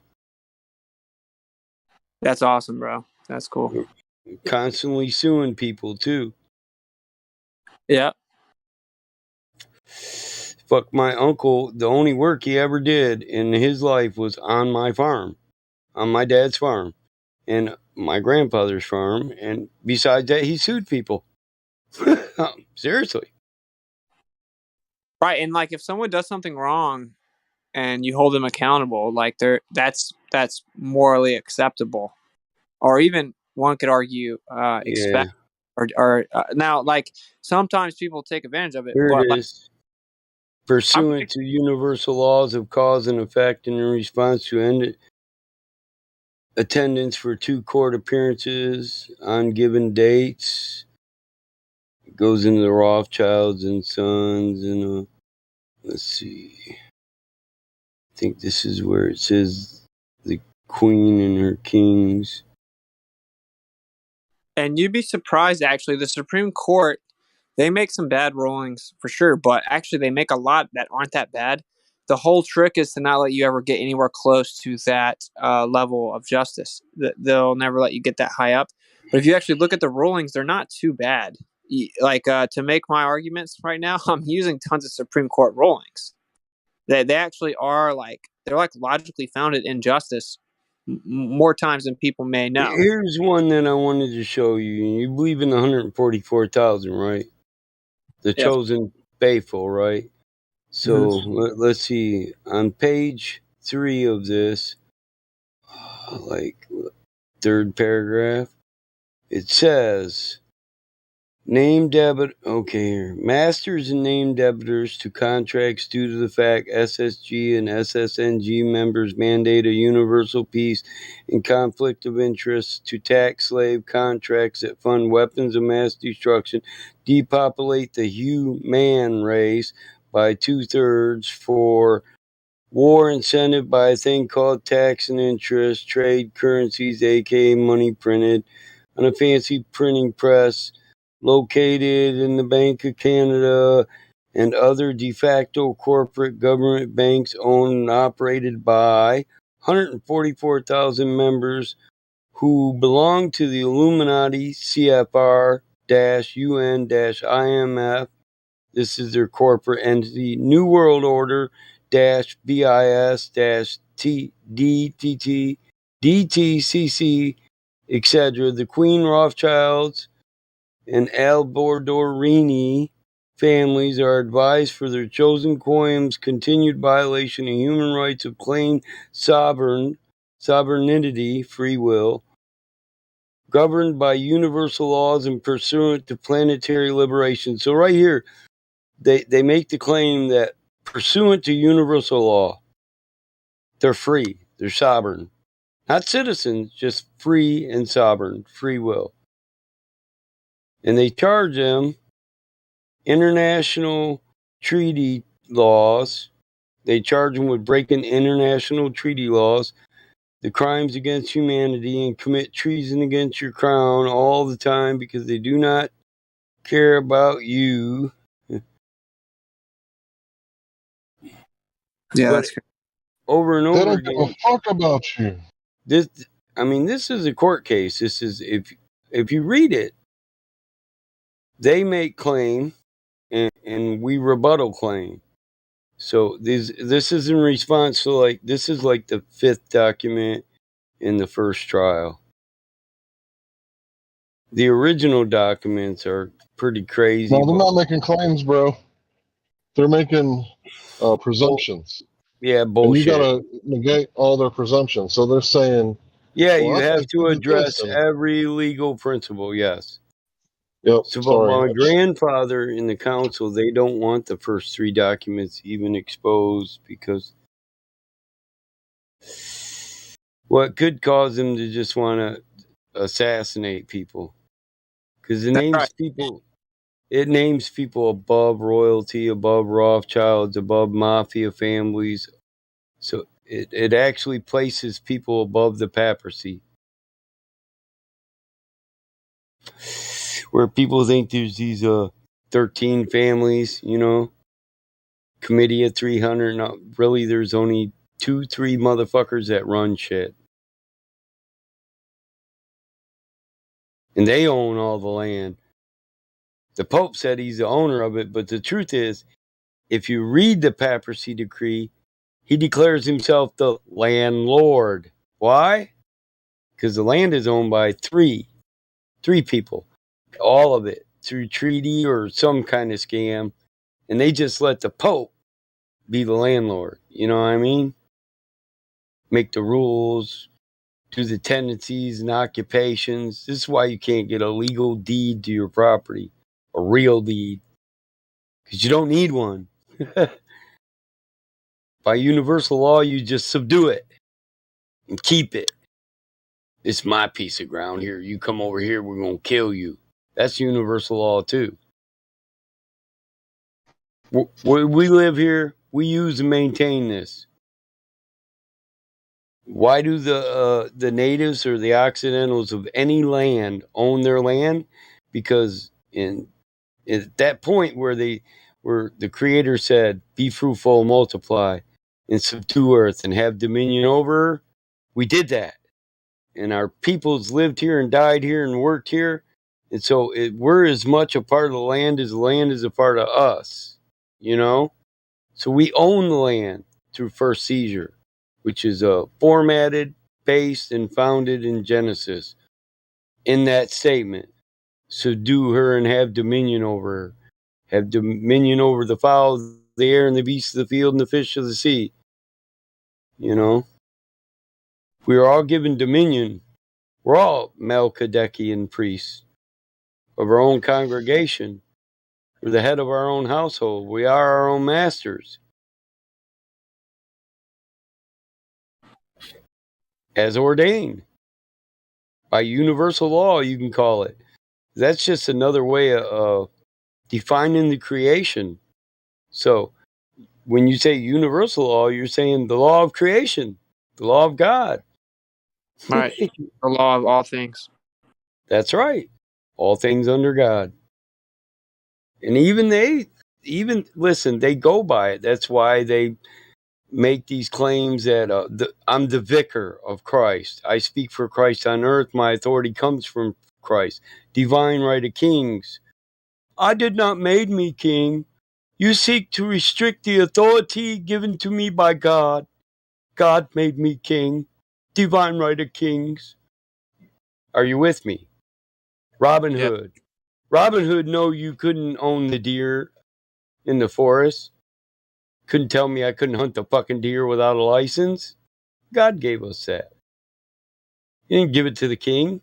And if you read any scripture, no man was given dominion over another man, but you were given the right because obviously there's going to be the mentally deficient, the physically deficient. People are going to get old and feeble. They won't be able to govern for themselves, so they'll need another to govern for them. So there's laws of governing over other people. Well, those laws have been twisted and are used against you. We could, a retirement home for everybody. We're not living our own lives. We're living the lives they allow us to live. In our adult foster care home. Yeah, it's pretty crazy because, like, if you think about just the land itself, and then if you just draw a line about around it, when you animated a depiction of it on a map, like, and you call that area you drew a line around like some name. That's your prison yard, bro. That's where we'll let you interact with a population. General pop. If you fuck up, we're going to put you in segregation, though, and that'll be limited population. If you really fuck up, you'll be the only motherfucker populating the area you're in.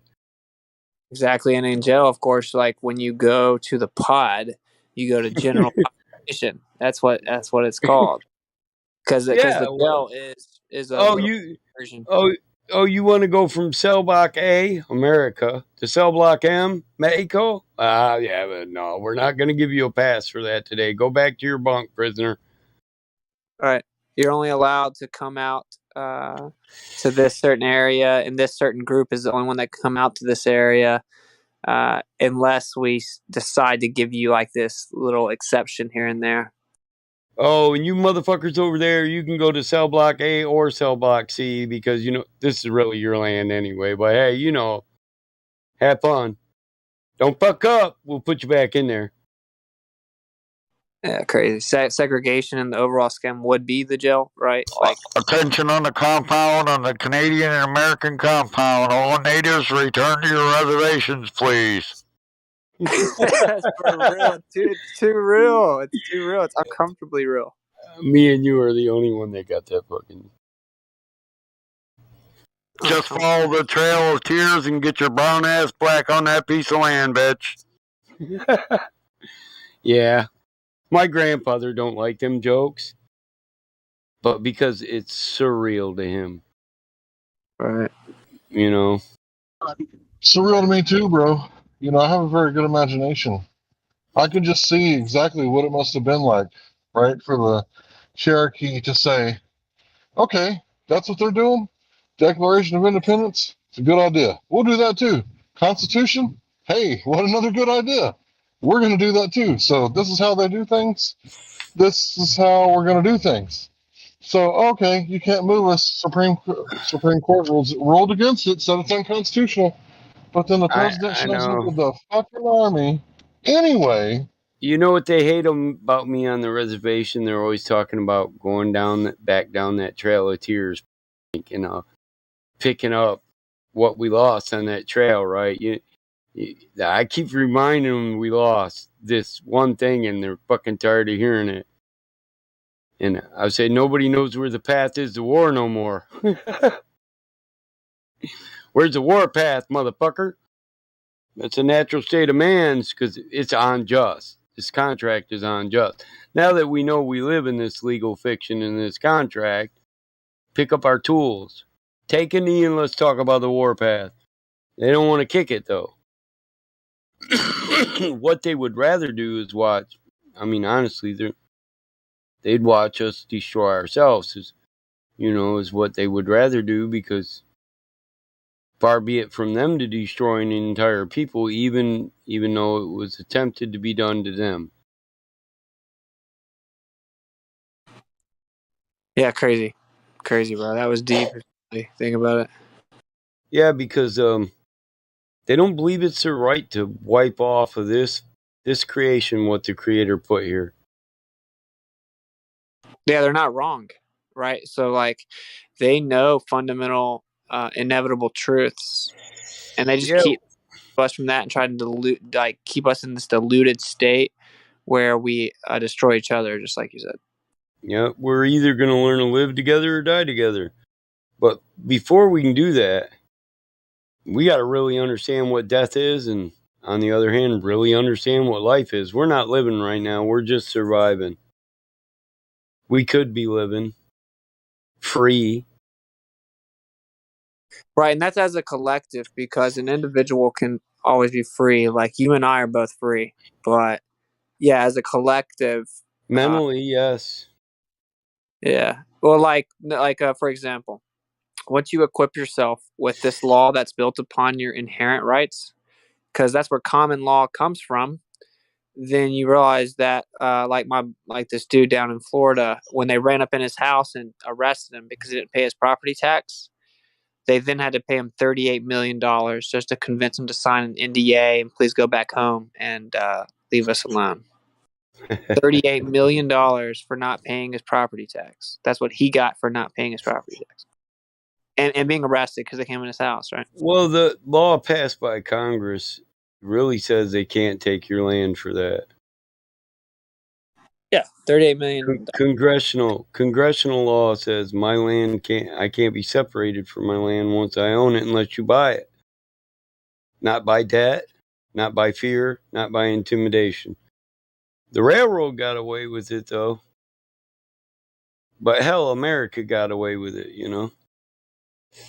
Yeah. What they had to do was convince the people they brought here that we were savages. What's so crazy, bro, that my people were. Sorry. Yeah, but like they sent in, like he establishes his independence, right? And he makes $38 million.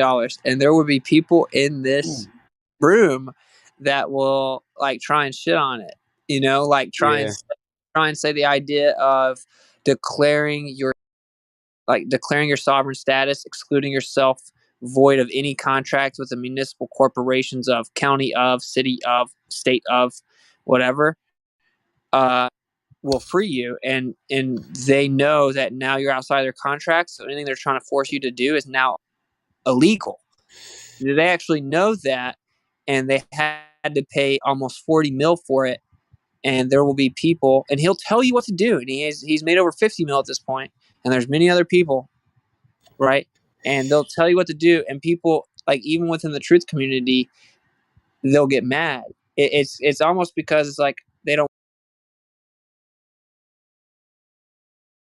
It's just like a Glober not wanting to admit they were tricked the whole time, you know. Yeah. It's just time. It's all good, bro. Like take your next step in knowledge. Like it's cool, bro, because you're free. It's just like with the earth. So when people hear about what you're saying, everyone's talking about the earth and they freak out. They're like, this is too heavy for me. But then they find out it's super liberating. It's the same thing. Like, cause truth is always liberation. Give me a second. I'm going to drop the future on you. I am where you'll be. You'll laugh when you see it. I'm just going to show you something I have. Like, we could start this with a question. Where's Frego? I get to say it now. Where's the old lady? Wait, what? Where's the old lady? She is right over here. So, one day, you and her will have this. Little mister gets it. And he will call you Grandpa or Pawpaw. I got mine. Now that my daughter's home, my newest born grandson is here. See him? He's like, yeah. He's like, what's that shit you're talking about, law, Grandpa? He's so cute.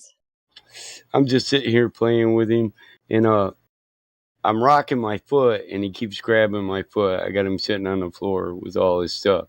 And the dog, my dog, Milo, he keeps growling at me every time my foot gets close to him. Yeah, there's the future. There's my prediction. Grandchildren.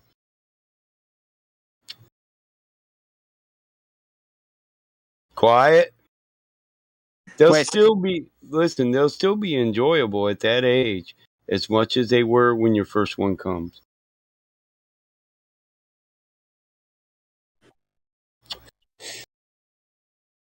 I'm 50, but I still love a grandson. Mm-hmm. I am gonna teach him to bug the shit out of his mama, acting just like her dad, how old is he? and acting like her. Oh, shitty. 10 months, a little over 10 months old. Nice. Yeah, he's already sitting up. I'll be watching them them videos about the COVID kids, and I'll be looking at my grandkid. I ain't lying. But I'm gonna teach him the same thing, to do the same shit to his mama that she did to me. By 6, he'll be saying, "Hey, mom, don't beat on my counter like that right here on the farm." She'll be like, "What? What? This is mine." "Oh, no, that's gonna be mine someday. That don't belong to you. It belongs to the bloodline. Now quit beating on my counter. Give me that damn carrot." He loves carrots, man. He's teething. I don't. You guys would probably give him teething rings. I give him a carrot, cucumber, stuff like that. Let him chew on a little baby cucumber.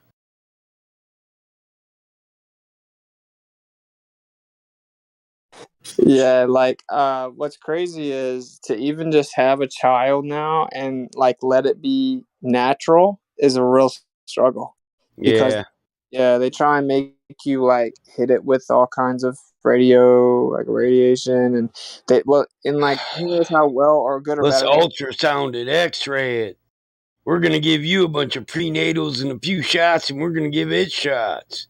Yeah. right. Crazy, bro. Like they try to get the baby so fast, and then they as soon as it's born, they have this really like crazy evil little My system. youngest didn't. My youngest didn't have any shots. We did an at-home birth, all natural births with her. Yeah, that's the move, bro. Like Yeah, he did that. I Or he can't. tried. I can't say I didn't have to threaten people, but yes, a doctor talked about going to court because we weren't following all his recommendations. I was like, you know what, dude? I'll send a team of lawyers, but when they fail me, I'll go to the natural state of man. And he said, "What do you mean?" I said, "Read Thomas Hobbes, motherfucker." He said, "I already read Thomas Hobbes. So are you saying you go to war?" I say, "Well, if you want to threaten my child's life, then you're a threat to my life." And how does universal law dictate that we treat threats to our life? Yeah, pretty self-explanatory. Oh, needless to say, I didn't have to say anything to him anymore. He was like, Yeah, "Okay, well, I'm just not your family physician no more." And I was like, I'm fine with that, dude. I don't know why the fuck you think you are." So he was an MD that I got later on down the road, but I had switched to an osteopathic doctor anyway. Go to a hospital osteopathy, probably one of the last ones in the nation where they do alternatives to everything an MD would do for you. Surgery and pills. They try lifestyle changes, exercise, rehabilitation, physical therapy, stuff like that. They oh, try so every they help. yeah. So osteopathic medicine, you can imagine, has been crushed by big pharma because Yeah, they actually try to get you to change your lifestyles so you're not on medicines. Like at one time I had hypertension, high blood pressure, right? But my doctor says, "Here, I'm going to put you on these pills." I'm like, "Fuck, how long do I got to take these?" He's like, "Forever." So I started looking for other things. That's when I went to an osteopathic doctor, and he's like, "Yeah, well, you could do lifestyle changes. Mike, your doctor didn't tell you that?" I'm like, "No." He said, "Just remove sodium from your diet, and that'll bring your blood pressure down degrees." and then we can talk other things, you know. Slowly, I just adjusted my diet until,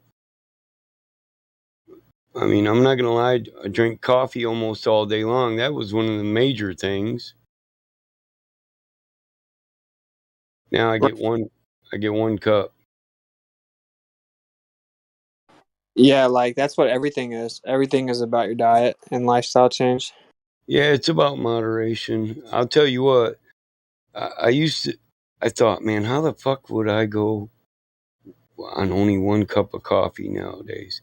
But the truth was, back then I just drank coffee for the, the ritual of drinking it. Yeah. Now, that one cup, I fucking enjoy it to the fullest, dude. You know, best cup of coffee I ever had is just one in the morning. Just one. And fresh ground too, because my doctor says coffee is full of antioxidants and all other nutrients. But when you buy that stuff that's already processed, it dries it out. And when it dries it out, you only get the bad stuff out of it. You don't get all the antioxidants and all that healthy stuff. So switch to fresh ground too. That's other things. Some is what you eat. Some of it is how you prepare what you eat. Do you use corn oil? Do you use olive oil? Do you get enough fat in your diet? Osteopathic doctor will tell you need fat parts. Can't trim all the fat off the steak, Mike. It's not good for you. Fat's good for you. Raw vegetables good for you. Pick it right off you live on a farm, pick it off the plant while it's warm and eat it while it's warm. While all that stuff's active. Don't even wash it off good. Just give it a good brush off. Some of that dirt's good for you too. It's got nutrient in it too. Like magnesium. I could not believe my doctor told me a little dirt from your garden ain't gonna kill you, Mike. That's got nutrient in it too. How do you think yeah. How do you think the plants survive? And actually, I guess a small amount of dirt helps push things out of your bowels. Yeah, bro, you're supposed to eat potatoes like potato wedges. Don't peel the potato. You can wash it, just don't peel it, right? And then once you make the potato wedge with all that seasoning on it that comes with the traditional deep fried potato wedge, you can barely taste the dirt if you don't like it that way because the potato wedge is kind of deep fried I and coated. make tater steaks, Hank. I just soak them in I make water fast for a cooked minute. potatoes. Yeah, I just soak them in water and then dice little circles and leave the skin on them. Then I fry them in olive oil and garlic. My doctor. It doesn't have to be the baked potato, right? It can be the little red ones, the yellow ones. Yeah, I grow 4 different kinds of potatoes. So yes, I'm with you.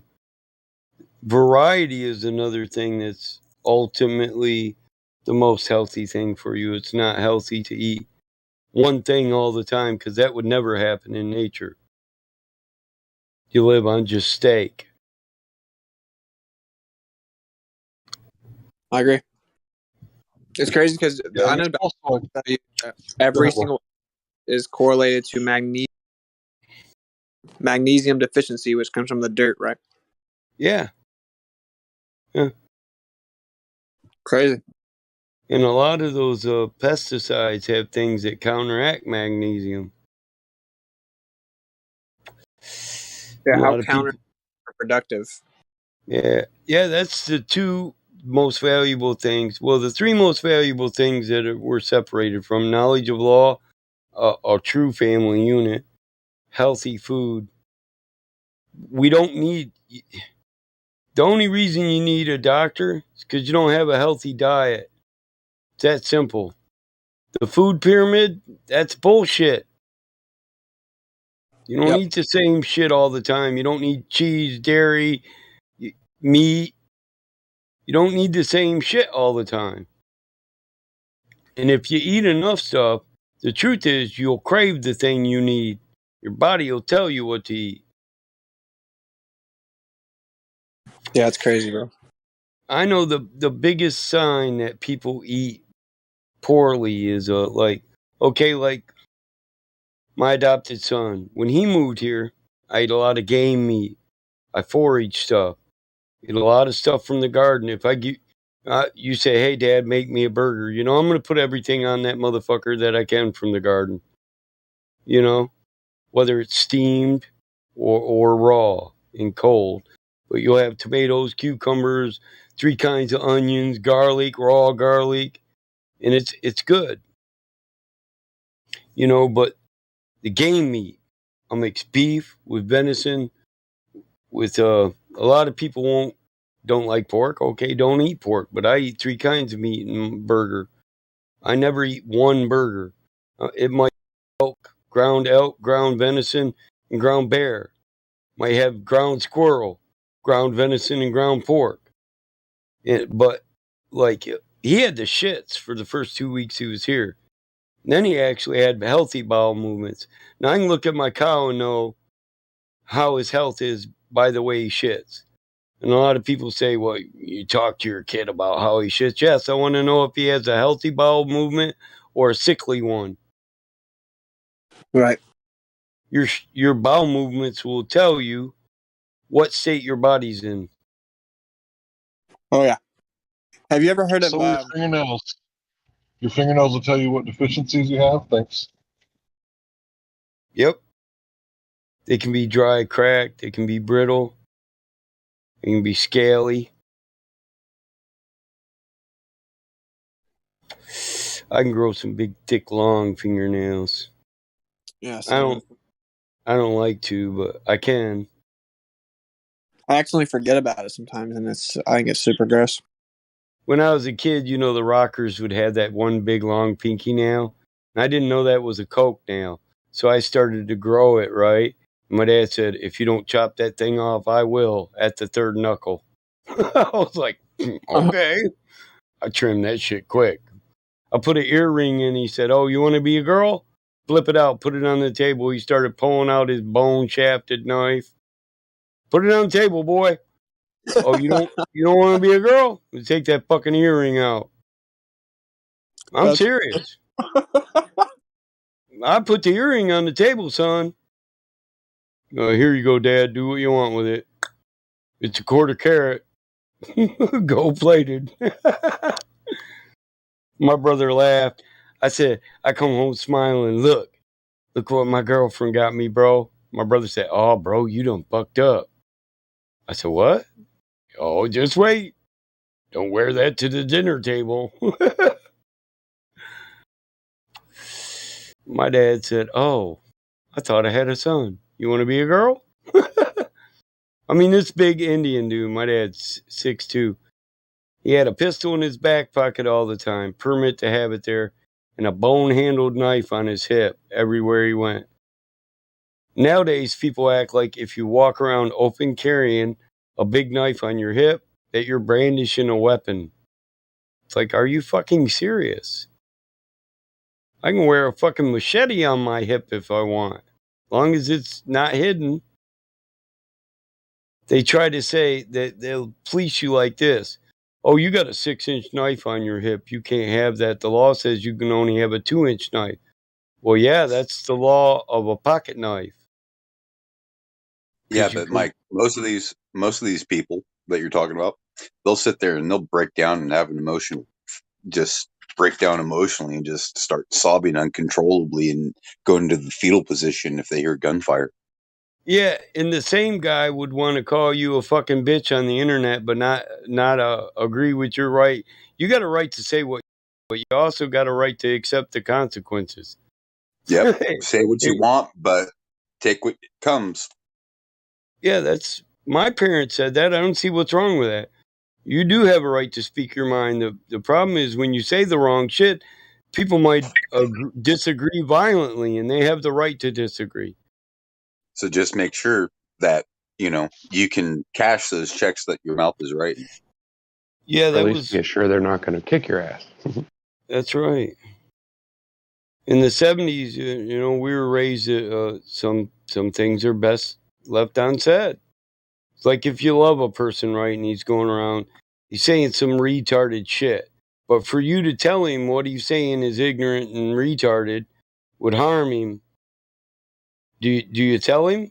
I mean, if you love him, do you tell him? Well, you wouldn't tell him all out in front of a bunch of people while he's talking about, hey man, that shit's bullshit. But you might tell him in private where he doesn't get offended because it doesn't harm him in front of everybody. And, you know, that's how we were Yep. learned that our words carried weight. As children, we were taught that men were responsible for the words of their mouth, and they were judged by the words that came out of them. And it was fair I and was righteous. I was taught that it's not what you say, it's how you say it. Yeah. It's all in the fucking delivery. I can call you an idiot, or I can say, that's not really, what you're saying is not really true. I'm not saying you're dumb or nothing, but maybe you don't know, but everybody else knows it's not true, so I'm trying to help you out, brother, because I love you. And this is said to people in private. You know, if we're in a conversation out in the open, I don't just, if my friends are comfortable with it that way, I will tell them, hey, man, that's wrong. So, you know, for the future, you know. But that's only if, like, the crew I work with, the crew of men. Crews are hard. They're hard on people. But once you were the bitch, once you rode bitch for 2 weeks, and then once you took the shit and you know they're just jarring you, you know, you can say anything to the crew you work with because you rely on each other every day and you've earned it, you know. So you can say something and they know if you're saying it, it's only because you give a fuck about them. But to your best friend, you know, Sometimes that's hard to do, though. Yeah, you got to bet your ass on that. yeah. That's why I say just with the crew, because the crew knows. Come on, man. We'll sling bitches all day long just to pass the day, but we're really not calling anyone a bitch. We don't think you're a Right. bitch. We're just joking Yeah, around. it's just men playing around and horsing Yep. around, horseplay, whatever. Yeah, but so like my best friend, you know, he's easily offended. So if he says something that just don't make no sense, I try to remember it, and then I'll catch him when I got him. He's always good for some help. I'll have him in the barn helping me, and I'll be like, "Hey, remember when you was talking about this? Yeah, here, tighten this bolt down. Let me get this book. Here's what you were saying was wrong, and everybody there knew it, and they thought you were kind of dumb, bro. So I looked it up and I brought the book. I wanted you to know, so you're my best friend. I don't want people thinking you're dumb." And that's how I'll tell him, you know. My son, just tell him, hey, son, out of love, I don't want you to look stupid. So I'm going to tell you the truth about that. Sometimes it can be hurtful to people under the wrong circumstances just to tell them they're wrong. It's the same reason why we get the reactions we do in voice chat. Because, you know, when we're debating, when these people are wrong, they're not just wrong in front of everybody in the voice chat. They know they're wrong in front of YouTube. You know, and sometimes we should consider that. Maybe tell them, hey, I'm not saying you're dumb. I'm just saying you're unaware of this and you haven't considered it. And I'm a big offender of that. I like to rub it in. I like a win. It's easy to do that. Yeah, it is. I agree I with you. like. It's easy to get caught up in it. Yeah, I love a rage quit. Me and Cyrus, we're competing. Hope to be Rage a quit. winner.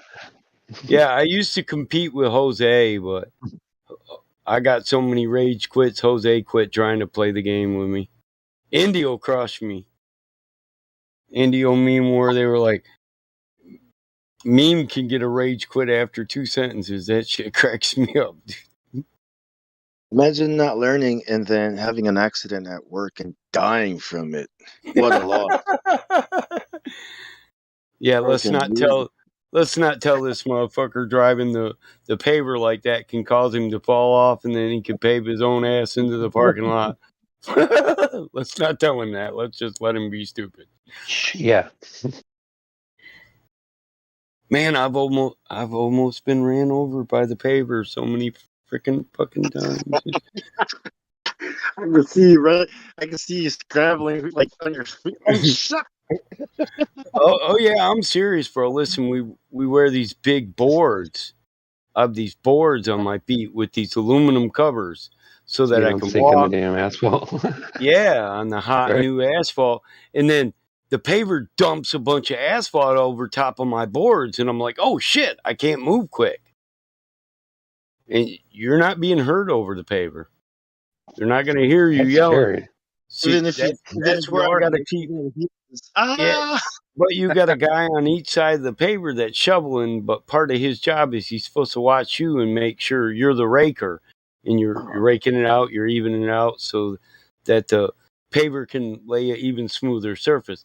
Well, both there's people left and right shoveling on the paver. Part of their job is to notice what's on with you and tell the guy driving the paver to fucking stop. But they're He's the not paying safety. He's the attention, you know. corner marshal or the safety guy. Yeah, so even though I've got, I'm the owner and I got 20 years of experience, almost 25, 30 shit. Since I was 16, did it with my dad, and my grandpa was, he was a proud grandfather just like me. So he was taking me as soon as he could. But experienced people still watch me when I'm out in front of there because they know sometimes I'm encouraged, but I get my ass in places I'm not supposed to be. And it could be as easy as just reaching out there and giving me a hand to jerk on so I can pull my foot out of 300 pounds of hot asphalt, But they pay attention. But the new guys, they'll let you get fucking run over, you know? There I was, knee deep in the hot asphalt. Yeah, and then all of a sudden Mike's standing on the front of the paver bitching it, shut the fucking paver off! It's time for a fucking meeting, yo, dickhead with the shovel. How much do I pay you, motherfucker? Why aren't you watching me? I damn near got ran over. You smoked my fucking hooter this morning before we started. Son of a bitch, I think you got the roach in your pocket too. Isn't he the one that got my roach? Oh, he did. Okay, motherfucker, pay attention. This thing, boss. Right. I'm serious, dude. One time, my fucking legs were under the damn paver and the experienced shoveler noticed, and he's like, hey, stop, Johnny, stop. You can't back it up, really. It's hard to back the paver up without fucking up the new shit. So they're dragging me off and under the damn paver. They had to get a floor jack because the boards are stuck by the blade that's just smoothing shit out, you know what I mean? And then the driver was like, holy shit. Before I got to say anything, my boy Johnny, he's been there since my dad owned the company. He's bitching out the guy, not the guy that said, hey, stop, but the other guy. And then he went back and said, well, fuck, man, I'm on his goddamn waist. You should have told me when I was at the knees. He was all worried. He's a big guy, too, so he just picks me up and sets me up on the damn paver, starts brushing shit off me. You all right, Mike?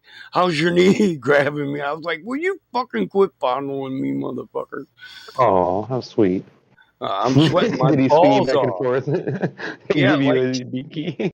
yeah, he's like, how are you? I'm sweating my balls off, man. I was just squishing 350-degree asphalt, man. What the fuck? How you think I am, motherfucker? Hey, you know what I do? After that, I look at the guy with the shovel that wasn't paying attention, and I kick my shoes off and say, hey, put these boards on. Here, get this rake. No, you're out there now, motherfucker. He keeps looking back at me to see if I'm watching him. Yeah, I'm watching you, motherfucker. Because I've seen it all. You know what I mean? I've seen motherfucker almost get ran over by the roller. I pay attention on a job site. To everybody on the job site. Safety first. But I'm aware. Shit can go awry in less than a minute, dude. You know? Watch him, and you watch the guy watching that guy. All right. Fuck it. Yeah. You watch the guy watching the guy watching that guy. All right. Cool. Right. Well, Go there's watch. always another scenario. See, the first scenario is I got a little too close to the paver and it dumped a bunch of weight on my feet.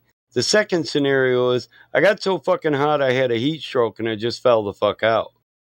That's why you're supposed to pay attention.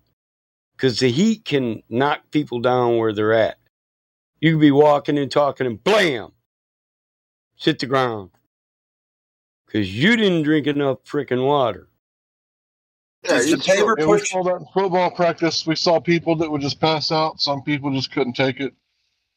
Yeah. Yeah, you know what I'm talking about, Hank. The three of us can be shoveling. You can look over and Bong's laying on his shovel about to get ran over by the paver. Does your paver push your trucks along with the bed up and keep a constant dump in it? Yes, sir. Yes, sir. We don't always put pits of trucks. I got a hopper, but I also you just fill the hopper. I get it. Yeah, the hopper goes back and fills it up, but I got big pavers, so I hold more. I've seen pictures of a couple of them. Yeah, they are big. Yeah, so we do that with the older pavers. We use the older pavers on the driveways and on parking lots. The newer ones are on the highway. You don't so much have to. The newer one hold fucking 15-ton of asphalt. You know what I'm saying? Oh, that's a truckload anyway. Right, and so when you get, the trucks come and they dump to the hopper, and the hopper is just a little. You can drive the hopper. It's just a big hopper. It's a mini dump truck, Yeah. So I was just curious, because I know I used to do asphalt too. I've done that for about a year, but yeah, with the older ones, we push the truck. Yeah, it was a long time ago when I did it. I was still just I don't know. Yeah, I was probably in my late 20s. Did it for so about a year. with the older one, you wouldn't be in front of the paver. See, it was a little safer. You'd be behind the paver and just filling in the spots that he missed. Yeah. Yeah, so that when they start rolling, it just rolls out smooth. It's because you get bare patches. You might get a buildup of asphalt on the blade. Yeah, and then you just have somebody watch it for that, and they hurry and toss a few shovelfuls in there and push it off flat with their rake. Rake it all out nice and flat, and then move on. Yeah, but with the newer ones, as it's pushing it, you try to help the paver out. So but that just lays a smoother surface. Now, all crews don't know how to do that, but you got to keep an eye on the blade as it's pushing the asphalt because it'll start to overflow or it would have spots where it doesn't have enough, and you got to keep it uneven. Uneven distribution. Yep. Yeah, I'm with it. I've been around done all that shit. Well, I knew that as soon as you started asking about pushing it. Yeah. Hell yeah. I've had shit. We were pushing a dump truck one time and I blew a hydraulic line, and there was a guy sitting up on the front of the paver smoking a cigar, taking a break, and the fucking line knocked him the fuck out. Oh, wow. Yeah, just said, whop! He was down, and the damn thing didn't want to break, It didn't want to break, so what I ended up doing is popping it in the reverse, I couldn't catch fucking neutral. I was low on hydraulic fluid. Then I caught reverse and just waited till it dumped itself out and shut the whole damn paver down. That job was fucked up, too. I had to bring a grinder in and grind away half this dude's driveway. Oh, shit.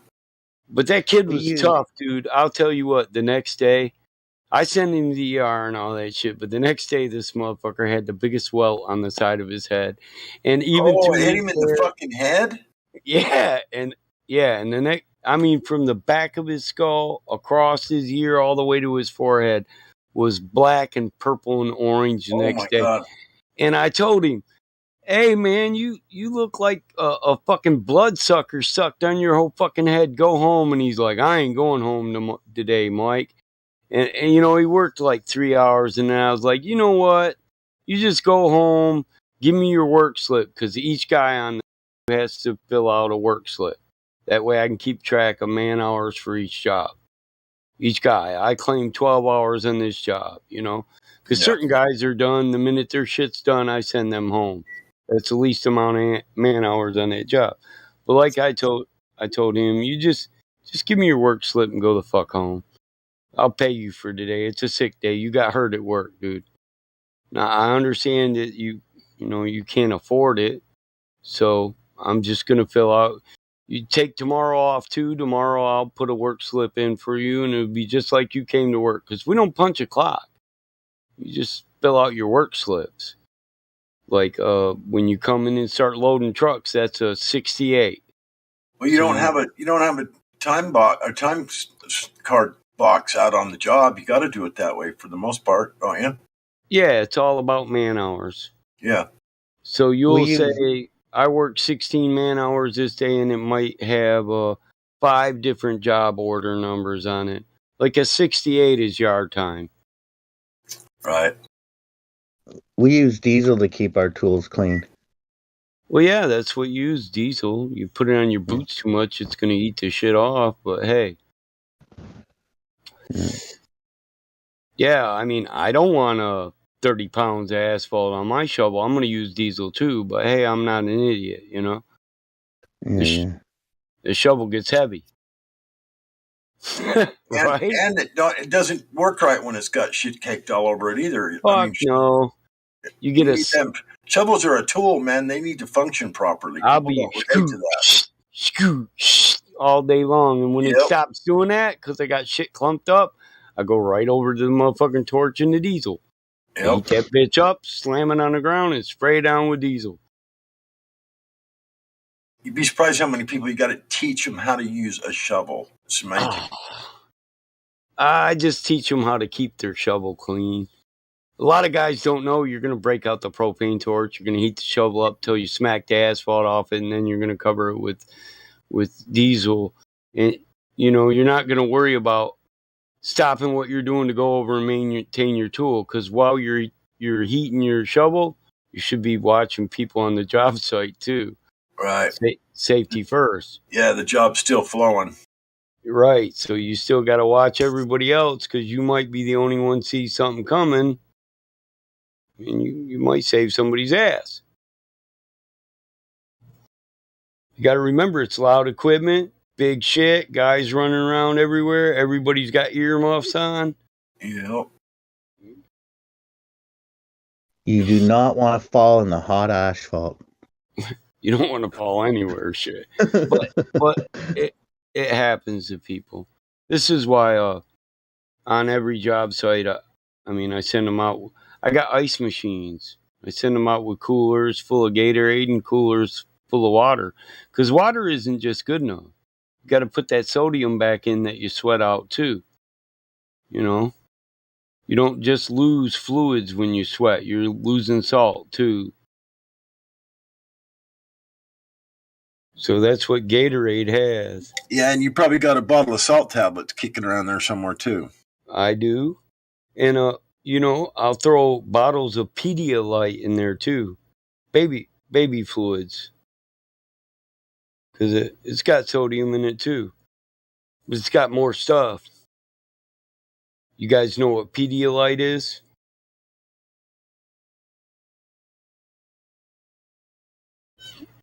My fucking mute thing moved right when I went to answer. Electrolytes, shit like that. Yeah. Replenishes the That's body. what they give to the infants to get the diarrhea. To give them diarrhea? Or when they got diarrhea? Yeah. Infants, when they got diarrhea, yeah. When they get the diarrhea, you give them Pedialyte.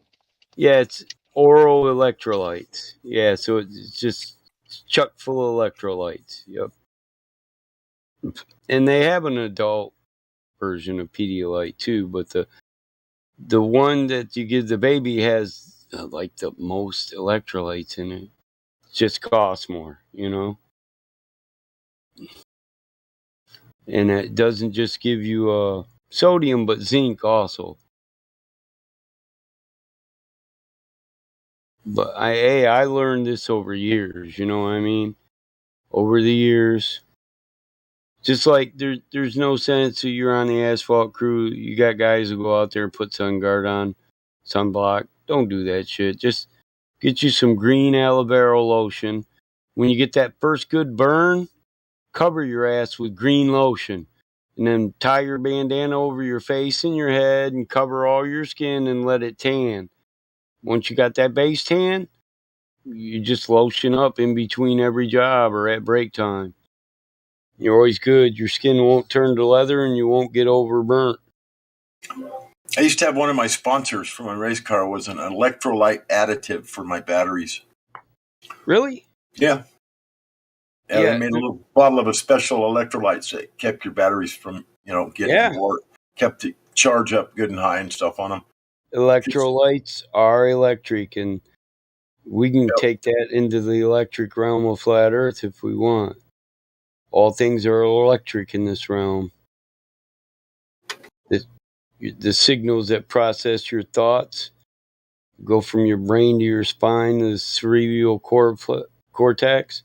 It's all electrical. Heartbeat, electrical. Electrolyte, sodium, you're a battery. Yep. The sodium's got to be there. We're a biological android. Yeah, pretty much. We are. That's why I like Same Electric Universe. Go Same ahead, with bro. tools and whatnot. There's usually a male and a female part. Like the bolt would be the male part, and the nut is the female part. Or with air tools, you have the part you pull back that has the bearings in it. That's a female part, and the male part that goes into that, and you release it to hold it on there for the air pressure. Yep. Yeah. Chuck and receiver. Yeah. A lot of people don't think that way. Male outlet, female inlet. Exactly. Yeah. All right. Hey, somebody else talk, man. I'm going to get some more stuffed peppers. I'll be back. Positive, negative, male, female, receive, transmit.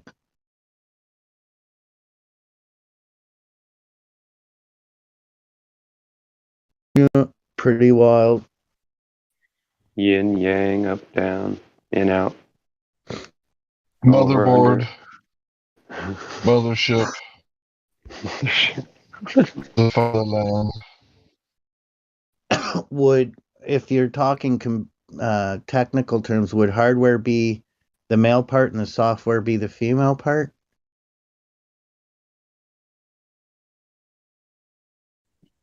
That sounds like biology to me. Well, I think women are a lot softer. I don't know about you. Yeah, that's why I like hanging out with them. They smell nice. You heard my favorite joke? Why do women wear perfume and makeup? Because they're ugly and they stink. Yeah, I know I heard it before. Fuck. It's like, I can't remember this punchline. I think it's hilarious, even though I don't agree. I think they smell great too, but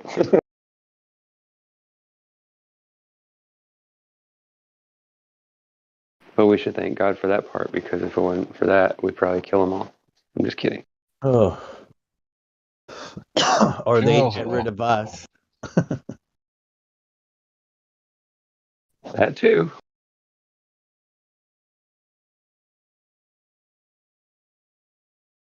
I put this makeup and perfume on and they still don't talk to me. That's it. Off with his head.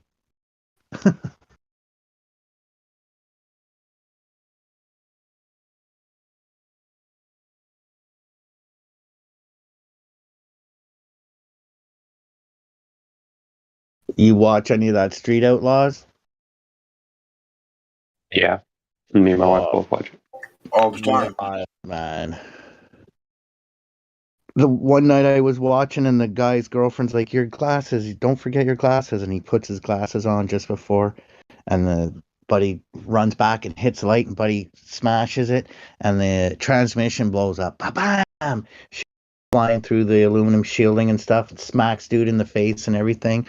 And he's like, it's a good thing she reminded me about the glasses because I probably would have been really injured badly if I hadn't put them on. And the next night on my way home, my car stalled out at the top of the ramp to the underground parking. And all I thought was, I don't know what my issue is, but it's definitely not as bad as the guy last night. So I wasn't worried. I was just like, I'll fix it. That guy last night was like thousands and thousands and thousands of dollars and injured himself and everything, you know? Fuck. Mine ended up being the oil pump had to be replaced, but still.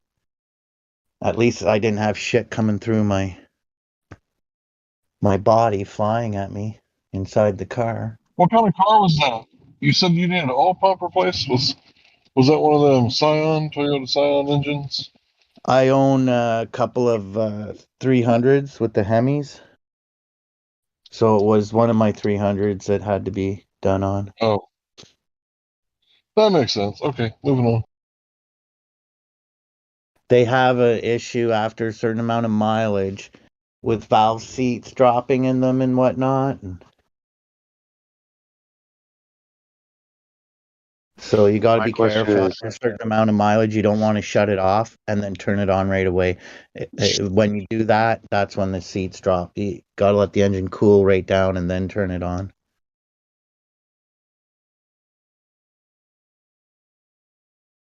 Sorry, go ahead.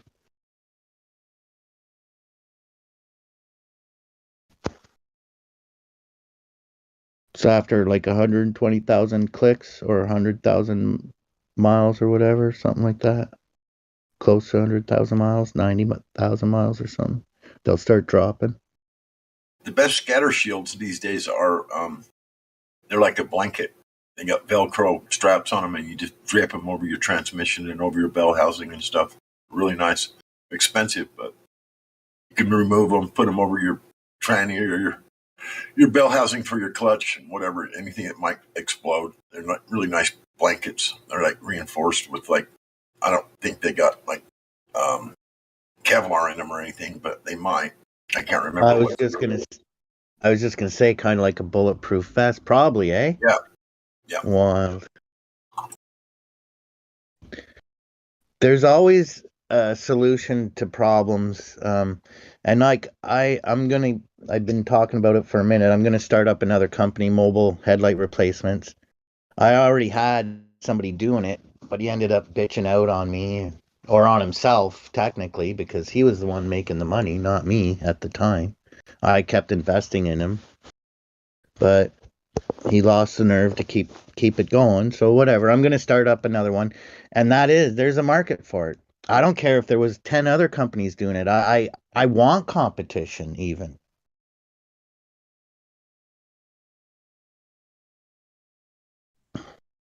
But he did it for a minute, and he Doing made what? Replacing headlights? mobile replacement. Like you got a tail light out, an interior light, whatever. The headlight will Yeah, come to those are your. easy. You can be pretty dumb and change those out. Those are easy usually. But there are a lot of people that are dumb, and there's a lot of elderly people don't. as well. Yeah, I was And gonna in the say, winter, don't ruin the guy's way of figuring out how to make business shit. dude, I know it works because got my buddy ran the company for a couple years before he quit. Yeah, Anyways, people are lazy too. They just soon have yeah, somebody come do it. that's how I had the idea. I'm like, I'd pay somebody $50 to come change that light for me right now. I don't want to go out there and freeze my nuts off. Yep. And I know it's cheap and I could do it, but I don't feel like it. And I got the money. So somebody come and do this for me. Or you got a trunk full of weed and you're trying to transport it across town. You don't want to do it with a burned out headlight. So you call, dude, come fix this Now you're reading me big time, bro. That was the original thought, was like, if somebody was told at a stoplight, hey, you got a taillight out, and And they're I'd like, be oh, like, hey, fuck, where's the we better cheese, hit a buddy? hotel right away and call Buddy. We need to fucking fix this before we're back on the road. Yeah, that was the original idea. I like the idea. I instantly thought, yeah, I could see myself doing that when I'm not in the mood for.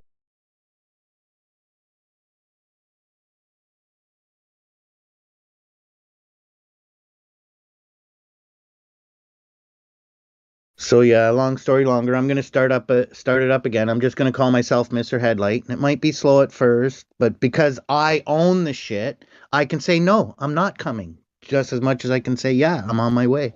Right? So And if there's Go back. competition, then like here, call this person. I'm not in the mood, or I'm too busy. I'm booked up. I can't make it. Whatever, right? The headlight night. Or the light night.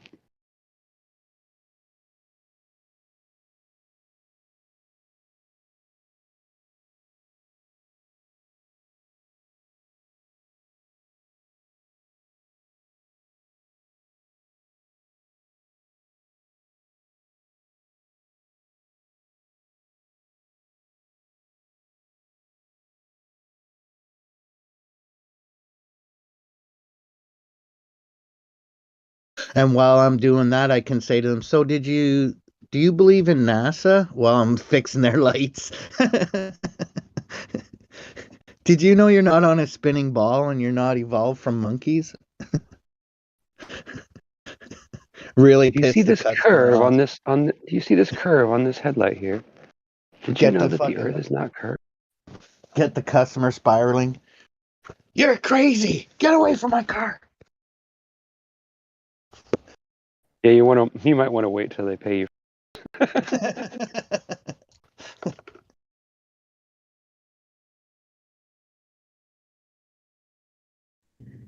No, what you do is you put it on your change.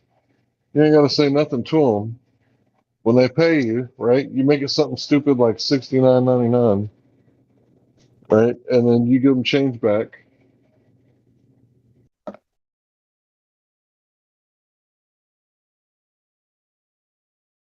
Oh, sorry. I thought I was on mute. I'm listening. Well, that was it. I was just saying you could do that too. It'll go a lot further. Instead of telling one person, you're now telling hundreds to the extent of the life of the dollar bill, or till someone scratches it out. Hmm. But I would definitely be giving out free air fresheners and keychains for my shirt company as I was doing it. And probably get like $5 Timmy cards. Here you go. Let your friends know. Go get your wife and yourself a coffee. Now your tail light's fixed. And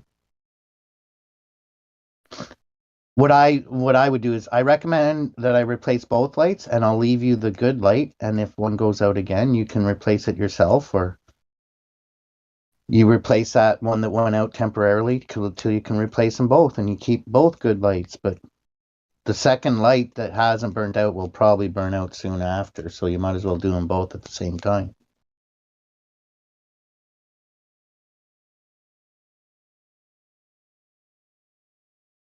And then they pay me to do two lights instead of one. $100. See you later.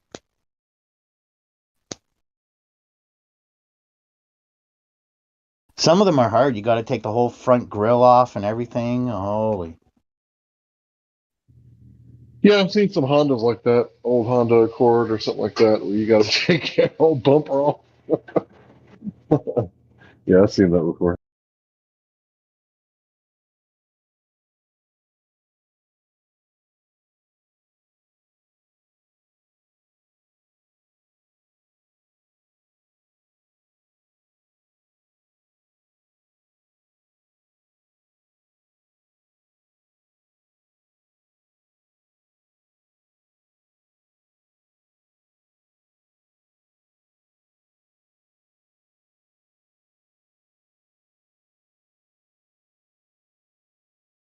That would be the coolest part is when I'm done. I'm like, so did you know NASA's full of shit? And the customer's like, yeah, I do. And then we're like, I meet another F year. Right on. Cool.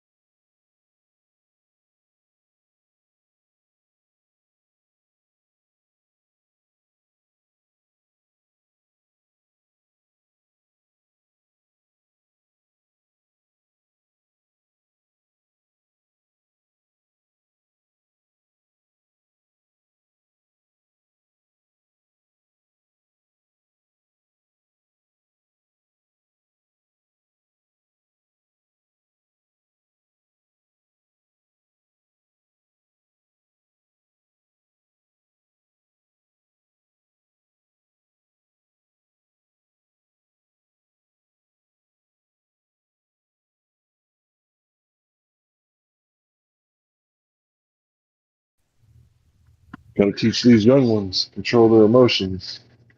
When they turn 18, they're an adult, man. We should be teaching them at like 14 now. They get charged as an adult the same way.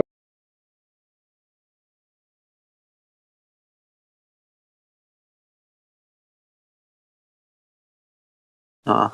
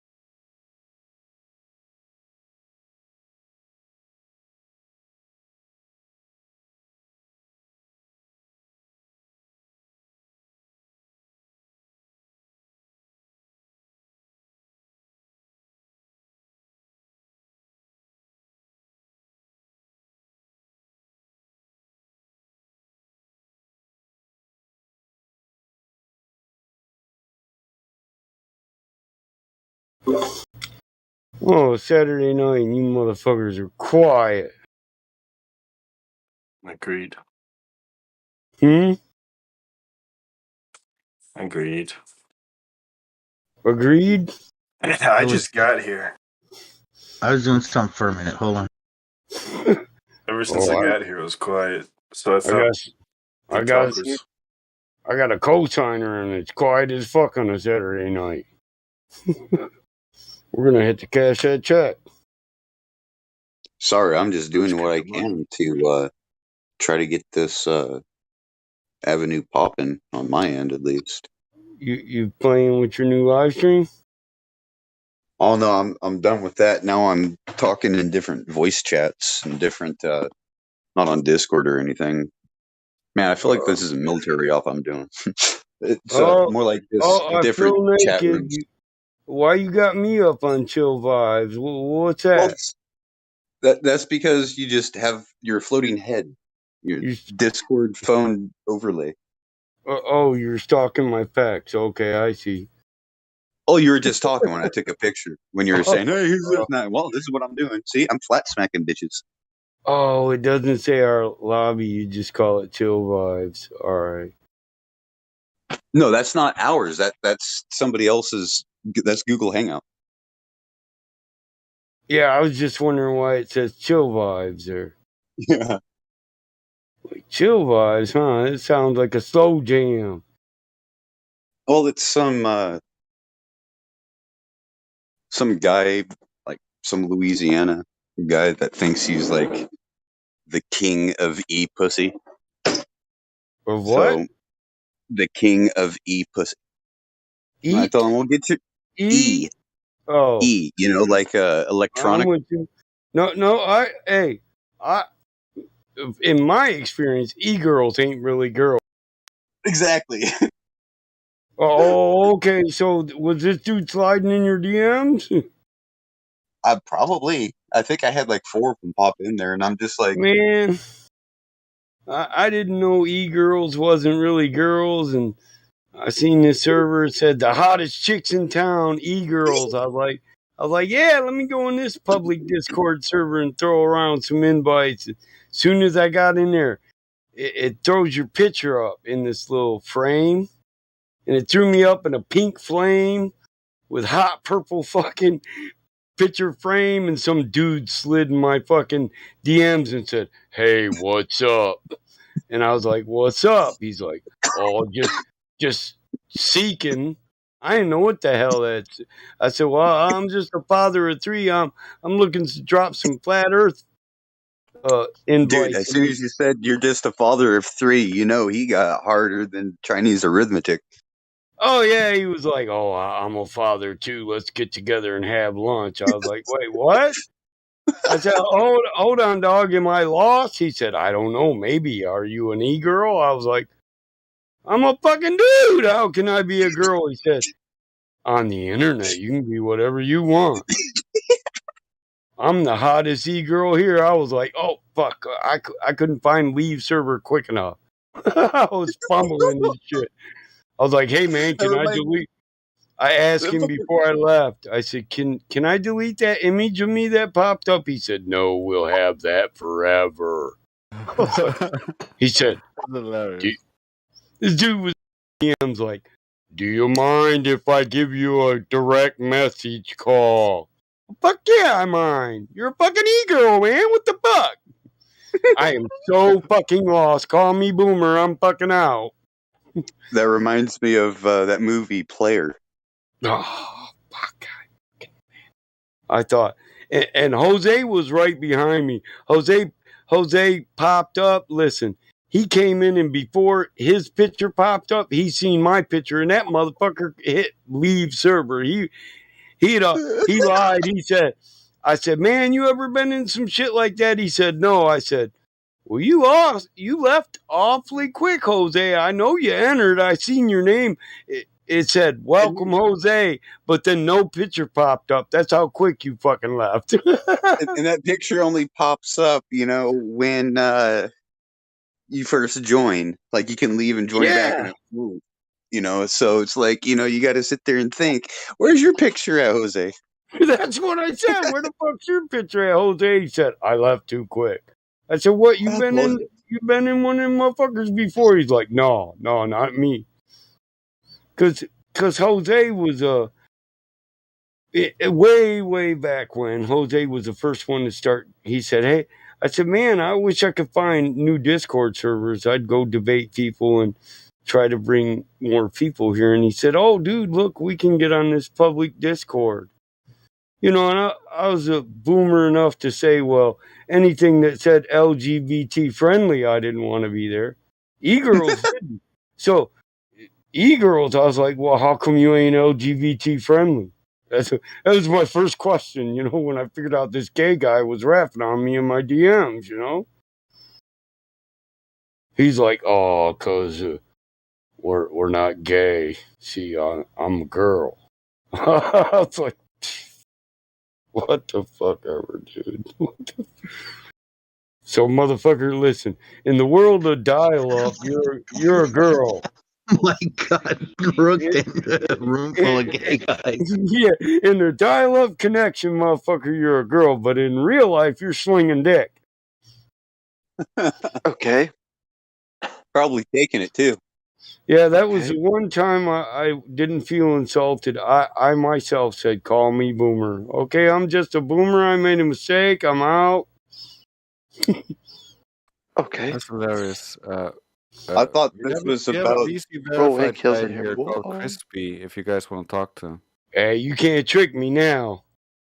Any words like catfish, e-girl, rangers. I don't want to go in no ranger community. You're fuck crazy. Fuck you. Internet Hey, I lesbian. honestly think it's a room full of nothing but his own accounts, just talking back and forth with each other. Yeah, exactly. Whose? Oh, that based. Oh, the guy that owns that lobby. I'd say there was a few trolls on YouTube when we were doing ODD's live stream.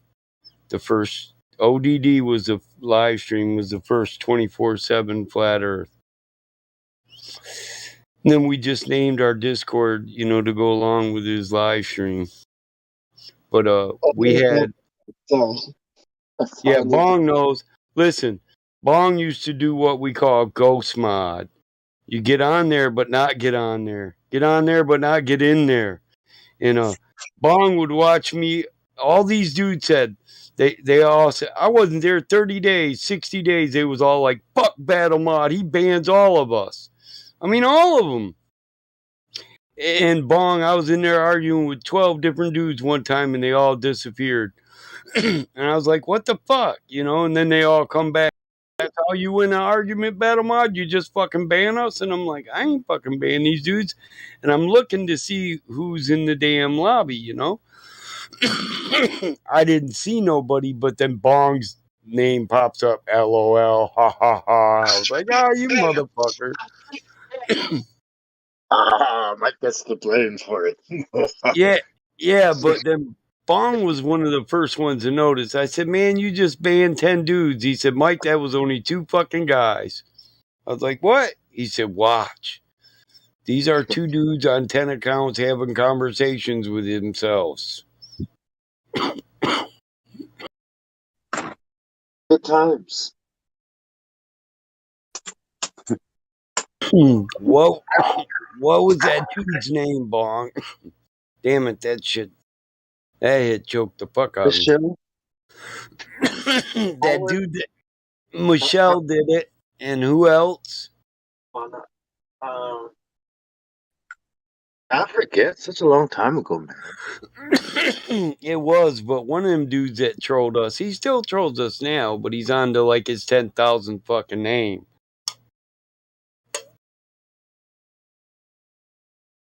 Yeah, I think they found my stream. So I just let him be. Well, these dudes would come in and they'd have 2 accounts. One would play a flat earther and one would play a Glober. And it's always the Glober convincing the flat earther that he's fucking wrong. You know what I mean? Once I learned to watch that, I was like, oh. I banned 30 motherfuckers at once because I realized it was only 3 different people. You just had to watch the way they talk. Man, there was a sophisticated troll that hit our live stream one day. It was some like Skywatcher, right? It was just like a way to sit there and talk to people in a chat room. Well, some interesting was going on in the background, Yeah, That Lucy girl was one of them, Bong. Remember Lucy? I She know had the, Lucy. she had the picture of that Lucy that turned into a computer. What movie was that? Where the bitch turned into a computer program. I know the movie. It's called Lucy. Yeah, the name of it was Lucy, but yeah. Yeah, that was funny. I knew a girl named Lucy. She used to give me some pussy.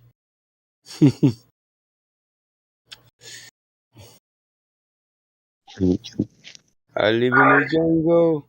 My name is Fernando. I make $20 a day. No, my name I is give it to Pedro. Lucy. She gives it some pussy, and that's the end of the day. Ole! And she takes my $5 away. Yeah. It's always more funny with the Spanish accent, though. It is. I Hey, know. Mike, can I get a mic check? Yeah, Mike. You Mike want says your mic's 10-4, working No, we great. can't hear you, Hank. Sorry. 10-4 on the mic. Did I rumpus Hank? Go ahead, Hank. Roger D on the audio rumpus. Break. I wouldn't say anything. I gave you a 10-4. Oh, it was Good Dave. buddy. I'm sorry. Who was that? That was Dave or Hank? Damn it. I'm sorry. Break it 2-4. Break it 2-4. There's Money Mike, and I got a break. Come on. I was just trying to see if we talked to Jet, VC Verified. Hello, Jet. Oh, not yet. Yo, what's going on? Breaker, Big J. Come on.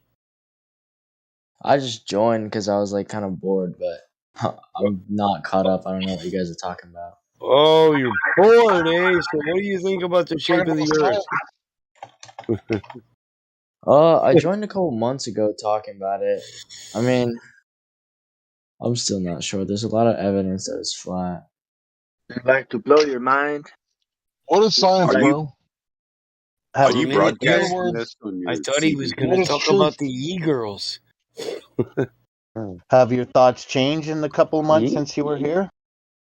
Go ahead, Hank. Yeah, I'll a quit little bit. rumpusing I you. mean, I'm still in school, so then I talked with like my physics teacher, and he's like trying to sway me and stuff. But Your physics teacher, you actually have a class called physics? yeah, Yeah. High school class, is it physics what? it's physics C. What are you in 10th grade? 11. Ooh, a junior. Woohoo! So is it boring physics? So you're a young man. What is truth, sir? Do you know what truth is, young man? You said truth? Yeah, what is truth? Boy, That's a hard question. I don't really know. So tell me if I'm wrong. I'm trying to define it for you. Truth is that which is verifiable, demonstratable, falsifiable, testable, and repeatable. Yeah, sounds about right. I guess you could say That that. sounds right. Right. So does that now mean that everything that we put the word science on is automatically knowledge or natural science? No, right? You can mislabel stuff. It happens, right? Yeah. I'm sure you've been mislabeled before being in high school, right? Doesn't all these labels that people want to give you, don't they diminish you from what you actually are, which is a young man? Yeah. I mean, it happens.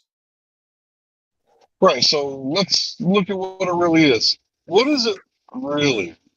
Like the Earth, right? Like we get a lot of weird questions in here sometimes. But you play stupid games, you get stupid prizes. So a lot of people say, where's the edge of the Earth, right?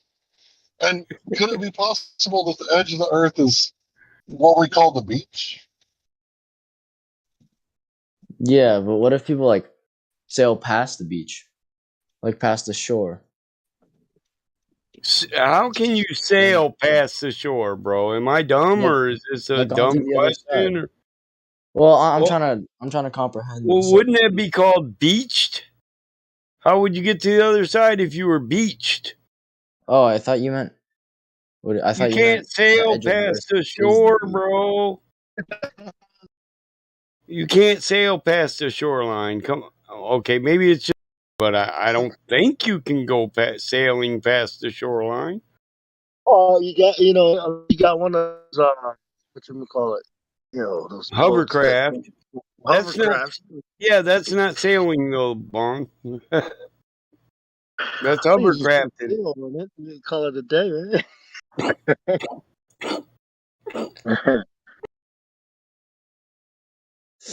What happens when you sail past the shore of what? Like, you mean like the edge, right? The edge of the earth. Did you say it's a Yeah, beach? what I'm just saying is No, dirt no. is What edge? earth. You got proof of said edge? No, Because I'm really, saying we like don't listen. We're not the Flat Earth Society. We don't believe we're a circular disc floating in space. yeah. Most of us don't believe in space. We believe that the Earth is the floor of the universe, maybe, possibly infinite, but it'd taken an infinity to prove that, so we really don't know. That's just a possibility, but it most definitely the floor of the universe and everything evolves around us, revolves. Okay.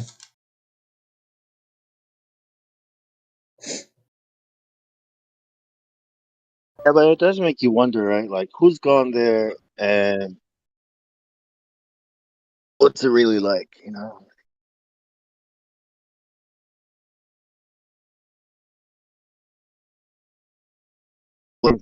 so far, right? Proximity, and then end of light, end of Yeah, I get that.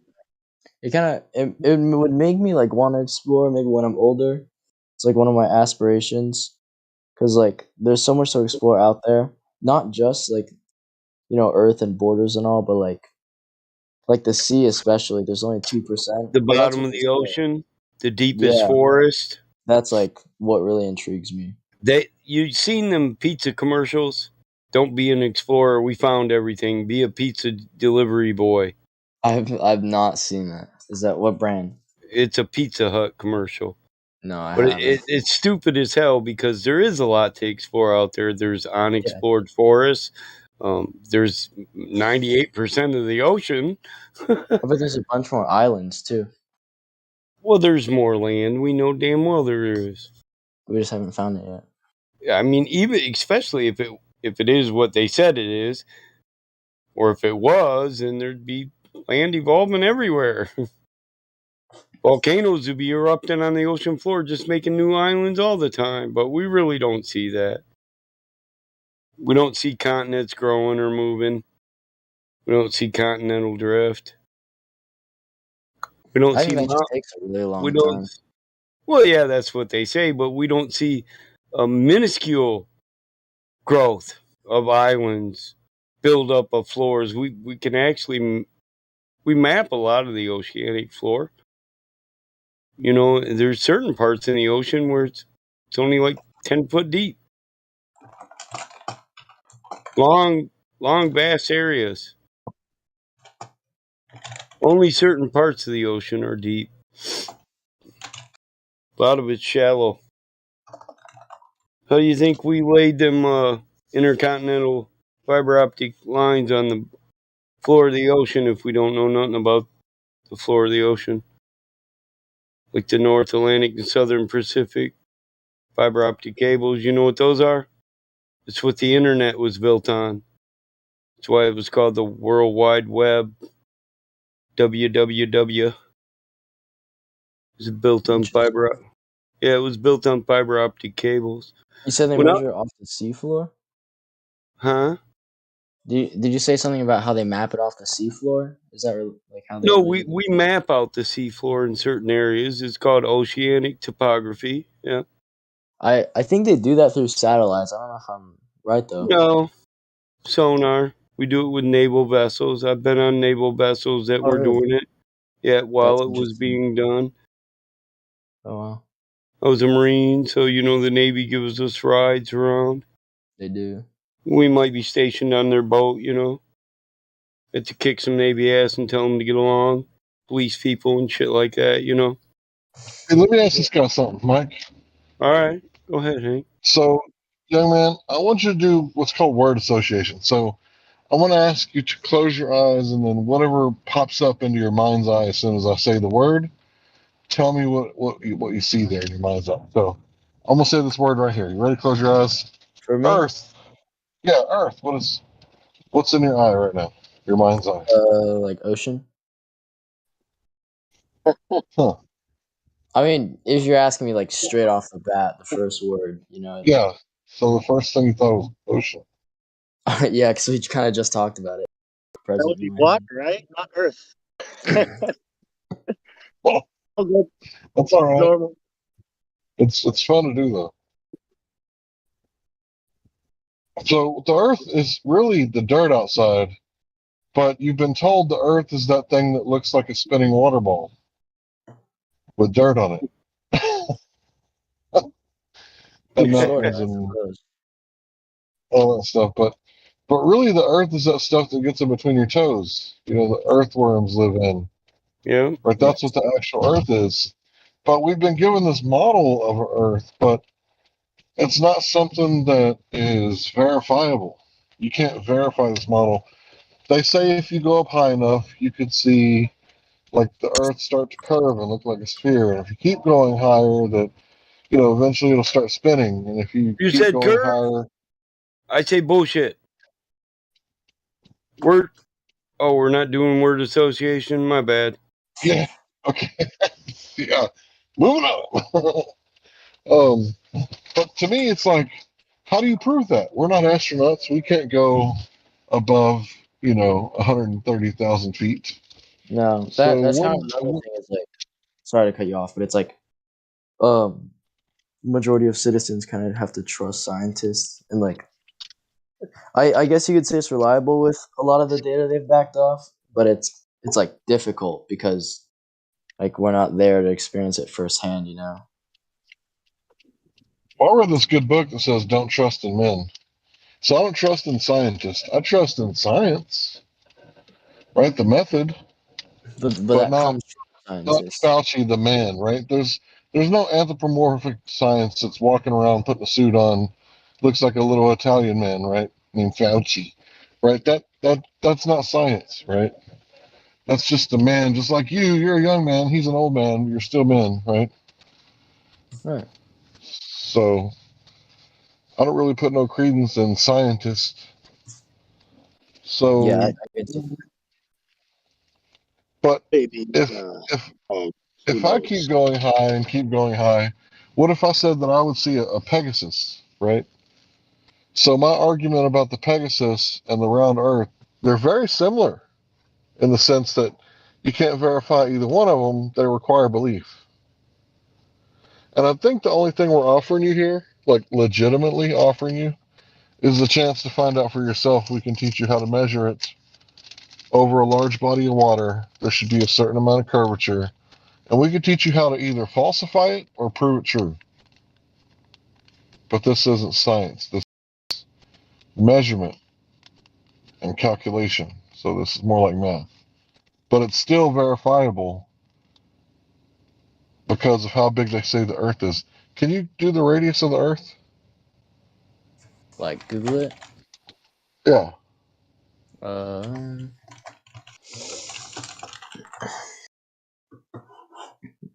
6 something kilometers, 6,378. Right. So if you go into an Earth curve calculator, if you back out and go to an Earth curve calculator, you can type in 1 foot observer height and it'll tell you it's going to be at 1.22 miles. That's where the horizon should be. And we're seeing it much further. In fact, it moves throughout the day due So to it's like atmospheric conditions. it's not accurate with what it says. It's not geometric. It's not geometric because the horizon isn't supposed to move if it was a fixed geometric location. Like you can't see a pregnant lady can't see her toes if she's 9 months pregnant. If she can see her toes while she's laying on her back, then she's not 9 months pregnant. And I think that's what's going on here. Like if the Earth is a sphere, there should be a hump that you can't see past, like the leading edge of the ball, the edge of the, because that's what the real question is. Like we're claiming that it's flat and stationary. Well, look around. What do you see? Looks pretty flat and stationary. They're claiming that it has an edge, but yet people come in here all the time and ask us where's the edge of our Earth, when the ball Earth is the only one that actually has an edge. It would have to have a leading edge to a sphere.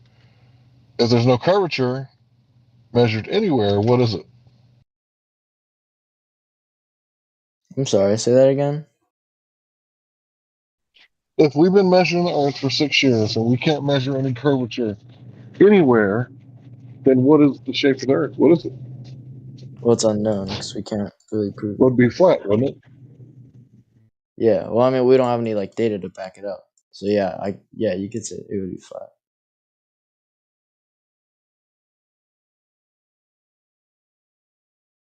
You don't have data to back what up? That it's curved because you said they've been doing it for 6 years, right?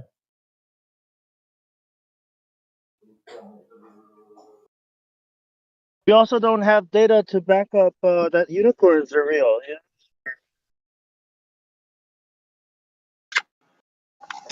Would you like to see an example of what Hank was talking about? And somebody wants to put the black swan up. That'd probably be easier to like visualize. Can somebody post the black swan real quick?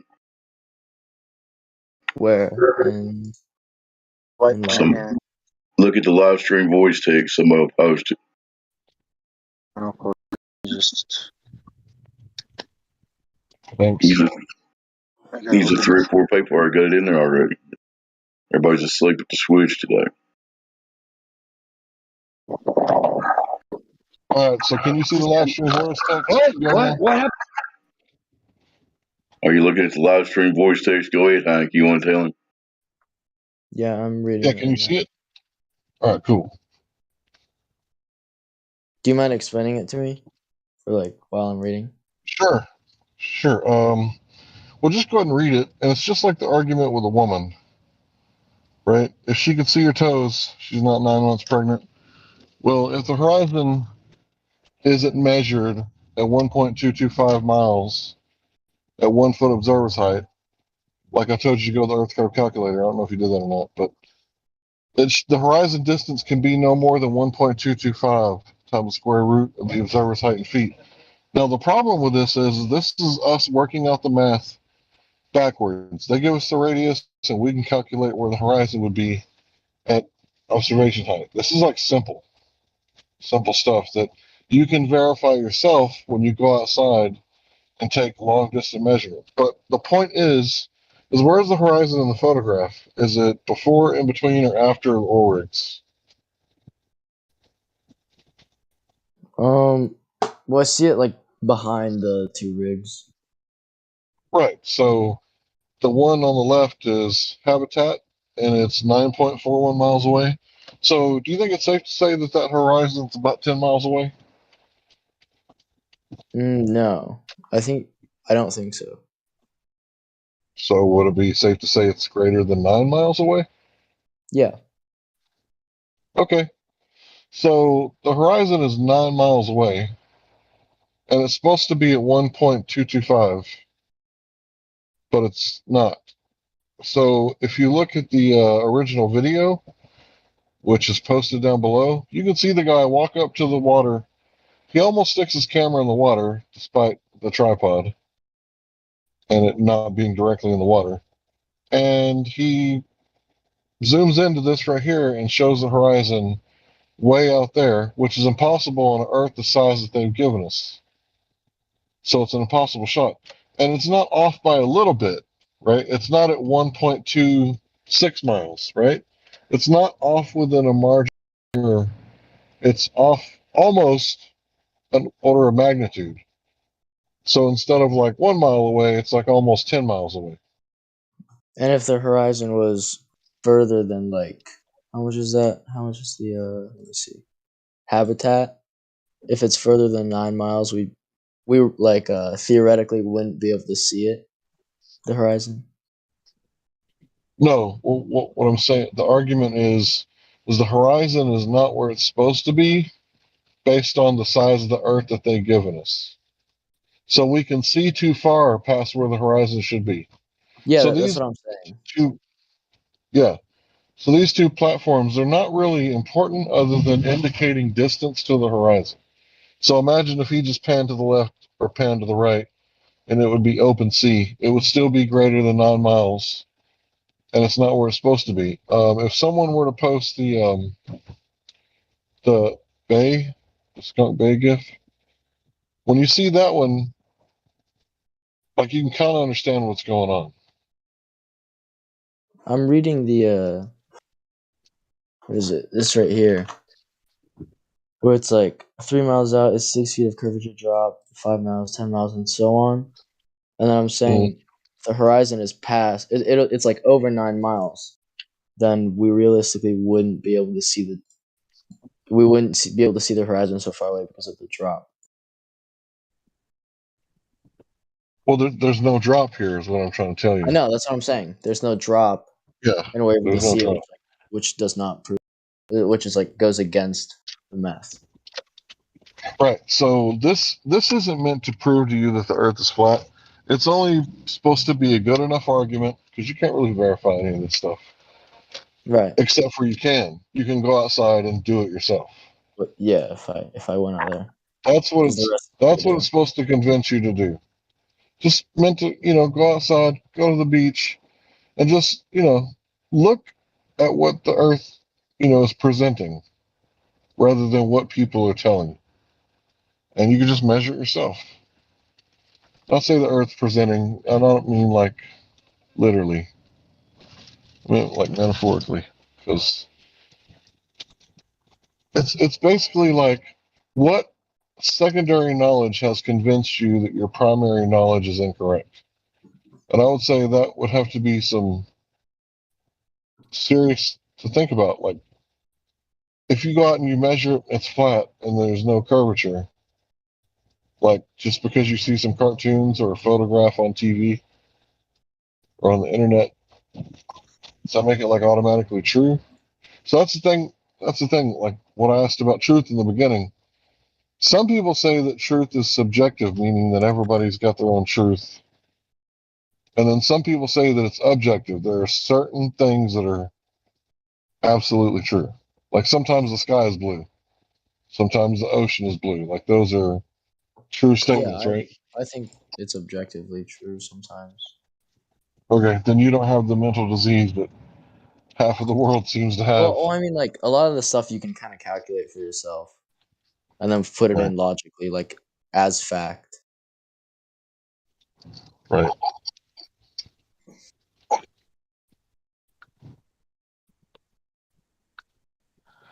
Yeah, someone else can take over if you like.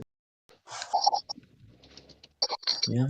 Well, I did like that image actually. That was kind of interesting, and I put it into the Earth curvature calculator thing on the website. That's like a good, what is it? I don't know how to say it. Like different perspective. I mean, I'm like not really old enough or able to like go out there and do it myself, but that's a good perspective that I've been given. So thank you. Yeah, all I did was showed you that if you wanted to know, it's possible to know. It's Yeah, not and something that I'm you like, have to I'm trust. glad, I'm glad that it's not like forcing me or anything to like, like say that the Earth is flat, like just know on the spot, but it's kind of like altering and giving me a different perspective. There was several hundred other cosmological models before this one, and you don't believe in any of those, right? The only thing is that there's still one more that you believe in. And for me, I've lost belief of the globe because I went to Corpus Christi on the 4th of July, and I've seen it for myself. That there was no hump of water in 10 miles. There should have been 66 feet of water. So it's like a 6-story building of water in between me and the other side of, I don't know what you call it, the other side where the beach was. So you kind of like fight for yourself. Yeah. And I So, could see Jed, the houses during the day, and I could see the houses at night. So, Jed, do you live near a body of water? Yeah, over by Florida. Well, all you gotta do is find something like 10 miles or so off your and get you Yeah. some binoculars or even your eyeballs on a good day. If you can see something that's less than 60, whatever Hank just said, 66 feet above the water line, then there's no glow, but the water's not curving. You can prove it to yourself. And they say that we're covered in 70% surface is water, right? So how many flat spots of water does it take to make a ball? Think about it. Yeah. And I have But to, all we're saying is we can prove it. You don't have to listen to none of us. We don't want you to believe anything. We want you to think for yourself, do stuff for yourself. The whole reason we're in this mess, the whole world's in, is people defer their authority to authorities. And anyway, prove it to yourself. all right. I will when I have the chance. Thank you. Yeah, bro. Always remember, think for yourself, question authority. And in order to think for yourself, you have to question authority. I I'm think that's curious. respectable. I'm curious, and since you said you're in high school, have you talked to any of Yeah. your friends about this subject, and what do they say about it? No, I haven't really talked to my friends about it before. Okay. Nobody at school is talking about it much or anything? No, it's not like a popping trending topic or anything. I was just curious, and then Okay. yeah, I was just wondering what you young folks are talking about at school these days. yeah. Somebody else got questions, or do you have any questions for us? This is your chance to ask Flat Earthers questions. Not really. I mean, I was like kind of put on the spot. I was muted. I was just planning to listen. I'm working on some math homework, so it was like kind of just in the background. And if there was anything interesting, I was gonna like pop out. Okay. Well, I'll just let you know real quick that one thing we emphasize to people here, the three main globe claims are that the first claim it's a ball, it's a round ball in space, right? Or sphere. Yes. And it's in motion and it exists in this vacuum of space with a pressurized system next to the vacuum of space. So that's the three main claims. If you try to prove any of those three claims, you're going to wind up here with us. So just saying. We all used to believe the globe stuff until we actually tried to prove it in reality, and it doesn't measure up. It's just a fantasy model that men have made up, and you'll see that if you do proper research. But I'll shut up. Somebody else wants to talk. All right. Thank you. I'll mute myself as well. Yeah, go ahead, bro. You don't have to talk if you don't want to. You can just listen if you want. But while you're on mute, I'm just going to say this: that I think every time somebody comes in here, we got to ask them if they understand how the method works. If they don't understand the scientific method and they can't, handle like objective truth, then it's almost, it's going to be difficult.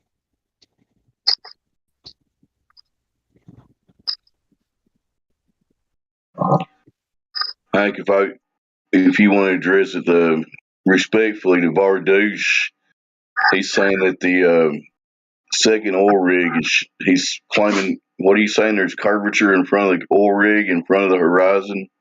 Is that your claim, Vardouche? Basically, I was talking with Dave Hinkle, and Dave Hinkle was also seeing that in the YouTube video posted, the closest oil rig, you could see the 2 floors below it. But then for the farther oil rig, you don't see the 2 floors below it.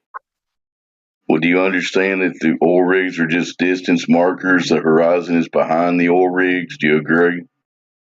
What do you mean distance markers?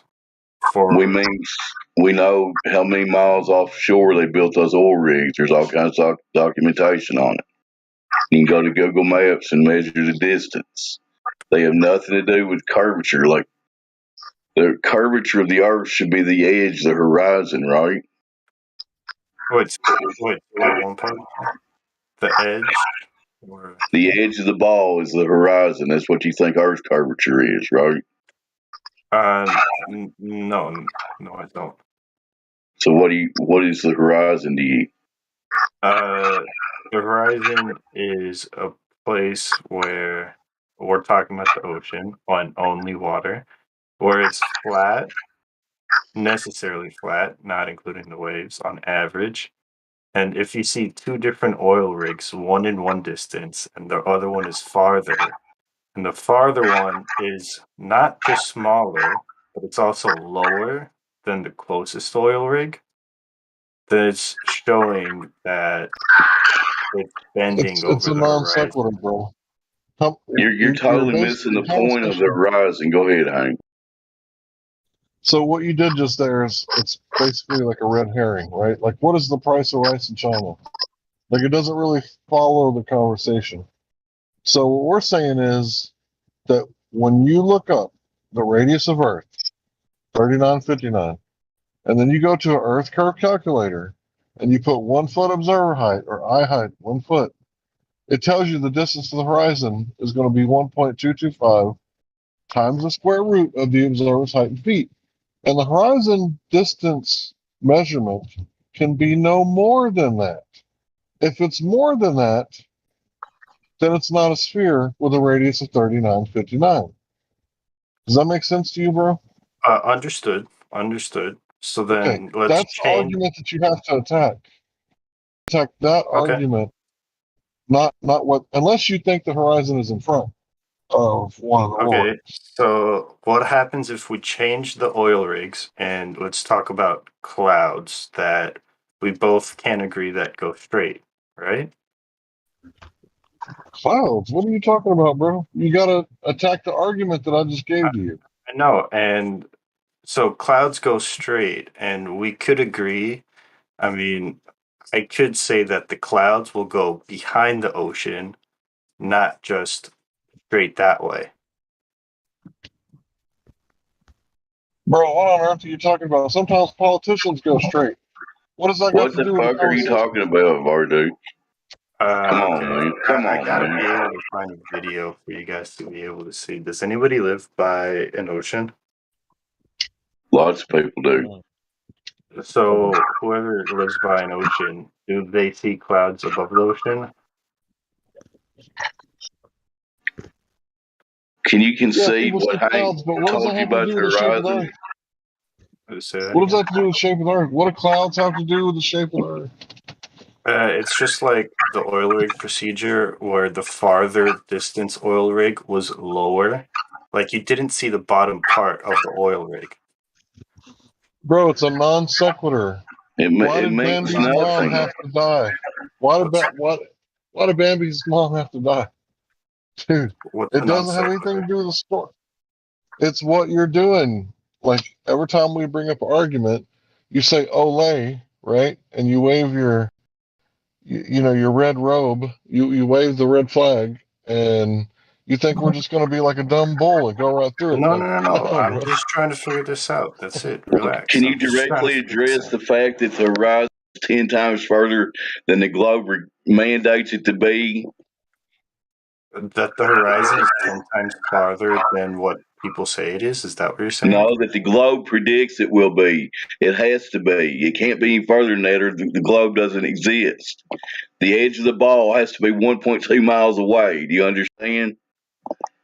From 1 foot observer height. Oh, so you're saying when we're at a beach, we only see 1.25 miles away? If you're a foot above the water, yes. That's the math on your I globe. see your point. Okay, do you concede that point? We're seeing a horizon 10 times further. Do you agree? Oh, hold on. I don't know what's going there. Go ahead, Hank. Yeah, is this in live stream voice chat? Yeah, we posted it quite a few minutes ago. You see it? By Donato? I don't know who posted it, bro. But the important thing is that the horizon is predicted to be here by the globe Earth model, the model that everybody loves when they see the blue marble, that thing. So they've told us for hundreds of years that boats go over the horizon, and that's the proof that we live on a ball. Well, we debunk that with this, type of stuff where the horizon moves around, because the horizon doesn't stay still in one spot like it would if we lived on a sphere. So what the horizon actually does is it moves around different temperatures, atmospheric conditions will affect the horizon, and it moves around. So every time you measure the distance to the horizon, you're not measuring the size of the Earth, you're measuring the refracted horizon. Do you understand what I'm saying? I do.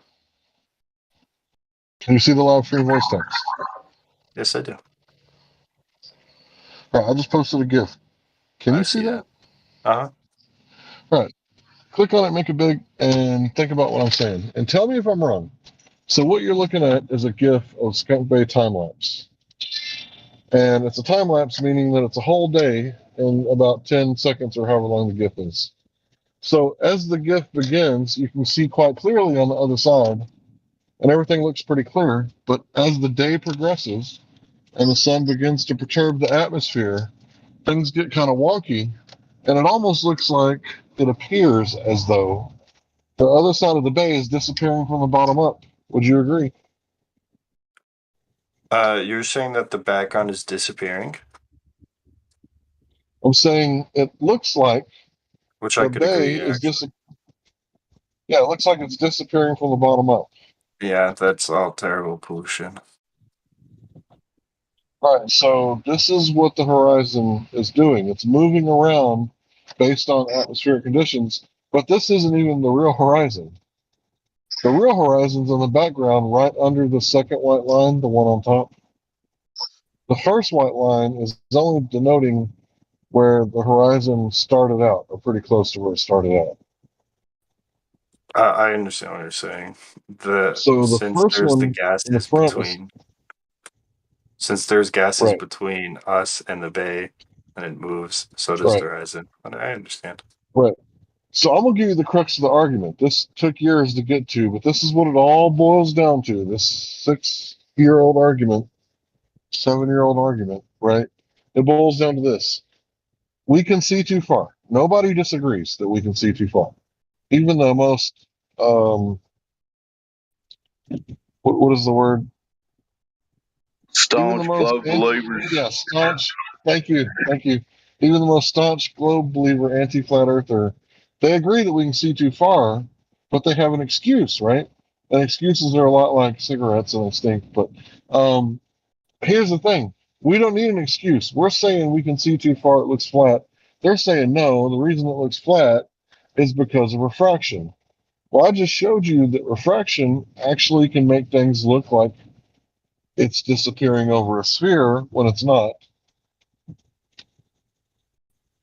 So what I'm saying is it looks flat. You ought to go measure it yourself. Like I don't expect any of this to convince you of anything because it could all be That's like the point. cartoons and CGI. But I it see. should be a good enough argument to convince you to go outside and make measurements over long distance of water because they say that on a clear day you can't see very far, right? But on a day where the atmosphere gets all kind of wonky, you can see further because light is bending down around the curve. That's what they're saying. It's bending down at the same curvature rate as the Earth, 8 inches per mile squared. And when that happens, that makes it look flat. And we're going, how do you prove any of that? That's a cool story, bro. Right? And we're saying, prove that to be true because we'll accept it if someone goes out there and takes a temperature of the water and the temperature of the air, and they can prove that it's getting colder and colder and colder and colder, like walking into a giant freezer, walk-in freezer at a meat plant. Or if they can prove that it's getting colder and colder like that, we'll take it into consideration. But no one's offering up anything like that because that's not how gas works. It fluctuates. The temperature fluctuates, especially over a large area.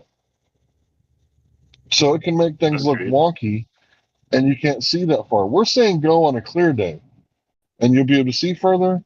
They're saying go on a wonky day when there's lots of atmospheric conditions and you'll be able to see further. We're saying go on a clear day. because it makes more sense. And that's all we're doing here.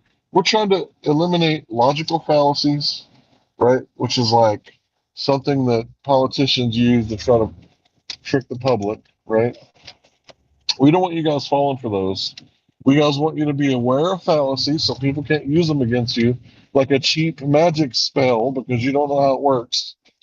And we want you to be aware of your biases, whatever the fuck. Yeah, so a good website would be, whatever we call it. I understand, yeah. A good Well, we're website not. would be your logical fallacy is, or thou shalt not commit logical fallacy. And you can see the logical fallacies and how they work. And then if you scroll down to the bottom, you can click on the biases. And you can see how the bias makes people like do weird stuff. Wait, If you're not, did you everybody send has it. this link? Everybody has bias. Did you send this Yeah, link? I can do it right now. Because I'm still searching Pull on over. Google. Let's go over. Pull over. Let's see. Your logical fallacy is.com.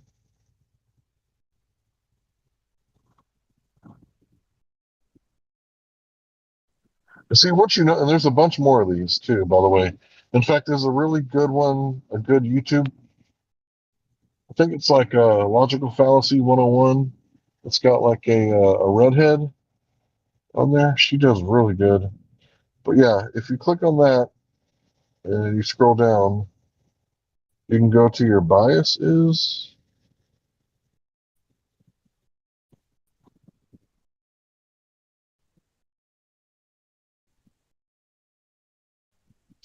Yeah, and everybody wear these at all time, like a sober judge.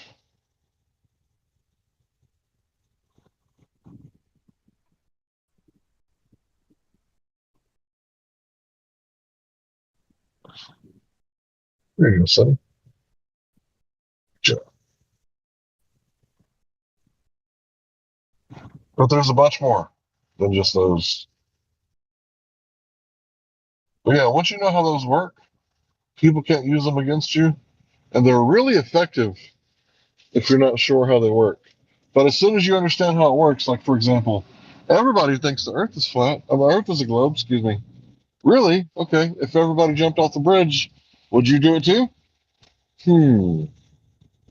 Probably not. And it's that easy to dispel that right there. It's that simple.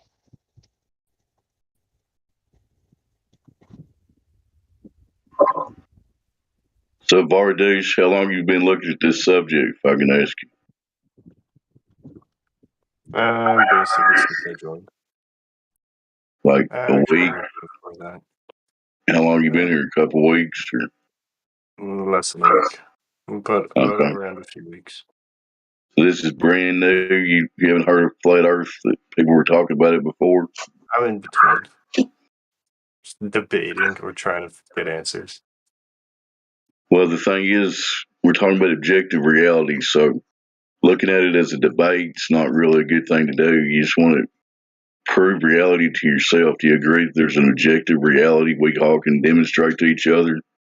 I agree, and every time you guys talk or include or talk about a different genre or subject, it always gives new answers and new meaning. Well, all we're doing is wanting you to think for yourself, like Hank was telling you. We're giving you the tools to think for yourself. And I thank you for that. Okay. If you have any questions, feel free to ask. Thank you very much. Seriously.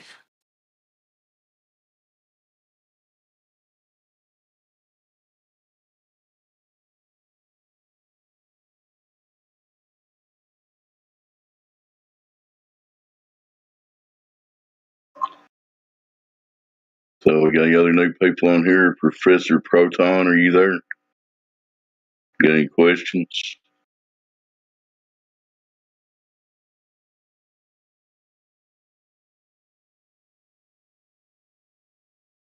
Quick Ben, how about you? Do you want to talk?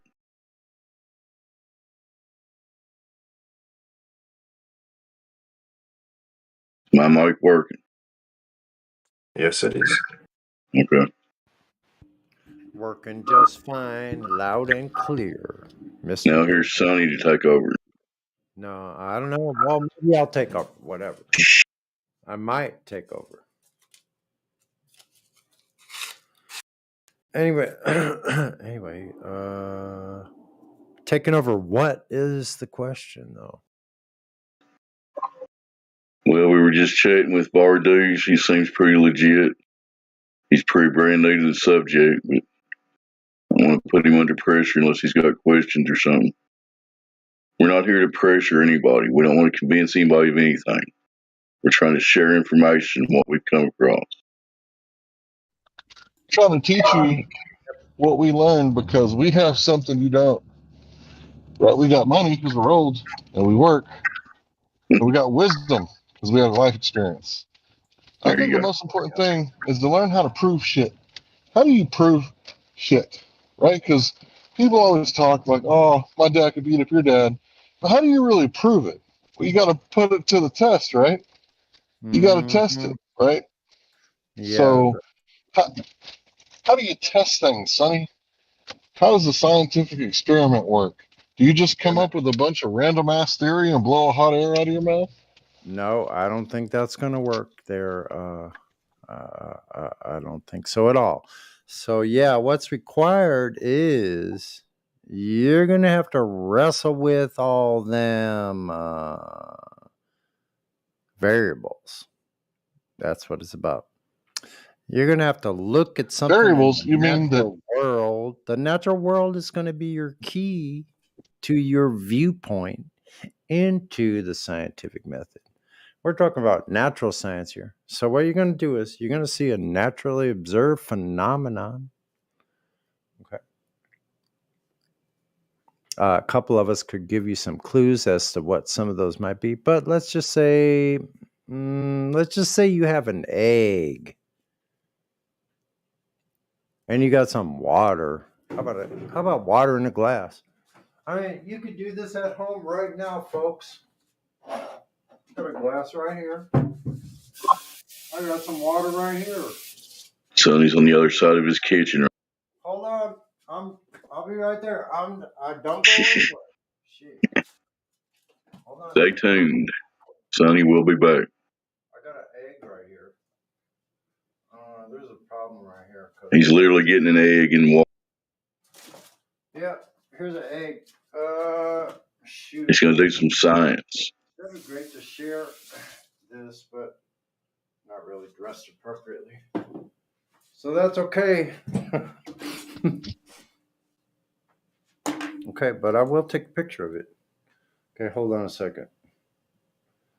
I think I can handle that much power. Okay, one moment. Okay, y'all still there, right? We hear you. Go ahead. Okay, no problem. I know it seems like a long process. Patience is a virtue. Okay.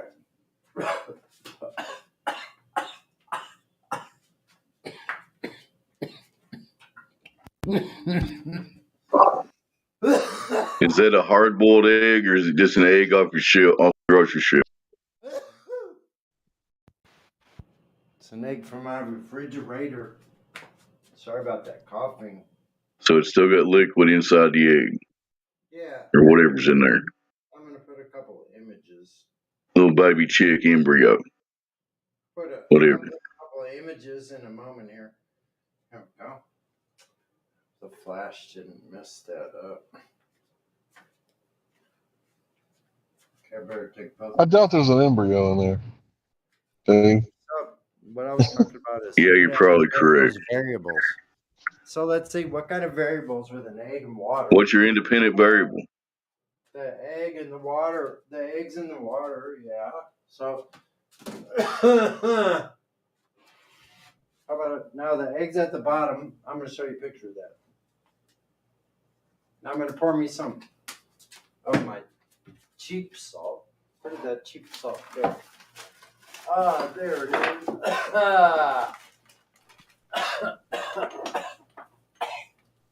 I'm really okay, don't worry. not to worry. I always do this. No, I don't always do this. I don't always do the egg. So the eggs. Get closer to your mic if you can. Hold on. About 2 tablespoons. Wait a minute. How about 4 tablespoons? Okay, hold on. We're gonna mix up the. We're gonna mix it up. Salt in the water.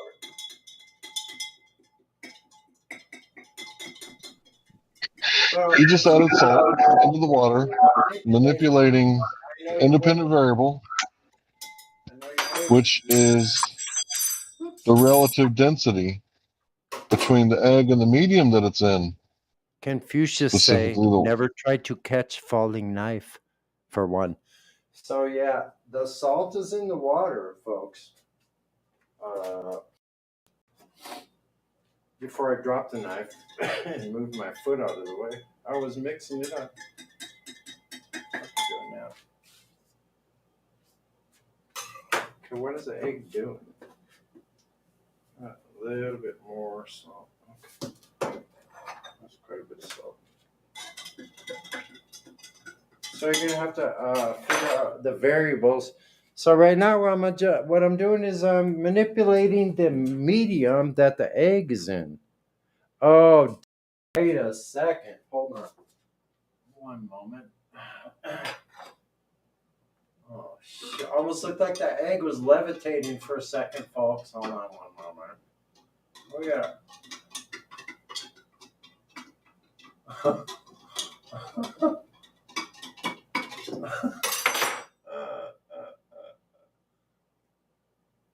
Okay, wait a second. I'm waiting for it. I changed the medium quite a bit here. This is actually science going on here.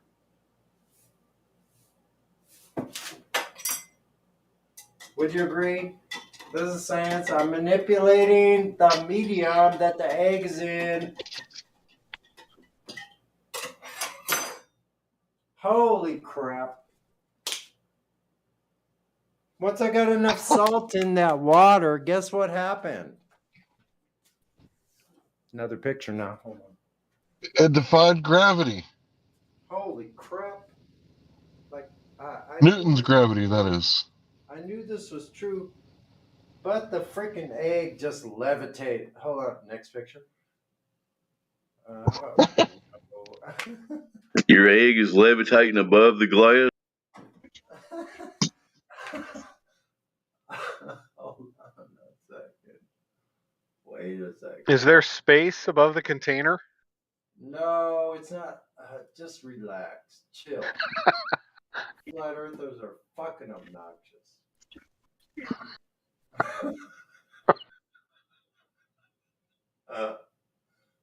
Sorry about that. Okay, here we go. I don't think the flash is going to do any help here. The automatic flash. The medium is quite foggy. Okay, I'm going to have to take a picture from the top. Is it tap water? It's probably dirty water in Southern California. Yeah, the water's filthy. Shit. I wouldn't drink any of that. Okay, so here's comes both pictures. Just relax for a moment. If you got a drink or something, maybe wet your whistle, because I know you're sitting at the edge of your freaking seat, as I am. We're all riveted to get your results from your scientific experiment. Yeah, welcome to the Sunny Show, by the way. No, it's not the Sunny Show. Fuck that. Whose show is it? Wait a minute.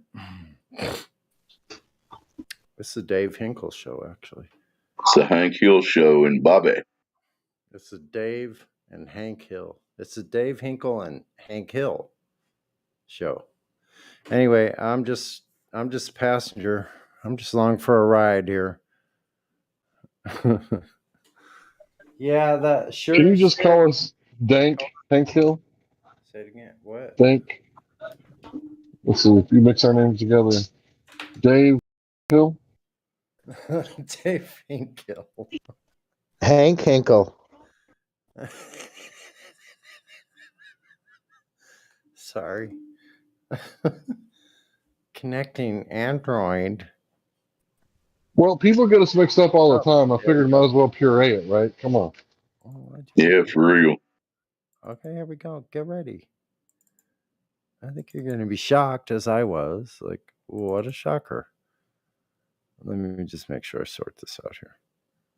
Oh, that's a pretty good shot there. Wow. Oh, awesome. Look at the contrast. Okay. Picture number 1 should be in the live stream now. Egg apparently at the bottom. I'm sure I you can all see confirm that picture number 1 is in live stream. Yeah. the water was clear. I want to confirm the surface of that water is flat and level. At the top, no doubt. And the second picture also confirmed level water at the top. Contained water level on top.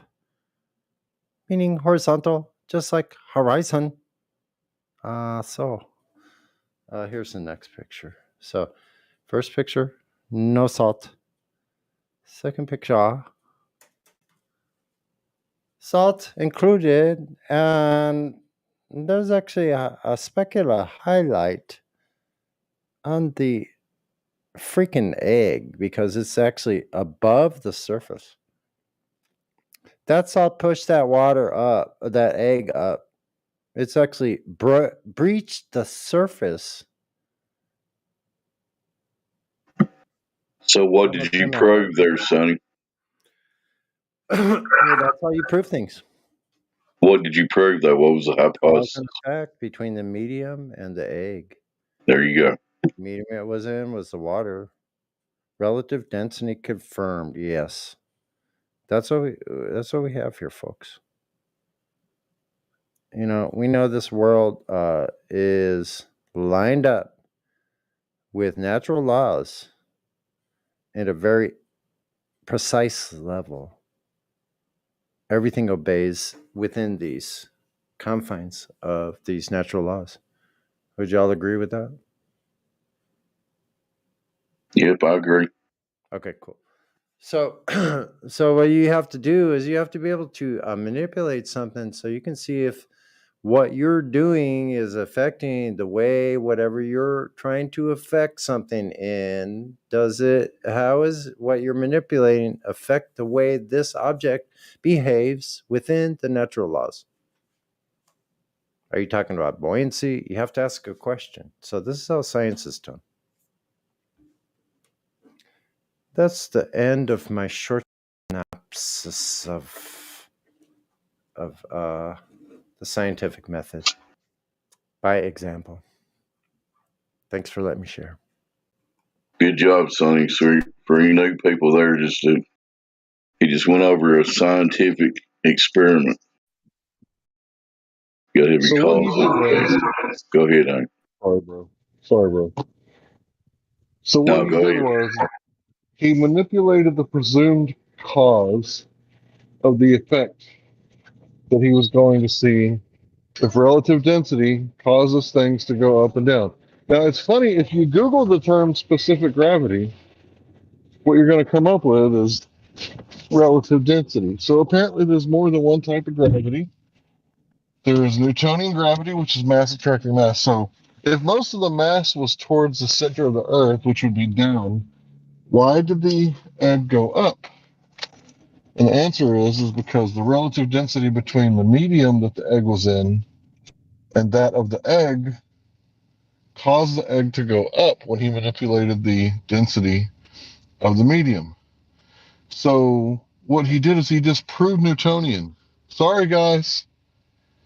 It's over. The whole mass attracting mass. There's more mass down. Why did the egg go up? Because there's more to it than just mass, right? There's also volume. Oh, displacement. Those things also matter. So he proved that when you manipulate the relative density or the specific gravity, the real gravity, it causes things to change in real life. Things go up and down based on the relative density of the medium that the object is placed in. Mm-hmm. Yep. So this just in. Stand by. Hold on. We have an update here.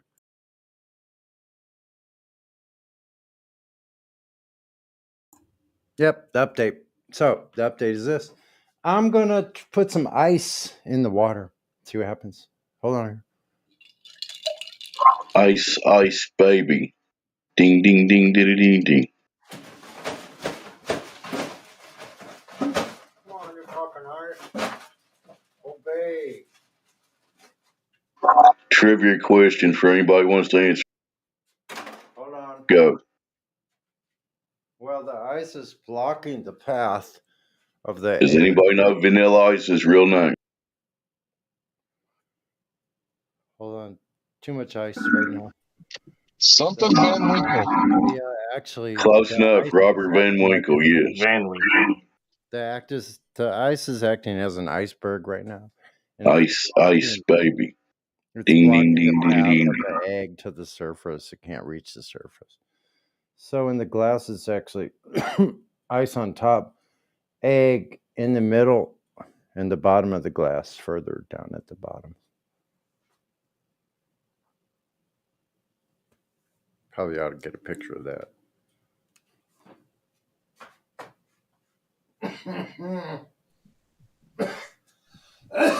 Excuse me. Allergies. Well, the ice is blocking the egg. Can't go up any further. I'm going to back my claim. Here's a photograph. See, I don't just talk shit and say stuff without bringing a real photograph. NASA. Anyway, hold on.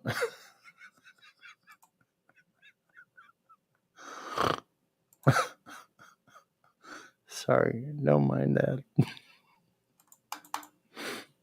We have a new VC verified. Give him a chance to talk here. Uh-oh. End of mankind. Hello. Thanks for letting me know. So Sonny needs to back off. Hello to the end of mankind. Are you there?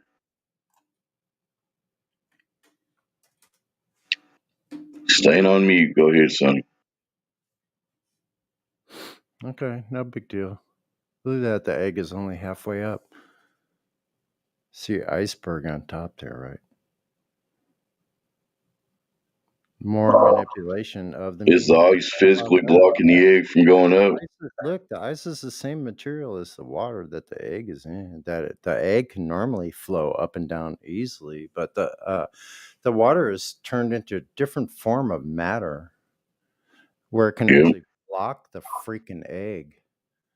It's stuck down there. Look at it. Almost exactly in the middle. Okay, so now the next experiment, I'm gonna melt the ice. So I'm gonna see what happens when the water's just much cooler instead of being ice. Stand by. Instead of Bill Nye the science guy, we've got Sonny the science guy. Except he's doing real science. You know what? Next week we'll talk about science in the garden. Yep, we will. Now whether that the question of whether that we is just only me or whether it's you and I. Hold on. Sonny High, the science guy. It's still only a little bit of ice stops the egg from coming all the way up to the surface. Amazing. It can't quite make it. That's where we're trying to help it out. I'm gonna try to push some of the ice down below the egg. Hold on, or remove some of that ice. The egg is semi-buoyant, almost neutrally buoyant, barely. Like if I push the egg down, whoa, it goes almost all the way to the bottom.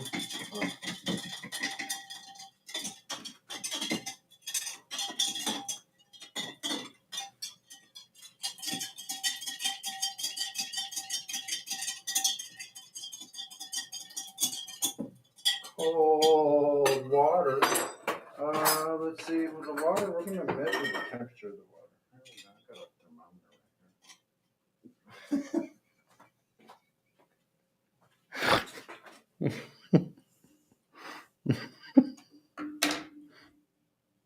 The right tool for the right job. So, my candy thermometer. Perfect. Yep. Shit, not a candy thermometer. Great for making oil with coconut oil. Yeah, you gotta have the right temperature. Oh, that's not gonna measure that. It's freaking right near freezing. Holy mackerel. It's below the registry of this thermometer. Yep. Just about below zero. Almost. I mean, below freezing. Can't register it on my thermometer. It's too cold. Well, guess what? Even with super cold temperature water with the same amount of salinity, the egg is still at the surface. Yep. Now, when I push the egg, it goes all the way down to the bottom and starts back up and pushes all the way back up. Now, inquiring minds want to know, because I sure don't. This is like really odd. Very strange what's going on here, folks. I'll tell you. Okay, I'm going to put the egg from the salty water back into regular water. Whoa, right down to the bottom again. Citation. Picture.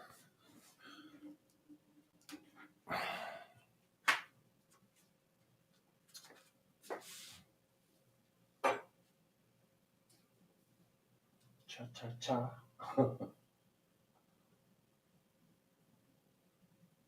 Wow. Okay, what do you think about that? So, okay, so far, no change. Even with colder water, with ice water, water's probably only a little above freezing. Here's the next picture for you. I put it back in regular water right after that. I know this is so interesting to y'all. I'm sure QE would be pleased. Anyway, here we go. Picture. Picture, please. Isn't it amazing we have this ability to draw this shit? It'd be like freaking no, media center. Oh, that's my favorite cat. I'm sorry, go ahead. That 31 minutes after the hour, I'm so glad he's got that gift. That cat is like perfect. Like, Here's where I dropped it back into the regular water. Straight back down to the bottom. So weird to see Black that. man can with the You stick it back posts. in the salty water and it just, well, before it was under ice, so that doesn't count, but it looks just like that. I mean, so my take on this is if I put hot water, it couldn't go up any further, except it might go up even further. What would be your thinking on that? Would the egg go up further in hot, like almost boiling water? Would the egg like? Yeah, if you boil the egg, they float. Would it go further up than in the salt? I don't know. I don't know. So the interesting train of thought, but so we have reasons. I mean, we have explanation of how and why things go up and down in medium. It might relate to actual helium balloons as well. We have other things happening, such as gas pressure is happening here. I hope everybody's doing their homework on the cause of gas pressure. Need everybody lined up on the cause of gas pressure and actual real forces instead of pseudo forces that were created with thought experiments. So this egg is doing more science. I'm doing more science here in my kitchen right now than anybody could possibly do with anything having to do with gravity. I can actually show a force. I could probably lift something with that force. I know I could. I could attach something to that egg. It would lift it up just with changing the medium. I could actually show that it's doing work. How about them apples?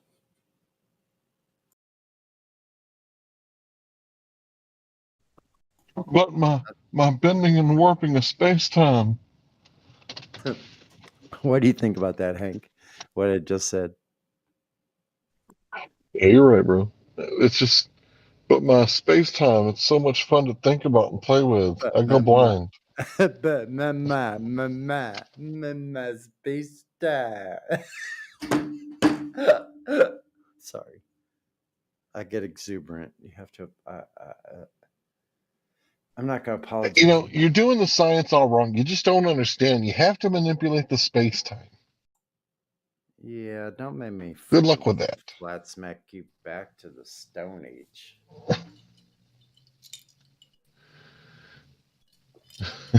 You know what I get off on?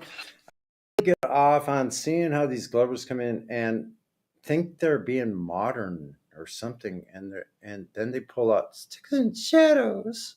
Sticks and fucking shadows. What? Where did You're so archaic. We have Aristotle's. Did I grow up in a time that like didn't exist? Do we not have like high tech freaking stuff? I'm wondering where these people come from. I'm sorry. I shouldn't be so. Is it bad that I'm like unapologetic for how much humor I get from that? If you were funded by the government and doing this in the lab, that salt would be like $3 million.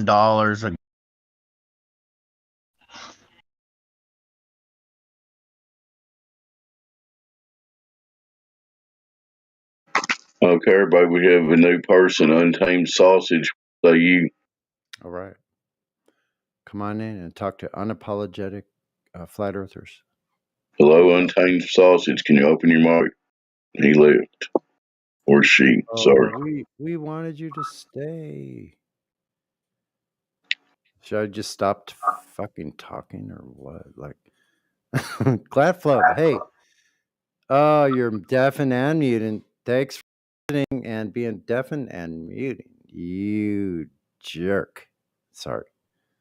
It's a friendly thing. It's an affectionate term. Looking through the list, I don't see anybody else. It's not Eli, it. Eli, are you still awake? Elbow TV. Down in Georgia. Where you at? Hey guys. Wait a minute, who's that? Who said that? Who's I that? did. James Schill. No, it's not Shill. It's James Hill. Y'all reading it wrong. James Hill. Sorry. Yeah. James Schill. Nah, y'all. No. I'm all about that. Don't worry, man. I'm stupid. Hello, James Hill. What brings you to the server tonight? I don't know. Just kind of thought I'd hop back before I go to bed. How'd you hear about us? There was this video. Which one? What? I don't know. Something. I can't remember. It was there. Was it pro or? It was good. It wasn't bad. It was a good thing. I just can't remember. It was a flat Earth video. Was it on TikTok? Probably. Delete TikTok. Okay, Uninstall. no I love TikTok, bro. I'm a savage. Classy, bougie, ratchet. When was the very first time? How long ago was the very first time you ever heard about anything flat Earth? Just curious. About 3 weeks ago. 3 weeks ago. All right, man. That's cool. Can we get the legalities out of the way, or are you over? I'm sorry. Can you repeat your question? Are you over 13 years old? Yes, sir. Okay. Go ahead, son. My balls haven't dropped yet. I'm sorry. Cool. So, how'd you find the server? On TikTok. On TikTok. Okay. And what do you think of the topic so far? It's pretty cool. Sorry. I saw this thing in the channel and it was funny. Yeah, I like it. It's cool. All right. What do you think's cool about it? I don't know, just like the idea and the community. It's really nice. What have you? Okay, you know what? That's cool, man. Like, we all get here somehow. It doesn't matter how we get here. Amen. If you're here, you're on the path already. So Yes. I'm down with that. Me too. Yeah. So what we found is, you know, anything about like geometry? I'm in geometry actually. You're in geometry? Mhm. Geometry? Good. I like it. Geometry. Oh, so you've been measuring the Earth? Yeah, we measured. Cool. So you like went outside and actually measured it? Yeah, it was flat. You sound like a smart young man if you're saying the Earth is flat, just like we all experience it. Pretty crazy, huh? End up in a place where you know what a straight line is, and a bunch of people are saying that straight line is curved. Welcome. Thank you. Hope you stayed long enough to learn like whatever we have. Look at the FE core laser experiments, long distance observations. Like we have a lot to offer here that you can learn. We also have voice channels that aren't necessarily on the live stream, so we can talk about whatever we want. We have a great time in there.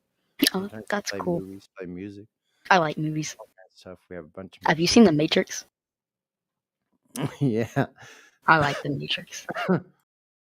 With the blue pill and the red pill. I'm a red pill kind of guy. That's why I'm here. Have you done anything yourself to measure? Yeah, it doesn't look curved, so there you go. Do you live near a coast? Hey, Sonny, you're coming in kind of low, just so you know. Oh, I'm sorry. Am I cutting out?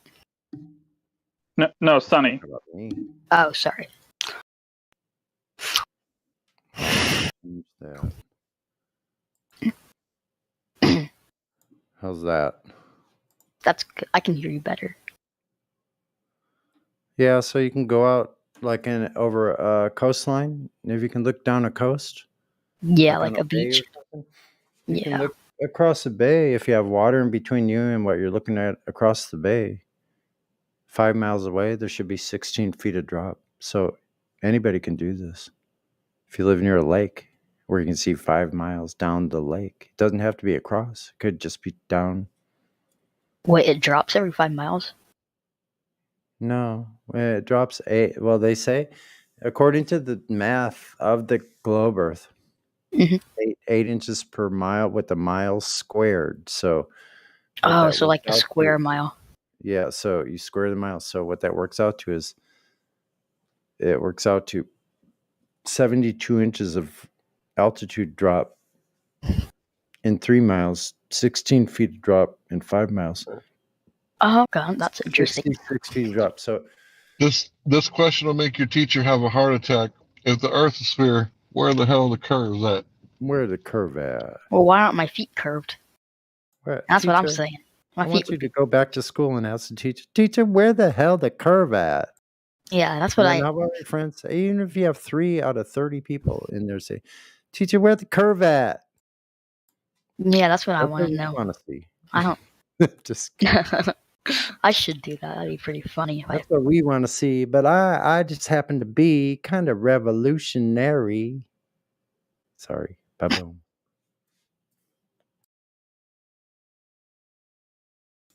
Probably not the one you want to talk to if you want to go along with the mainstream.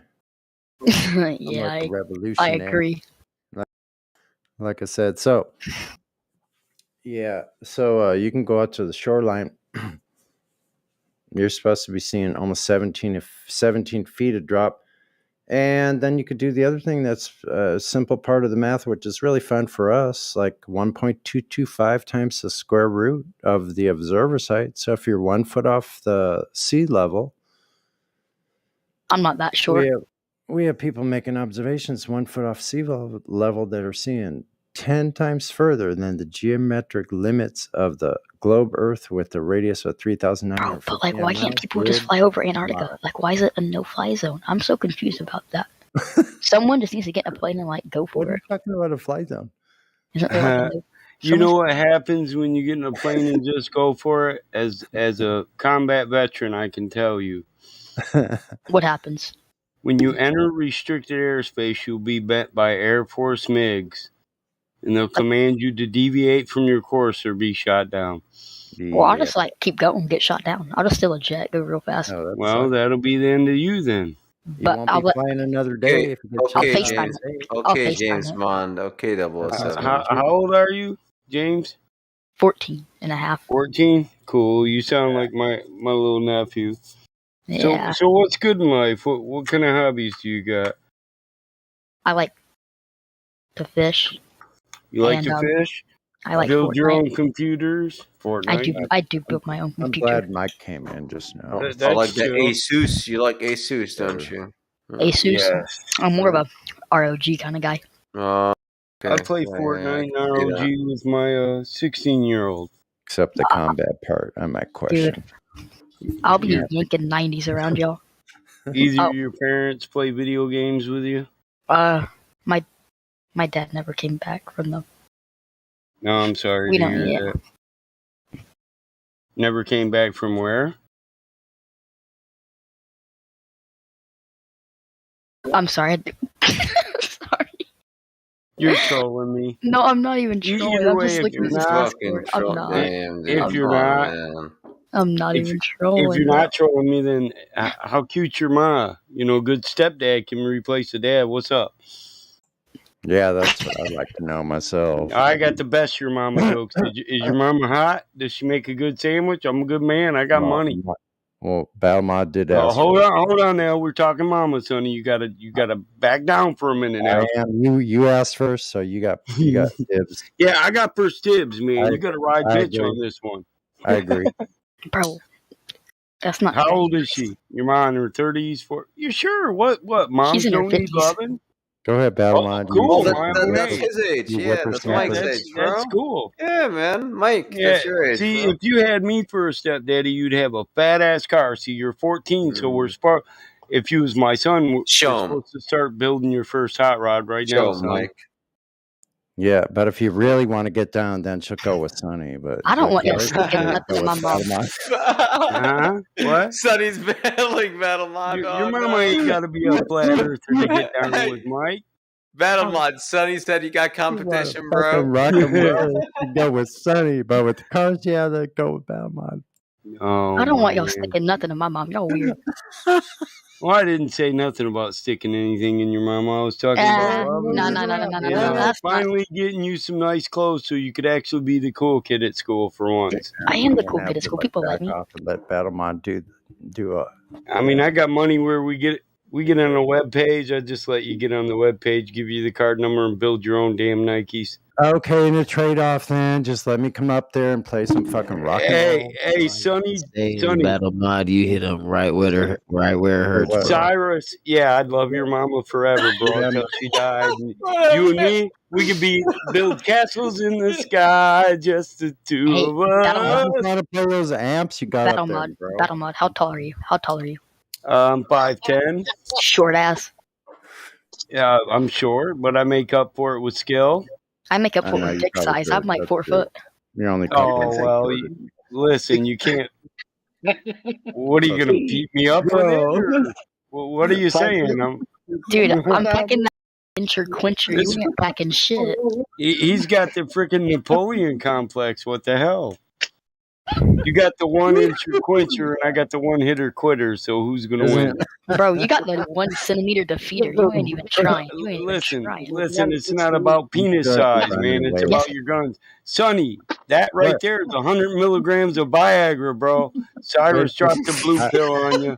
I don't need none of that shit, man. This bro. motherfucker can't even quit laughing. He said, I'm still like laughing, bro. Hey, listen, think I if need you one of don't those? need it, it's even better, man. You're talking about 5-6 hours of good Yeah, fun. I don't need one of those. Fucking 14 hours later.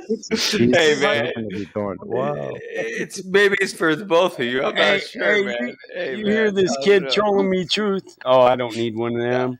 Trolling? If I'm not I even trolling. listen, I'm just if I took one of them, his mom would put me in jail the next day, dude. I'm telling you. Well, see, I'm trolling. I laughed because I After was scrolling somebody through TikTok. untied her. I wasn't even trolling. I was laughing because I was scrolling through TikTok while I'm talking to y'all. I saw Bro, something your funny. mom, listen, it's cool, because if I got with your mom, she'd be yelling at you in the morning anyway. Son, come on, time me, James. Hurry, well, he's in the bathroom. Truth knows that Sonny is nonstop. You couldn't have bullshit. You can't bullshit. Hey, let me. My mom is 6'2". Bro, y'all talking Listen, y'all some nasty no, I bitches. didn't say rape. You can't rape the woman, man. If she's You lonely, could, bro. you Mongolian fucker. What Mongolian got to do with rape? They rape all people. Listen, James. Kudos Wait a to you minute. for having What good is I jokes, was but trying to say? let's have a normal conversation. What y'all want to talk I about? just wanted to hear him ask you how tall you were. I know he said he'd knock me the fuck out with his little Peter. Measure what size you are. Y'all calling it a little Peter, bro. It's double Bro, the I size. would little Peter. See, little boy's got a penis. Men got a C. The C, big old strong, Moving cock strong. on. You know what I mean? Moving on. I would crush Oh, this man. Go boy. back to the slime. Panel is losing their shit, man. I know. What Come the on, fuck, Go man? bro. back to the slime. This kid's Y'all would've- funny as shit. He just y'all would've trolled the put- shit out of me and shit. Y'all know there's a website called Pornhub, right? I know this kid talking about beating me up with a centimeter, man. Listen, I just found out. not near a centimeter ever whoop my ass in my motherfucking life. And the day they do, I'll just give up. Oh, Right. it is Saturday night. Wait a minute. The centimeter Guys, defeater. guys. This used to be karaoke Now, listen, night. he measures it in millimeters, Cyrus, so it looks Wait. it's a higher know. number. I'm So it's gonna a higher rump- number. You know I'm what I'm gonna saying? rumpus I'm gonna rumpus the fuck out of this. How many millimeters are in 4 inches, Sonny? You would know. Come on. What's good, Sonny? Wait. Did you pop that blue pill? What's good, What'd you man? ask? No. Shut up, Cyrus. How many centimeters did you say are millimeters in 4 inches, Man, leave Sonny? Sonny I got the alone. one inch. Y'all man. don't bullshit. 2.5 feet. James, you see these old motherfucking boomers are just trolling the shit out of you and me, the two youngest guys in the lobby. What the hell? Dude, I just recently found out. Ain't trolling nobody. Oh, I'm sorry. No. I don't know if any of y'all know this. I'm not I just taking this quick, okay. man. Listen, I still want to know what up with your mama. Is she a blonde, a brunette? What's up? Yeah, what? Tell us that. Yeah, just tell us. It's Tell not us on the that. table. It's not on the table. Sonny really wants to know, man. Hold on, let's let him talk. It's not on the table. It's not on the table. No, That's cool. I like Native American women anyway. Okay, that's good. I like how he said it's not on the table. That's adult conversation. He's like, no, bro, that's not even on the table. That. You know, he's too young to have this one. Hold on. For 14, he's all right, man. Hold on, Batman. Hold on. He just gained some scoops. Oh no, man! You said you was gonna rump the shit out of me. That's a two-way street to His bumping. balls haven't even dropped. With music. You know what I'm saying, Sonny? Two-way street, man. It sounds like his balls I have took been like Rumpus Viagra, bro. I got Y'all I'm put on a tar that and shit. black tar here. What the fuck? Rumpus Hold on. Viagra, man. Young man. I snorted it. Young man. Wait a That's minute. that good Young stuff. man. I took a Adderall and a Rumpus Viagra. Let Mike finish. Oh man. Let Mike finish. Once he finishes. Hey, my grandson, man. My grandson this is is how looking it at me is, like huh? I'm bad. Saturday night Focus or on it. what was going Hold on? on. Yeah. Young man. Hey, Yeah. Wait a minute. Look, Young listen, man. I told you, no, you gotta take it. You gotta ride side seat, man. That's Bro, shut the fine. I'm fuck not up. at Someone's first, talking. man. I call dibs, James. You gotta stay out of this, It's man. already hitting the red, man. I'm not up high enough. Please. So here, No, young you're man. not. no, man, we're just rumpusing. The young man Oh just my God, my friend. Oh shit. I call dibs. What are you doing? You do not have that extended dibs that insurance. is called buttering up. This is called This the butter up. motherfucker. The butter up. You called it dibs and shit, and he butter up on a motherfucker. What the fuck? That's the Guys, longest rumpus I've ever heard. Oh my god, what a good out of the dibs in. Actually, I see the dibs are no good in this motherfucker. Now this rumpus has got some street cred. But I I was am gonna just on the auto, bitch. He's got me riding, bitch, stealing my dibs. I'm gonna turn the guitar on. Oh, dude. Wow. Oh, you gotta This shit's so funny. listen, Adam, are you talking motherfucker. about Y'all that goofy kid that though. This came shit's in so funny. My daughter's up. like that? Don't make me get Guys, their last have y'all fall. ever Bitch. played I Red got Rocket some with number your dog? 9s on that motherfucker. I'm ready to whammy it. Adelmon, you play Red What? Rocket with your dog. You cannot talk. Shut the fuck up. My Red Rocket, man, my dog would chew your leg off talking that shit, dog. My ass. You'd be a pretty bad motherfucker to play Red Rocket with my I'm dog, gonna really. brass metal, Listen, Bob. listen, he's a Royal Bloodline Staffordshire Bull Terrier. If I you don't are play. one, never mind. You could not Look molest what our this nana's dog. been on. he would rape you. This is still adult conversation. Nana's mode on. You still hear me? Oh Lord, you heard the Red Rocketed me with my dog, man. I told you I got dibs. What the fuck? The whole lobby. Are you The trying to whole Red fucking Rocket? lobby. Oh, you have to turn it on. Haji dips. You are rumpusing my dibs, my friend. But she's hot blonde, buddy. He got dips. Guys, what do y'all do in your everyday life? Y'all just like hop on Discord? I'm a father, a farmer, and I own a few companies. Works, chill, work, Discord, that sort of thing. It's like any other Discord community. It's just a community.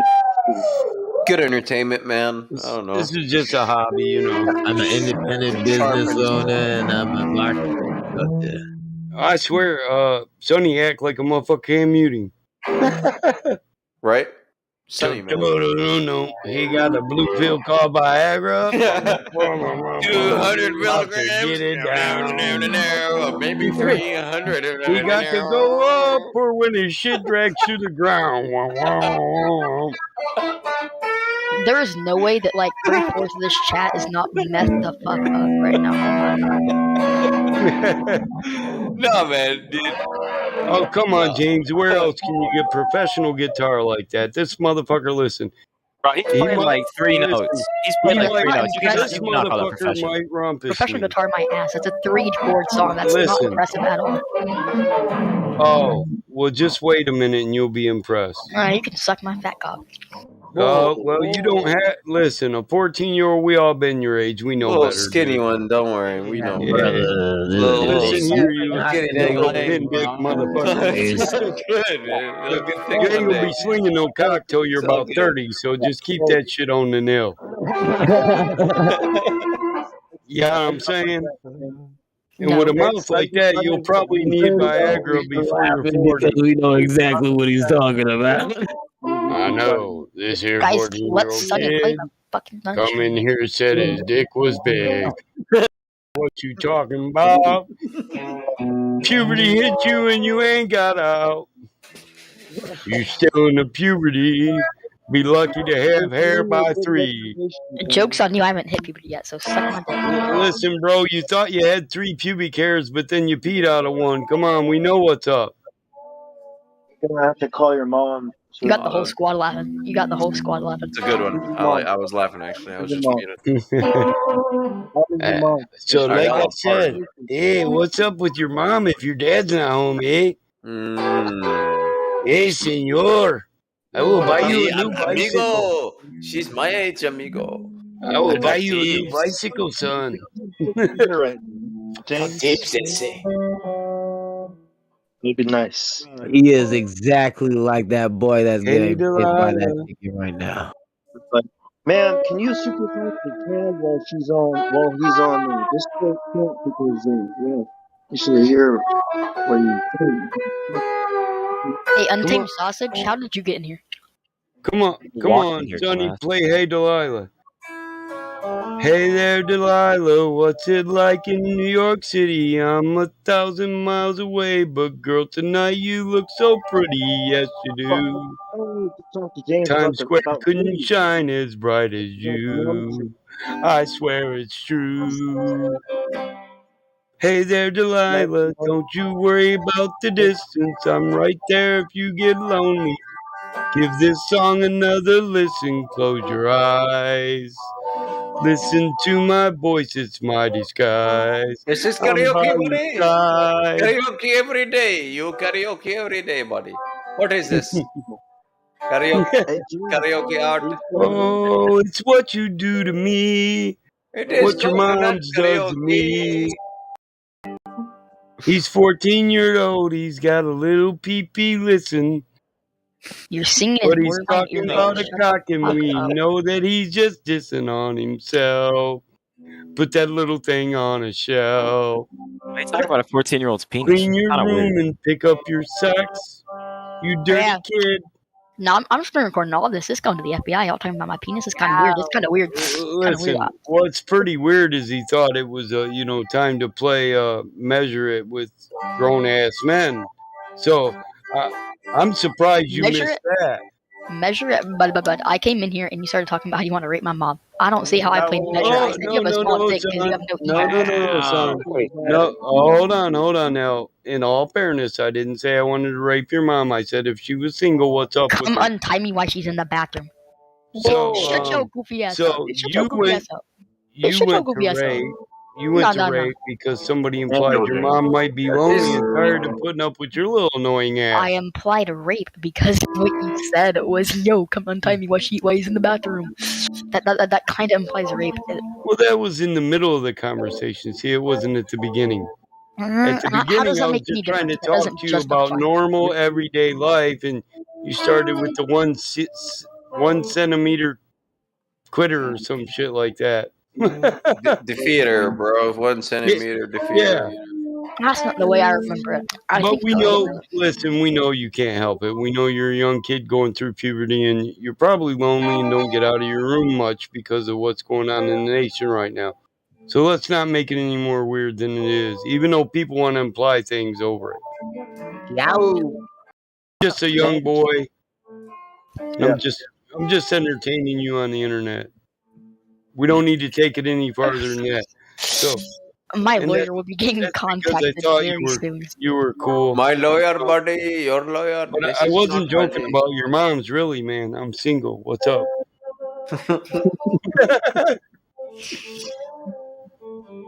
I said, what's up? What's I don't think Sonny heard you, Mike. Sonny, maybe he did. I think he did. All right, so you gave up the right, Sonny. You're not gonna What battle was that? for it. It sounded like the Viagra hit the table, didn't it? But James, do you think it's a fall or do you think Oh wait, no, that's a glass of water. You posted that motherfucker and you couldn't even quit laughing. This motherfucker was giggling like a fucking 2-year-old with a popsicle. I was, yeah. Nobody I had to view myself. Hey, wait, who said that was weird? Who was that? That what was weird? This entire conversational topic with you in the background playing guitar real loud.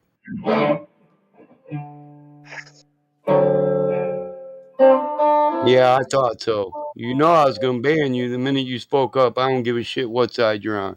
I ain't the one. You better remember that. Because I don't say it twice. Next time I ban you. Wait a minute. Who's he talking about? Who you talking to? They know who they are. Am I still in the conversation? I don't know. No, James, but you are now. Feel free. All right, bet. So, what's the topic of interest? Spheres. Yeah, they're round, just like what we're on. It's a round. Ooh, round. Are wheels round? Yeah. Are pizzas round? Yeah, pizzas are. I know. Are they Are spheres? circles round? What? Huh? What? Huh? Circles. I mean, like on the plane, no, but on the helicopter, yeah. No. Circles. A circle. Is a circle around. I thought you said Jews. I'm so sorry. What? Yeah, circles are round because like You on the said side. what on a helicopter? Yeah. Juice. Juice on a helicopter. No. Yeah. No, no. What, dude? Sounds Why would like you're undecided here, James. Man, why would you have juice on a helicopter? Are you saying juice or Jews? Juice. That's what. No, I said Jews, like GEW. Oh, so what are you doing with Jews on a helicopter, man? Are you fitting to throw them out or something? What the hell? Oh, now you're going straight to the execution. That's kind of racist. That's kind of racist. Racist, you. You're racist. 'Cause you went That's straight some to the racist stuff, execution. James. Nah. What, he's Nah. anti-Semitic. Triple nah. Why? There you go. There. It's not a race. It's a religion.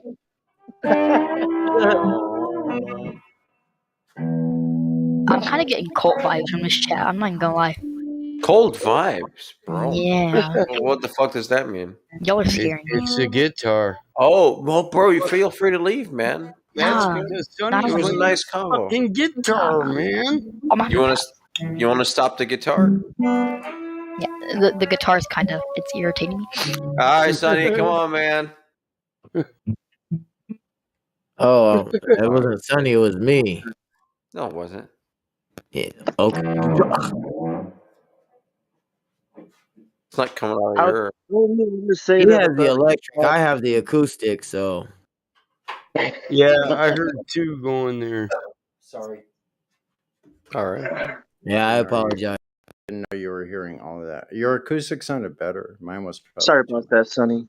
I think they were about to ban me, weren't you? I thought that's what he said. Can we get back on topic? Are pizzas round? Yes, pizzas are round. That means I wasn't too loud. Which Our I've always circle. been. Oh, sí, ¿cómo está? Cabrón. Sí, pizza Cercalatos. round, eh? Cercalatos, güey. But guess what? Rondas. Although the pizza is round, yes, I will give you that. It's a radius centered on R, but it is also flat. Cállate su boca. Cercalatos, güey. See, it is not a sphere, eh? It is just a flat circle, eh? Wait, no way. No, it depends where you look at it from. If you're on like the corner, like the edge of it. No, a pizza is not a sphere, eh? It depends. Okay, Pizza shut up. One second, shut the fuck up. Well, it is a one sphere. Shut Let him up. talk. Okay, wait a minute. Everybody shut up. So like, Let the young man like speak. on like the center of the pizza, it's like flat, right? But if you're like on the side of the pizza, you can like flip it 90 degrees. Damn, it's You want to circular. talk? Then it's what? It's circular, and then if it's round, it has a curve to it. Something, and you don't tell people No, it's shut up. Bong Sao, why are you reading your textbook again? Bong I can't Sao. hear you, man. Bong Sao. Listen, Bong Sao. shut up. Salutations. ¿Qué Bong Sao. pasa, amiga? Bong Sao, they're going off. What did you die? Bong Sao. What did you die? Bong Sao, cabrón. What? Pinche something. Tu madre, güey. Wait a minute. I want to hear from Bong Sao. I can't hear shit. Wait, what do You're y'all not think supposed about, to hear shit, man. guys? What do y'all think about the Rumpus bite of night. 87? Sonny sounds like he got a pillow in between him and his mic. Got the 400 milligrams. It's working. So I have a pop filter. Blah. Pop. Guys, can we refer our conversation to the bite? Guys. The subject at hand. Yes, can we, I want to change the subject to the bite of 87. If y'all have any comments on that. The what? The bite? The bite of 87. I don't know what that is, man. Earth. Bro, the bite of 87 is Earth. We just think about it. Don't know what that is, man. I'm Bro, sorry. think, it's not gonna go. If you don't, oh my god, you don't know what the bite of 87 is. Are you talking about chicks? Oh. Not gonna go over some video game. What is this? What is this, Rumpus? What is this rumpusing? What is this rumpus? Oh, I see he's still talking about pizza, but he's at Freddy for the Bears. Sonny, put the Location. picture back on. How's that? Over some video game with you. have to push I'd it rather go ahead and talk to you about a different view. Yes, I'm Yeah. gonna tell you that the Earth is not a globe. Oh, 'cause NASA claims that the Wait, Earth guys, one sec. I know I can prove it's a globe right now. One is sec. 3,958.8 miles away. I spilled some coffee on myself, and now I feel like a dirty slut. Oh damn! That's all it took.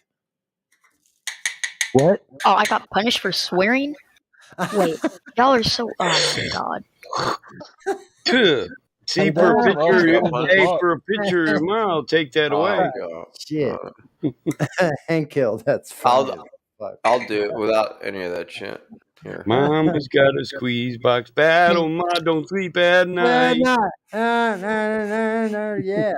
Oh, Sonny's about to battle you for it. Battle mod. Watch out. No. His Huh? new nickname is Mattlebod. I'll just call you Viagra. Shut the fuck! I'll beat your ass. Don't I'll fuck beat with your me, back. boy.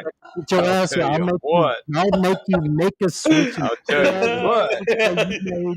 I'll put in an analogy. You'll be blue pilled. You guys be picking on Sunny, man.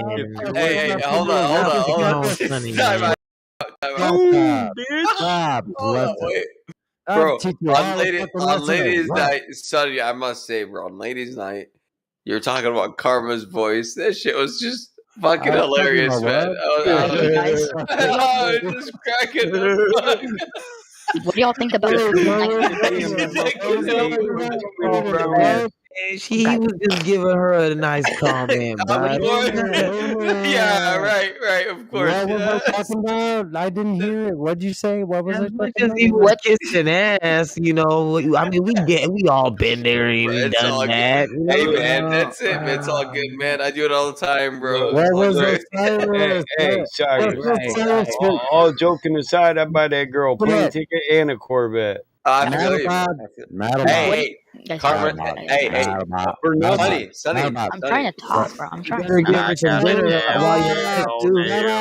She won't do it, but her sister What do you think will. about the COVID-19 vaccine? You can do the tube snake boogie woogie all night long.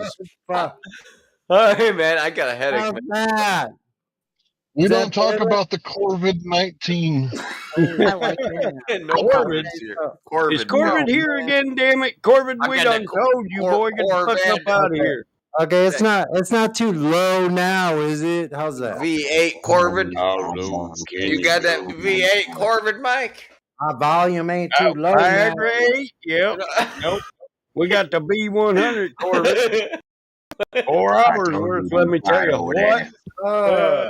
Dang nabbit, you that blue 100. Oh yeah, that blue 100 is good, Mike. I got them blue jean blues, you know. I can turn that amplifier way the fuck up. Bro, what's up, Sonny? Guess what? Now I can hear you, man. What's I up? can make it not be heard in here. Yes. Yep. What did Cyrus say? So who wins? Yeah, I got you. You were talking about Karma's voice. Listen, and you I was got just- hearts, but spades is Trump, bro. Hey, Battle just a second. I have. Listen, man. I have a confession. I have a confession, guys. My voice okay. Oh That's my not God. nice. Listen. Yo, chill. Sonny, Yeah. on ladies' night, I heard you talking about Karma's voice, and I DM'd Mike, and I was like, man, this dude, he sounds horny as fuck right now. I was like, I just couldn't help it, bro. I'm sorry. This motherfucker, I just should I apologize? Bro, leave Sunny alone. There's like, how many you got? Hey, I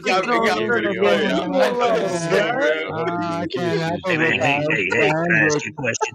Can you share some of that whatever you can stuff, man? I'm sorry. I gotta have a shot. What you got is oh so sweet. You gotta make it hot. I mean, honestly, what do I Like have a to ask her? boomerang to repeat. I Give mean, me all your loving, all your hugging. Hey, don't let nothing stop you, bro. If you believe, like, Give you me know, all your loving. No letter. Go and get at it, bruh.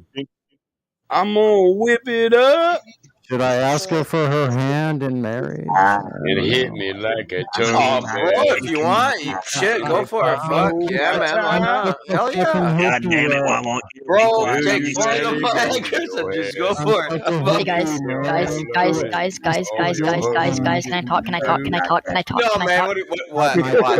Guys, You gotta what move is it your? up I don't know. Sunny is and anyone? use it Quiet down. like a Quiet down, Sunny. schoolboy Thank you. would. What do y'all think about the people? I think Gotta back it up. I'm gonna mute Battle. Guys, thank you. people. Yeah. Bro, Go ahead, I don't mute him. think that's Mute his appropriate, ass. Mike. Yeah, mute his ass. Okay, now go ahead. I muted Thank Battle you. Mod, so go ahead. What do y'all What do think you about those people who, like, fuck the dogs? Like, I don't like them. They're weird. Like, Dude, for these- what? Listen, bro, I- you muted me I for laughed that. one I time. ought to banish you to the void. Battle Mod, I'm just playing. I will banish you to the void, I man. know, please don't, man. I'm just playing. Did you with hear? You muted me so the kid could say Hey, you something go out there about in the screwing backyard, boy. a You dog. think me a stick for me to Stupid. I beat you, know. boy. Okay, Boy, listen. Hold on. I was asking what y'all Hold thought on. about it. Like, Hold on, Everybody James. Don't say nothing else. You cover my dog's ears. I don't Let want me him to mute. detain it like that. Let me mute the kid now because I deserve some punishment. Probably. So the kid done screwed the pooch. He took it too far. Wait, let me hold no, both I asked his what y'all ears. thought. I don't. I wasn't ready for that. James Shill. My dog heard that. Now I'm offended. Let me hear it. Mike, sorry about that, man. Listen. All Say whatever you got to say to me. It's here all in front of everybody. I don't give a fuck, Sonny. It's all good. Listen, Mike, you know I'm only playing, right? I'm only joking with you too.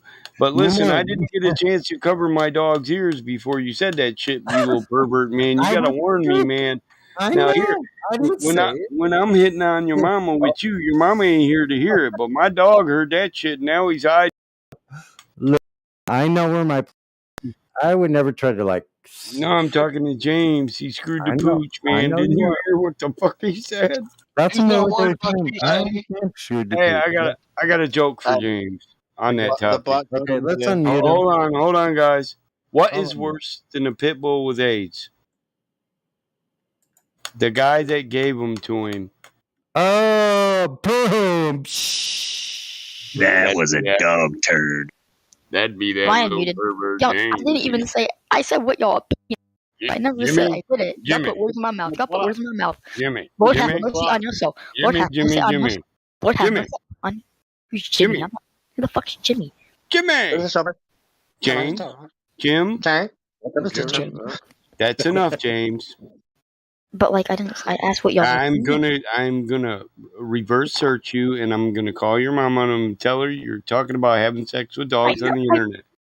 But you talked about raping her. How's that any Now different? listen, when you think about saying something, now what you need to think first before you say it is, would I be proud to tell my mama I said this? What did I say? I said, what's y'all's opinion? Now, on would you be proud if your mama heard the last bit of Y'all conversation you y'all had are for us? putting words in my Yes mouth. or no? What the fuck? Y'all are Yes putting or words no, in my mouth. Jam? Are you Jam? retarded? Jimmy, Like I'm not. Bro, James, y'all are putting words in Jimmy my mouth. Jam. Now be What? honest now. You would be ashamed if your mama heard that shit come out of your mouth. Don't lie. James, your frontal lobes are not developed yet, bro. Bro. That's not the They're only not fully thing. developed.